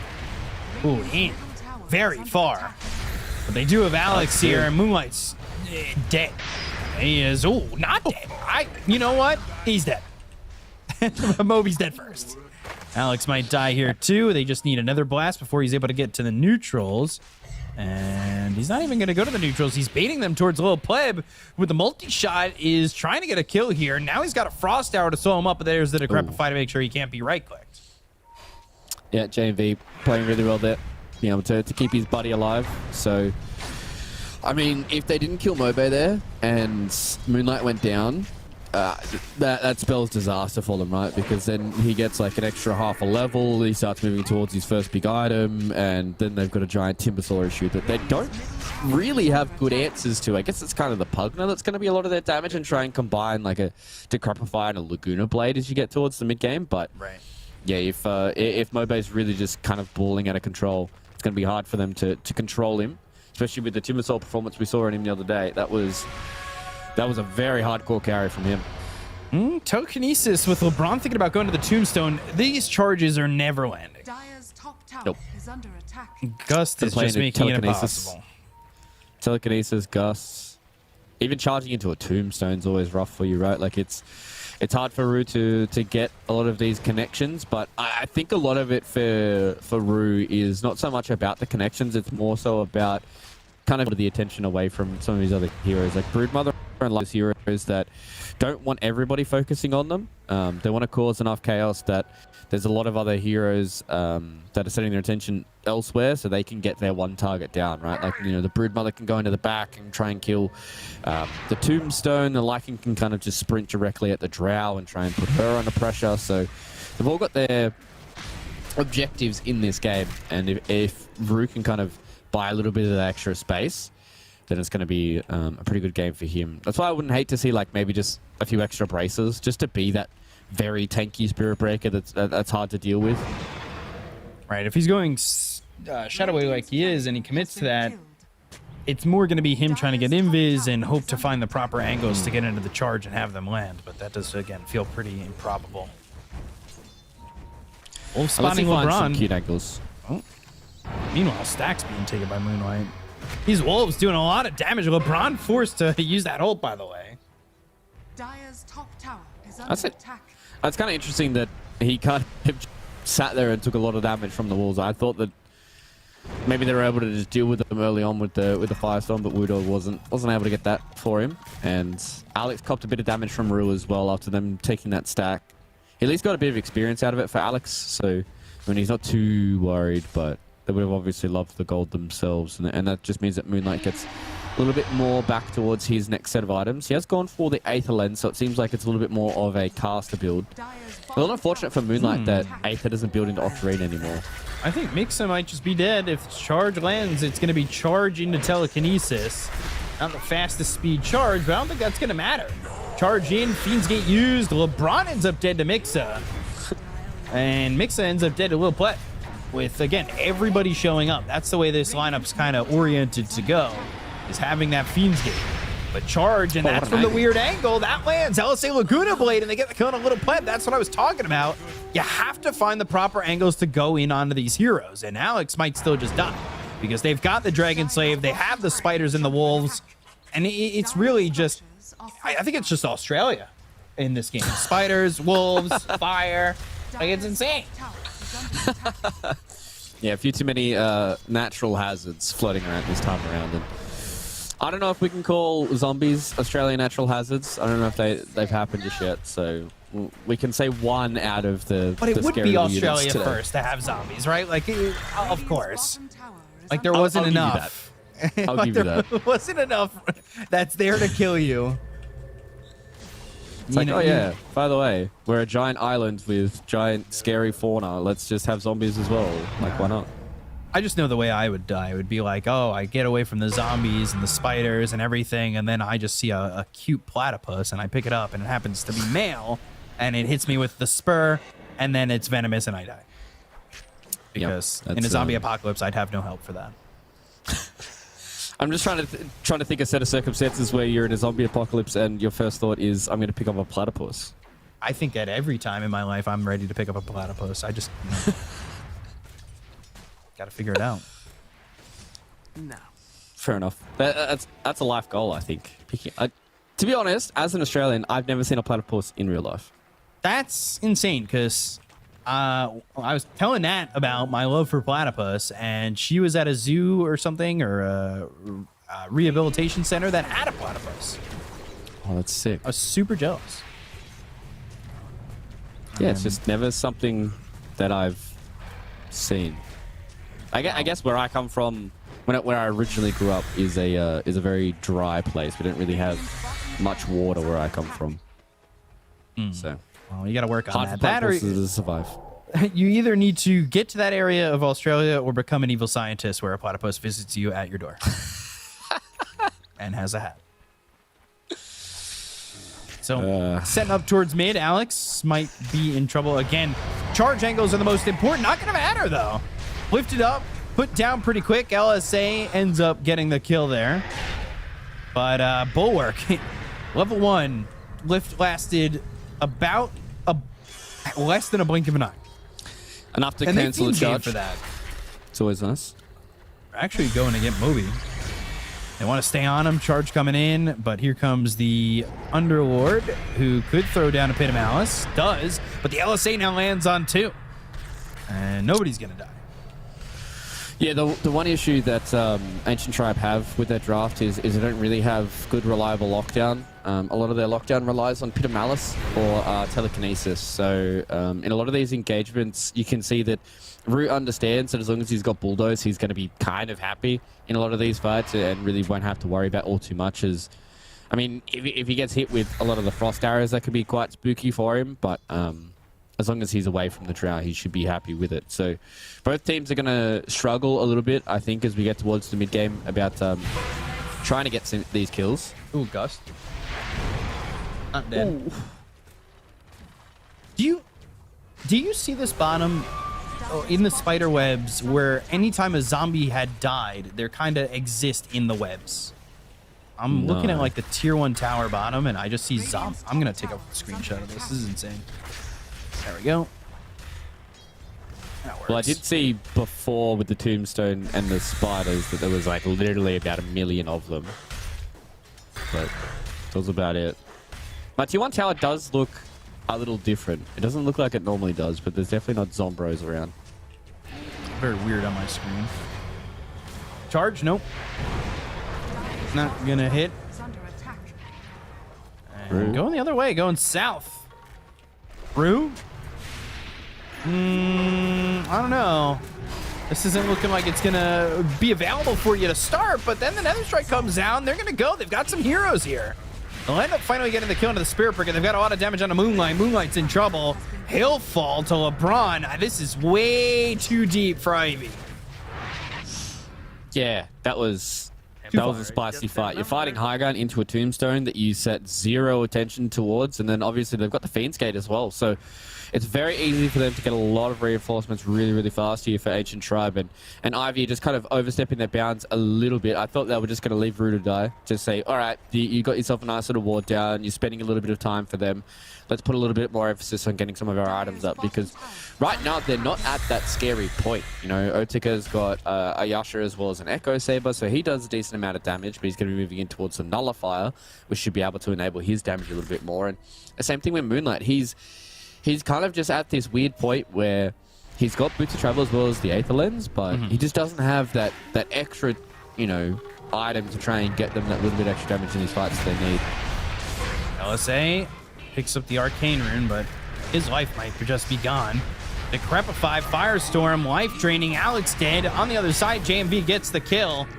And they've got a little pleb in a bad spot. Chakram, Rue still going in. They're trying to find the opening, and that will happen when Mixa gets into this one with that spawn Spiderwings, and LeBron's going to fall too.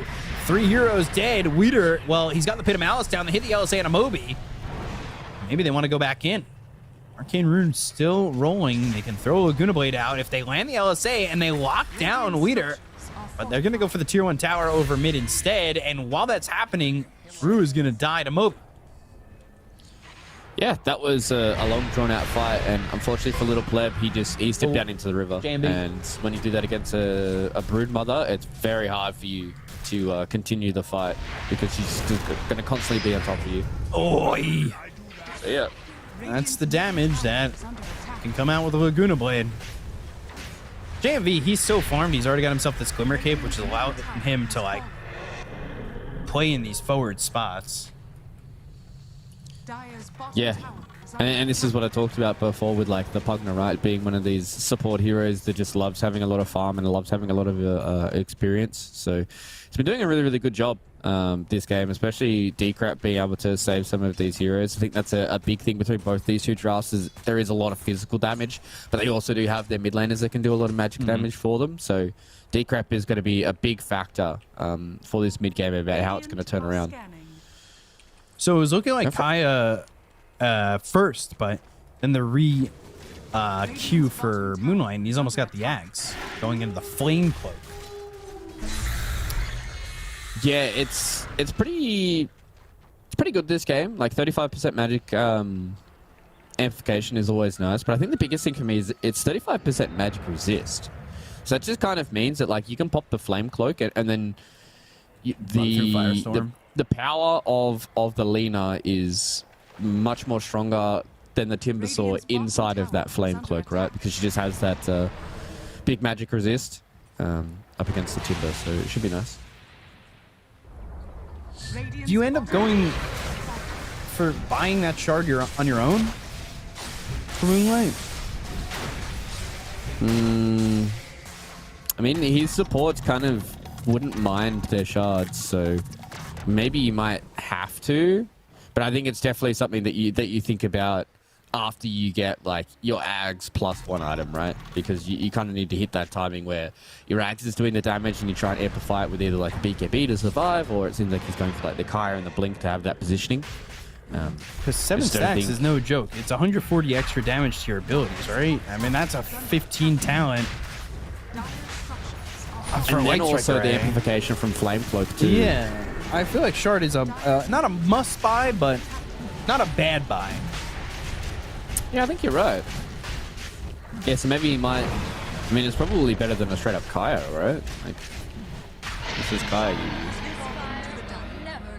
24%. So yeah, I'm just doing math in my head. It's like probably very similar values. If you're at max stacks, obviously. Right. So Moonlight, now with that Ags, has that Flame Cloak ready to go. Does give you unobstructed movement. So in fights that really take place in these odd spots like the outer rings or even by the Roche pit, having that unobstructed movement is pretty massive. Like this, you come from an outer ring, you grab the LSA, you've got the Laguna Blade, and you're gonna get this kill in a Weeder. But I say that, and all of a sudden he's got a lot of help coming in.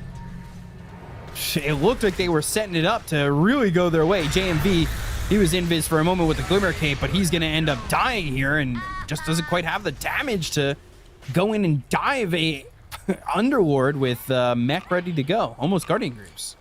Yeah, it's very hard to kill these two tanky heroes on the side of Ancient Tribe. Like, even though that they had the Flame Cloak amplification, they had the Nullifier, and they had all the Brood Spiderlings as well, it's still just too hard to get through. So I think that may have potentially just been a little bit of a limit test for the side of Ivy, just saying, okay, we get this timing with the Aghanim Scepter, we've got the Hex now out on Mixer, so we're just going to see what it looks like when we try and tank on one of the tankier heroes. And they almost did kill him, but it was just a big response from Ancient Tribe. So anybody outside of the Timber or the Underlord, you're probably pretty happy that you can convincingly kill them pretty fast.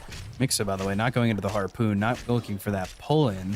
Neither did Lycan. He's actually going Manta, and then you've got Scotty being built here for this Brood. So at the end of the day, they both have Echo Sabers. They can go for Harpoon later down the line. They're just not getting it now. Yeah, I think maybe they're just under the assumption that they want to try and abuse the fact that Mixer's had such a good game on the Broodmother. Obviously, Scotty's going to be great into the Timbersaw. It's going to be good to be able to stick on top of the Drow, but I think for me, the way that I would have done it is at least one of them get a Harpoon, because then that just forces Little Pleb to either Mantisal early or Hurricane Pike early. And as we've seen with Drows in the past, is it's all about positioning, right? And so if the Drow is forced to reposition to get back into a good position, then that means in other parts of the fight you're able to abuse her for not having those movement abilities or those movement spells. So I thought at least one would have been value, but I do wonder if maybe they backed off getting that just because of the fact that they saw that Rubik's got Shard, and they now have the ability to just kind of like pull these heroes out with that telekinesis. Very true.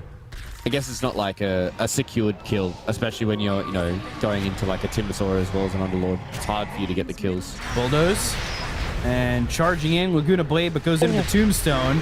That's a good way to do it. Soul ripping it, but eventually that will pop. They get the kill on the JMV. They'll look over at Moonlight. Moonlight with the LSA that's going to land on the 2, but he can't get far enough away. He's still here in the Firestorm. They look over at Lil Pup. They've got an Nullifier on him. Mixer trying to get in. Moby on his back with Weezer as well as LeBron. They do end up taking out Lil Play, but they've got the hit of Malice down to lock him up again, and Alex ends up falling to Odegaard. So this is a trade. They did take the Aegis out of the hands of Moonlight, who's already backing away on this. But getting a kill onto this Brood is a pretty significant one to get. Very high net worth hero. And being able to kill a Brood Mother is always big. Yep. So now that they're able to get their kill on a Brood, I think that's the big thing, right? Like Lycan's getting close towards that level 20 talent where he gets the extra 6 seconds on the shapeshift. So it becomes, what, 31 seconds with a 75-second cooldown. So there's a very small window that you actually can punish this Lycan, and he can be scary. So it's getting to the harder points now for Ancient Tribe to keep winning these fights, because we saw the issue that Little Pleb had, right? He instantly just had a Lycan as well as a Brood Mother on his face. He had the Hurricane Pike and Mantis Style away, but once they're down, like it's super easy for the Lycan and the Brood Mother to get back on top of you. Would you go for the 25% Feral Impulse damage? Kind of seems like a lot. They're both really good. I think is the biggest thing, right? Is like they're both insane for Lycan. Like an extra 6 seconds of shapeshift can mean that you can pre-shapeshift and not have to worry about, you know, it running out as you run into a fight. It could also mean that you can just extend long enough that either you're able to get some of these resets and some of their spells, but also 25% Feral Impulse damage is nuts. So it goes up to like, what, 65% bonus damage? Which is crazy for a universal hero who currently hits for almost 300. Yep. So an extra 25% on that is basically another 60 damage, right? Yeah. So it's a big damage increase, but it's about whether or not that you feel like the 6 seconds on shapeshift is more damage on average. Charging just far enough away where they can get the Nether Strike off and then the LSA, but the telekinesis save again. Going for these heroes is just very difficult with how tanky they are, and they shapeshift on Odegaard. So he needs to start to run out. Yeah, just can't commit onto a Timber. I think Timber is probably one of the worst heroes for them to get on top of, especially if they don't have anybody in the backline. Like maybe if they had Mixer in the backline to put pressure on the onto Alex, then maybe they can have this idea where they have this fight on two fronts. But if you're just putting all your eggs into trying to kill the Timber basket, they've got a lot to save him. They've got a Guardian Greaves, they've got Crimson Guard, he has Shivers, they're going to have the pull in as well onto the Timber Sword to keep him away from some of these bad spells. Ooh. JMV. Slippery and gets away. It's big. Might? No.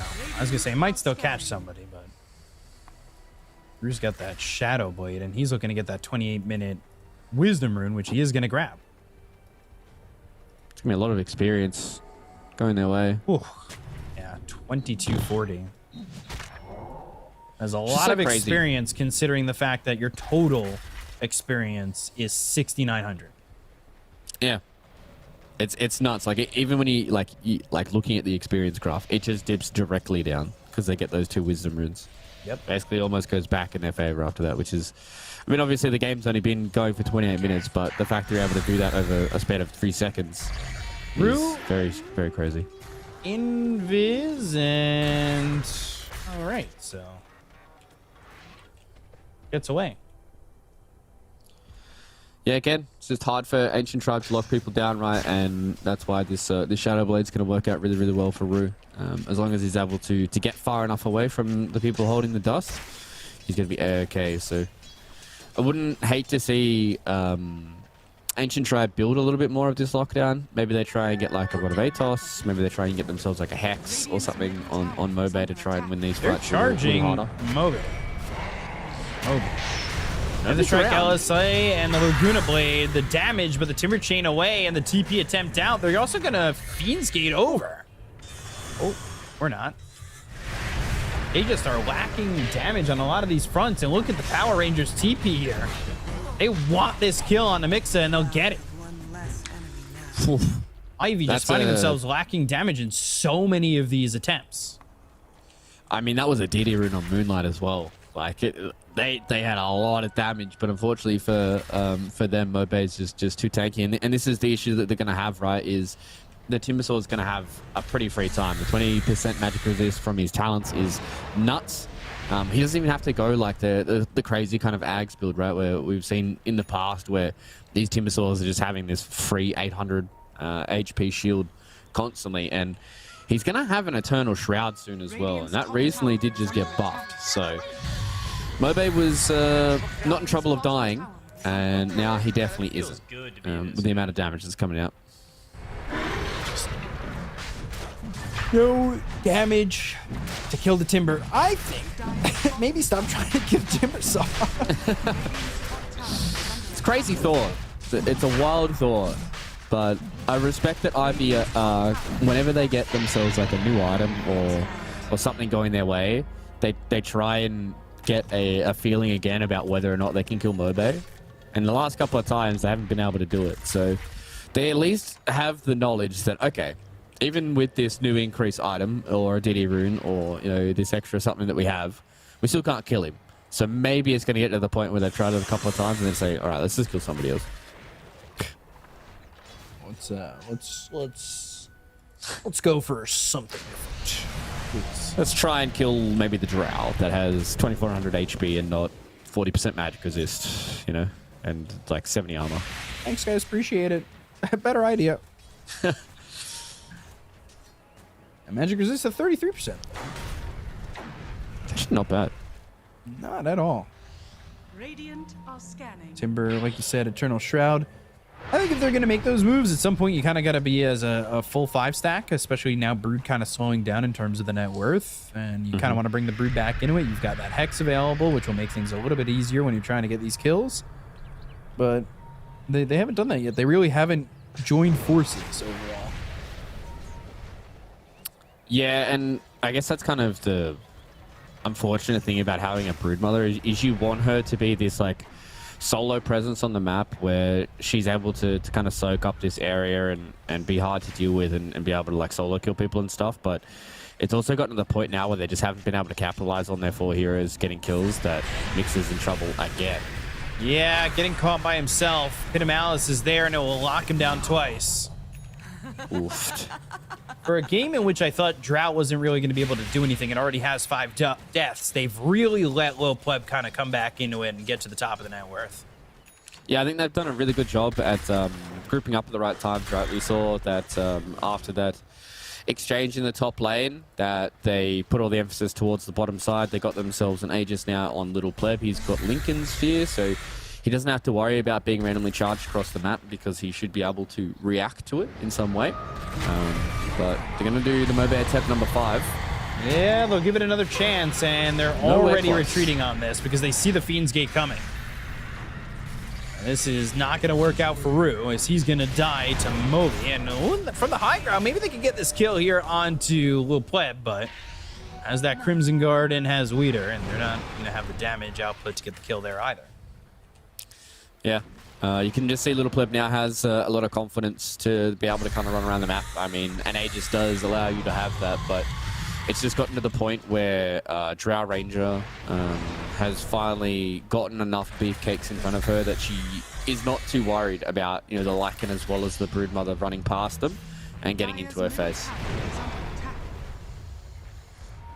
So I think at this point you kind of hit this stride for Ancient Tribe. I know they don't have the net worth lead just yet, but it looks like, I don't know, they've kind of put themselves in a great spot.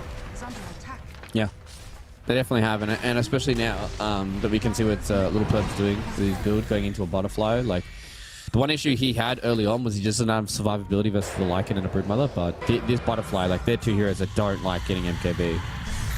Moonlight caught and all by himself will die. Oh, that is not what you want. No, I think that's the start of the end here for Ivy. I think they've really kind of missed the boat on a lot of the combinations they wanted to have with their heroes.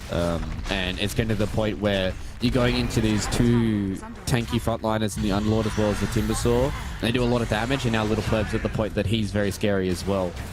So you need to be his at the death front. ball is just going to consume too many buildings, I think, for Ivy. It's going to be the high ground. They're going to go for the tier 3. These heroes aren't even trying to defend. They've actually got mid being taken by Mixer. Or trying. to be taken by Mixer. There's a lot of damage to these towers, so he's going to get a tier 2, but that's just not worth the trade. He's probably going to lose 2 lanes, I think. Yeah. So it probably feels worth to mix up because he killed a tower. So that feels good in the overall scheme of things. But at the end of the day, like, you're losing 2 lanes of Raxa versus a Drow lineup. And, I mean, they've still got, what, a couple of minutes left on this Aegis? Well, actually, 10 seconds left on this Aegis. So they want to fight now. Oh, Alex. Oh, Alex, what a spot to be in. Oh my, just saw him coming, saw him shapeshift. Laguna Boy gets the kill on LeBron. Maybe they could get something out of that. He's gonna buy back immediately. They will take out Alex. He does not have buyback. This time they're kind of moving around the fight pretty well. Weeder's gonna be off alone, but here comes Moby. Stunned up Weeder, he'll eat the cheese, he'll get back to full health. They've got Rue behind him, but there with the jump in, the blinking, with the whirling death, the chakram, JMV. He goes to the life drain. Timber Chain, though, across. They'll take out Odeker. He's dead for 70 seconds, no buyback. Well, they tried. They really, really tried to get on top of Little Pleb, but it's just, it's a big net worth lead right now, and Mobay is literally untouchable. Anytime he gets close to them, they have to run away, but he's got a blink. Fiend's Gate. Oh, LSA, the magical damage, no! Not even gonna get the Timber. They're like 0 for 12 on trying to kill this guy. I think that time he almost put himself on a silver platter going that close to them, but I mean, he's able to live and converts that into some more tower damage, but Mixer, that is not the place you want to be, brother. And with these heroes dying without buyback, I think this one might just be done. Yep. This is a little rough, and this is the power of Drow Ranger. I think they did a really good job, did Ivy, at putting a lot of pressure on Little Pleb. They're going to try. Odeker, they can't go into the pit of mouse. That's what sucks about this, but Mix is on the other side of it. They've got the silence onto this Lycan, the whirling death once again, and just look at Little Pleb. He's not getting touched. Mix is dead again. Yeah. That's maybe buying time for Lena, but is Lena really going to be the damage dealer? Maybe a stray Laguna Blade, but I think the base is going to be dead before she's even up. 8 seconds to try and hold it. They get these heroes off of it. Life drain. They back up for a second. And that's to clear out the creeps. Lena's coming back into the mix, and now they're going to go. The damage is huge there to kill off Weeder. But they need more. And, well, Moby. Sheesh. Coming in and just blowing him up. Moonlight gets onto the high ground. Just barely surviving, but Fiend's Gate again. Weeder's here, dusting him up, going after JMV, taking him out. Moby. You know, it is insane the damage he's been doing. Man, this is Mobay Timbersaw. This is what he does. That's what he loves to do. And unfortunately for Otika, he's stuck between too many pits of malice and not enough Drow Rangers. So, I mean, Ivy, I really liked their draft. I thought they had a good idea of dealing with this Drow Ranger, but it just got to the point that the Ancient Tribe just had these big tanky members, and unfortunately for Moonlight, just wasn't able to get in the game. I really didn't feel the power of the Lena. I feel like that could have definitely just been a different hero. And it seems like both these two teams are happy to roll the dice on 7.33D. So we saw some new stuff. And I think this time around it was just Ancient Tribe that just had a much more consistent way of playing Dota with a very kind of traditional draft with a range carry, a tanky offlaner, a mid laner that's able to make space and do a lot of work in these team fights. So I like the way they're able to get that one done. Yeah, they kept going for Moby. Moby kept surviving, turning it around and getting him with the hits, hitting him with Porcelain, the Natural Blues, Southside. I don't know if you're a big Moby fan, but those are some great songs if you want to go and listen to them. But that's probably what he's jamming out to is every time they went for him, they paid for it. They died. Because he all of a sudden he had that blink dagger. He was just coming in and just boom, whirling death. You're dead. You're gone. You're not surviving. Lena, the idea is there, but the damage wasn't. Yeah, I think it just needs a little bit of time to refine the build a little bit. I felt like there was definitely some clunkiness in the way that it got built, and maybe just not being able to, because it's been a long time since a lot of these pro players have actually played Lena in a competitive setting, right? Like it's been a couple of months since we had that very scary Lena patch. So trying to kind of figure out where these timings are, how you want to play the map, what things you want to be doing at certain times is kind of hard to fall back into. So unfortunately for Moonlight, he was thrown a bit of a bone this time around, and I don't think it worked out. So definitely think that Ancient Tribe are going to be licking their lips at the fact that maybe Lina might not be in the meta again just yet. Yeah, so I think Moby's going to be the MVP for me, and he did so well. There's nothing else I could really say about him, as it was just perfect play, and they fell into his chainsaw and his little grippy hand over there. They kept coming to him, and he was like, "All right, you guys, that SpongeBob scene. When are you gonna learn your lesson?" And he just spanked them. Like, Jesus, look at this. The XP per minute, the GPM, so many last hits, so many kills, and just dominated across the board. It was really impressive. Yeah, I think everybody gets into like the Timber syndrome, right? Where you're like, surely at this point we can kill him, right? Like he's not going to be this dominant throughout the entirety of the game. And Mobe just said, no. I'm playing Timber, so this is exactly how I play it. Yeah. And I think he did really well at itemizing the correct way when he saw the build coming out of Moonlight as well. So, I mean, big props to Mobe. He's a massive cornerstone for this Ancient Tribe roster. And I think if he has a good game, Ancient Tribe have a good game. Yeah, so that's game one going to the Ancient Tribe. They take it over Ivy. We'll be back in just a moment with game number 2 between these two teams. So grab yourself a snack, and we'll be right back. Kill now. Oh, watch. Guys, anything? Portaling. He gets load.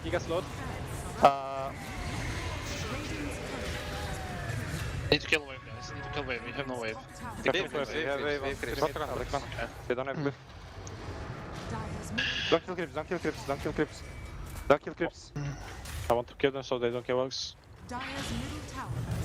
Back and buy. Watch, wood. Okay, they don't have farm. I'm running.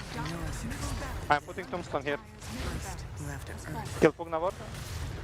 Yeah, please kill it. 5x. His bug is dying. Black behind. Run through, we fight together. Fight together. Yeah, we fight. Support can die. Everyone dying. No damage on them, guys. Let's finish before getting sub, guys. That's all the damage.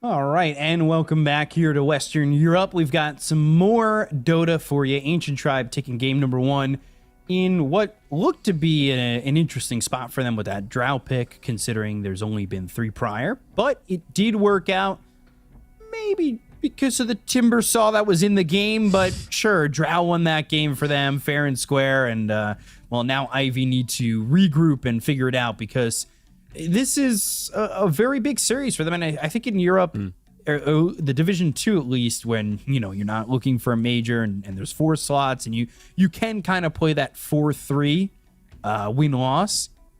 Here, 2 losses to me feels like the most you can have if you want to get promoted, and then I don't know how many losses you can have in terms of getting relegated, because this is a very close region at the moment.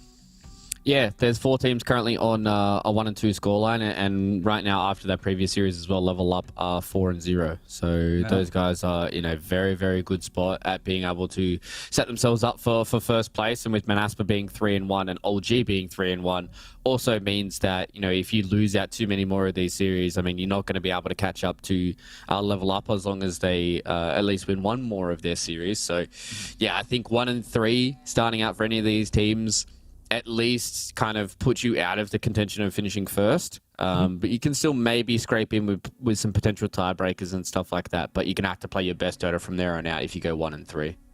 Yeah, it's going to be interesting to see, who pulls it out here. I do think Ancient Tribe are kind of in that same spot as I would say Ivy are. I think a lot of teams have talked about how good Ivy is and how they think that they're one of the better teams. And, Level Up talked about it. They lost... they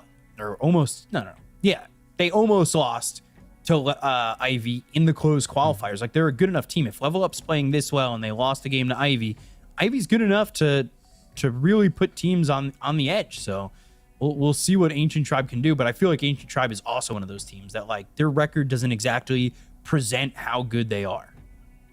Yeah, and I mean, just looking back at the series between Ancient Tribe and Level Up, the first game was 65 minutes, and then the second game was 28 minutes in favor of Ancient Tribe. So it definitely is one of those teams, Ancient Tribe, meaning is definitely one of those teams that can put a lot of pressure on some of these good teams here in Western Europe. And I think if they continue to get a lot more confidence in a lot of their heroes and a lot of their players, and they can really kind of get themselves into a position where, at the end of today, they're looking like they can get a 2-2, and that's going to put them in really good stead, because I would say a lot of their harder matches really aren't ahead of them. I think their hardest one is probably their last one, going up against Old G, considering they already lost their series to Level Up. So Ancient Tribe, if they get themselves a 2-2 here, they can realistically look at the rest of the tour as being games that they can definitely win. Yeah, and again, it's not like anything is a cakewalk in this Division 2, and that's what Onmi talked about. I asked him, "What's your hardest matchup? Does it feel like you got past your hardest matchup?" He was like, "No, they're all very close in teams." And you look at Ancient Tribe, their next matchups against Monospy, and if this is a victory and that's a victory, they have a surefire way to get to Division 1. That is big. Yeah, 100%. Because going into a lot of those series, I think there is, as you said, like a lot of these teams can kind of take games off each other, and I think at the end of the tour we'll maybe singing some different tunes, because like you're even looking at teams like Into the Breach, who I think can kind of take series off almost anybody. Same with Ivy. I think if Nigma starts to turn some of their fortunes around, they can start to look like a team. I think, unfortunately, the only team that is really kind of out of the running right now is Alliance, the fact that they're 0-4. So they're definitely not a team that's going to be looking to try and get promoted, maybe even just try and stay in the hunt to not be relegated. But all those other teams, like I think anywhere from 7th up to 2nd is definitely really up for grabs right now, especially if some series start going one way or another. So this is very, very important. Once again, game number 2 for Ivy here, because they are 1 game down. And I think a lot of that gambling they took in game number 1 is probably going to go out the window this time around. Hey, even Ancient Tribe not wanting to play against Timbersaw, they're still thinking this is a strong hero. And I mean, you played as well as you did in that first game. It's definitely going to be like, all right, well, we don't have first pick. Let's not play against this. And they banned the Terrorblade, but Silencer, Viper's been a pocket pick for a couple of these teams. And the Silencer, of course, maybe eyeing them towards potentially a Storm Spirit, but you don't want to give that away until probably the final pick of the phase. Yeah, I also think that Silencer is really starting to creep back into Western Europe off the back of a lot of the Chinese teams really putting a lot of high priority into that Silencer. But as you said, Storm Spirit pick, being able to come up here, it has been one of those mid laners that has had a lot of success for a lot of these different teams just because of how strong it really can be. So just want to see what Ancient Tribe want to have as their response here about whether or not they want to try and have a really good lane counter into the Storm Spirit. Or whether or not, I was going to say, or whether or not they want to take rid of the Pugna, because Pugna Storm to start out is very, very scary to play around with, because obviously you give the mana battery back into the Storm Spirit, and you can kind of play on the map almost constantly. So, Beastmaster, Pugna, surprised they didn't go to the Anti-Mage for that explosion, but they don't want to give the battery away of the Pugna, and Beastmaster still forces Storm into a position where you have to buy Lincolns. Yep, 100%. Needs to make sure that he can't just play on the edges, and if you give a Storm Spirit game a game like that where he really is just able to play on that bleeding edge of being greedy but not having to go for any of those defensive items, that's the best position for him to be in, because all it takes is one small mistake or one small lapse of concentration and Storm Spirit could take over a team fight. But they go back for a Medusa here as well, so I was going to say it definitely, would have loved to have opened up with an Anti-Mage this time around here for Ancient Tribe, but Ivy are just going to gobble up two big cores right now. I want to see what heroes they have to enable this Medusa, what kind of supports and off-lane pairing they have to at least make this Medusa a very scary hero. I think right now she's in a good spot. I don't think she's like a mega broken anymore. Taking care of the Manta style really makes her a little weaker, but I still think she's a very strong hero, especially if she has none of the counters against her, and I think that's a big thing, is she can still take over the game if there's no massive counters to the Medusa. So it feels like you do need to take out those mana drainers, but let's see what they do, because if you leave something like the PL in there, I think PL kind of does well against both these heroes and can get that Diffusal, could turn it into a Disperser, and has some extra control from the Beastmaster. Be a little bit scary to see it just kind of available, as they ban the Monkey King as that second ban. Yeah, I think the big thing right now for Ivy is they have like a 1-2 combination that they can go for. So they can choose to leave the Fatal Mancer alive in these next set of bans, and then wait for the Ancient Tribe to pick it, because they're not going to pick it on like their first pick out of the second phase, right? They're going to want to try and get it at the end. So you can kind of give yourself a good enough set of counters to it that maybe you might dissuade them from it, and you can save yourself a ban here. But it's all about risk versus reward, right? Like, do you risk leaving the Phantom Mancer in, or do you just want to try and get rid of it now and mitigate some of the issues that you have already? Right, so we'll see as they ban the Primal Beast. Not a hero that I've seen be that amazing, but they did buff that Pulverize. Seconds remaining. So Refresher Pulverize, pretty broken right now. Is it? Damn. Dire team ban. I mean, you have to get Refresher Primal Beast for it to be insane. But, level 3, if you get 2 Pulverizes off in a row, like, the final smash really does a boatload of damage. But, I mean, that's a completely different story. I think Primal, it's in an okay spot right now. I think it's much more of a playstyle sort of thing rather than his numbers that are the issue. So, probably won't be seeing much of him. But I like the ban. It's good against the Beast, and it's good against the Pugna as well. So Puck's the ban that they made. That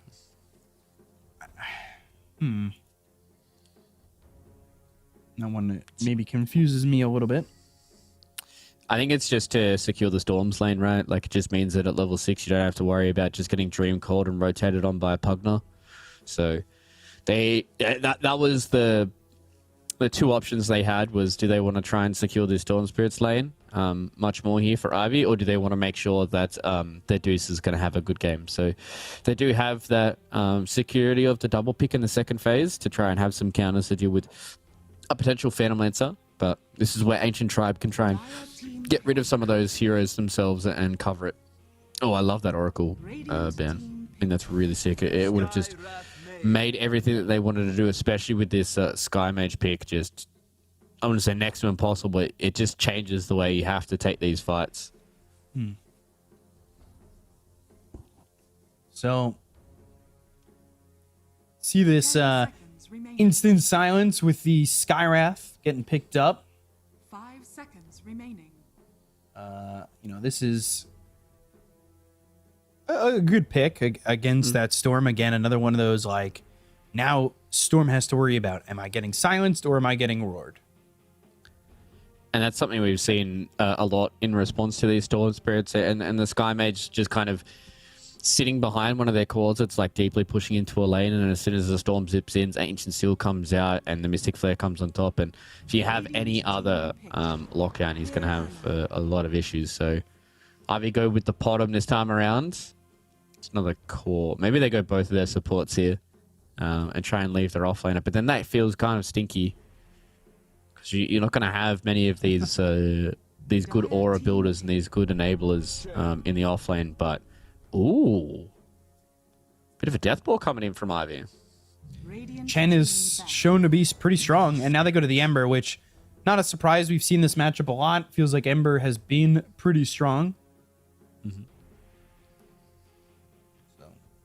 I guess they don't really have good ways at clearing these creep waves for Ancient Tribe, right? I guess they've got axes, and like Pugna can push, but he can't really like deal with creeps all too much because if Chen runs it in with Pennant, it's just going to be hard. So I like this Chen pick. It gives them a little bit of emphasis, a little bit of speed, a little bit of pace to try and finish out this game. So I like the Chen pick. The one issue I do have is this Ember Spirit is going to have a free game. He only really has to worry about Storm and the Arrow right now. And as long as you just get rid of some of these pesky, annoying heroes, and imagine you're just going to get rid of like a Tide Hunter coming out here for Ancient Tribe. Like just get rid of Underlord, Tide Hunter, two big beefy boys that deal with the Ember Spirit really well. And I would hope that Ivy ban out the Phantom Lancer here. Maybe they feel like they can just run over a PL. Could they? I don't know if they could. It can get hard if they don't gank him super early, right? And take a lot of his jungle and a lot of his areas to farm away. Because if he gets like a 2-item spike and they haven't taken like tier 2 towers and are like knocking down the door with like an Aegis +1, like this is going to be very hard kind of game for Ivy to play with because neither of their supports deal with PL at all. Like Medusa isn't exactly moving at that pace, but the rest of the, like, building damage wise, I don't know if they have enough. In terms of like pushing without the Medusa, you still need that time to get Medusa online, right? Yeah, exactly. And I think maybe if they had access to the Beastmaster themselves for Ivy, you could say, yeah, okay, like you're going to be happy with giving away a Phantom Lancer here, but I'm just not quite sure where they can pick in the offlane here that gives them the auras and the tempo to kind of take over the game. I was going to say, do you get mag, but then like your Empower does literally nothing. And it doesn't work that great on you anymore either. You kind of want an offlaner that builds some more aura items and hits this timing where Chen's able to hit some towers. Do you just go Lycan here? If you want to double down on the summons, for sure. Doom. Okay. Yeah, I was going to say, if you go Lycan, you do have issues with lockdown, and the Ember Spirit like literally has a free game. At least this way, now you have some way of kind of dealing with a PL and dealing with an Ember if it does come out for Ancient Tribe. 10 seconds remaining. I mean, Doom is your 5 seconds remaining. You know, your aura builder. I think this game wants to get a Crimson because I think Owned Me talked about it with the Octarine changes, right? Where Vanguard doesn't disassemble into Octarine. So him getting a Vanguard early means that now he moves into a Crimson Guard, and then the Chen can get like Guardian Greaves or Pipe, and they can kind of walk into these buildings, and then you can get Octarine later on for the Doom. So we'll see what this final pick is. Again, I still kind of like the PL, but if you get doomed, obviously that's an issue.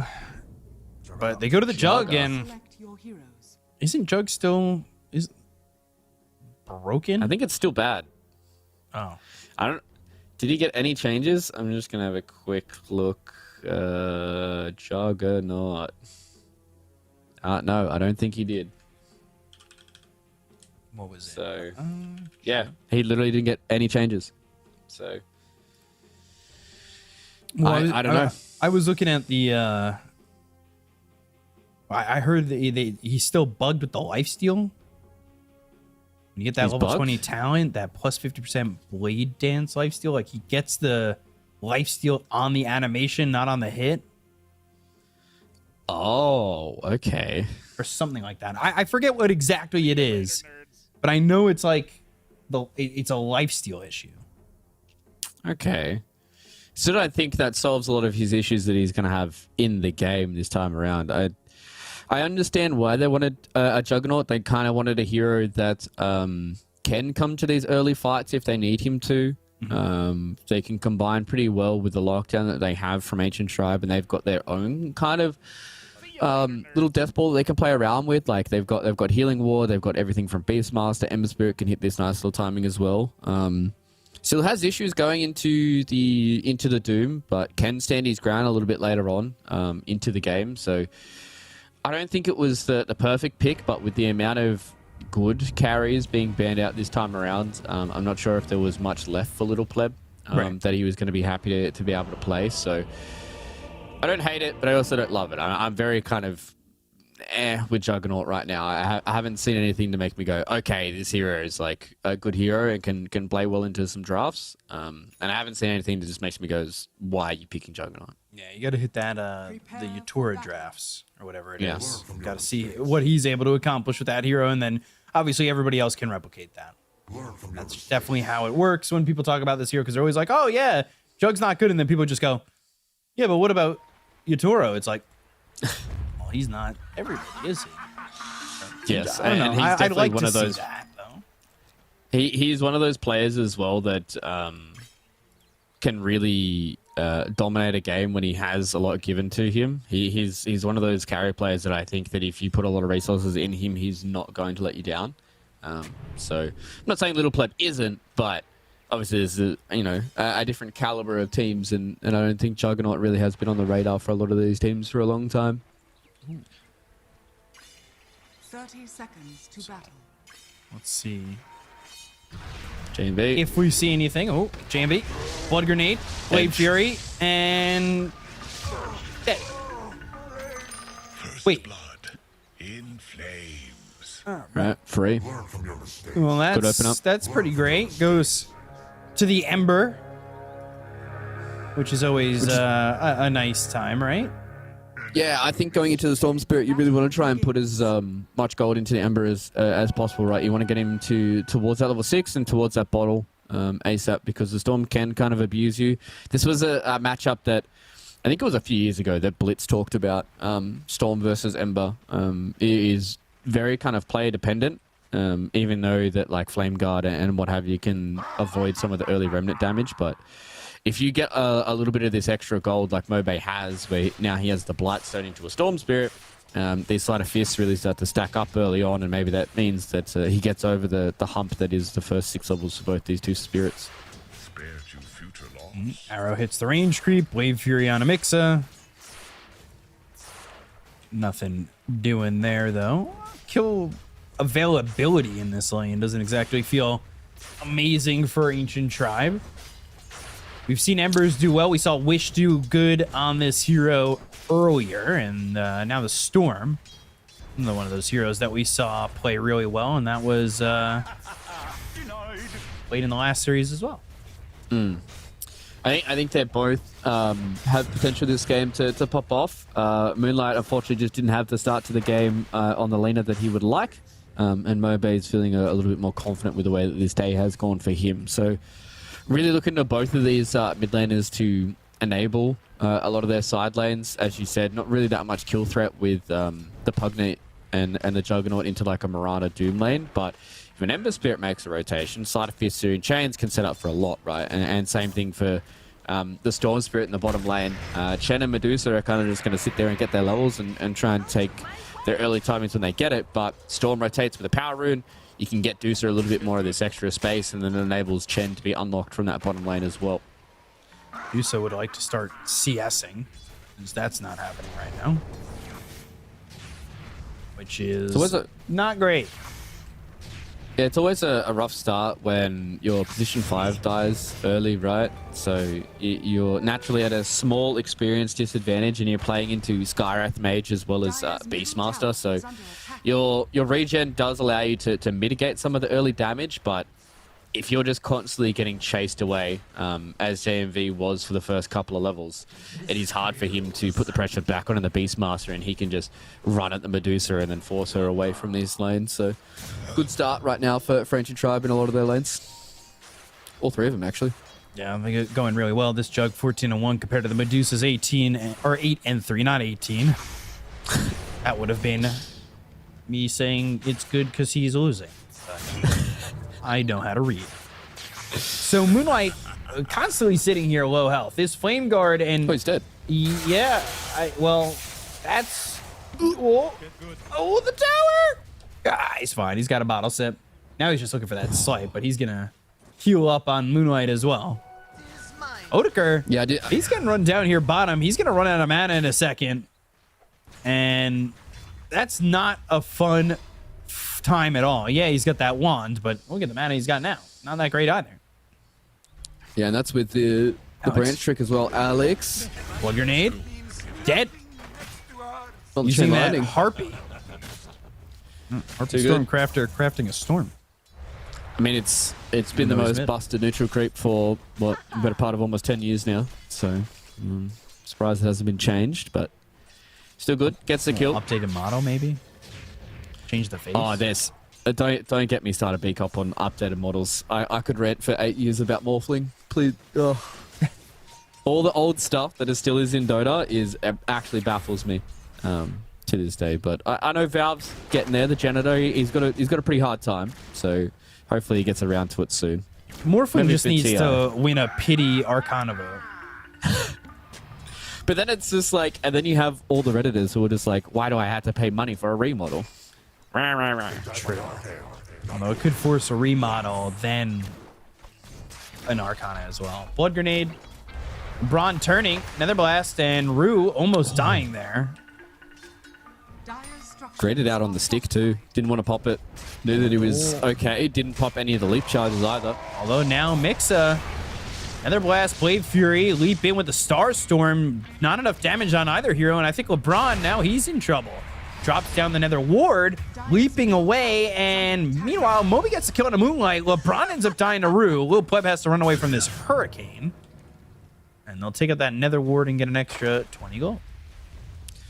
Damn. Moby getting this kill mid felt as though it was destined.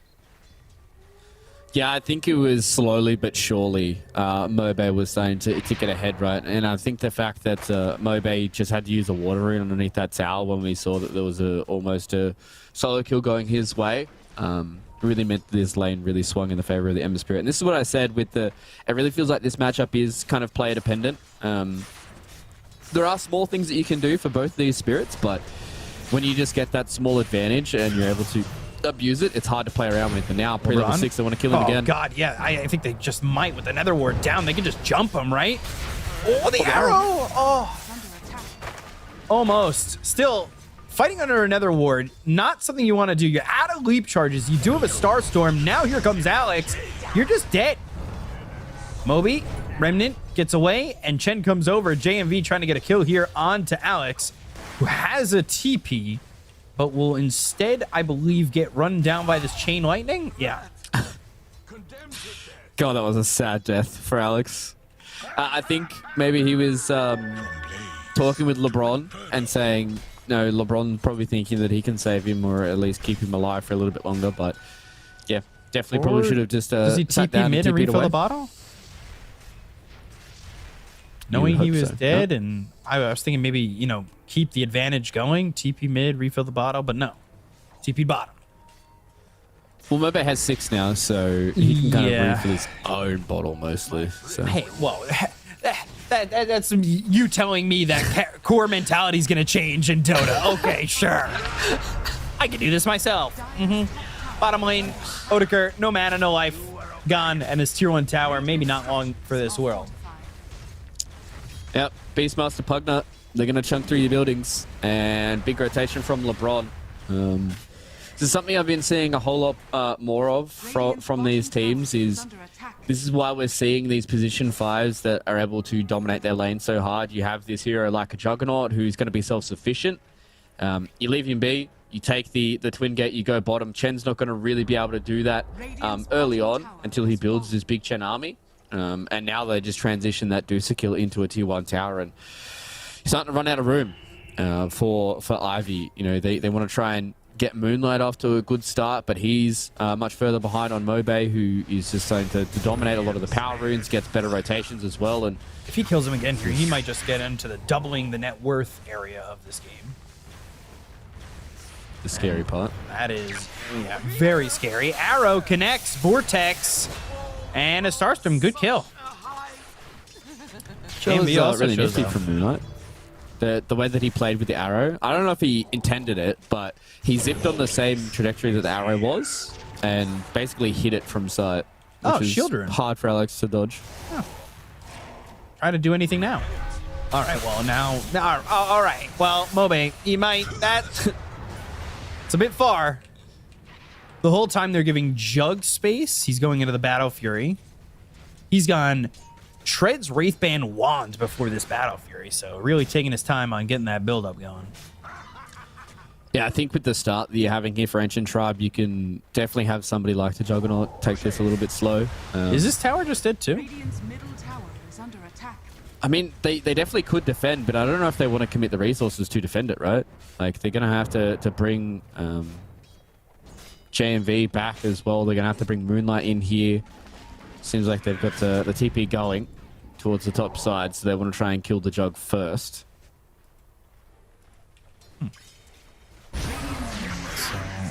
Doom gets used, and there's the Hurricane. And Primal Roar... Oh, God, I don't think he's going to have the damage. Oof. Just a little bit late. Had he gotten a little bit earlier, Jug might be able to get the Omni and had gotten that kill. Yeah, exactly. You know, maybe an extra +1 from some of these other heroes. I think the unfortunate thing is LeBron is really, really low on mana, so he couldn't have TP'd and helped. Maybe if there was a decrep, he could have lived a little bit longer, but, I mean, the first use of the Doom is generally going to get yourself a killer unless you're really behind the 8 ball. But continue the response here from Ancient Tribe. They want to kill Otika. They want to see if they can find this Medusa. Doesn't have Stone Gaze either. It's still sitting very safe. Kind of knowing that they do have free movement around the map, right? Like, you got to play these safe camps. You don't want to over-aggress, especially because they probably haven't seen the Ember Spirit for a decent while. We saw in the previous series that Ancient Tribe were playing against Into the Breach. Mobe's Ember Spirit had like one of the fastest like Maelstroms in a long time. Revivify, Silence, Searing Chains. That life drain just gets to go full duration. And Moby gets the kill there. And again, just continuing to snowball is the cause coming out from Ancient Tribe. They haven't lost all too much. Only half HP on the top tower too. Oh, what a stomp. Yeah, I don't know. I didn't think that was going to be enough. I thought he'd sight Searing Chains, but maybe just hoping that they still slow up and don't go all the way back, but that's not happening. That was interesting. I don't know. They didn't want to play aggressive after that. Yeah, they just didn't have the other heroes in position. And I think Mobe just, as you said, just wanted to try and find something a little bit extra from it. Maybe he was seeing somebody being a little bit too far away, or maybe he saw someone getting disconnected from the group and wanted to try and take advantage of that. But they're going to set their sights back on this tier 1 tower. And if they kill this, then the Radiant Jungle is impossible to be in. Side of Fist, Searing Chains, Concussive Shot, all over onto Odegaard. Nothing doing there, though. But like you said, this tier 1 tower, it's in trouble. There it goes. Arrow. Ooh. Arrows are like always fake height. Especially long range ones as well. Like sometimes even they hit and then everyone just stares at the stunned person for 5 seconds. Doesn't want to overcommit. So thinking about going for Moby. Ball hiding in. Bottles the haste rune. Controls that rune. And now Sleight of Fist searing chains, but nothing more doing on that one. He's going for the drums of Slom. Of course, we've seen that a lot with these Beastmasters. Saw it a lot at the end of Tour 1. Tiebreakers for Division 1. And then it kind of didn't get picked up as much. Now it's coming back into the favorability.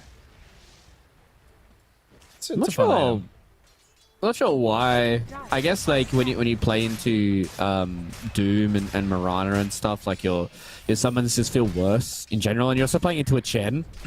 So if you have like a Helm of the Overlord, Chen's just gonna like convert it, and you know Doom can eat it. Mirana can't arrow the ancient creeps, but she can kill the rest of your creeps. So just wants to try and heal off all of the summons that either you're gonna have. Yeah, definitely. It means he can kind of just have that extra damage outside of his summons. It's 13 minutes and Alex is still level 5. That seems insane. Did they get their Wisdom Rune yoinked? That's the only thing that I can think of is like their Wisdom Rune got like yoinked. To be fair, Mirana just hit 6. And Chen, obviously, Chen can farm, so Chen's going to be level 7, but this feels kind of wild. Sleight of Fist, Remnant over, and a little Hurricane action to push himself. But now the Ancient Seal, he's going to try and run. Mystic Flare is down, doing a lot of damage. Those Seeds of Serenity keeping him alive, but only for a little bit longer. All right. They do lose the T1 tower, but they get a kill on the Doom. So that means that he's not going to snowball as hard this game. Well, Pleb's about to have his Battle Fury, by the way. This is a 14-minute Shreds Wraith Band Wand Battle Fury. It feels not bad. Especially, I think the biggest thing for me is Little Pleb got his Battle Fury before they've lost all the T1 towers. So that's extremely important for him because that means that he's still got these very, very safe places to farm. Still these T1 towers to defend for him. He's still got plenty of area that he can start to gobble that up now with the Battle Fury. I would have been a little more taken aback if it was, you know, the Battle Fury was still struggling to come out and they're, you know, losing all their T1 towers and then you know, Ivy is setting their sights on like a Roshan, but they haven't been punished for this little bit of a greedier build coming in from Little Pleb, and now he's able to accelerate. And they're going to get to a point where he's really going to be able to take over the Dusa and join up with Wudo, who's in a very strong spot to be a big old fat boy of this game. Oh, he's dead. Run. Roar. Can they help him in time? He's kind of tanky. Surviving. Pops the wand. Arrow hits. Ball lightning still chasing, and they got him. It took a while. Can they get anything in the return? Seems tough. Yeah. They still have Doom available too. So Mixer can Doom out anybody that comes into this fight. And you have to be very, very careful of playing into Hand of God too. I think you just back away. Might even find Chen the other way if they were to go that direction. But Chen might find them. Moonlight Shadow used, and they've got 2 sentries here, but they really need to leave. Yeah, LeBron needs to They get out see of him. Ooh, they're gonna go. Mystic Flare onto the Doom. There's the Hand of God. Arrow's gonna fly in. That hits on a LeBron. Abyss isn't gonna do enough. Hurricane, Doom, now no turn to the Sleight of Fist. They go to the Arcane Bolt, but it's not enough damage, so Ember, he is gonna die. Like you said, playing into the Hand of God and into the Doom, that's exactly what they do, and they pay for it. Yeah, it's just those 3 heroes, they do a lot of damage themselves, but when you're playing into an area of the map where you've already seen 3 of them, you know exactly where they are, you know that they're inside of Moonlight Shadow, you haven't seen the Chen, but he has Global Hand of God. You're also playing into a tier 2 tower that if Otika really wanted to, he could have TP'd bottom, and now it's at the point where they can just walk into Roche. They've got the big Chen creeps, Otika's got his Manta style, Moonlight is into a spot where he's quite strong as the Storm Spirit with his Kaya and the Falcon Blade, and this is the timing that I talked about, right? You just gotta an Aegis on one of these heroes, and it's about the response that Ancient Tribe have. And they need to have a good one. That being said, like, the response has not included the Jug yet. True. But there also hasn't been a Medusa for Ivy either. Oh, whoa. They are looking to catch themselves through. Ball lightning all the way in. LeBron trying to stay alive. Odeker's fighting on this. Mix is going to get low. He pops the BKB. Moonlight loses that Aegis already. That means Odeker's not holding onto an Aegis. He's trying to throw out some right clicks, but really, the damage is a little bit left to be desired on this. Stone Gaze, Swamin, leader. He's low. He's under the wrong tier 1 tower. He'll end up dead, but now Moonlight's in trouble, and he might die again. Just gets away. Boy, was that close. Oh my god. Well, it's like 50 HP. Never even went and threw that Omni Slash in. Yeah, so, I mean, they did a good job at completely ignoring the Medusa until their Juggernaut came around. So, yeah, I mean, that was a half-decent fight. That was into Aegis. They were able to get almost the 2 lives there onto Moonlight. They got a buyback coming out of Rue as well. So, yeah, Ancient Tribe, that was a good fight. After being a little bit overzealous in the bottom lane, they know that there was no Hand of God. They know that there was no Doom. So it's a good time for them to get a fight going. But yeah, the question is, what do they look like when Juggernaut comes? What do they look like when Little Pleb's available? What do they look like when it's a full 5v5 between both these two teams? And yeah, I mean, Scardy's almost on the way here for Otika, and Jug, he's starting to lag behind. Battle Fury as well as Yasha, he's going into Sanjin Yasha, then Diffusal. I think maybe these items might not work out so far here for Little Pleb. I guess it always depends on how much Scotty's going to do for them. Melee cores, you know. True. But we'll see how that progresses. Would love to see him go into like a Blink Dagger build, right? And just be scary with like Blink Omni Slash. Maybe like Blink Ags or something with a Diffusal Blade would be nice, but we'll have to wait and see. So, out 1,700 gold away from having enough for the Scotty. They're all going through the Twin Gates. They might catch themselves Mixa. I saw a glimpse of him. I wish I knew whose watcher this was. It just says lit. If you click it. Yeah. I think it's Dyer's one. See, you say that. But it's green on my screen, so I think it's Radiant on the minimap. True, but also the Dire one near their Tormentor is also green on the map. Oh, they killed Roche. That's why. So they would have all the watches, right? So they killed Roche. Radiant. Fair. I don't know, man. Watchers, I need a little bit of a better HUD. I don't know if our OBS agrees with us, but I could use the reassurance. Oh, he's showing me with the, all right, yeah. Okay. Remember last series That's when how I we said feel I about it. OBS really well with my eyes? I don't anymore. Thank you so much. I feel really stupid now. That is what it is. Everybody's learning. I'm sure there was nobody in chat that was able to tell the correct answer. Whatever. If they think that they are good enough, yeah. All right. But thank you, I appreciate that. All right, Tormentor. A little shard action for Pugna? No, for Alex. Okay. Best shard in the game. Shield of the Scion. How did I not see that? What? It didn't give me the notification. So in chat. it's on the left now. Oh. Yeah, that changed with the D patch. Okay. That was the thing I noticed in the last series. I was like, that's cool. Because I was thinking, I don't have Alex muted, and I was like, what? Like, I would never have interacted with Alex in a game of Dota, so I don't know why would I have them muted. But He was in my pub the other day. muted him as being toxic. Yeah. Well, Ags being built for big- Ember. What were you yeah, gonna it just say? One allows big him thing? to. Yeah, one big thing for the Pugna, which is what I've noticed, is LeBron's able to like instantly kill these illusions, which is very hard for Otika to play around with because these illusions have recently just been nerfed as well. So playing into a Pugna, he's gonna zuck them and they're gonna disappear. So really has to play around his main hero a little more. The shard would definitely help. Oh. Life drain splitting action.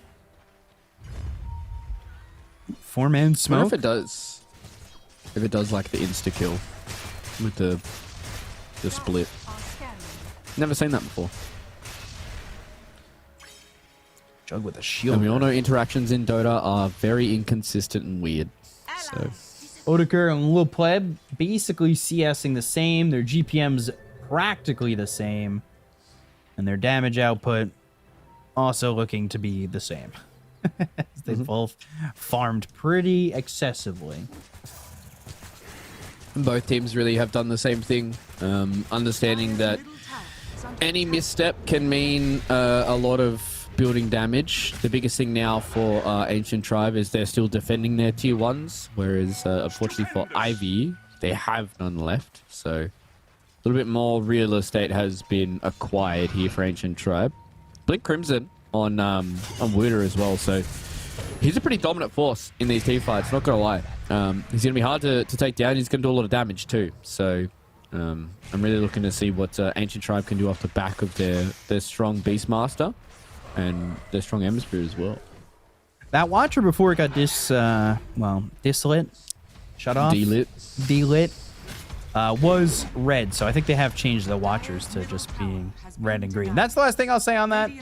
As my paying attention skills are getting better, I think, because this one is green. And of course, obviously, if we change the Fog of War, yes, we can see. Invulnerable, okay. and it's lit, baby! Woo! Let's Hell go. yeah! All right. So it Thank you, seems like the Ops. janitor has done his job. No, it changes on those Valve newer Janitor. things. Yep. Radiant's bottom tower is under attack. You think he's got like a broom that is his mouse? Yeah, instead of it being like a regular PC, it's like VR, but he uses LeBron? a broom. Oh, LeBron? Juke God. LeBron? Break their ankles. Jordan couldn't do that. I'll tell you that much. Got him. So he forced like what? A TP out of Rue. That's not that bad. If they're able to execute on the top side of the map, that would be nice for them. Unfortunately, they don't have Minute control rush. of the Watcher. Or do they? No, they don't. It's fine. So Couple Healing Lotuses picked up there for Chen. JMB picking it up. Roshan 45 seconds. They've got these Hawks just searching, and they see... Uh-oh. Ooh, they see the big bad Medusa. Meanwhile, Lil Pleb's not here. Just saying. But he can twin gate through if he wants to. Ball lightning in. They're going to go here already. Mystic Flare, Primal Roar, and Side of Searing Chains. Can they get the kill? Yes, they can. They took out Moonlight for Alex. Weeder, he's up on the high ground. He's trying to slaw him. Lil Pleb That's waiting it. for his moment. Now they go into the Moonlight Shadow. They're going to need the vision with a sentry down. They go after Odeker. They've got the right clicks. They're getting the mana depleted with the diffusal. Oh! Unlucky the bounces. Odeker, though, now no mana. Has to run. Oh, boy. No mana. He doesn't turn on this. Stone's in. Moonlight, Ball Lightning, the Crepify, right click, stun, arrow, Lil Pleb, Lil Shredded. LeBron's gonna die. They'll buy back on LeBron as well. Missing the War Stomp with the Scorched Earth, burning him out. They'll get the kill. These heroes on Ancient Tribe are kind of falling by the wayside, even though Odeker didn't have a lot of mana to work with, and this arrow won't hit. Roche is theirs. That fight was millimeters away from being horrible for Ivy. Odeker copped an entire Omni Slash. He got some lucky bounces to get away from him. and meant that the Omni Slash didn't get the kill there onto the Medusa. It was a good use of the Doom as well, just keeping Mobe out of the fight. Like, you can kind of kite around Wuda as much as you possibly can, but yeah, that was a sick fight there from Ivy. They played really well around the spells that they had. Yes, they did lose Moonlight, but he buys back. Now they secure themselves a Roche, and with the Aegis of the Immortal, he's going to be more than happy in these next couple of fights. And Ancient Tribe, they're just having troubles really kind of connecting on a lot of these fights and getting into these engagements the way they want to. It's very awkward around these twin gates too. You can just see Little Pleb knows that he has to kind of play this fight really, really well. Put a lot of pressure onto Otaka. I thought that maybe he might just wait out the Stone Gaze itself and try and go in with an Omni later, but he wanted to see if he can get the kill with the Omni, and it just didn't work out. Almost so good there, and just stun onto Lil Pleb. Vortex follow-up. Now they've got an Aegis on Moonlight, but they have been able to kill him pretty quickly. And if they can take him out of the fight multiple times, I know that's a tough ask, as they weren't able to do so there. We'll see what happens. Yeah. I don't think Moonlight is, out of the woods just yet. He's still a decent amount of net worth behind, and obviously that buyback puts him further behind, but at least now he has a little bit of a security blanket to play with. Just want to see Ancient Tribe be able to enable a much better kind of front-to-back fight. They seem to be on multiple different angles and haven't really been able to get a good fight going, where they're able to start it out with a quick pick and then move from there. But Ivy are doing a really, really good job at just kind of separating a bit of their attention, and that's kind of one of the issues with Ancient Tribe's draft, is their heroes are very good together, but individually trying to get pickoffs and kills is a lot harder, whereas for Ivy, their heroes can do a lot of work simply by themselves with the spells they have. So Radiant's middle tower is under attack. see how this ends up, as I look at this game and it's like, yeah, the Medusa, can it be the end all be all? It's gonna be tough, but the rest of the team doesn't exactly have that much farm, considering it's a money printer like Doom, and Moonlight's kind of falling behind. We'll see what an Ancient Tribe can do in terms of like the net worth they have on their cores. Looks pretty decent. Yeah, it's gonna be. Oh, they're gonna twin gate wraparound. Oh, they kind of have a sniff about where they're going. The Moonlight. Did they see them with this ward? Maybe no. I don't think that would have caught them. This ward bottom, all the way by the twin gate.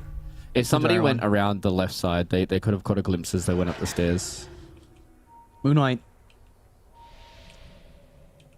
Oh, they should have the silence. Mystic Flare, gone. I mean, it really is that quick, right? Mm-hmm. That's what you have to be aware of, and that's the big issue, because that's only on a 60-second cooldown. Is he? Yeah, he's finally going Lincolns. I think that might be an item too late. Yeah. I think going Witchblade was a bit of a mistake from Moonlight. I think that was a little too greedy. Like, Witchblade, Falcon Blade, and Kaya, I mean, all three of them feel like they do very, very similar things for you as a Storm Spirit, whereas this is a game that you need BKB and you need Lincolns. Doom used on the Ember. Mobe's dead. Arrow will land, and now he is dead. That's a good way to get it right back. That's for sure. That's 70 seconds without the Ember. Yeah. And he needs Lincolns as well too, right? Like, he needs to make sure that he doesn't get doomed constantly in these fights, and he at least now has the ultimate orb building towards it, but still cornucopia as well as a recipe away. Little Pleb, he's got his own butterfly, but also saw that Otaka had his butterfly, so it's going to be hard for them to confirm a kill on the Medusa, and I think maybe this is where Little Pleb's going to set his attentions on some of the other heroes in the fight. We saw how quickly they were able to kill Moonlight, but it could get to the point now where it's much more about killing everybody else around Medusa and trying to survive with like your Glimmer Caves, your Pavises, your Decrepifies and all that kind of stuff, and kill Otaka after the kind of engagement has begun. Moonlight Shadow again. And they'll have Ember back up. They could probably fight right off this Ember pickup, right? Again, dealing with Storm not having buyback for 2 minutes. Doom's on cooldown for another 20 seconds, so they should understand that they've got a little bit of time left to go into Doom, but still want to try and play around like it does have its cooldown back. Ruth. Deceptive rune of invisibility. Do they know where Storm is? Oh, Moonlight. Oh. Oi! They'll find the Chen instead. They'll drop the Mystic Flare. Hand of God he used. Okay. That's a 2-minute cooldown for a Chen that was, I mean, it's his cooldown, but you were a mega dead. Like, you were just dead in that fight. So now they've got 40 seconds without a Chen, and the biggest thing for them as well is there's going to be no Hand of God for like another 90 seconds by the time he's up. Well, they killed my base courier. That's actually pretty massive. But a Remnant forward, searching, trying to find anything he can. Rue gets away. How's that Lotus Orb? Yeah, doesn't want to commit because he knows that Doom is up and available. So he doesn't want to overcommit, get doomed, and then just get killed by Moonlight +1. And his team really can't join him in these fights. And Ancient Tribe are really slowing this game down. They're very, very scary because Ivy have put themselves in such a good position. The Medusa is now at the point where she is kind of a very, very hard hero to deal with.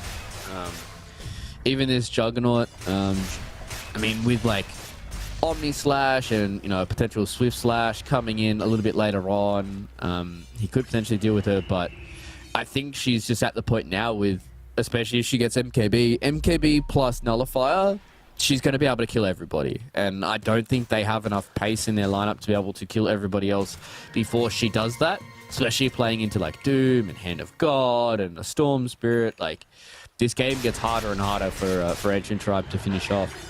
The more the Medusa gets her items. They've been able to kill Moonlight pretty reliably. I guess the question now is, can they kill anybody else? Oof, Moonlight Shadow now used. Okay.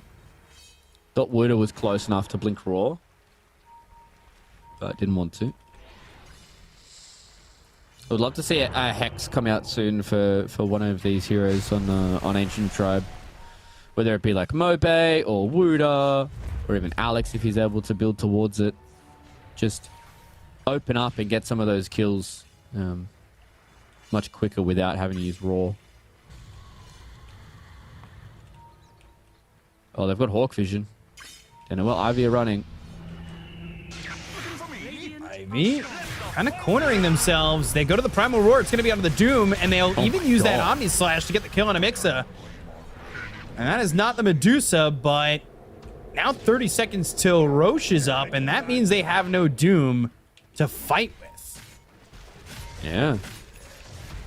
He got the whole kitchen sink thrown at him, right? Like, they dropped everything on top of him. So the one downside for that is 14 seconds until Roche comes up, but there's not going to be an Omni Slash for this next fight. So Little Pleb is going to have to do this all natural, playing regular Juggernaut with his Blink Dagger. So we'll see if whether or not Ivy want to try and get this engagement going during the around the Roche pit.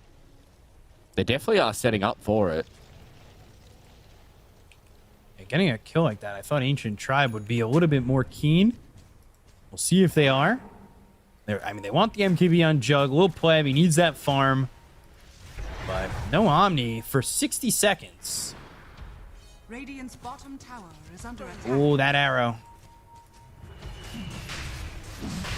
Big long range arrow. And Doom's going to be up in 2 seconds, so... Oh, they're going in. Primal Roar. They already got the kill in a room.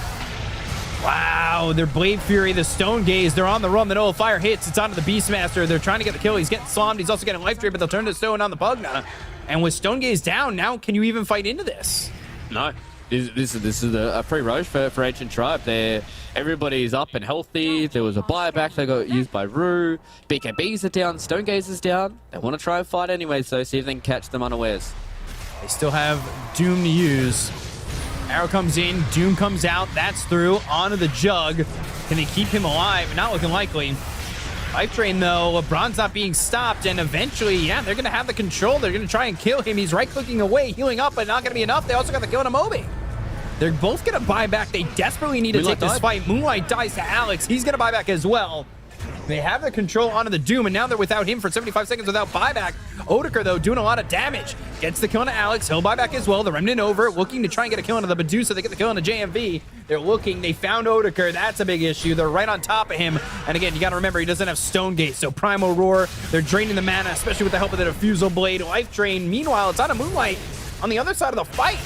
Taking a long time to kill the Medusa, but eventually they do get him, and he doesn't have buyback. He's dead for 95 seconds. The Life Drain and the Silence. Alex trying to do all he can. Ball lightning all the way out from Moonlight, not even looking to commit here. Yeah, a long, drawn-out fight, but the fact that the initial engagement went the way of Ancient Tribe just meant that they were constantly just going to be able to roll through their resources, right? Ancient Tribe, yes, they committed some buybacks, but so did Ivy. And the biggest thing here for Ancient Tribe is they got a lot out of it. They're going to get an Aegis now, potentially either go on Little Pleb or Mobe. Cheese to follow that up as well, and the Refresher Orb. So the Refresher Shot's going to be big because Little Pleb did that entire fight without an Omnislash, right? I believe he Omnislashed bottom and it just came up towards the end after his buyback. So he's now going to have double Omnislashes in these fights. You can also have a second set of Remnants for Mobe, which looks like that's the way that they want to play this fight. And as soon as they utilize too many of their resources for Ivy, I would have just imagined them to fall back and back out, but they wanted to do the unexpected play and commit in with the Doom. And I mean, it netted them some kills, but playing into buybacks when you're on the enemy side of the map, it's very hard for you because you have to deal with them just TPing to these outposts. So without that, I mean, the way that fight went, and you can see it's starting to stretch a little thin when Moonlight doesn't have a lot of net worth. Doom's got an okay amount, but not great, considering. Now you've got level 25 for this Jug, who's got that extra duration on the Omnislash. Yeah, I think the biggest issue is just Moonlight, right? Like, he didn't die back in that last fight. He almost did, but he's at 15k. Like, he's only 4k above the Pugner, and he's almost 10,000 gold behind a lot of the other cores in the game. So him not having this Link-In Sphere means that he has to play a whole lot safer. He's basically instantly getting silenced. He's instantly getting roared. And it's just too hard for him to play these fights because Storm is not naturally tanky. He's much more suited to be able to play around his slipperiness. And if you're not hard to catch, then I mean you're just going to get squished. Out of Atos, some extra control there for the Ember. Full Swift Blink for Little Pleb as well after that fight, so means that he can play without boots for now. Also means that Blink Omnislash is a massive threat, even for Otika now. Very, very scary for him to play around with, and he's going to try and roll the dice. Like half HP and use Stone Gaze, like that's huge for a Little Pleb, just by blinking on him and auto attack him. Yep. It shows how easy now and how little they have to use to force a response. Yeah. And all it would take for an even bigger response is, you know, even if just Wuta blinked on top of him as well. Didn't even have to use the Raw. It would have been kind of all panic stations, but he gets back to full mana, is able to now sit back and try and build towards that next item. He's going to buy a shard for himself. I don't like it. I mean, I don't hate it from the Cold-Blooded. There's a lot of single-targeted spells, and that means that he's going to get a lot of Mystic Stake mana steal back, and that will be a big thing for him. Playing into like a Pugner and a Sky Mage who love to spam these single-target spells. But it's every 12 seconds. Does it really matter? It's almost inconsequential, right? Yeah. Especially because he's buying it. Like, if he got it from the Tormentor, I'd be like, you know, it is what it is. Like, you just get a free Tormentor one, whatever. But the fact that he's spending 1,400 gold to buy it, I guess he is running out of slots as well, so you want to be as efficient with your gold as possible, and maybe this is the efficient way to just keep yourself alive while you're stunned. Wait near. thrown over and trying to break down Lincoln's and get onto this Ember. But BKB, Mystic Flare TPing out. Primal Roar committed. They get the kill on a Mixa. Yeah, it's just it's Mobe doing Mobe things. You know, he understands his limits, especially when it comes to something like an Ember Spirit. He knows that he can't just get freely doomed, so he's just going to be playing around his double sleight of fist. He's going to be playing around his remnant charges, and it's, you know, it's a little too hard for them to deal with that. And it feels like the momentum swung directly back in Ancient Tribe after that team fight, right, where they've got access to a few more items. They're starting to be scary and strong when it comes to being on the map, and I mean, they get a DD rune for their troubles as well. So they set their sights on one of these buildings. They will go down. The Aegis is expiring in 30 seconds, though, so they have to keep that in mind. Let's see how much damage they could do. They've got a glyph, and they'll have another.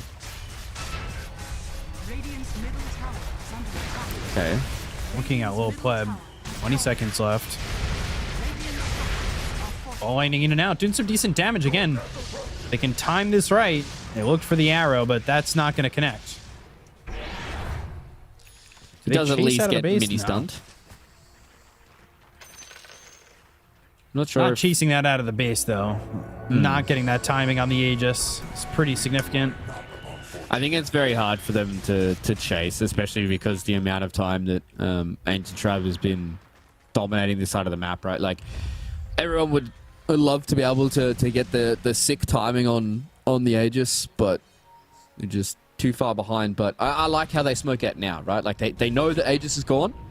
They know that it has been reclaimed, so they can at least try and get a bit of a timing here and see if they can catch some of these heroes in rotation.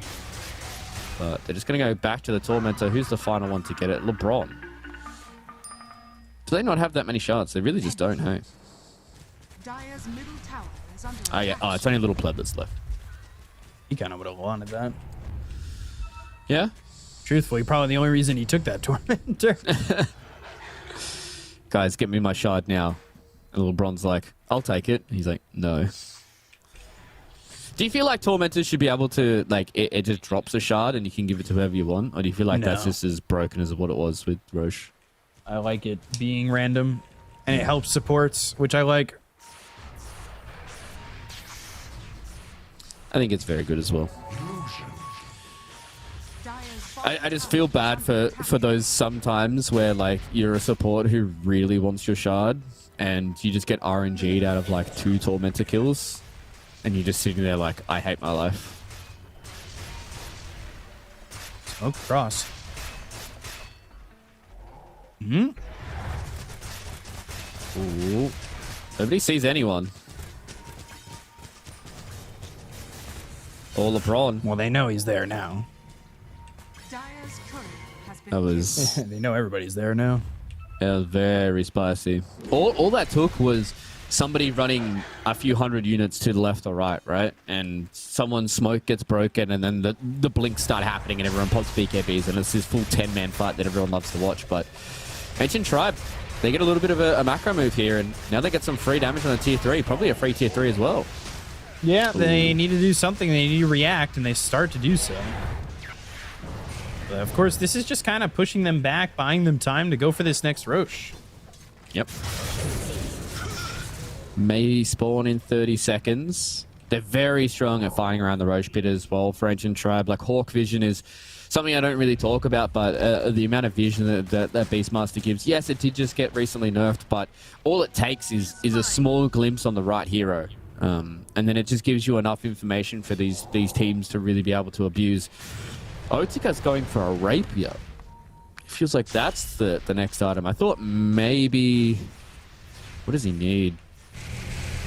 Maybe just like a straight up Daedalus wouldn't be bad, right? Like just some raw damage for... Because it's not like he's dying instantly in a lot of these fights. Yeah, he's copying a lot of damage from the Juggernaut, but if he stone gazes and catches 1 to 2 heroes, his split shots will melt the supports. So, thought maybe a little bit of raw damage first before we go all in on the Rapier. He does have the gold for it.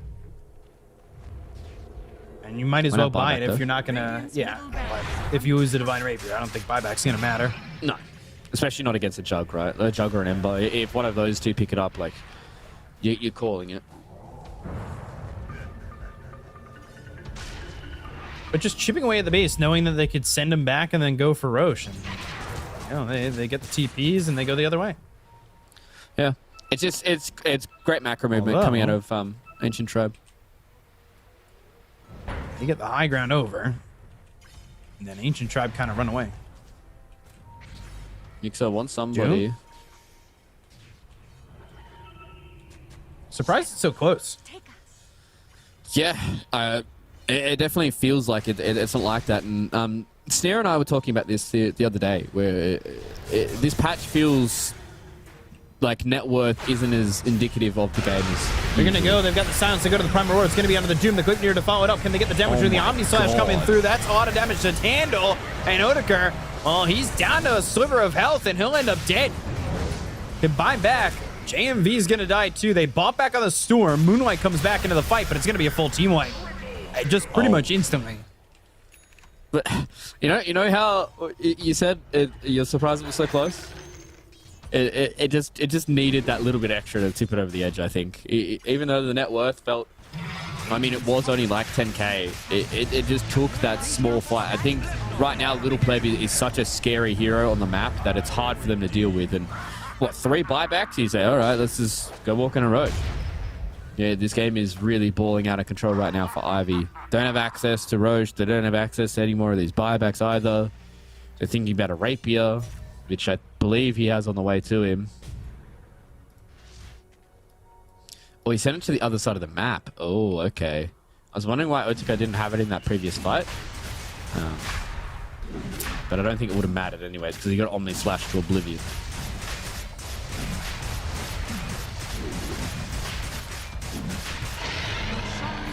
There's that Aegis. Refresher. As well as that cheese. That gives them opportunity, truthfully, to have double Primal Roar. They have the control off the one Primal Roar to get a kill. And look at that. JMV, they're in on this. They'll get the kill. At least he doesn't drop anything, right? Like, they already took the gem, so he is fine with losing the life. Actually, did they have a gem? I think there was a gem somewhere. He's dead for 80.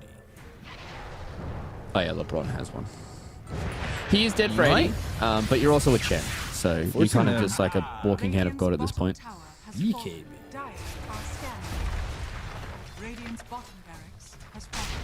So bottom center axe, that'll go. Range racks to start. I'm just trying to think, like, what's the best... AoE Doom. Okay. Going for Lil Pleb. Primal Roar, but they've got the damage. Take the first life out of his hands, and this AoE Doom's going to last for a while. Does he have a way out? Not looking like it. He doesn't. Mystic Flare is down. They're going to kill him twice. He's got buyback if they want to commit it, but do they want to go? They've got no fire on a Weeder, and Weeder looking like he's going to die too. Odeker holds the game. I mean, that AoE Doom coming in clutch. It's a long duration. LeBron now on the run and goes into the Glimmer Cape. They've got the War Stomp. This is taking a long time to get that kill, but eventually they have the dust ready to go. Oof. Almost was able to get himself away, but yeah, I was just about to start talking through the angles of approach, right, for Avi about what they needed to do. And I always enjoy when a team is behind. They just kind of go, right? Like I mean, you can always get in this mentality of waiting for the next item or waiting for the next cooldown or waiting for the perfect opportunity. But if you just seize the opportunities that you see, 9 times out of 10, it's probably going to work out. And that worked out fantastically for Ivy, right? Like, it's the reveal of the Rapier. It's a double kill onto the Juggernaut. You take care of his Aegis, you take care of him, and then you get some extra freebies on the backside. It's a reveal of the Axe Doom as well. Another Divine Rapier. Oh. This might work. Yeah, this is real Splice territory. He hits for over 700 or almost 700 push really quick. No Manta, which I mean reduces your stats a little bit, but it's at the point now where Dusa kills you way faster than you kill her team. And they've got Doom again, so this is probably gonna work. Bottom creep wave pushing in. They're going to get a set of racks. They want to force the buyback. So they're going to chip away the tier 4s after this, I believe. And want to force them into using those buybacks. especially They with need to be creeps careful, coming though, in. about their creeps in the bottom. Yeah, I think that's the one issue is they've got big set of creep wave in the bottom side, so Otika's going to go deal with that. One lane of Rax is not the end all and be all for either of these two teams, especially now with double rapier on your Medusa. But they want to try and catch out some of these heroes. Thing on the is, they retreat. need to kill Doom. Yeah. At AoE Doom, like that's enough. The duration to go through all of the first life, the Aegis respawn, and the second life is insane. Yeah. Especially with Dusa now having a second rapier. Like, we saw how fast Little Pleb died in the first one, right? And they don't have a good way of saving him. They have one force, they have a Pavis, but the Pavis does literally nothing against rapier. I guess it saves you from one auto attack, but when it's 16 seconds and you're not being able to do much, it is hard. And this is the issue with Jug, is sometimes he does have a lot of items that he has to build in a game of Dota. And this is definitely one of those games here for Little Pleb. It's like, do you care about your butterfly anymore? Does your Sergeant Yasha do anything for you? You know, you want to have Aghanim Scepter because you want to have Swift Slash, but you also need to make sure that you survive against Doom. It gets a little bit scary because now you've got the Ags on the Storm.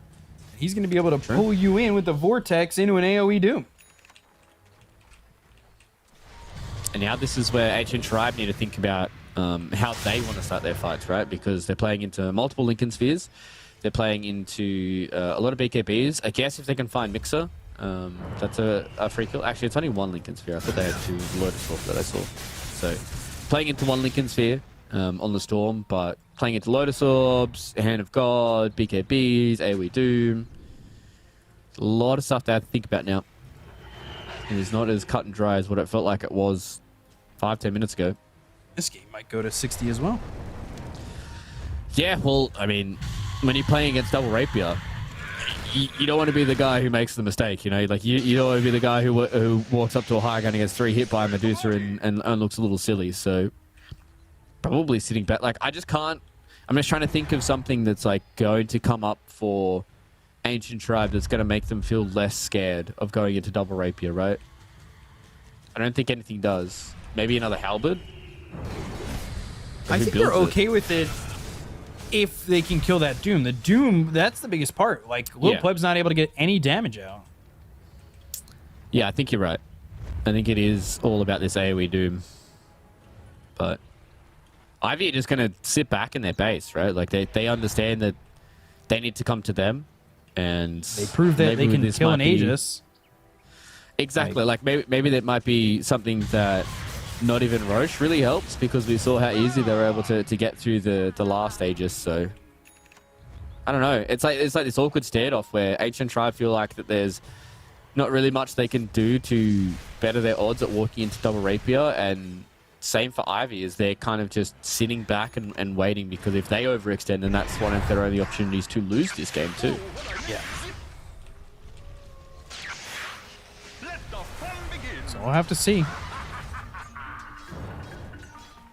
could be some time before we see somebody really willing to make the move. Yeah. Could be... I mean, having one game up may give Ancient Tribe a small advantage in a 60-minute game like this, because Ivy, obviously, if they lose this, they go down 1-3 in the tour.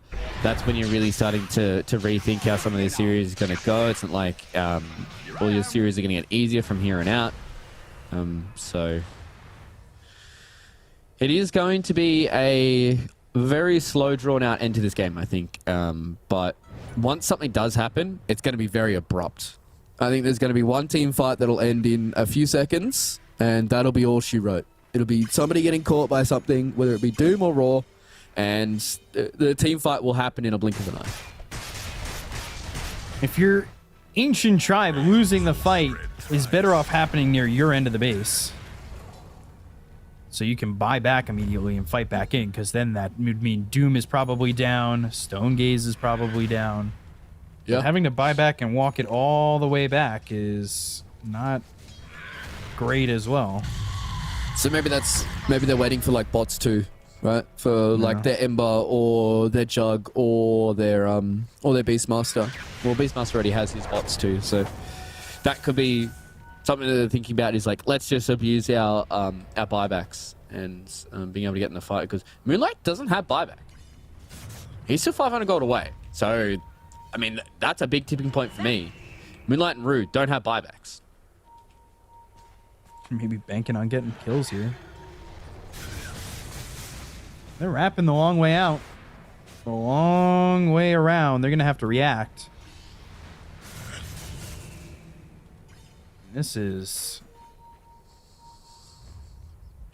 going to be interesting. Yeah, they're where close is to each other? The question is, where is Wuda? Where is Mixer? They're two very important players for these team fights. What does the Beastmaster do? What does the Doom do? Who gets caught? Who gets the catch? Radiant are scanning. So refresher shard on the Jug if he's able to get any spells off. Radiant's middle tower is under attack. Creeps pushing in again. And this could force them to bring somebody back, and that's exactly what will happen. Radiant's middle barracks are Okay. under attack. Roche will be up in a minute. So Ancient Tribe, they're just happy to chill. They can just kind of just do whatever for the next minute. They can control this dire side. It will be a Radiant side Roche soon, which they have to be careful of. With 50 seconds left to go, I don't know if they have time to kill Roche at this point, and him not go for a run. Oh, so they all of a sudden just have this amazing amount of damage that comes out in a second on Roche. So 30 seconds left. They pushed out bottom, and they're setting up towards bottom, maybe expecting that. Yeah, it's. I've seen it a few times in some of these games where teams just kind of wait a little bit too long for the Roche Going spawn. through the Twin Gate. Whoa. Ember went through the Twin Gate. He's got a Remnant back. Okay. Do they have the damage? They, 5 seconds till he spawns, so they're going to have a minute and like 5 seconds to kill it. Time. Probably a bit longer. A minute 5, I think, is enough time. But they got to get through this Twin Gate. They want to make a move of this. Yeah, because you don't want to have Roche be like 30% HP or less, and he starts going through the Twin Gate, right? Because you're Twin Gating into something that you have no vision over. And Ivy. There it is. All right. Ivy never made that move. Yeah, it's kind of the one issue that I have with the way that Roche works now is you get this like extra layer of Roche pressure where one team was lucky enough to have it spawn on their side, and then they were able to find it and kill it, and then you have this like game of chicken where it's like, you know, he's going to come through the Twin Gate at some point, but you don't want to go to the other side and check because it's kind of a dumb move to just walk into darkness. So you can have these standoffs where one team is almost guaranteed as long as they start early to get the Roche kill. Maybe they find Moby bottom. They're almost looking like they're kind of waiting for somebody to trek on over. They got scanned though, so they know that there's at least one member in that area. All right, T5's coming out. Force boots. What are Ivy gonna grab? I think Mirror Shield's broken. Mirror Shield's insane this game for Ivy. Look, Mirror Shield's also insane for Ancient Tribe. Yes, very true. But AoE Doom, so... Oh, Mixer. He's in trouble. Yeah, he's by himself. He's got buyback, though. They're going to silence him up, and they will get that kill. Does require them to use both Swift and Omni. Oh my god. Wudo got Book of the Dead. The Giga Why Chat. not? Yeah. I mean, it increases his damage from the drums of Slom as well, right? Because obviously he's they are units under his control. So he's Slomming. Yeah, he's gonna Slom pretty hard, and also means that he gets a little bit of that extra damage as well from The Book of the Dead running in and Desolator. All lightning vortex. They get the buyback from the Doom. That's what they wanted. Now they know if they could take him out one more time, they don't have to worry about AoE Doom. But they still need to give it the respect it deserves, right? You don't want to over push, even if you have an Aegis, even if you have Cheese, if you have Refresher, you need to make sure that you do not go too ham into the AoE Doom. Yeah, I think they're waiting to get Omni off cooldown. Yeah, Omni off cooldown and try and play through that.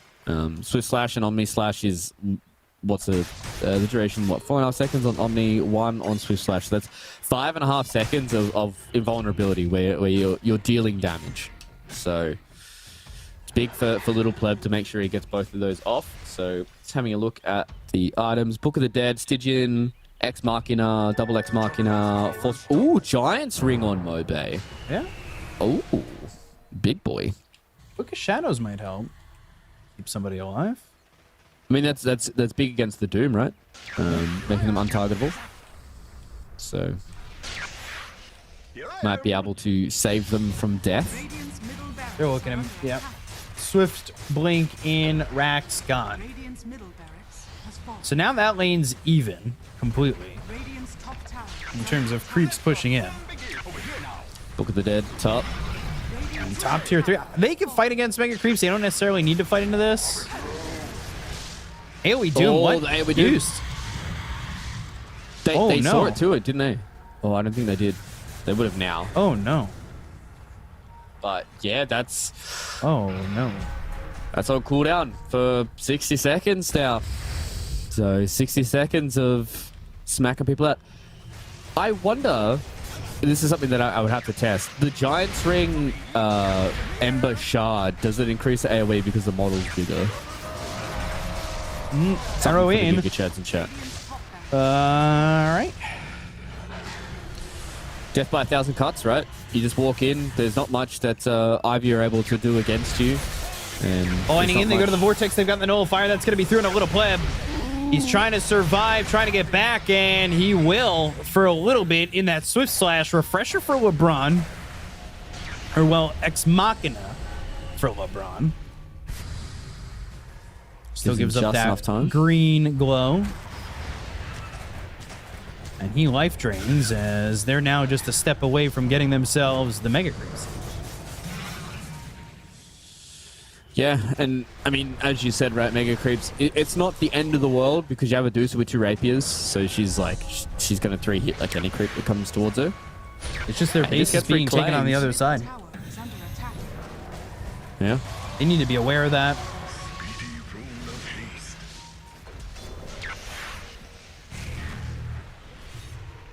So tier 4 towers are under siege. They are losing a lot of their HP, but with them losing Aegis, they walk back, they chill. They've gotten a lot out of that last couple of fights. They can keep using Book of the Dead. Not only can they use it to take some of these towers, but they can also just use it as a pushing mechanism, right? Just some free push down a lane. At this point in the game, it's 65 minutes into the game. Yeah. It doesn't matter what gold you're giving away, right? Like people are going to get their gold no matter what. So just try and get these lanes shoved in and try and force a mistake. Maybe you force somebody to push a little bit too far from Ivy. Maybe Ancient Tribe overstep their bounds. Maybe they think they're a little bit stronger than what they really are. I was going to say, yeah, you got Doom, who was kind of straying far from the pack there for a moment. But he's back with the team. He does have... Actually, he doesn't have buybacks, so... Yeah, he just is a little spicy. Just used it recently. So... And again, killing him, no AoE Doom would be just massive. I think that's the big scary factor, right? Because I think they have enough damage to deal with the Medusa, but they just want to make sure that their Juggernaut doesn't get 100 to 0'd. Got the root on the Medusa, and again, they back away. Like, they're not too afraid. They're trying to maybe get some skills out. Okay. Arrow. That connects. But nothing to follow that up. So everybody's got their shards. Everybody's got all their juicy stuff. So everybody's just waiting. Waiting until that one mistake. I mean, do we wait for Roche number 5?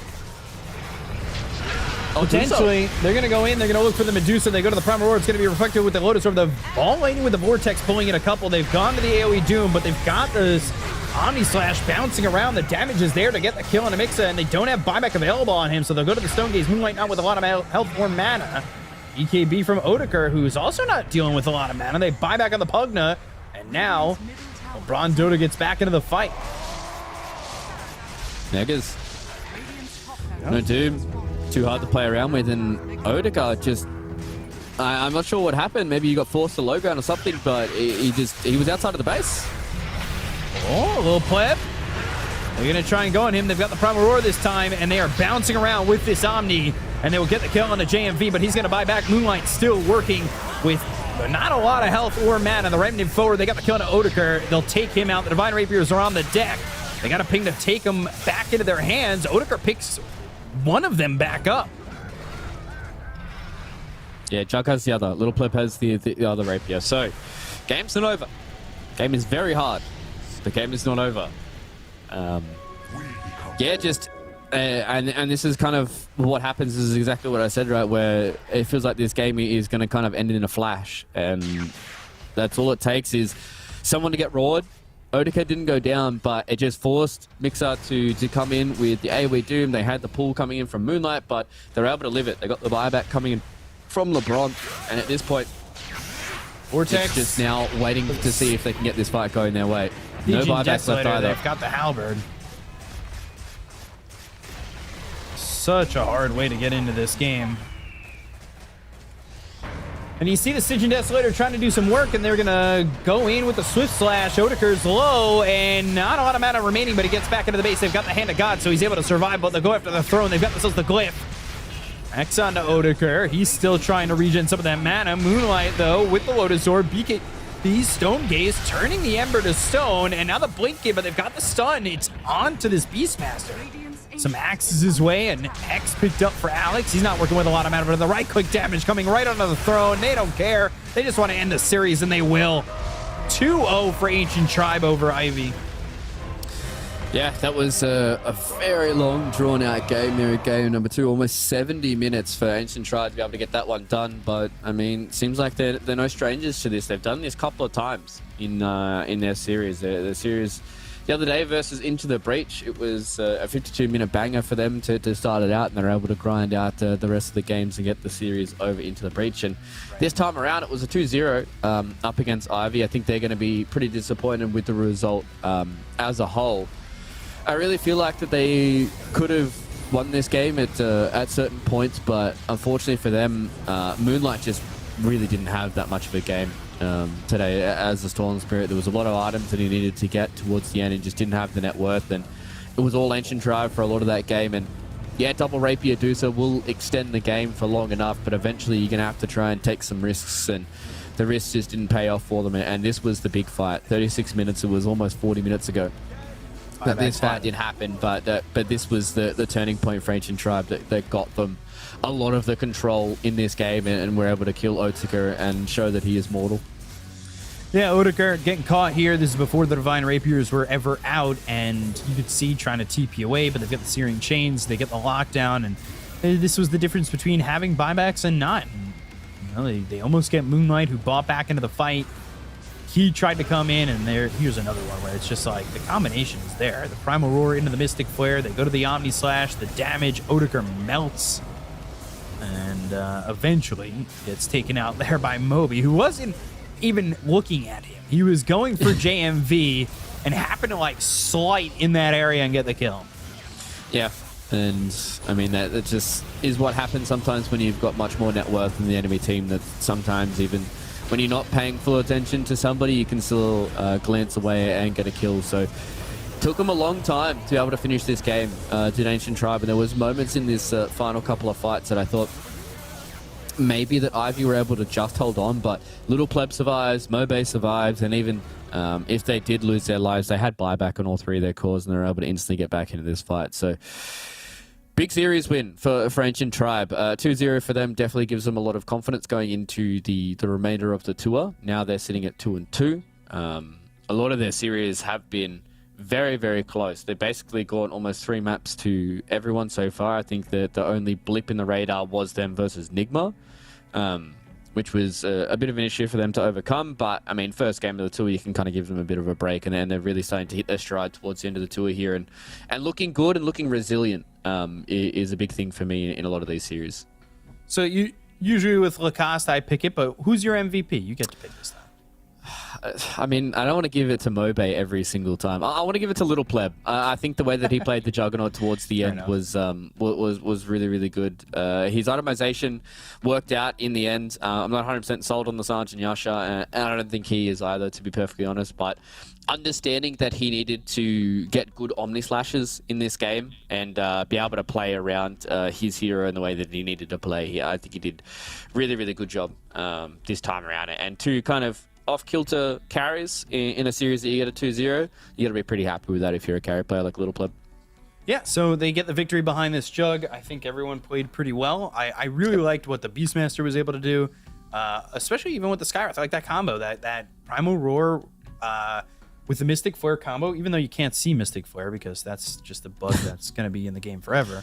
It does a lot of damage, and they were able to melt some of these heroes with that combo, and it wasn't obviously just that combo, but they do have the extra little damage. And when you're doing that quick of damage and then you come in with some extra bits, you're guaranteed to kill pretty much all the time. So we're going to get into and jump into an interview here with the winners of Ancient Tribe. So, LeBron, how are you? It's been a while. I haven't spoken to you in so long. Hello. You get a victory here 2-0. It's not the easiest game, too, but a long, drawn-out one, and you guys finally pull through.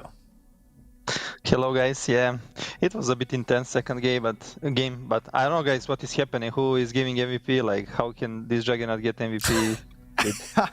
You know, I didn't pick it's it. probably some core player, you know, not some support player. I'm a big support advocate. I am a core player, to be fair. I will cop that one, I'm sorry. Yeah, I can't believe you would do that to him. It's just like you got to give the supports a chance. All these cores, they get the shards, the ags, the refreshers. The supports need the MVP, especially when you're doing work like that. I agree. Can we after the interview we'll throw it back on the screen. We'll have LeBron as the MVP. Bring it back up here. I'd love that. But game 2, like, is there a point? Like, how do you stay concentrated on that? You have to get through the Medusa, like, and like that's the only roadblock. What's the game plan as you guys kind of like had to figure out how to get through this last piece of the puzzle at the end of that second game? It's all about patience. If you have like in late game, like you usually need to have a lot of experience to know how not to throw. We throw a couple of games, so we are kind of learning, but it's all about patience. You need to kill, you need to force buyback, but you need to be very patient so enemy don't kill you, because it's all about buybacks. Doesn't matter if you have 3 sides, 30k lead. If you die without buyback, it's over, you know. So you need to panic, relax, be calm, and don't use buyback for no reason. Yeah, I felt like you guys had that patience, especially in that top fight where you guys all had buyback. You end up taking out Odeker, although that was still 40 minutes before that game would end. So, you did show patience a couple times in that game, but it was certainly a fun one. With the D patch coming out, was there anything you guys are seeing a little bit differently? Is there anything you are looking forward to with a patch like this? I mean, usually when patch come, I'm like, oh my god, they nerfed our heroes. But this time I was like, oh, they nerfed our heroes, but they nerfed also heroes that we don't play. So it's really good, I was like, yep. Fluke, you got any questions? Yeah, I got a few questions. LeBron, it seems like you guys have really been able to shake off that first series loss to Nigma at the start of the tour and really kind of figure out a kind of play style that you guys are getting towards. Is that something that you guys worked on throughout the opening weeks of the tour? Is just trying to get down to the core parts of the gameplay that makes you guys tick? Yeah, we kind of have some problems with communication, so we were trying to focus on fixing this, try to be more in the game, like clear communication and talk like useful things. So yeah, I think we are improving. It's sad that we lost to level up. We throw like unthrowable game kinda. So this is like now we are in like a bad spot for Division 1, but it's still in our hands, like kinda if we win all games till the end. So I believe we can do it. You know, we are all good players. Just need to click better as a team. Still getting some synergy, I can say. Yeah, it seems like you guys are really being able to build something, especially off the back of Mobe. I think he's been one of my favorite players for like the last couple of tours in Western Europe. Is that something that you guys try and do in game? Is really enable somebody like him in the mid lane to give him not only good heroes in the draft, but also put a little bit more extra resources so he has a good game? Yeah, usually you want to enable your mid laner or off laner because they're kind of playmakers. So you want to enable them so you have like early mid game, like you want to play around strong core. Like this game, we have really strong Ember and really strong Beast. So we have multiple options how to play, and Jagger can kind of sit alone on lane. So yeah, you want to like do these kind of things. So, thinking about the teams here, and you're saying your team is still looking to click. What's what's the steps to that? Do you guys do anything in between scrims? Are you guys like breaking down anything in between these games, or what's the schedule in the day in the life of someone in Ancient Tribe? I mean, usually, like when we wake up, everyone is doing whatever he wants, like prepare individually. And in mid game, like we have scrims or we practice 2 versus 2 lanes. But what helps most is talks, and you can have these talks only if you're on bootcamp. Just talking about Dota nonstop about anything. Because you can have play scrims, but somebody's not try harding, like maybe somebody's not in mode or enemies don't try hard, and you don't know if this is good or bad. So best way is like to talk a lot. This is what tier 1 players always talking in interviews or vlogs, and like it's hard to always just talk. But yeah, if you talk a lot, you're gonna storm a lot of ideas, and you're gonna try to be on same page, because everyone can click buttons, but not everyone can be on same team. That's why you can see some teams, not best individuals, but they are clicking good, like they're on same page, and then you have best 5 players, but they're not synergized, they're not playing good because everyone thinking differently in the game. Like imagine in real life, you cannot be on same page for one thing. Like you say something, but this guy do different. It's gonna be even harder in game. In team fights and everything. So it's hard. It's not like easy. You're really using that boot camp to try and get everybody reading the same book for sure. Are you the leader when it comes down to that? Is this like, are you the captain of the team right now, kind of leading everybody in to that discussion, or is it like a group effort? I mean, usually you can do it whatever, like you can now after the game, you're going to chill, watch some TV, and then you can just talk about Dota, about anything, or during like lunch, breakfast, whatever, like you can talk anytime. Yeah. So, yeah. I mean, I'm captain, but I'm not kind of in this team. I don't feel like I'm some super leader, trying to find some strong voice in the game, need some core, but we'll see if you're going to find it. Yeah, it definitely feels like it's been a group effort. You guys have looked pretty stellar, and big win here to lock it down after such a long time. I really appreciate you coming out with the interview, and thanks so much for all the words. Appreciate it. Yeah, thank you guys. Have a good night and enjoy the rest of the day. You too. Thank you. You too. It just, a lot of these Div 2 teams, like they do have a lot of this confidence. They have this mentality of like playing as a team, because a lot of these rosters, they're shifting. They're trying to figure out who they are as an identity. And I appreciate that. When I ask him if he's captain, he's like, no, it's not just a me effort. I'm not like I'm not the big leader here. It's an everybody thing. I really appreciate that, because you see that these teams like Ancient Tribe and Level Up, that they're on boot camp and they're trying to really mesh as a squad. It's always interesting to see the growth, especially if you're a team that's got 3 matches in that first week or something like that. It can be tough. Yeah, and obviously this is a squad that, at least the core of it, has been together for a long time, right? And they've really been able to kind of build that chemistry with each other and how they want to play and what they want to do. And I think the boot camp really enables that. And I think it kind of comes off with a lot of passion for the game and a lot of drive to succeed as well for a lot of those players, because it is a big sacrifice to be at a boot camp, especially when you're playing as a Division 2 teams. We don't know, what the salaries are like and what all that kind of stuff is, but these guys are, making sure that they're staying in a place with 4 other individuals that are like-minded and have the same goal as them, and they're really trying to drive towards the same goal. And it just shows the passion of a lot of these Div 2 players to really be able to make it their goal. Especially leading up to TI. So let's take a look at the results that we had today. as we had 3 series, and it was a 2-0 where everybody thought, all right, well, this is going to be a quicker day, even though there was a 60-minute game in there as well. And then we had a 2-1 for Level Up versus Monospa with 2 60-minute back-to-back games. And then, of course, this series, Ancient Tribe take the 2-0 over Ivy, which also had a 60-plus minute game. It was a long day of Western Europe Dota as we look over the leaderboard. And yes, with that win from Level Up, we did have them take over the top spot over Monospa. And then OG's at 3-1, tied with them now. And Ancient Tribe, they're trying to squeak their way into that second spot. And like LeBron said, if we can win every game, that's our goal. We're going to get to at least a potential tiebreaker, truthfully, because I think they have OG remaining. So it's definitely in their hands to make it happen. And then it's Into the Breach and Enigma at 1 and 2. And then Ivy and Alliance in those relegation spots right now. So what's like your thought after today? What's like the final fluke thought here? I feel a bit hard on Ivy. I think they definitely have a lot more potential than what some of these games have shown. Their first series was definitely not a series that they're going to be proud of against Menas. Kind of got handled pretty hard. And then in this game, you know, they pushed it all the way to 70 minutes, but there was just some moments where they just weren't really together and really able to click. So I really hope that Ivy go back to the lab. They just get themselves a little bit right going into a few more of their series. A lot of their series are still very winnable.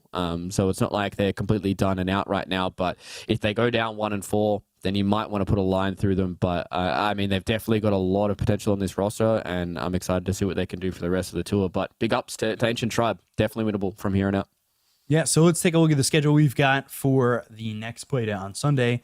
So we're taking a look here as it is Enigma Galaxy against Into the Breach, Monospa against Ancient Tribe, a big one between those two, of course, because if Monospa lose and Ancient Tribe win, they're both tied at 3 and 2, and that would be pretty massive. And then the relegation teams playing each other, or current in the relegation spot teams play each other to try and get themselves out of the depths of Ivy versus Alliance, and those are the 3 matchups we're going to see on Sunday. So it is definitely going to be a fun game, or a fun day of Dota.